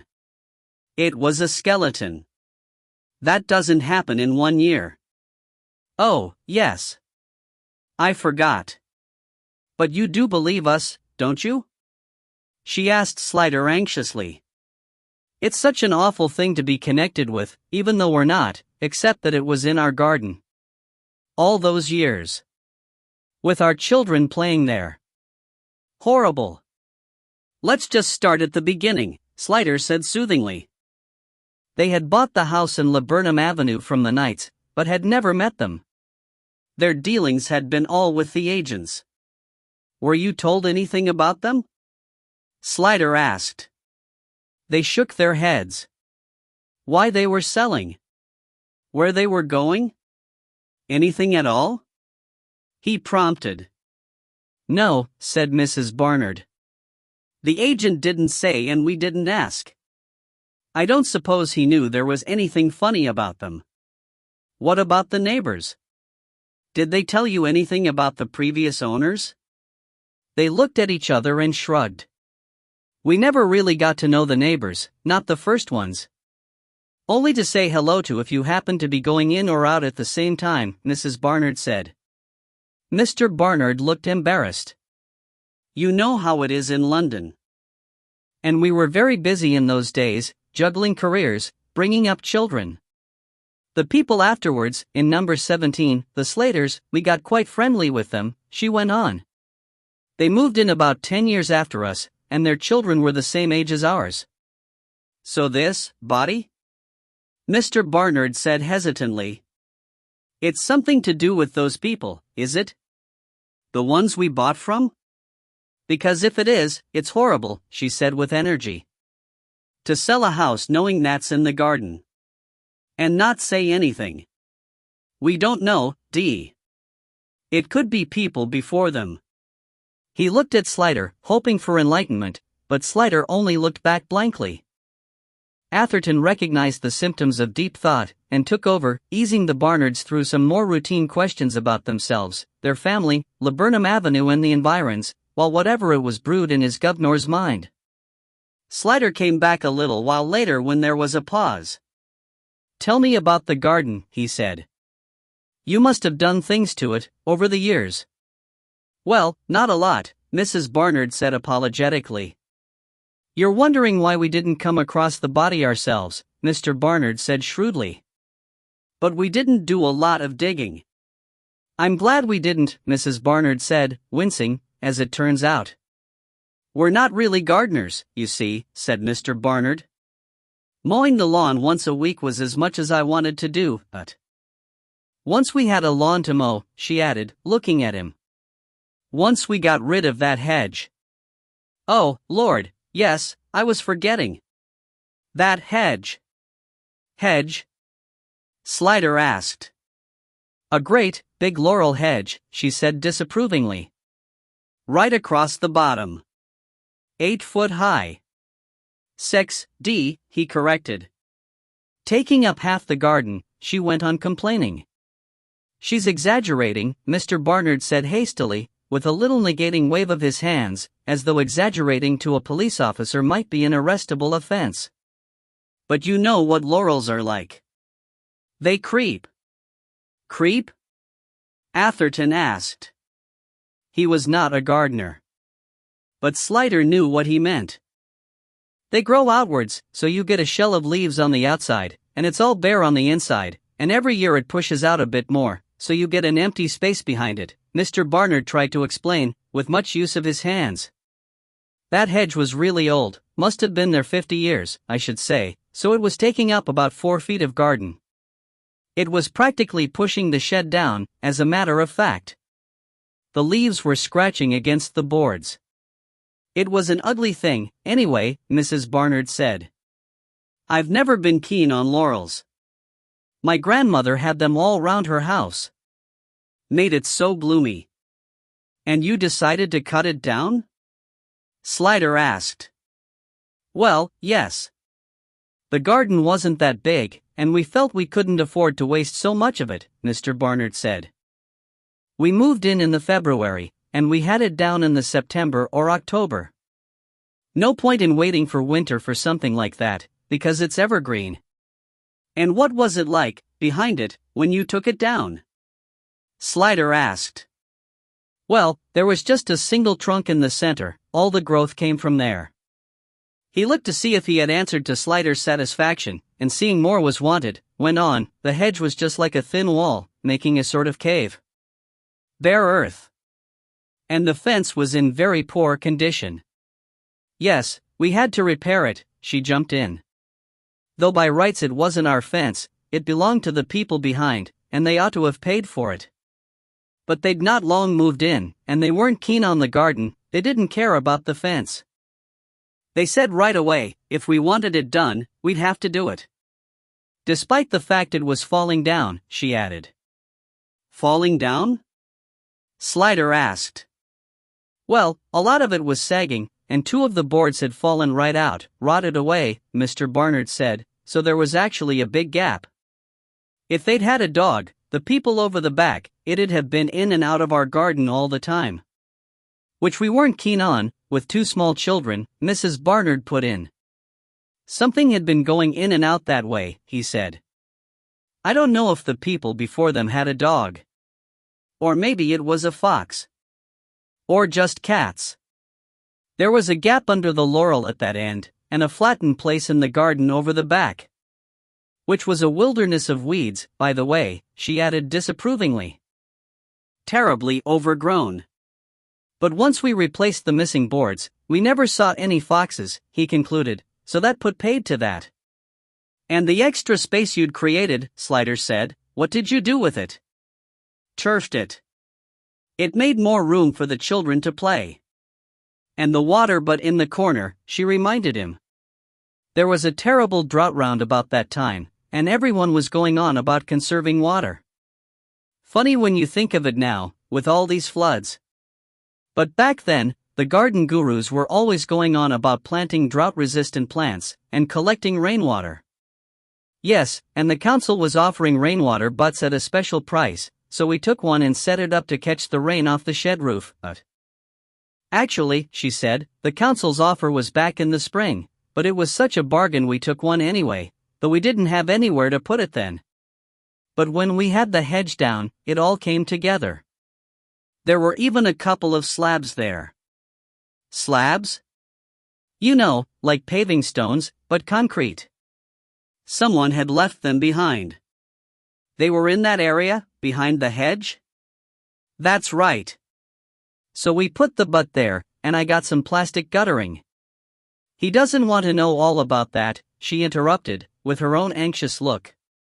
Wittering on to a police office, another arrestable offense. So you didn't at any time do any digging in that corner? Atherton asked, seeing Slider had lapsed again into silence, and knowing where he was going now. No, said Mr. Barnard. He looked from one to the other. A light bulb went on. Don't tell me, is that where? Oh my goodness. Slider distracted them. So, the people in the house behind, he asked, do you remember their name? They exchanged a glance. I don't think we ever knew it, she said. But you say they hadn't been there long? No, only about 18 months more than us. We only had a few conversations with them, mainly over the hedge, he said, making it clear there was no abiding friendship. Mrs. Barnard took the ball back. I think she was a foreigner of some sort, Iranian or something like that. But she spoke good English. He was Scottish, he had a Scottish accent, anyway. I think he was in oil or something. And they had 2 teenage children, boys. But they didn't like gardening, and you did wonder why they'd bought the house, because that big garden would take a lot of looking after. And it was terribly overgrown. You'd think that a loan would have put them off. There were plenty of modern houses with less garden they could have bought. She sniffed. Obviously their refusal to pay for the fence still rankled. Did you know that, about laurel hedges? Atherton asked as they climbed the stairs back to his room. Yes, of course. Anyone who's ever had a laurel hedge, they pushed through the swing doors. A laurel hedge is not for Christmas, it's for life. It's not something you want in a wee suburban garden. You end up with a big dry space behind it that can't be used for anything. So you're thinking, We've always wondered how the body could have been buried without anyone seeing. But how does it help us? I don't really think the Barnards killed anyone, do you? And if Ronnie Knight killed some unrelated teenage girl, why would he crawl behind the hedge to bury her? Even if he was a serial killer and murdered Amanda as well, there are so many places to dispose of a body, it never made sense that he'd bring her back to the garden. Wherever he dumped Amanda, he dumped Miss X as well. But it was a good place, behind the hedge. Unlikely ever to be found back there, as the event proves. You ought to make a beeping noise when you reverse like that, Slider admonished. They had reached his door. Atherton went on, maybe the body predates the Knights. There's a depressing thought. Just tracing the people who lived there. And, I forgot, we've only got until the end of the week. He followed Slider into his room. What are you going to do now? Slider reached for his coat on the back of the door. I'm going to see Kellington, he said. 21. Pedes fictilis. Kellington's daughter looked reproachful. He's not well, she said. I don't want you upsetting him. He asked me to come, Slider said. He asked me to let him know what progress we made. In that old case? I don't want him bothering about that. It was over years ago. He'd forgotten all about it till you came, now I can see it's on his mind. Better to get it off his mind then, isn't it? Slider said. Or off his chest. He didn't say that, though. Ask him if he'll see me, He'll say yes, she said, sticking her lip out. Slider stood his ground, trying to look both determined and unthreatening, until she crumpled. Oh, all right, she said. I suppose you won't go away till you've seen him. You people have got no thought for others. A curious accusation, Slider considered as he followed her through. It was thinking about others that had brought him here. Kellington appeared to be asleep, but when she roused him and he opened his eyes, he didn't seem surprised to see Slider there. Oh, it's you, he said dully. I thought you'd be back. Sit down. Slider sat. Kellington looked much worse than at the last visit. There had been a sort of vigor then under his frailness, or, if not exactly vigor, a tautness, like a steel frame under crumbling concrete. Now the supporting structures seemed to be failing. The bridge was coming down, and coming down soon. Slider felt guilty and sorry, and determined. It would be better for Kellington, too, he thought. That thorn had been festering in his flesh for a long time. Better to get it out, even if it was painful. So, said Kellington, you worked it all out? Not all. Some. It was Ronnie Knight, wasn't it? Who else could have done it? It was Knight killed her. Had to be. It was a valiant last defense, but Slider could see the horrible doubts in Kellington's eyes, and it braced him, even while it engaged his pity. It is hard to have your idol exposed, even if you had long suspected the size 12's housed feet of clay. Slider began. When I was here last time, and you said, God damn him, he did it, you weren't talking about Ronnie Knight, were you? Kellington stared, warily. You were talking about Vickery. Kellington took in a sharp breath, which started him coughing. He made Porson's sound in the peak of health by comparison. This cough had its roots dug in somewhere important down inside. It was pulling at his actual life. The daughter appeared at his elbow with a glass of water and a pill, and he drank, washed down the pill, blew his nose and wiped his eyes. Slider waited implacably through all of this. It was not a performance, he could see that. But he would have his answers. Talk to me about Vickery, he said, when equilibrium was restored. Your superintendent. He was your hero, wasn't he, a dot? Kellington looked sour. Don't talk bollocks. He was a good copper, and my boss, that's all.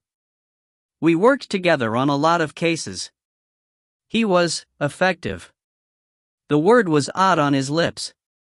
It sounded like something he'd read somewhere. You admired him, Slider urged. Why shouldn't I?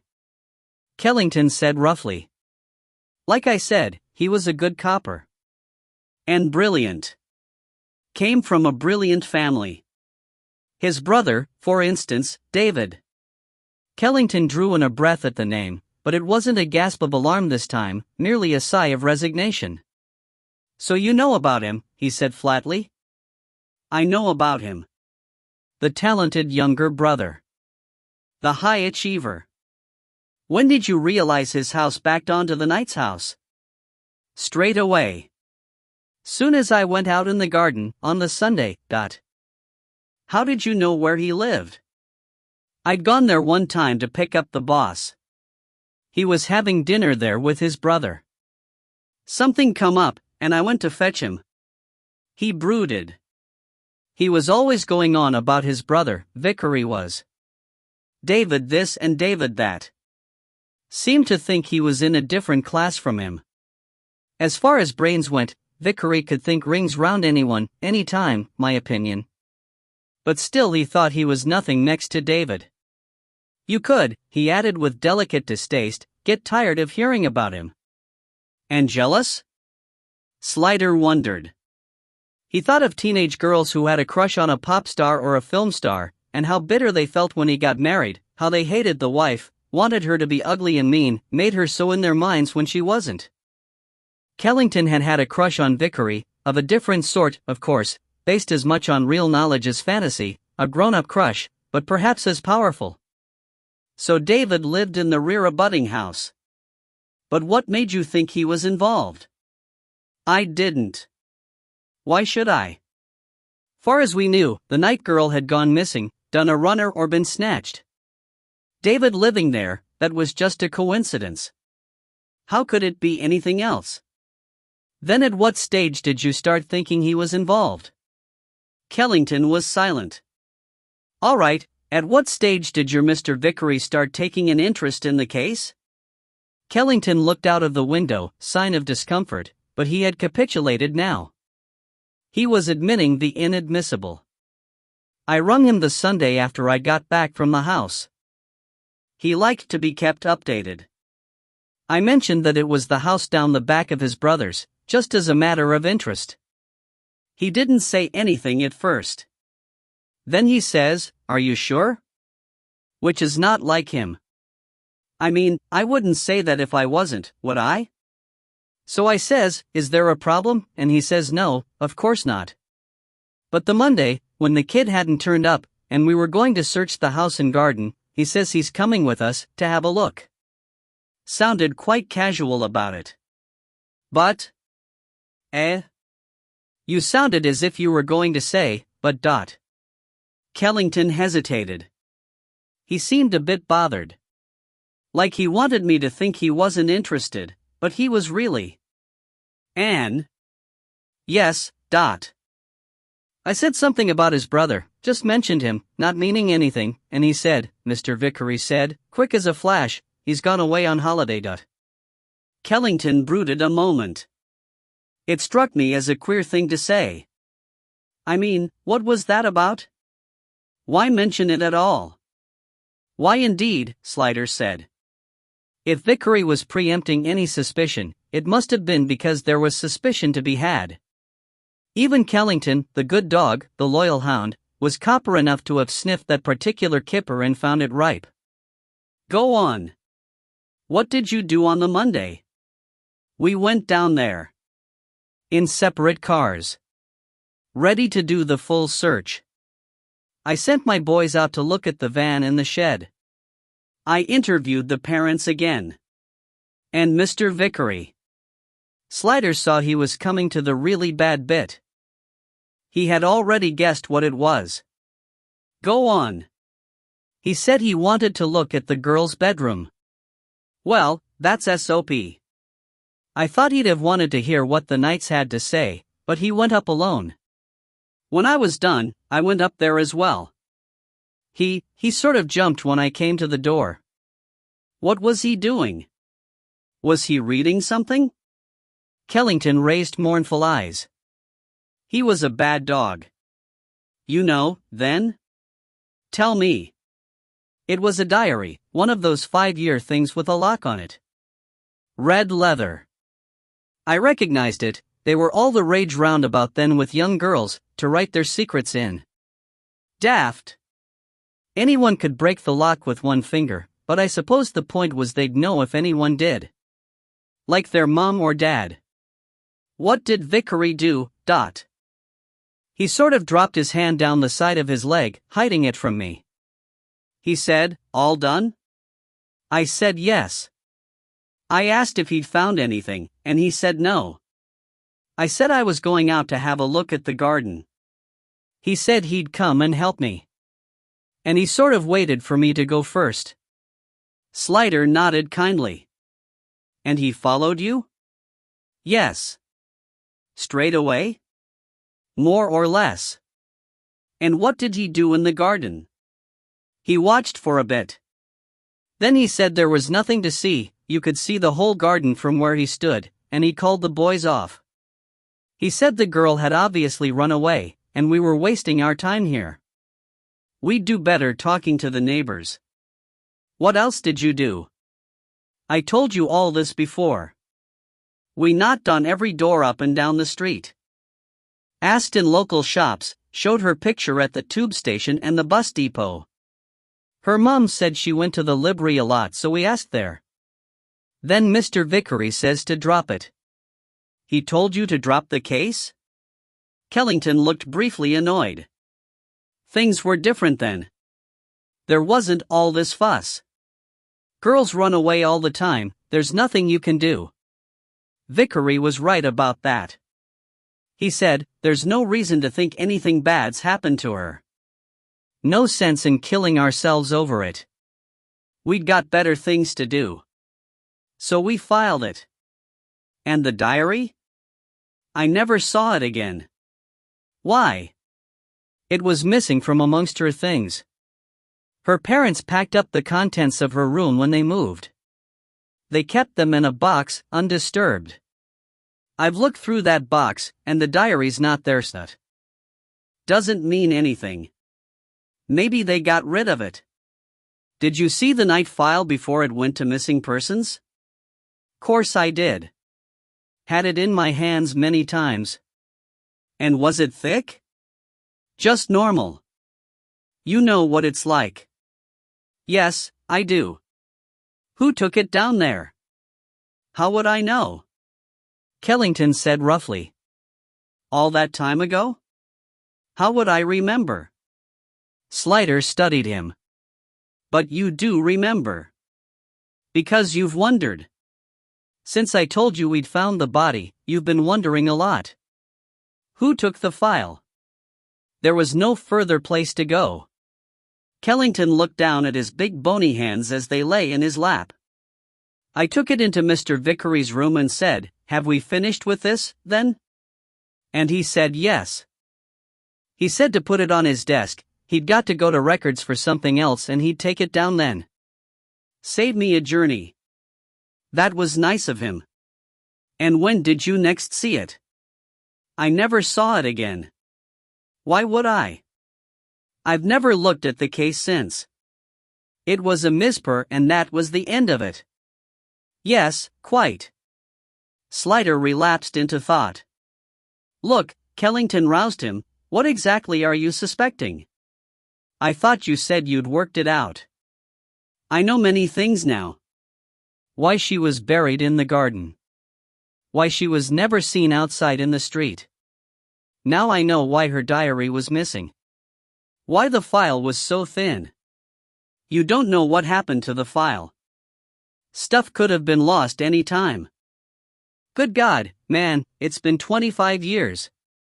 And the diary, who's to say it wasn't the father got rid of it? What do you think was in it anyway? Slider didn't answer that. Vickery left the job soon afterwards, didn't he? End of September. He was burnt out. You could see it, they often go that way, you're brilliant ones. Just suddenly had enough. Then he upped sticks and emigrated to Australia. Suppose he wanted a change of scene. Is that where he is now? Kellington looked bleak. I heard he snuffed it not long after. Car crash. Up in the mountains. Car went through a safety barrier and down a ravine. It was in their papers, and some copper over there sent it to a copper mate over here who's a friend of mine who knew I knew him and sent it to me. A pause, then he looked up. You don't think that he couldn't live with himself anymore? He was annoyed. I wasn't going to say that. Car crash was an accident. I was going to say, you can't think he was involved in the murder. No, I don't think he was. Or his brother, if that's where you're going. I don't see it. This Amanda Knight girl, what was she to either of them? It wasn't Amanda Knight, said Slider. Eh? The bones. The DNA test came back. It wasn't Amanda. So Vickery told them to cool off on the search? Said Atherton. He must have known, then. Known what? That there was funny business going on. Is that what I think? Look, it's obvious. Vickery must have spoken to his brother to know he's gone on holiday.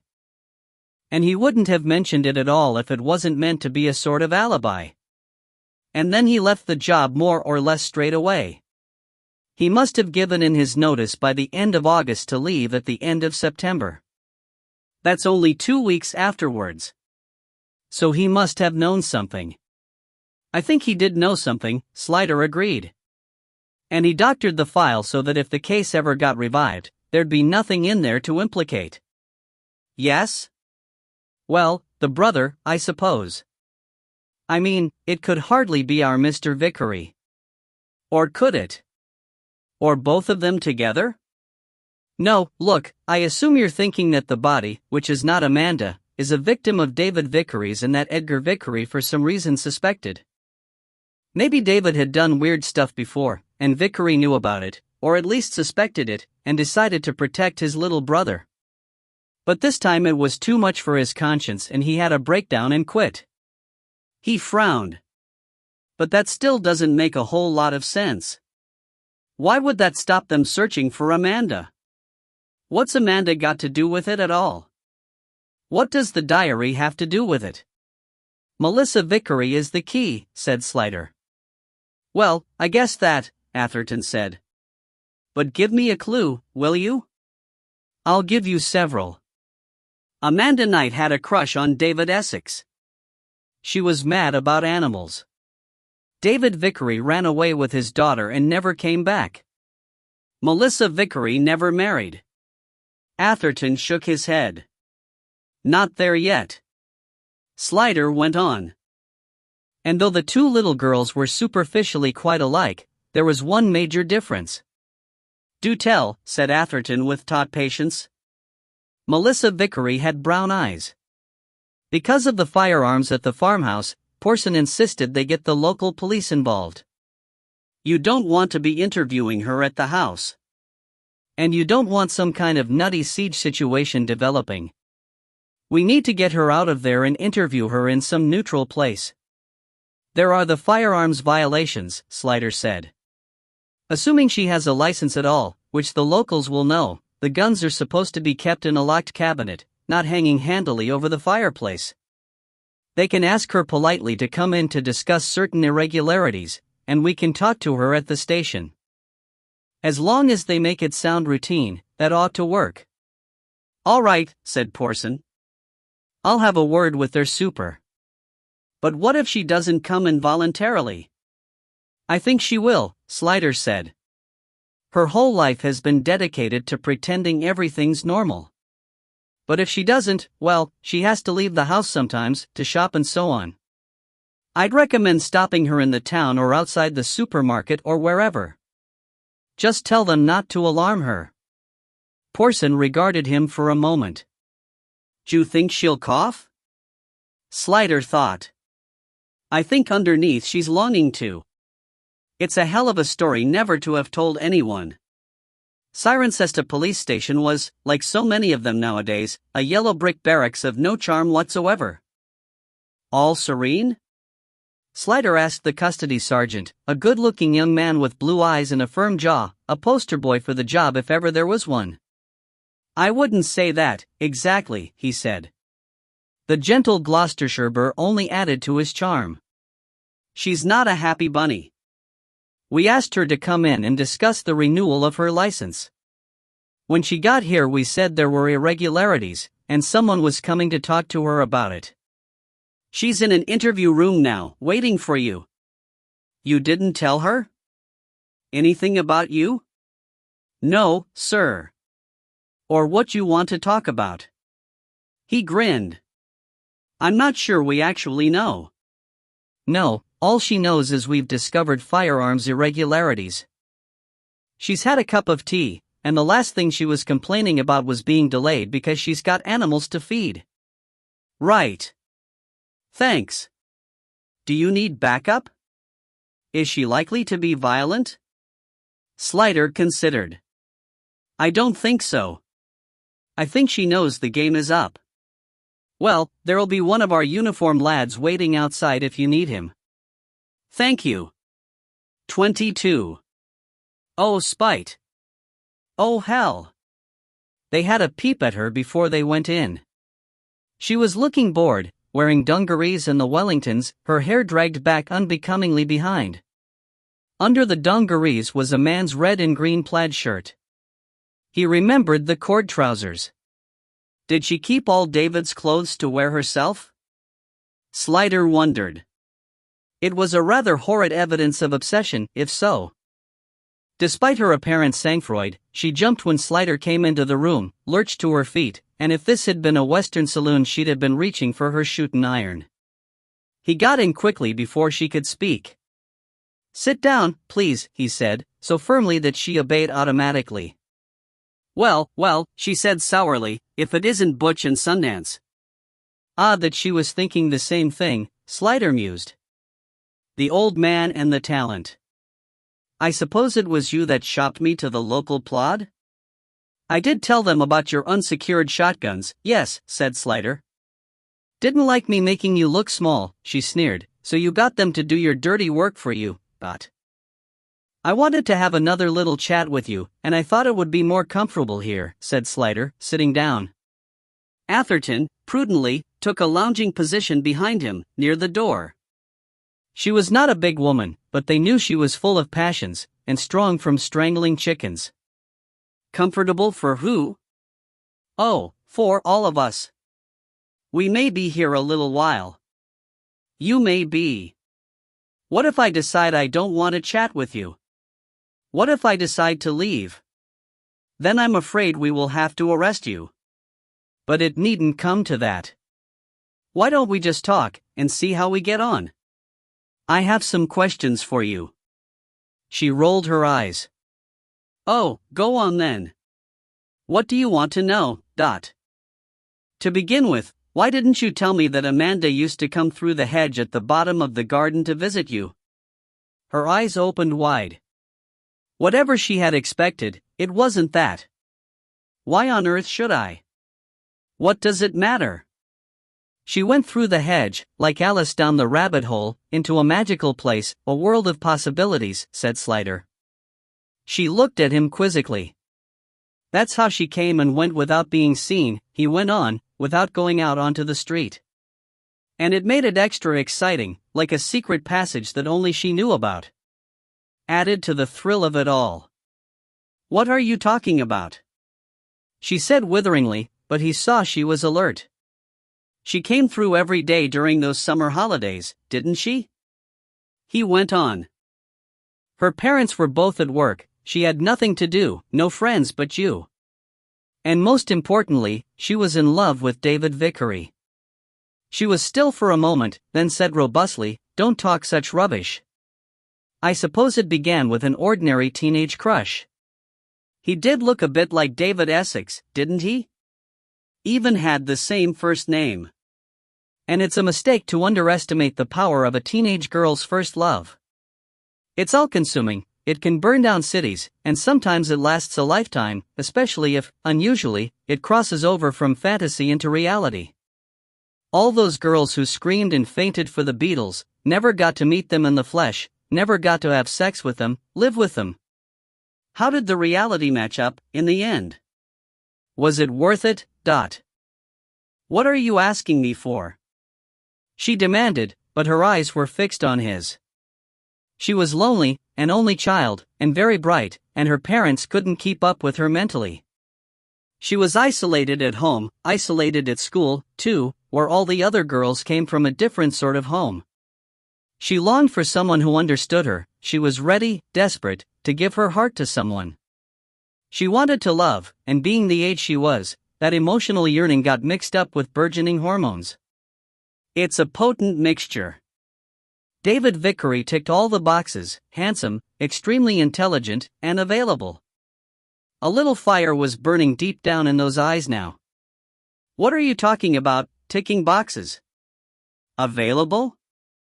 You make it sound like. Yes? No answer. I make it sound trivial? He saw agreement in her face. I assure you, I don't think it's trivial. Far from it. I understand. I get it, I really do. You don't know anything, she exclaimed, standing up.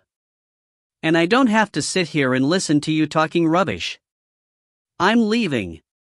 He stood too. I did warn you earlier, that if you try to leave, I shall have to arrest you. Arrest me for what? Not having my guns locked up? Oh, there are any number of things I could arrest you for, some of which I hope we're going to discuss. But just for a start, and most easy to prove, is financial fraud. She looked at him searchingly, warily. Fraud? What are you talking about? You know very well. You've been receiving money, royalties from patents owned by the late David Vickery, but he left them to me, she said angrily. He left them to Melissa Vickery, said Slider, holding her gaze. And you are not Melissa Vickery. She was silent, her mouth open, her mind evidently frantically computing behind the puzzled eyes. If we arrest you, said Slider, we will fingerprint you and take a DNA sample. That's normal procedure. And we will compare your DNA with that of Mrs. Margaret Knight, a sample of which we have already sequenced, and prove that you are, in fact, her daughter Amanda. She sat, slowly, looking dazed. He felt, most unwillingly, sorry for her. He said, I've told you that I get you, Amanda. It's true, I do. And I would like to hear your story from you. This is your chance to tell it all, everything, from the beginning. No need to hold anything back now. I think you've been wanting someone to tell it to for a long time. Well, here I am. We've got as long as you like. No one will disturb us. Tell me. Dear God, she said faintly, hoarsely. She shook her head, but it was bewilderment rather than denial. Where do I start? Start with how you first met them, David and Melissa, said Slider. Start there. It was David she had met first, not Melissa. The earlier story about the gloves had been a lie. She had been walking back from school one day, dawdling, bored, not wanting to go home to the empty house with its limited resources. When was that? Slider asked. May. Sometime in May. She had gone to the newsagent tobacconists on the corner of Colville Avenue to see if the latest issue of Jackie was out. David was ahead of her at the counter and turning too quickly when he had finished, almost knocked her over. He caught hold of her to steady her, their eyes met, and she was in love. The way he'd grabbed me, his hands were sort of touching the side of my breasts. He started to say sorry, but he could see I didn't mind. He had lingered outside the shop, and when she came out, he apologized again. He asked where I was going, and I said, home, but I didn't want to because there was no one in, my parents were at work. So then he said he had a daughter about my age, and would I like to go home and have tea with them? Nothing, Slider understood, could have stopped her. All those teenage girls who went into stars' dressing rooms at pop concerts were not more eager to embrace their fate than Amanda Knight that day. She'd never seen Melissa before. She went to a different school. I didn't particularly like her when I met her. She was a drip. Nothing to say for herself. Never looked up, never spoke above a whisper. You practically forgot she was there. I didn't care. David and I did all the talking, which suited me just fine. It was a warm summer day, and they had tea out in the garden. I mentioned we lived in the next road, and David and I got up and walked down the garden to see if we could work out which was my house. It was just an excuse to get away from Melissa. While we were standing there looking, I could feel him sort of pressing against me from behind, like, accidentally on purpose. Finding that the Knight's house was just through the fence at the bottom was a bonus. I saw a bit of his fence was missing, and I said, I bet I could get through there. It'd be a shortcut. David encouraged her to try, knelt down by the hole and looked through after she'd gone in. It's like a cave in there, he'd said. She'd discovered that she could wriggle under the laurel hedge at that end. Look at that, I said. I don't need to go out into the road at all. And he said, it can be our secret passage. Now you can come and visit whenever you like. What did you think he meant by that? Slider asked. Well, it could have meant, come and visit Melissa. But I was hoping it was more than that, she said. What about Melissa's mother? Oh, I knew she was dead. That came out when we were having tea. He told me Melissa needed a friend because her mother had died the year before. Then he said, I think I need a friend, too. I work at home alone all day, and it can get pretty lonely.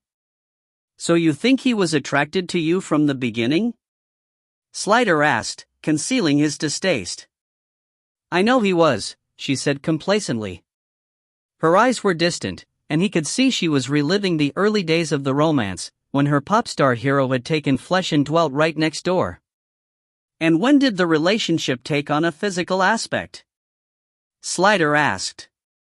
A couple of weeks later, she said. I went through the hedge like usual after school. Through the hedge? I'd started going home first, she said impatiently. To change. I didn't want to see David in my school uniform. Anyway, I went through, I walked into the house, and when I called out, anybody home? He called for me to go upstairs. He worked at the top of the house.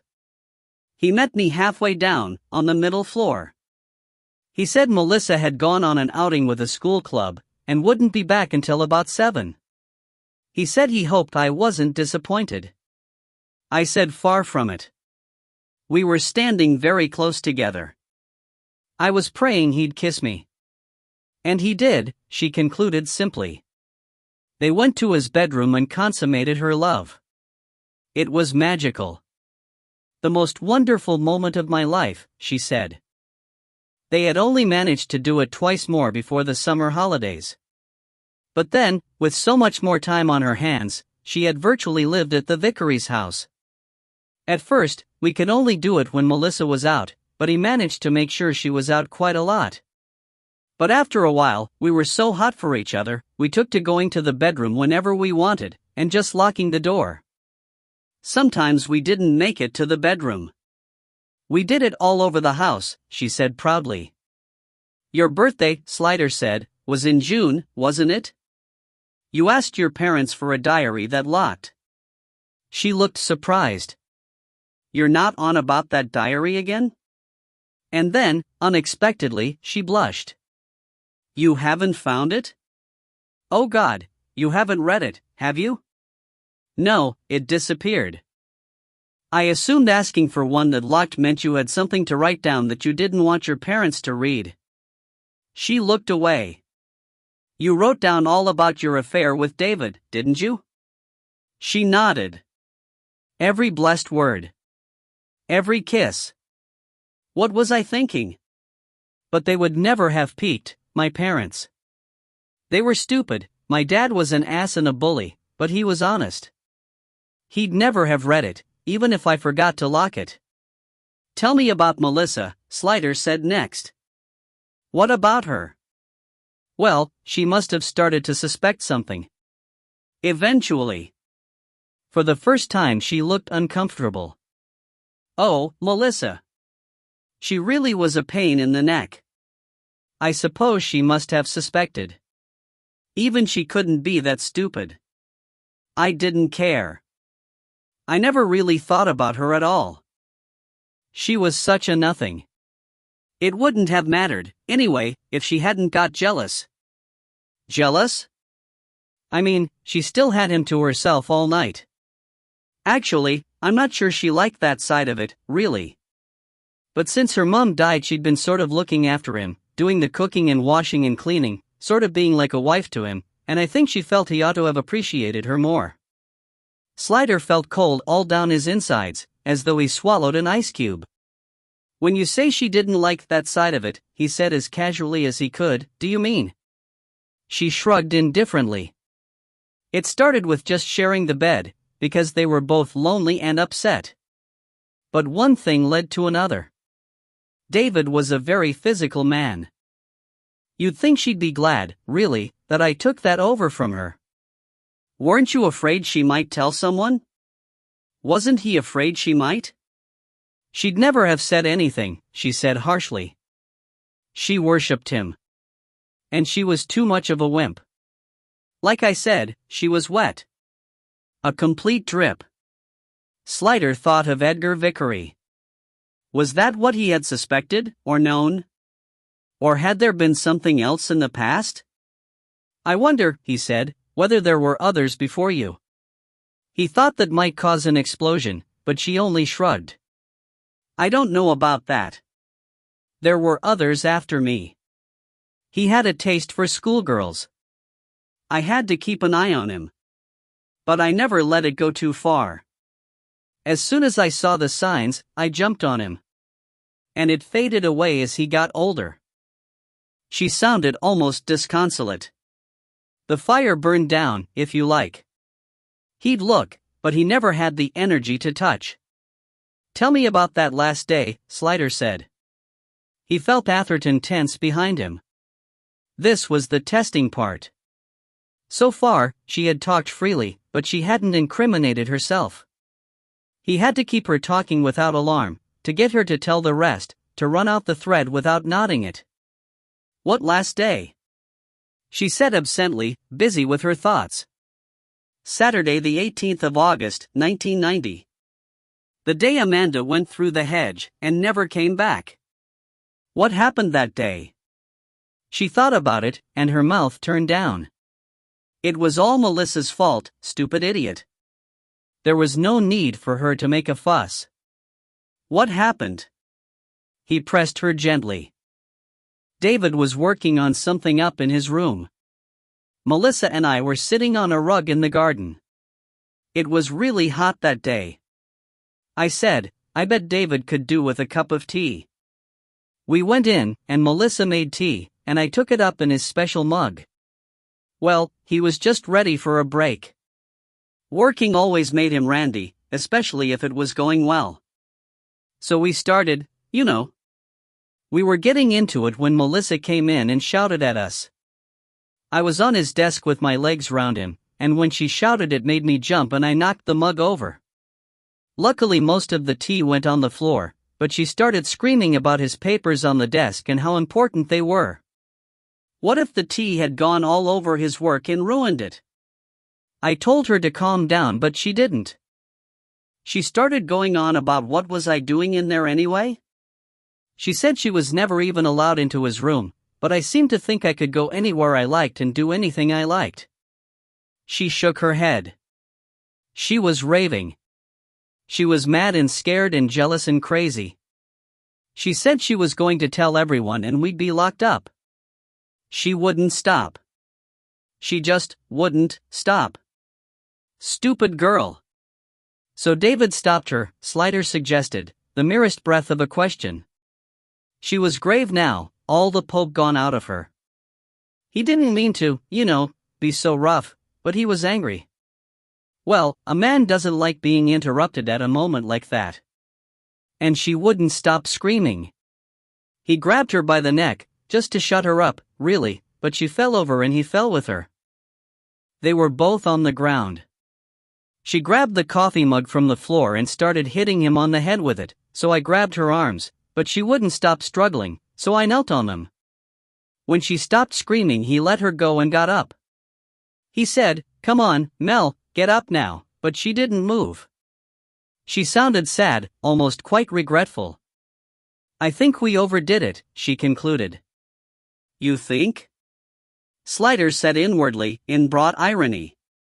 What he said was, so then you had to decide what to do with the body. The sadness went, the grit came back. It was mostly me. David went to pieces. He wanted to go to the police and say it was an accident. I said, with those bruises? And what about me? God knows what would have happened to me. I said, no way, I'm going to prison. He said, you won't, it was my fault, and I said at the very least they wouldn't let me see him again, and I wasn't having that. I told him to calm down, we could get out of this all right if we kept our heads. And you came up with a plan. Which was, for you to become Melissa, said Slider. She shrugged.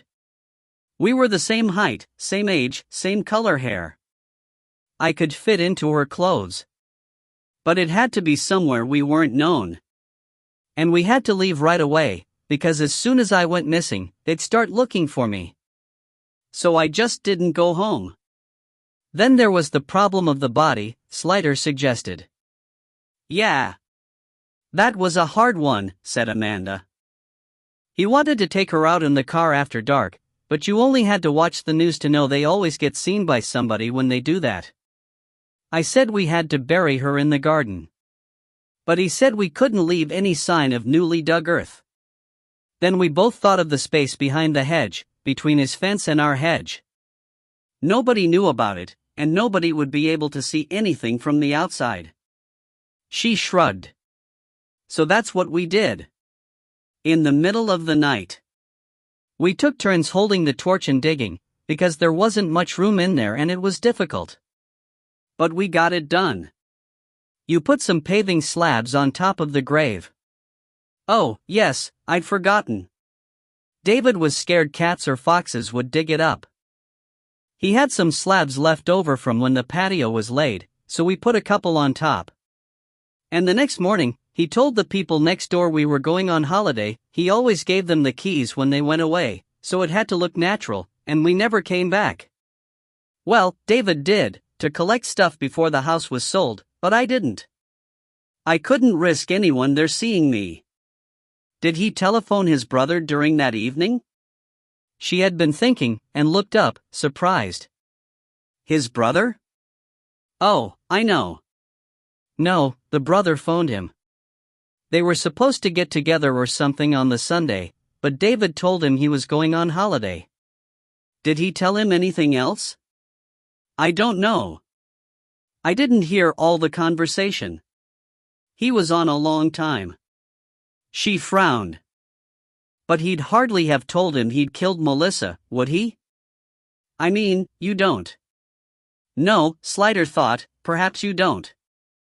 But he'd told him something, enough, at any rate, for Edgar Vickery to put two and two together the following day and make a considerable sum, large enough to make him compromise his conscience, sully the law he served, and destroy his career. Enough, probably, to ruin his mental health and bring him to an early grave. Did David keep in touch with his brother after you left? Slider asked. I'm sure not, she said indifferently. That was the whole point. We had to make a clean break, go where we weren't known, and start a new life together. And we did. You went to school in Tetbury, he said. David said I had to, or the authorities would be after me. We had to pretend I was Melissa until school-leaving age. I went as little as possible, I can tell you. And as soon as I was 16, I left school and we moved out of town. To the farm. She stopped, sinking back into thought. She roused herself a moment later, to say, and that's the end of the story. Slider and Atherton were both reeling from the casual recounting of so gothic a horror story. Atherton recovered first. Did you never think, in all that time, of how your parents must be suffering? She looked up at him in surprise. No. Why should I? She said. And then, perhaps thinking that did not reflect too well on her, she said, they wouldn't care. They didn't even like me very much. They'd think I'd just run away, and after a bit they'd forget me.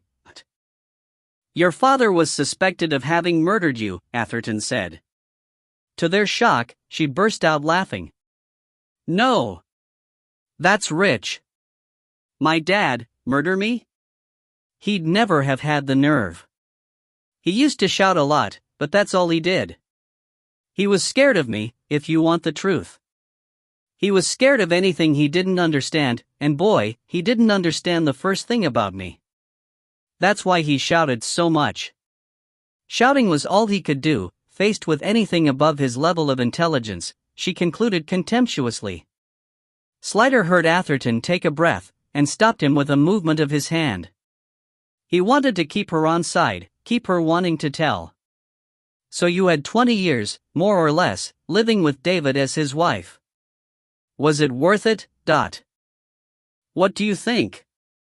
She said, but then the animation faded. I knew it had to end one day. He was a lot older than me, after all. I didn't know it would be that soon, though. It's a bastard thing, that cancer. It must have been awful for you, Slider said gently, watching him suffer. It was, she said, her eyes inward. Seeing him go downhill. He wasn't my David anymore. Well, he'd been going downhill for years. The fire went out of him, he didn't work anymore, he just slumped about the place. I got fed up with him. Then he got ill. At the end he was just bones covered in skin. She stared at nothing. He didn't smell too good either, she added out of the blue. So one day, Slider prompted. You don't let them suffer, she said slowly. I've always loved animals. I wanted to be a vet when I was a kid. And that was the first rule. You don't let them suffer. You put them out of their misery. I told him there was a loose panel on the henhouse that needed fixing. I followed him out with the 12-bore. He was kneeling down, trying to hammer a nail in. I got up close, called his name, and when he looked up, I shot him in the head. That way it would look like suicide. She drew a sigh. I wanted to bury him on our land, where we'd been happy, but the regs were so complicated, in the end I had to let it go, and he's buried in the cemetery. They make simple things so difficult these days. Yes, said Slider. I suppose they do. Everything she had done had seemed simple to her, he thought. It was a function of obsession. 23. A world more full of weeping. They went up to the canteen to get a cup of tea while they waited for the duty solicitor to come in, so they could take her statement. She's mad, of course, said Atherton. Mad as a ferret in a blender. How do you think this is going to go? We haven't got much except the confession. I'm surprised, really, she did. What else would she do? Slider said. He's dead. He was her whole life. There's nothing left for her but to talk about it, and no one but us to tell. What a story, Atherton said. If that's what love does to you. Not love, passion. Love ages, puts on weight and gets comfortable, but passion goes on burning. The Topless Towers. Topless Towers sounds like some kind of adult theme park, but I was referring to Ilium, Slider said with dignity. I know. But that was Helen's face, not her passion. Comes out the same, said Slider. Taking the statement took all night. They drove back to London as a pink dawn was breaking, and Slider went home for a shower and breakfast before going back in to start the ball rolling their end. Despite his cold, Porson was in early, after their telephone conversation the evening before. You look whacked, he said as Slider came through his door. He stood still, unusually, arms folded across his chest and chin lowered while he listened to Slider's report. So, no problem with the statement? He said afterwards. No. She told it all the same the second time. Even added some detail. She seemed happy to have the extra audience. Cocky, almost. Yes, said Porson, broodingly. As well she might. I don't like it at all. Now he began walking. If she's as intelligent as you say, barmy or not, she'll know what the score is. She'll think she can get away with it. Really? It's a mess. I can't see the CPS running with it. They don't like going in when all we've got is a confession. No hard evidence. The DNA? Slider suggested. Doesn't tie anything down? He paused to mop his eyes and nose. It's a hell of a complicated story. A jury might not get it. Or if they did, they might not convict. After all, it was him that killed his daughter, according to her. She held her down, said Slider. It's common purpose. And she's not a sympathetic character. Porson shrugged. A good brief can make anyone look sympathetic. She showed no remorse. She made her plan and carried it out. The people who got in her way didn't figure with her at all. She even killed him in the end. Well, what's goose for the gander is good for other, Porson said. And that raises the question of her sanity, doesn't it? He stopped in the middle of his walk and faced Slider. I'm just trying to prepare you for disappointment, that's all. Thank you, sir. You're very kind.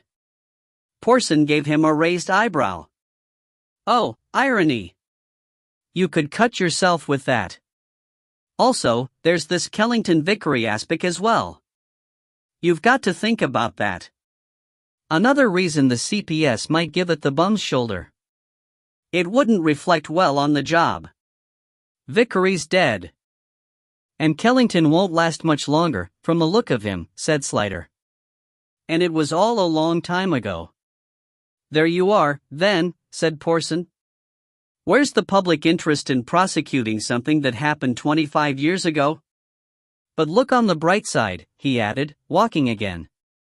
You got it done, and before the end of the week. On time and on budget, said Slider. More irony. Porson ignored that. You did good. This'll go in your record, whether they prosecute or not. I wouldn't be surprised if there wasn't a commendation for you in it. Take 2 attaboys out of petty cash, Slider thought. Yes, sir, he said.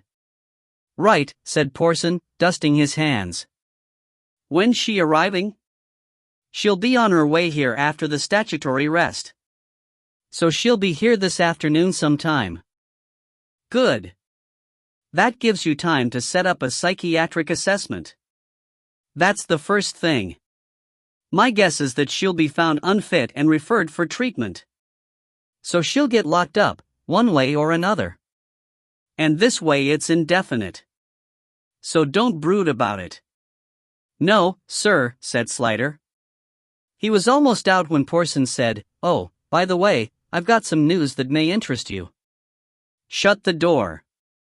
When Slider had complied, he said, It's about Assistant Commissioner Millichip. I've just heard this morning he's been required to resign. Sir? Slider brightened. Required to resign, for the higher ranks, was the equivalent of being sacked. Yes, I thought that'd cheer you up. Porson nodded. Is it over Operation Neptune? No, it's not. I told you, Neptune's been filed. It's a fraud squad thing. The North Kensington Regeneration Trust. He was well involved, and as I understand it, there are going to be prosecutions. Quite a few of them. Now this is sub judice, so don't talk about it, but I thought you deserved to know, seeing as you set so much store by it. Millichip's gone, Marlar's been deselect, the parties have been stopped, all's well with the world, eh? Yes, sir, Slider said. All right, off you go, said Porson. Go and bask in glory while you can. It doesn't last long. Slider didn't need to be told that. The troops listened in silence as he and Atherton unreeled the story from Amanda's point of view, tacking it down here and there with a deft stitch to the evidence from their own end.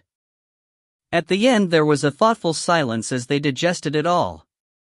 Then Swilly said, What gripes me is that he got away with it, David Vickery. He seduces a schoolgirl, kills his own daughter, and goes on to lead a normal life. Until he got a 12-bore in the face, Connolly reminded her.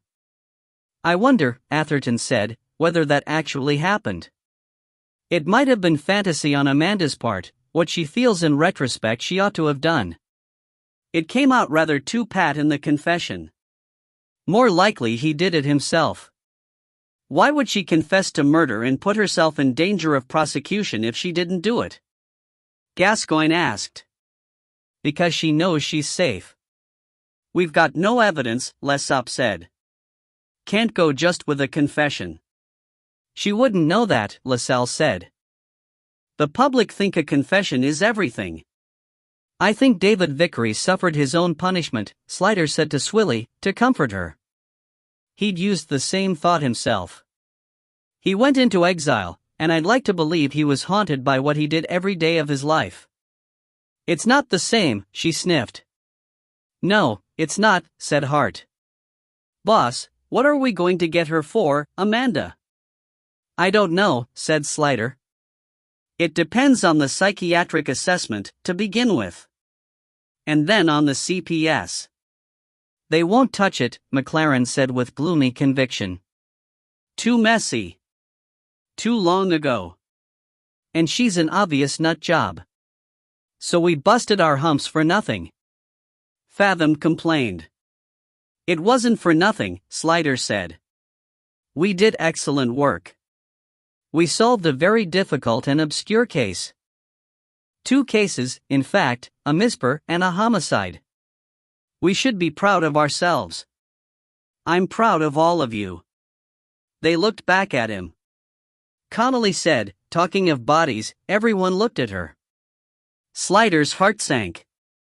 She was going to bring up the point he had been trying not to think about. The bones, she said. We're saying now they're Melissa? But how do we prove it? There's no real lies to get DNA from. And what happens to them? Yes, and what do we tell Mrs. Knight? Swilly asked.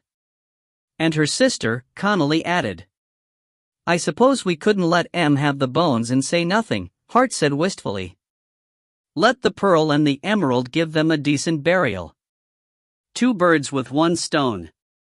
That's really very witty, said Atherton. 2 birds with 1 headstone. I wish I'd said it. Oh, have manners. Connolly snapped. We're talking about human feelings here. No, we're talking about processes of the law, Atherton objected. Well, I begsy you be the one to tell Mrs. Knight that her daughter's been alive all along, but that she's a cold-hearted murdering bitch who let her mammy suffer all these years because she didn't give a tinkers about her, Connolly retorted hotly. And that she'll never see her again because she'll be banged up in a psycho unit, McLaren added. Nice one. What will happen to the bones, sir?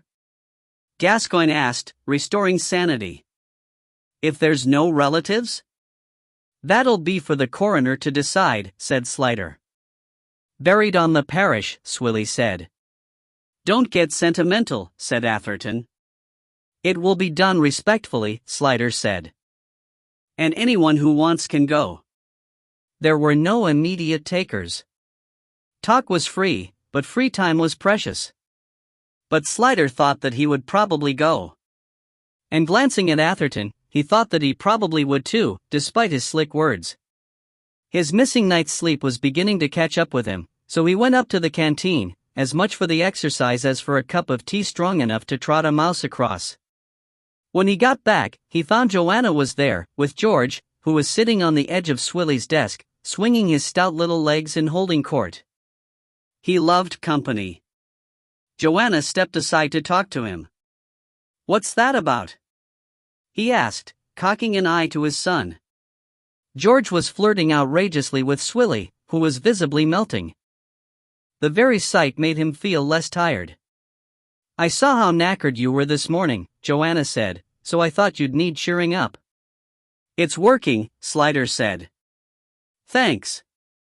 And I've got some news. You know my whistle-depping ends tonight? Well, I had a phone call this morning from Frank Samuels. The fixer? You haven't heard from him in a while. She nodded. He's only just caught up with the fact that I'm back in circulation. But he's always liked me, and he's offered me a whole lot of sessions, starting next week. For the new Star Wars movie. Oh, that's wonderful, he said. They pay really well, don't they? Yes, and even more wonderfully, there'll be an album afterwards, which means more work and residuals. She grinned happily. And I love session work.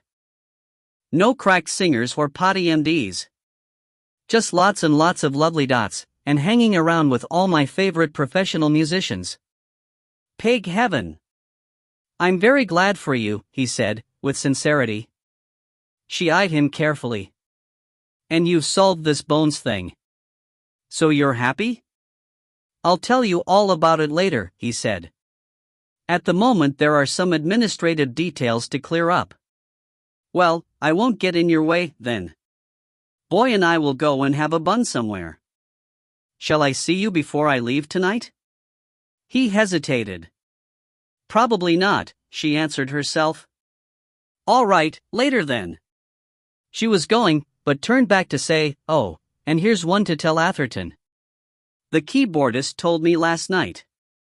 Lloyd Webber's writing a new musical about a pit collapse. Do you know what key it's in, Dot? Tell me, he said obediently. A flat minor, she said, and fled from his groans. He got a phone call from a Vicky Rayner from Berkshire Police's Victim Support Group. It's about Mrs. Knight, Mrs. Margaret Knight, she said. They tell me at Reading Station it was you that first put us on to her. I went to interview her about her daughter who went missing in 1990, Slider said. That's what they said. Well, I wondered whether you had any more information about her daughter, at all? Or any other relatives? Why do you ask? Slider said warily. Only, I'm sorry to say she's died. She had a heart attack last night. A neighbor who had her key found her and called the ambulance, but she was pronounced dead on arrival at the hospital. The neighbor didn't know who to call, but she found my card by the telephone, so she called me, and I called the station, and they thought you might know something more, seeing as you were interested in her. One problem solved, Slider thought, and another one unfolding. I'm afraid I can't tell you anything about her daughter, he said circumspectly, but Mrs. Knight did have a sister. Oh, Vicky Rayner said, brightening, well, that would be a help. Can you give me her phone number? It was very tempting, the idea of having someone else break the bad news. But it was not the whole story, and he could not divulge that to this stranger. He knew, with a sinking of the heart, that he would have to do it himself, go and see Pat Bexley and tell her everything, because if he didn't, it would haunt him afterwards. So he said, don't worry about it, I'll let her know myself. She's in my area. Oh, well, that's very good of you, said the woman, with an air of crossing it off her list. There'll be the remains to claim and a funeral to arrange. I suppose her sister will want to do that? I think it's likely, Slider said. He took Gascoigne with him. Not only had he had the previous contact with her, but Gascoigne had a shiningly honest face and the innate look of a favorite nephew. Slider didn't tell him that, at his age you wanted to look tough and cool and Daniel Craigish. Gascoigne was just pleased to be singled out for the job. Fortunately, Pat Bexley was past the age when many things make you cry. She listened composedly as Slider broke the news of Maggie's death, and all she did when he had finished was to sigh. I'm not too surprised, really, I was shocked when I saw how she'd aged. I went to see her, you know? She addressed Gascoigne. After I spoke to you? She rang me, and I could hear how shaky her voice sounded, so I said right away could I come and see her, and I went the next day. I'm really glad now that I did. It'd been awful if I'd put it off and she'd died before I could get there. I'm glad you were reconciled at the end, Slider said. Well, I think we were both a bit ashamed, after all this time, letting something like that keep us apart, when there was only the two of us left. I mean, it all seemed a bit silly, when so much else had happened. So I said, I'm sorry, Mags, and she said, I'm sorry too, and we hugged and had a bit of a sniff and that was that. She touched a handkerchief delicately to her eye. Oh dear, so I suppose there'll be a funeral to arrange. And nobody but me left to arrange it. Poor Maggie. It makes you wonder, doesn't it? I mean, who'll there be for me, when my time comes? There'll be no difficulties with your sister, Slider said, to get over the point. You'll just have to get in touch with the hospital, they'll be able to help you through the paperwork. He saw in her bright eye that she had, unsurprisingly, made the association. Speaking of which, when are poor Amanda's remains going to be released? Because it will have to be me, now, won't it, that arranges her funeral, now Maggie's gone? And I'm thinking, what would be really nice would be to have them buried together, don't you think? After being separated all that time, it would be a nice gesture if they could be together again in death. Ah, said Slider. As a matter of fact, I have some news for you on that front. We took a DNA sample from your sister when we visited her, and compared it with the DNA from the remains. And it turns out that it wasn't Amanda.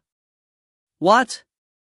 There was a certain amount of astonishment, exclamation, and disbelief to work through. It must have been, she kept saying. I mean, who else would be buried in their garden? But eventually she got to, but, then, who on earth was it? I'm afraid I can't tell you much. It's all sub judice. It turns out to be another girl from the neighborhood, a friend of Amanda's. Oh my lord! Her eyes opened wide. Another girl?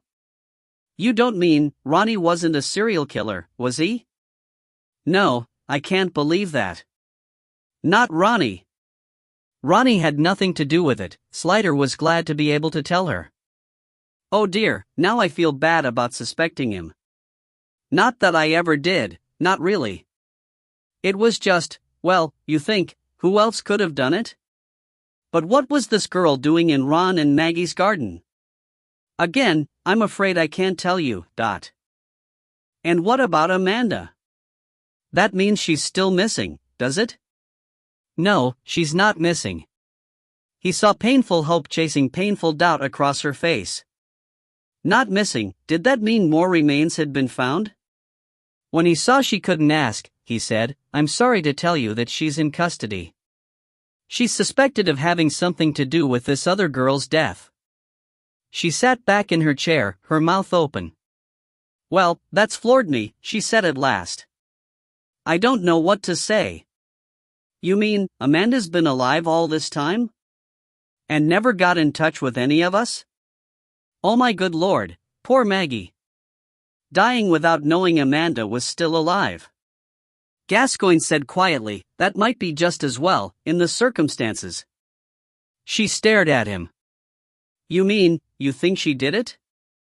Killed this other girl, Dot. I'm sorry, but we're really not at liberty to tell you anything else at the moment, Slider said. But I promise that as soon as we are, I will tell you the whole story. She was silent a moment. Well, I suppose that's the best you can do. You've got your job to do, so I won't ask you any more questions and embarrass you. But tell me this, can I see her, Amanda? Again, not at present. I will let you know when you can. He rose to leave, and she got up too, though her mind was obviously busy elsewhere. This other girl, the Bones. I suppose her parents will be collecting her, when the time comes? I'd like to offer them my condolences. I'm afraid they're dead. She doesn't have any relatives. No relatives at all? Apparently not. Oh, that's sad, she said with feeling. She followed them to the door, and as she saw them out, she said quietly to Slider, what's she like now? Amanda? What on earth could he tell her? In the end he said, not like you remember. By going home time he had gone past sleepiness into the rather featureless zone of post-exhaustion, where colors were muted, reactions slowed, and sounds, curiously, were magnified, hurting his ears. He was praying the phone wouldn't ring when he was anywhere near it. Atherton popped his head round the door. We're going for a drink to celebrate. Coming? Celebrate? Slider said. You can call it a wake if it helps. Boscombe Arms? All right. I'll be about half an hour. Couple of things to wind up. Right. First pints on me, you look as though you need it. See you down there, Dot. He thought everyone had gone, but a little while later Connolly appeared at his door, looking faintly guilty. Boss? What have you done? Not what I've done, what I'm doing. She held out an envelope. It's my resignation. He was taken aback. What? Why? She started to summon words, and he said, come in, sit down. I thought you were happy here. What's happened? She took Atherton's perch on the windowsill above the radiator, which had never worked in Slider's tenure of the room. I've had enough, she said. Is there something I can do? He asked. No, boss. It's not you. She looked down at her hands and fiddled with a hangnail. I've enjoyed working for you, I really have. It's been a slice. I'm just burnt out. Knee brains are mince. I've got to get out and do something else. It's a terrible pity to give up your career. You're a good copper. You could go far. I don't want to go far, she said, looking up with a ghost of her old grin. I've seen what that looks like. No, I've done being a guard, seen it all, got the t-shirt. Now I want a change. A change to what? Slider asked, still hoping he could find a chink and talk her round. I keep thinking about those girls, she said. I've never forgotten when I went to interview some of them at that home. I keep wanting to do something for them. Social work? Slider was surprised. You don't want to be a social worker. It's the dog's job after this. I know. They have terrible caseloads and no time to put anything right. But I want to make a difference in someone's life. You remember Julianne Adams? How could I forget? She wants me to foster her. Slider met her eyes and realized this was something serious. He remembered Julien's mother's funeral and how the child had clung to Connolly. There had been a connection there. "Are you considering it?" he asked quietly. "It needs a bit of thinking about," Connolly admitted. "I might get married," she said, and he couldn't tell if this was part of what had gone before or a new tack. "Who's the lucky man?" he asked cautiously. "It's no one you know." "No, I remember you said you'd never date anyone in the job, but..." "You see," she said, restlessly sliding to her feet, "if I did try and do something for Julien, I'd have to get a job with regular hours. I'd have to be around for her." "Any ideas?" Slider asked. "Private security, consultancy, not walking about with a dog. I can earn a hell of a lot more doing that, and choose me own hours. I'll be on the pig's back." "So all this, leaving, is for Julien's sake?" "Not all," she said. "It's for me, too. I can't keep looking at the woeful end of life and keep me sanity. I've got to get out while I can." "Well, it's your decision, but I shall be very sorry to lose you," Slider said. "I won't tell you to think carefully before you do anything because I know you will." She nodded. "There's one more thing. When I tell you, you might be glad I'm going." "Go on," he said warily. "It was me told Shannon Bailey to go to the press." He could only stare. "I know we're not supposed to, but I was mad as fire about the whole thing. You'd been suspended, and I knew they were going to drop the whole thing. So I thought, if the press get hold of it, they'll have to do something." Slider managed to say, "You were right there. There was this girl I knew from back home, in Dublin. We went to different schools together. She went into journalism. She was brilliant. She was on the Irish Times, then she went to New York for a couple of years, and she'd just come back. We'd got together for a drink, and I talked to her about Kaylee Adams and the girls, and she said if I put her in touch with Shannon she'd run with it and make it happen. So I did." "Oh, Connolly." She went on, "I'm sorry now I did, and not only because it came to nothing in the end, and not only because I let you down, boss. But because I know now what it did to Shannon. It put her through stuff she never needed to go through. I just made her life harder. But it's all over now, and I want to make it up to someone. Julien's just at the age when she could go either way. Do you have any idea what you'd be taking on?" Slider heard himself say in a faint voice. She grinned. "Oh, I think I do. I've nephews and nieces and a million cousins, and they're all hyperactive. 10 minutes with any of them and you're setting your hair on fire." The grin disappeared. "But the other thing, boss, I'm really sorry. Can you forgive me?" It was all history now, and curiously irrelevant in his world of fatigue.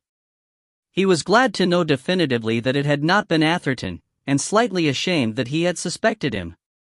His life would be easier now that he could relax in Atherton's and Emily's company. Beyond that, he felt nothing. "Tell me you're not leaving the job so as to avoid being disciplined for leaking," he said with mock severity. She clapped a hand to her head. "Found me out. I should never try and fool a grand detective like yourself, sir. Enough of your cheek." He waved her away. "Get on down the pub." "Are you coming, boss? Wouldn't miss it," he said.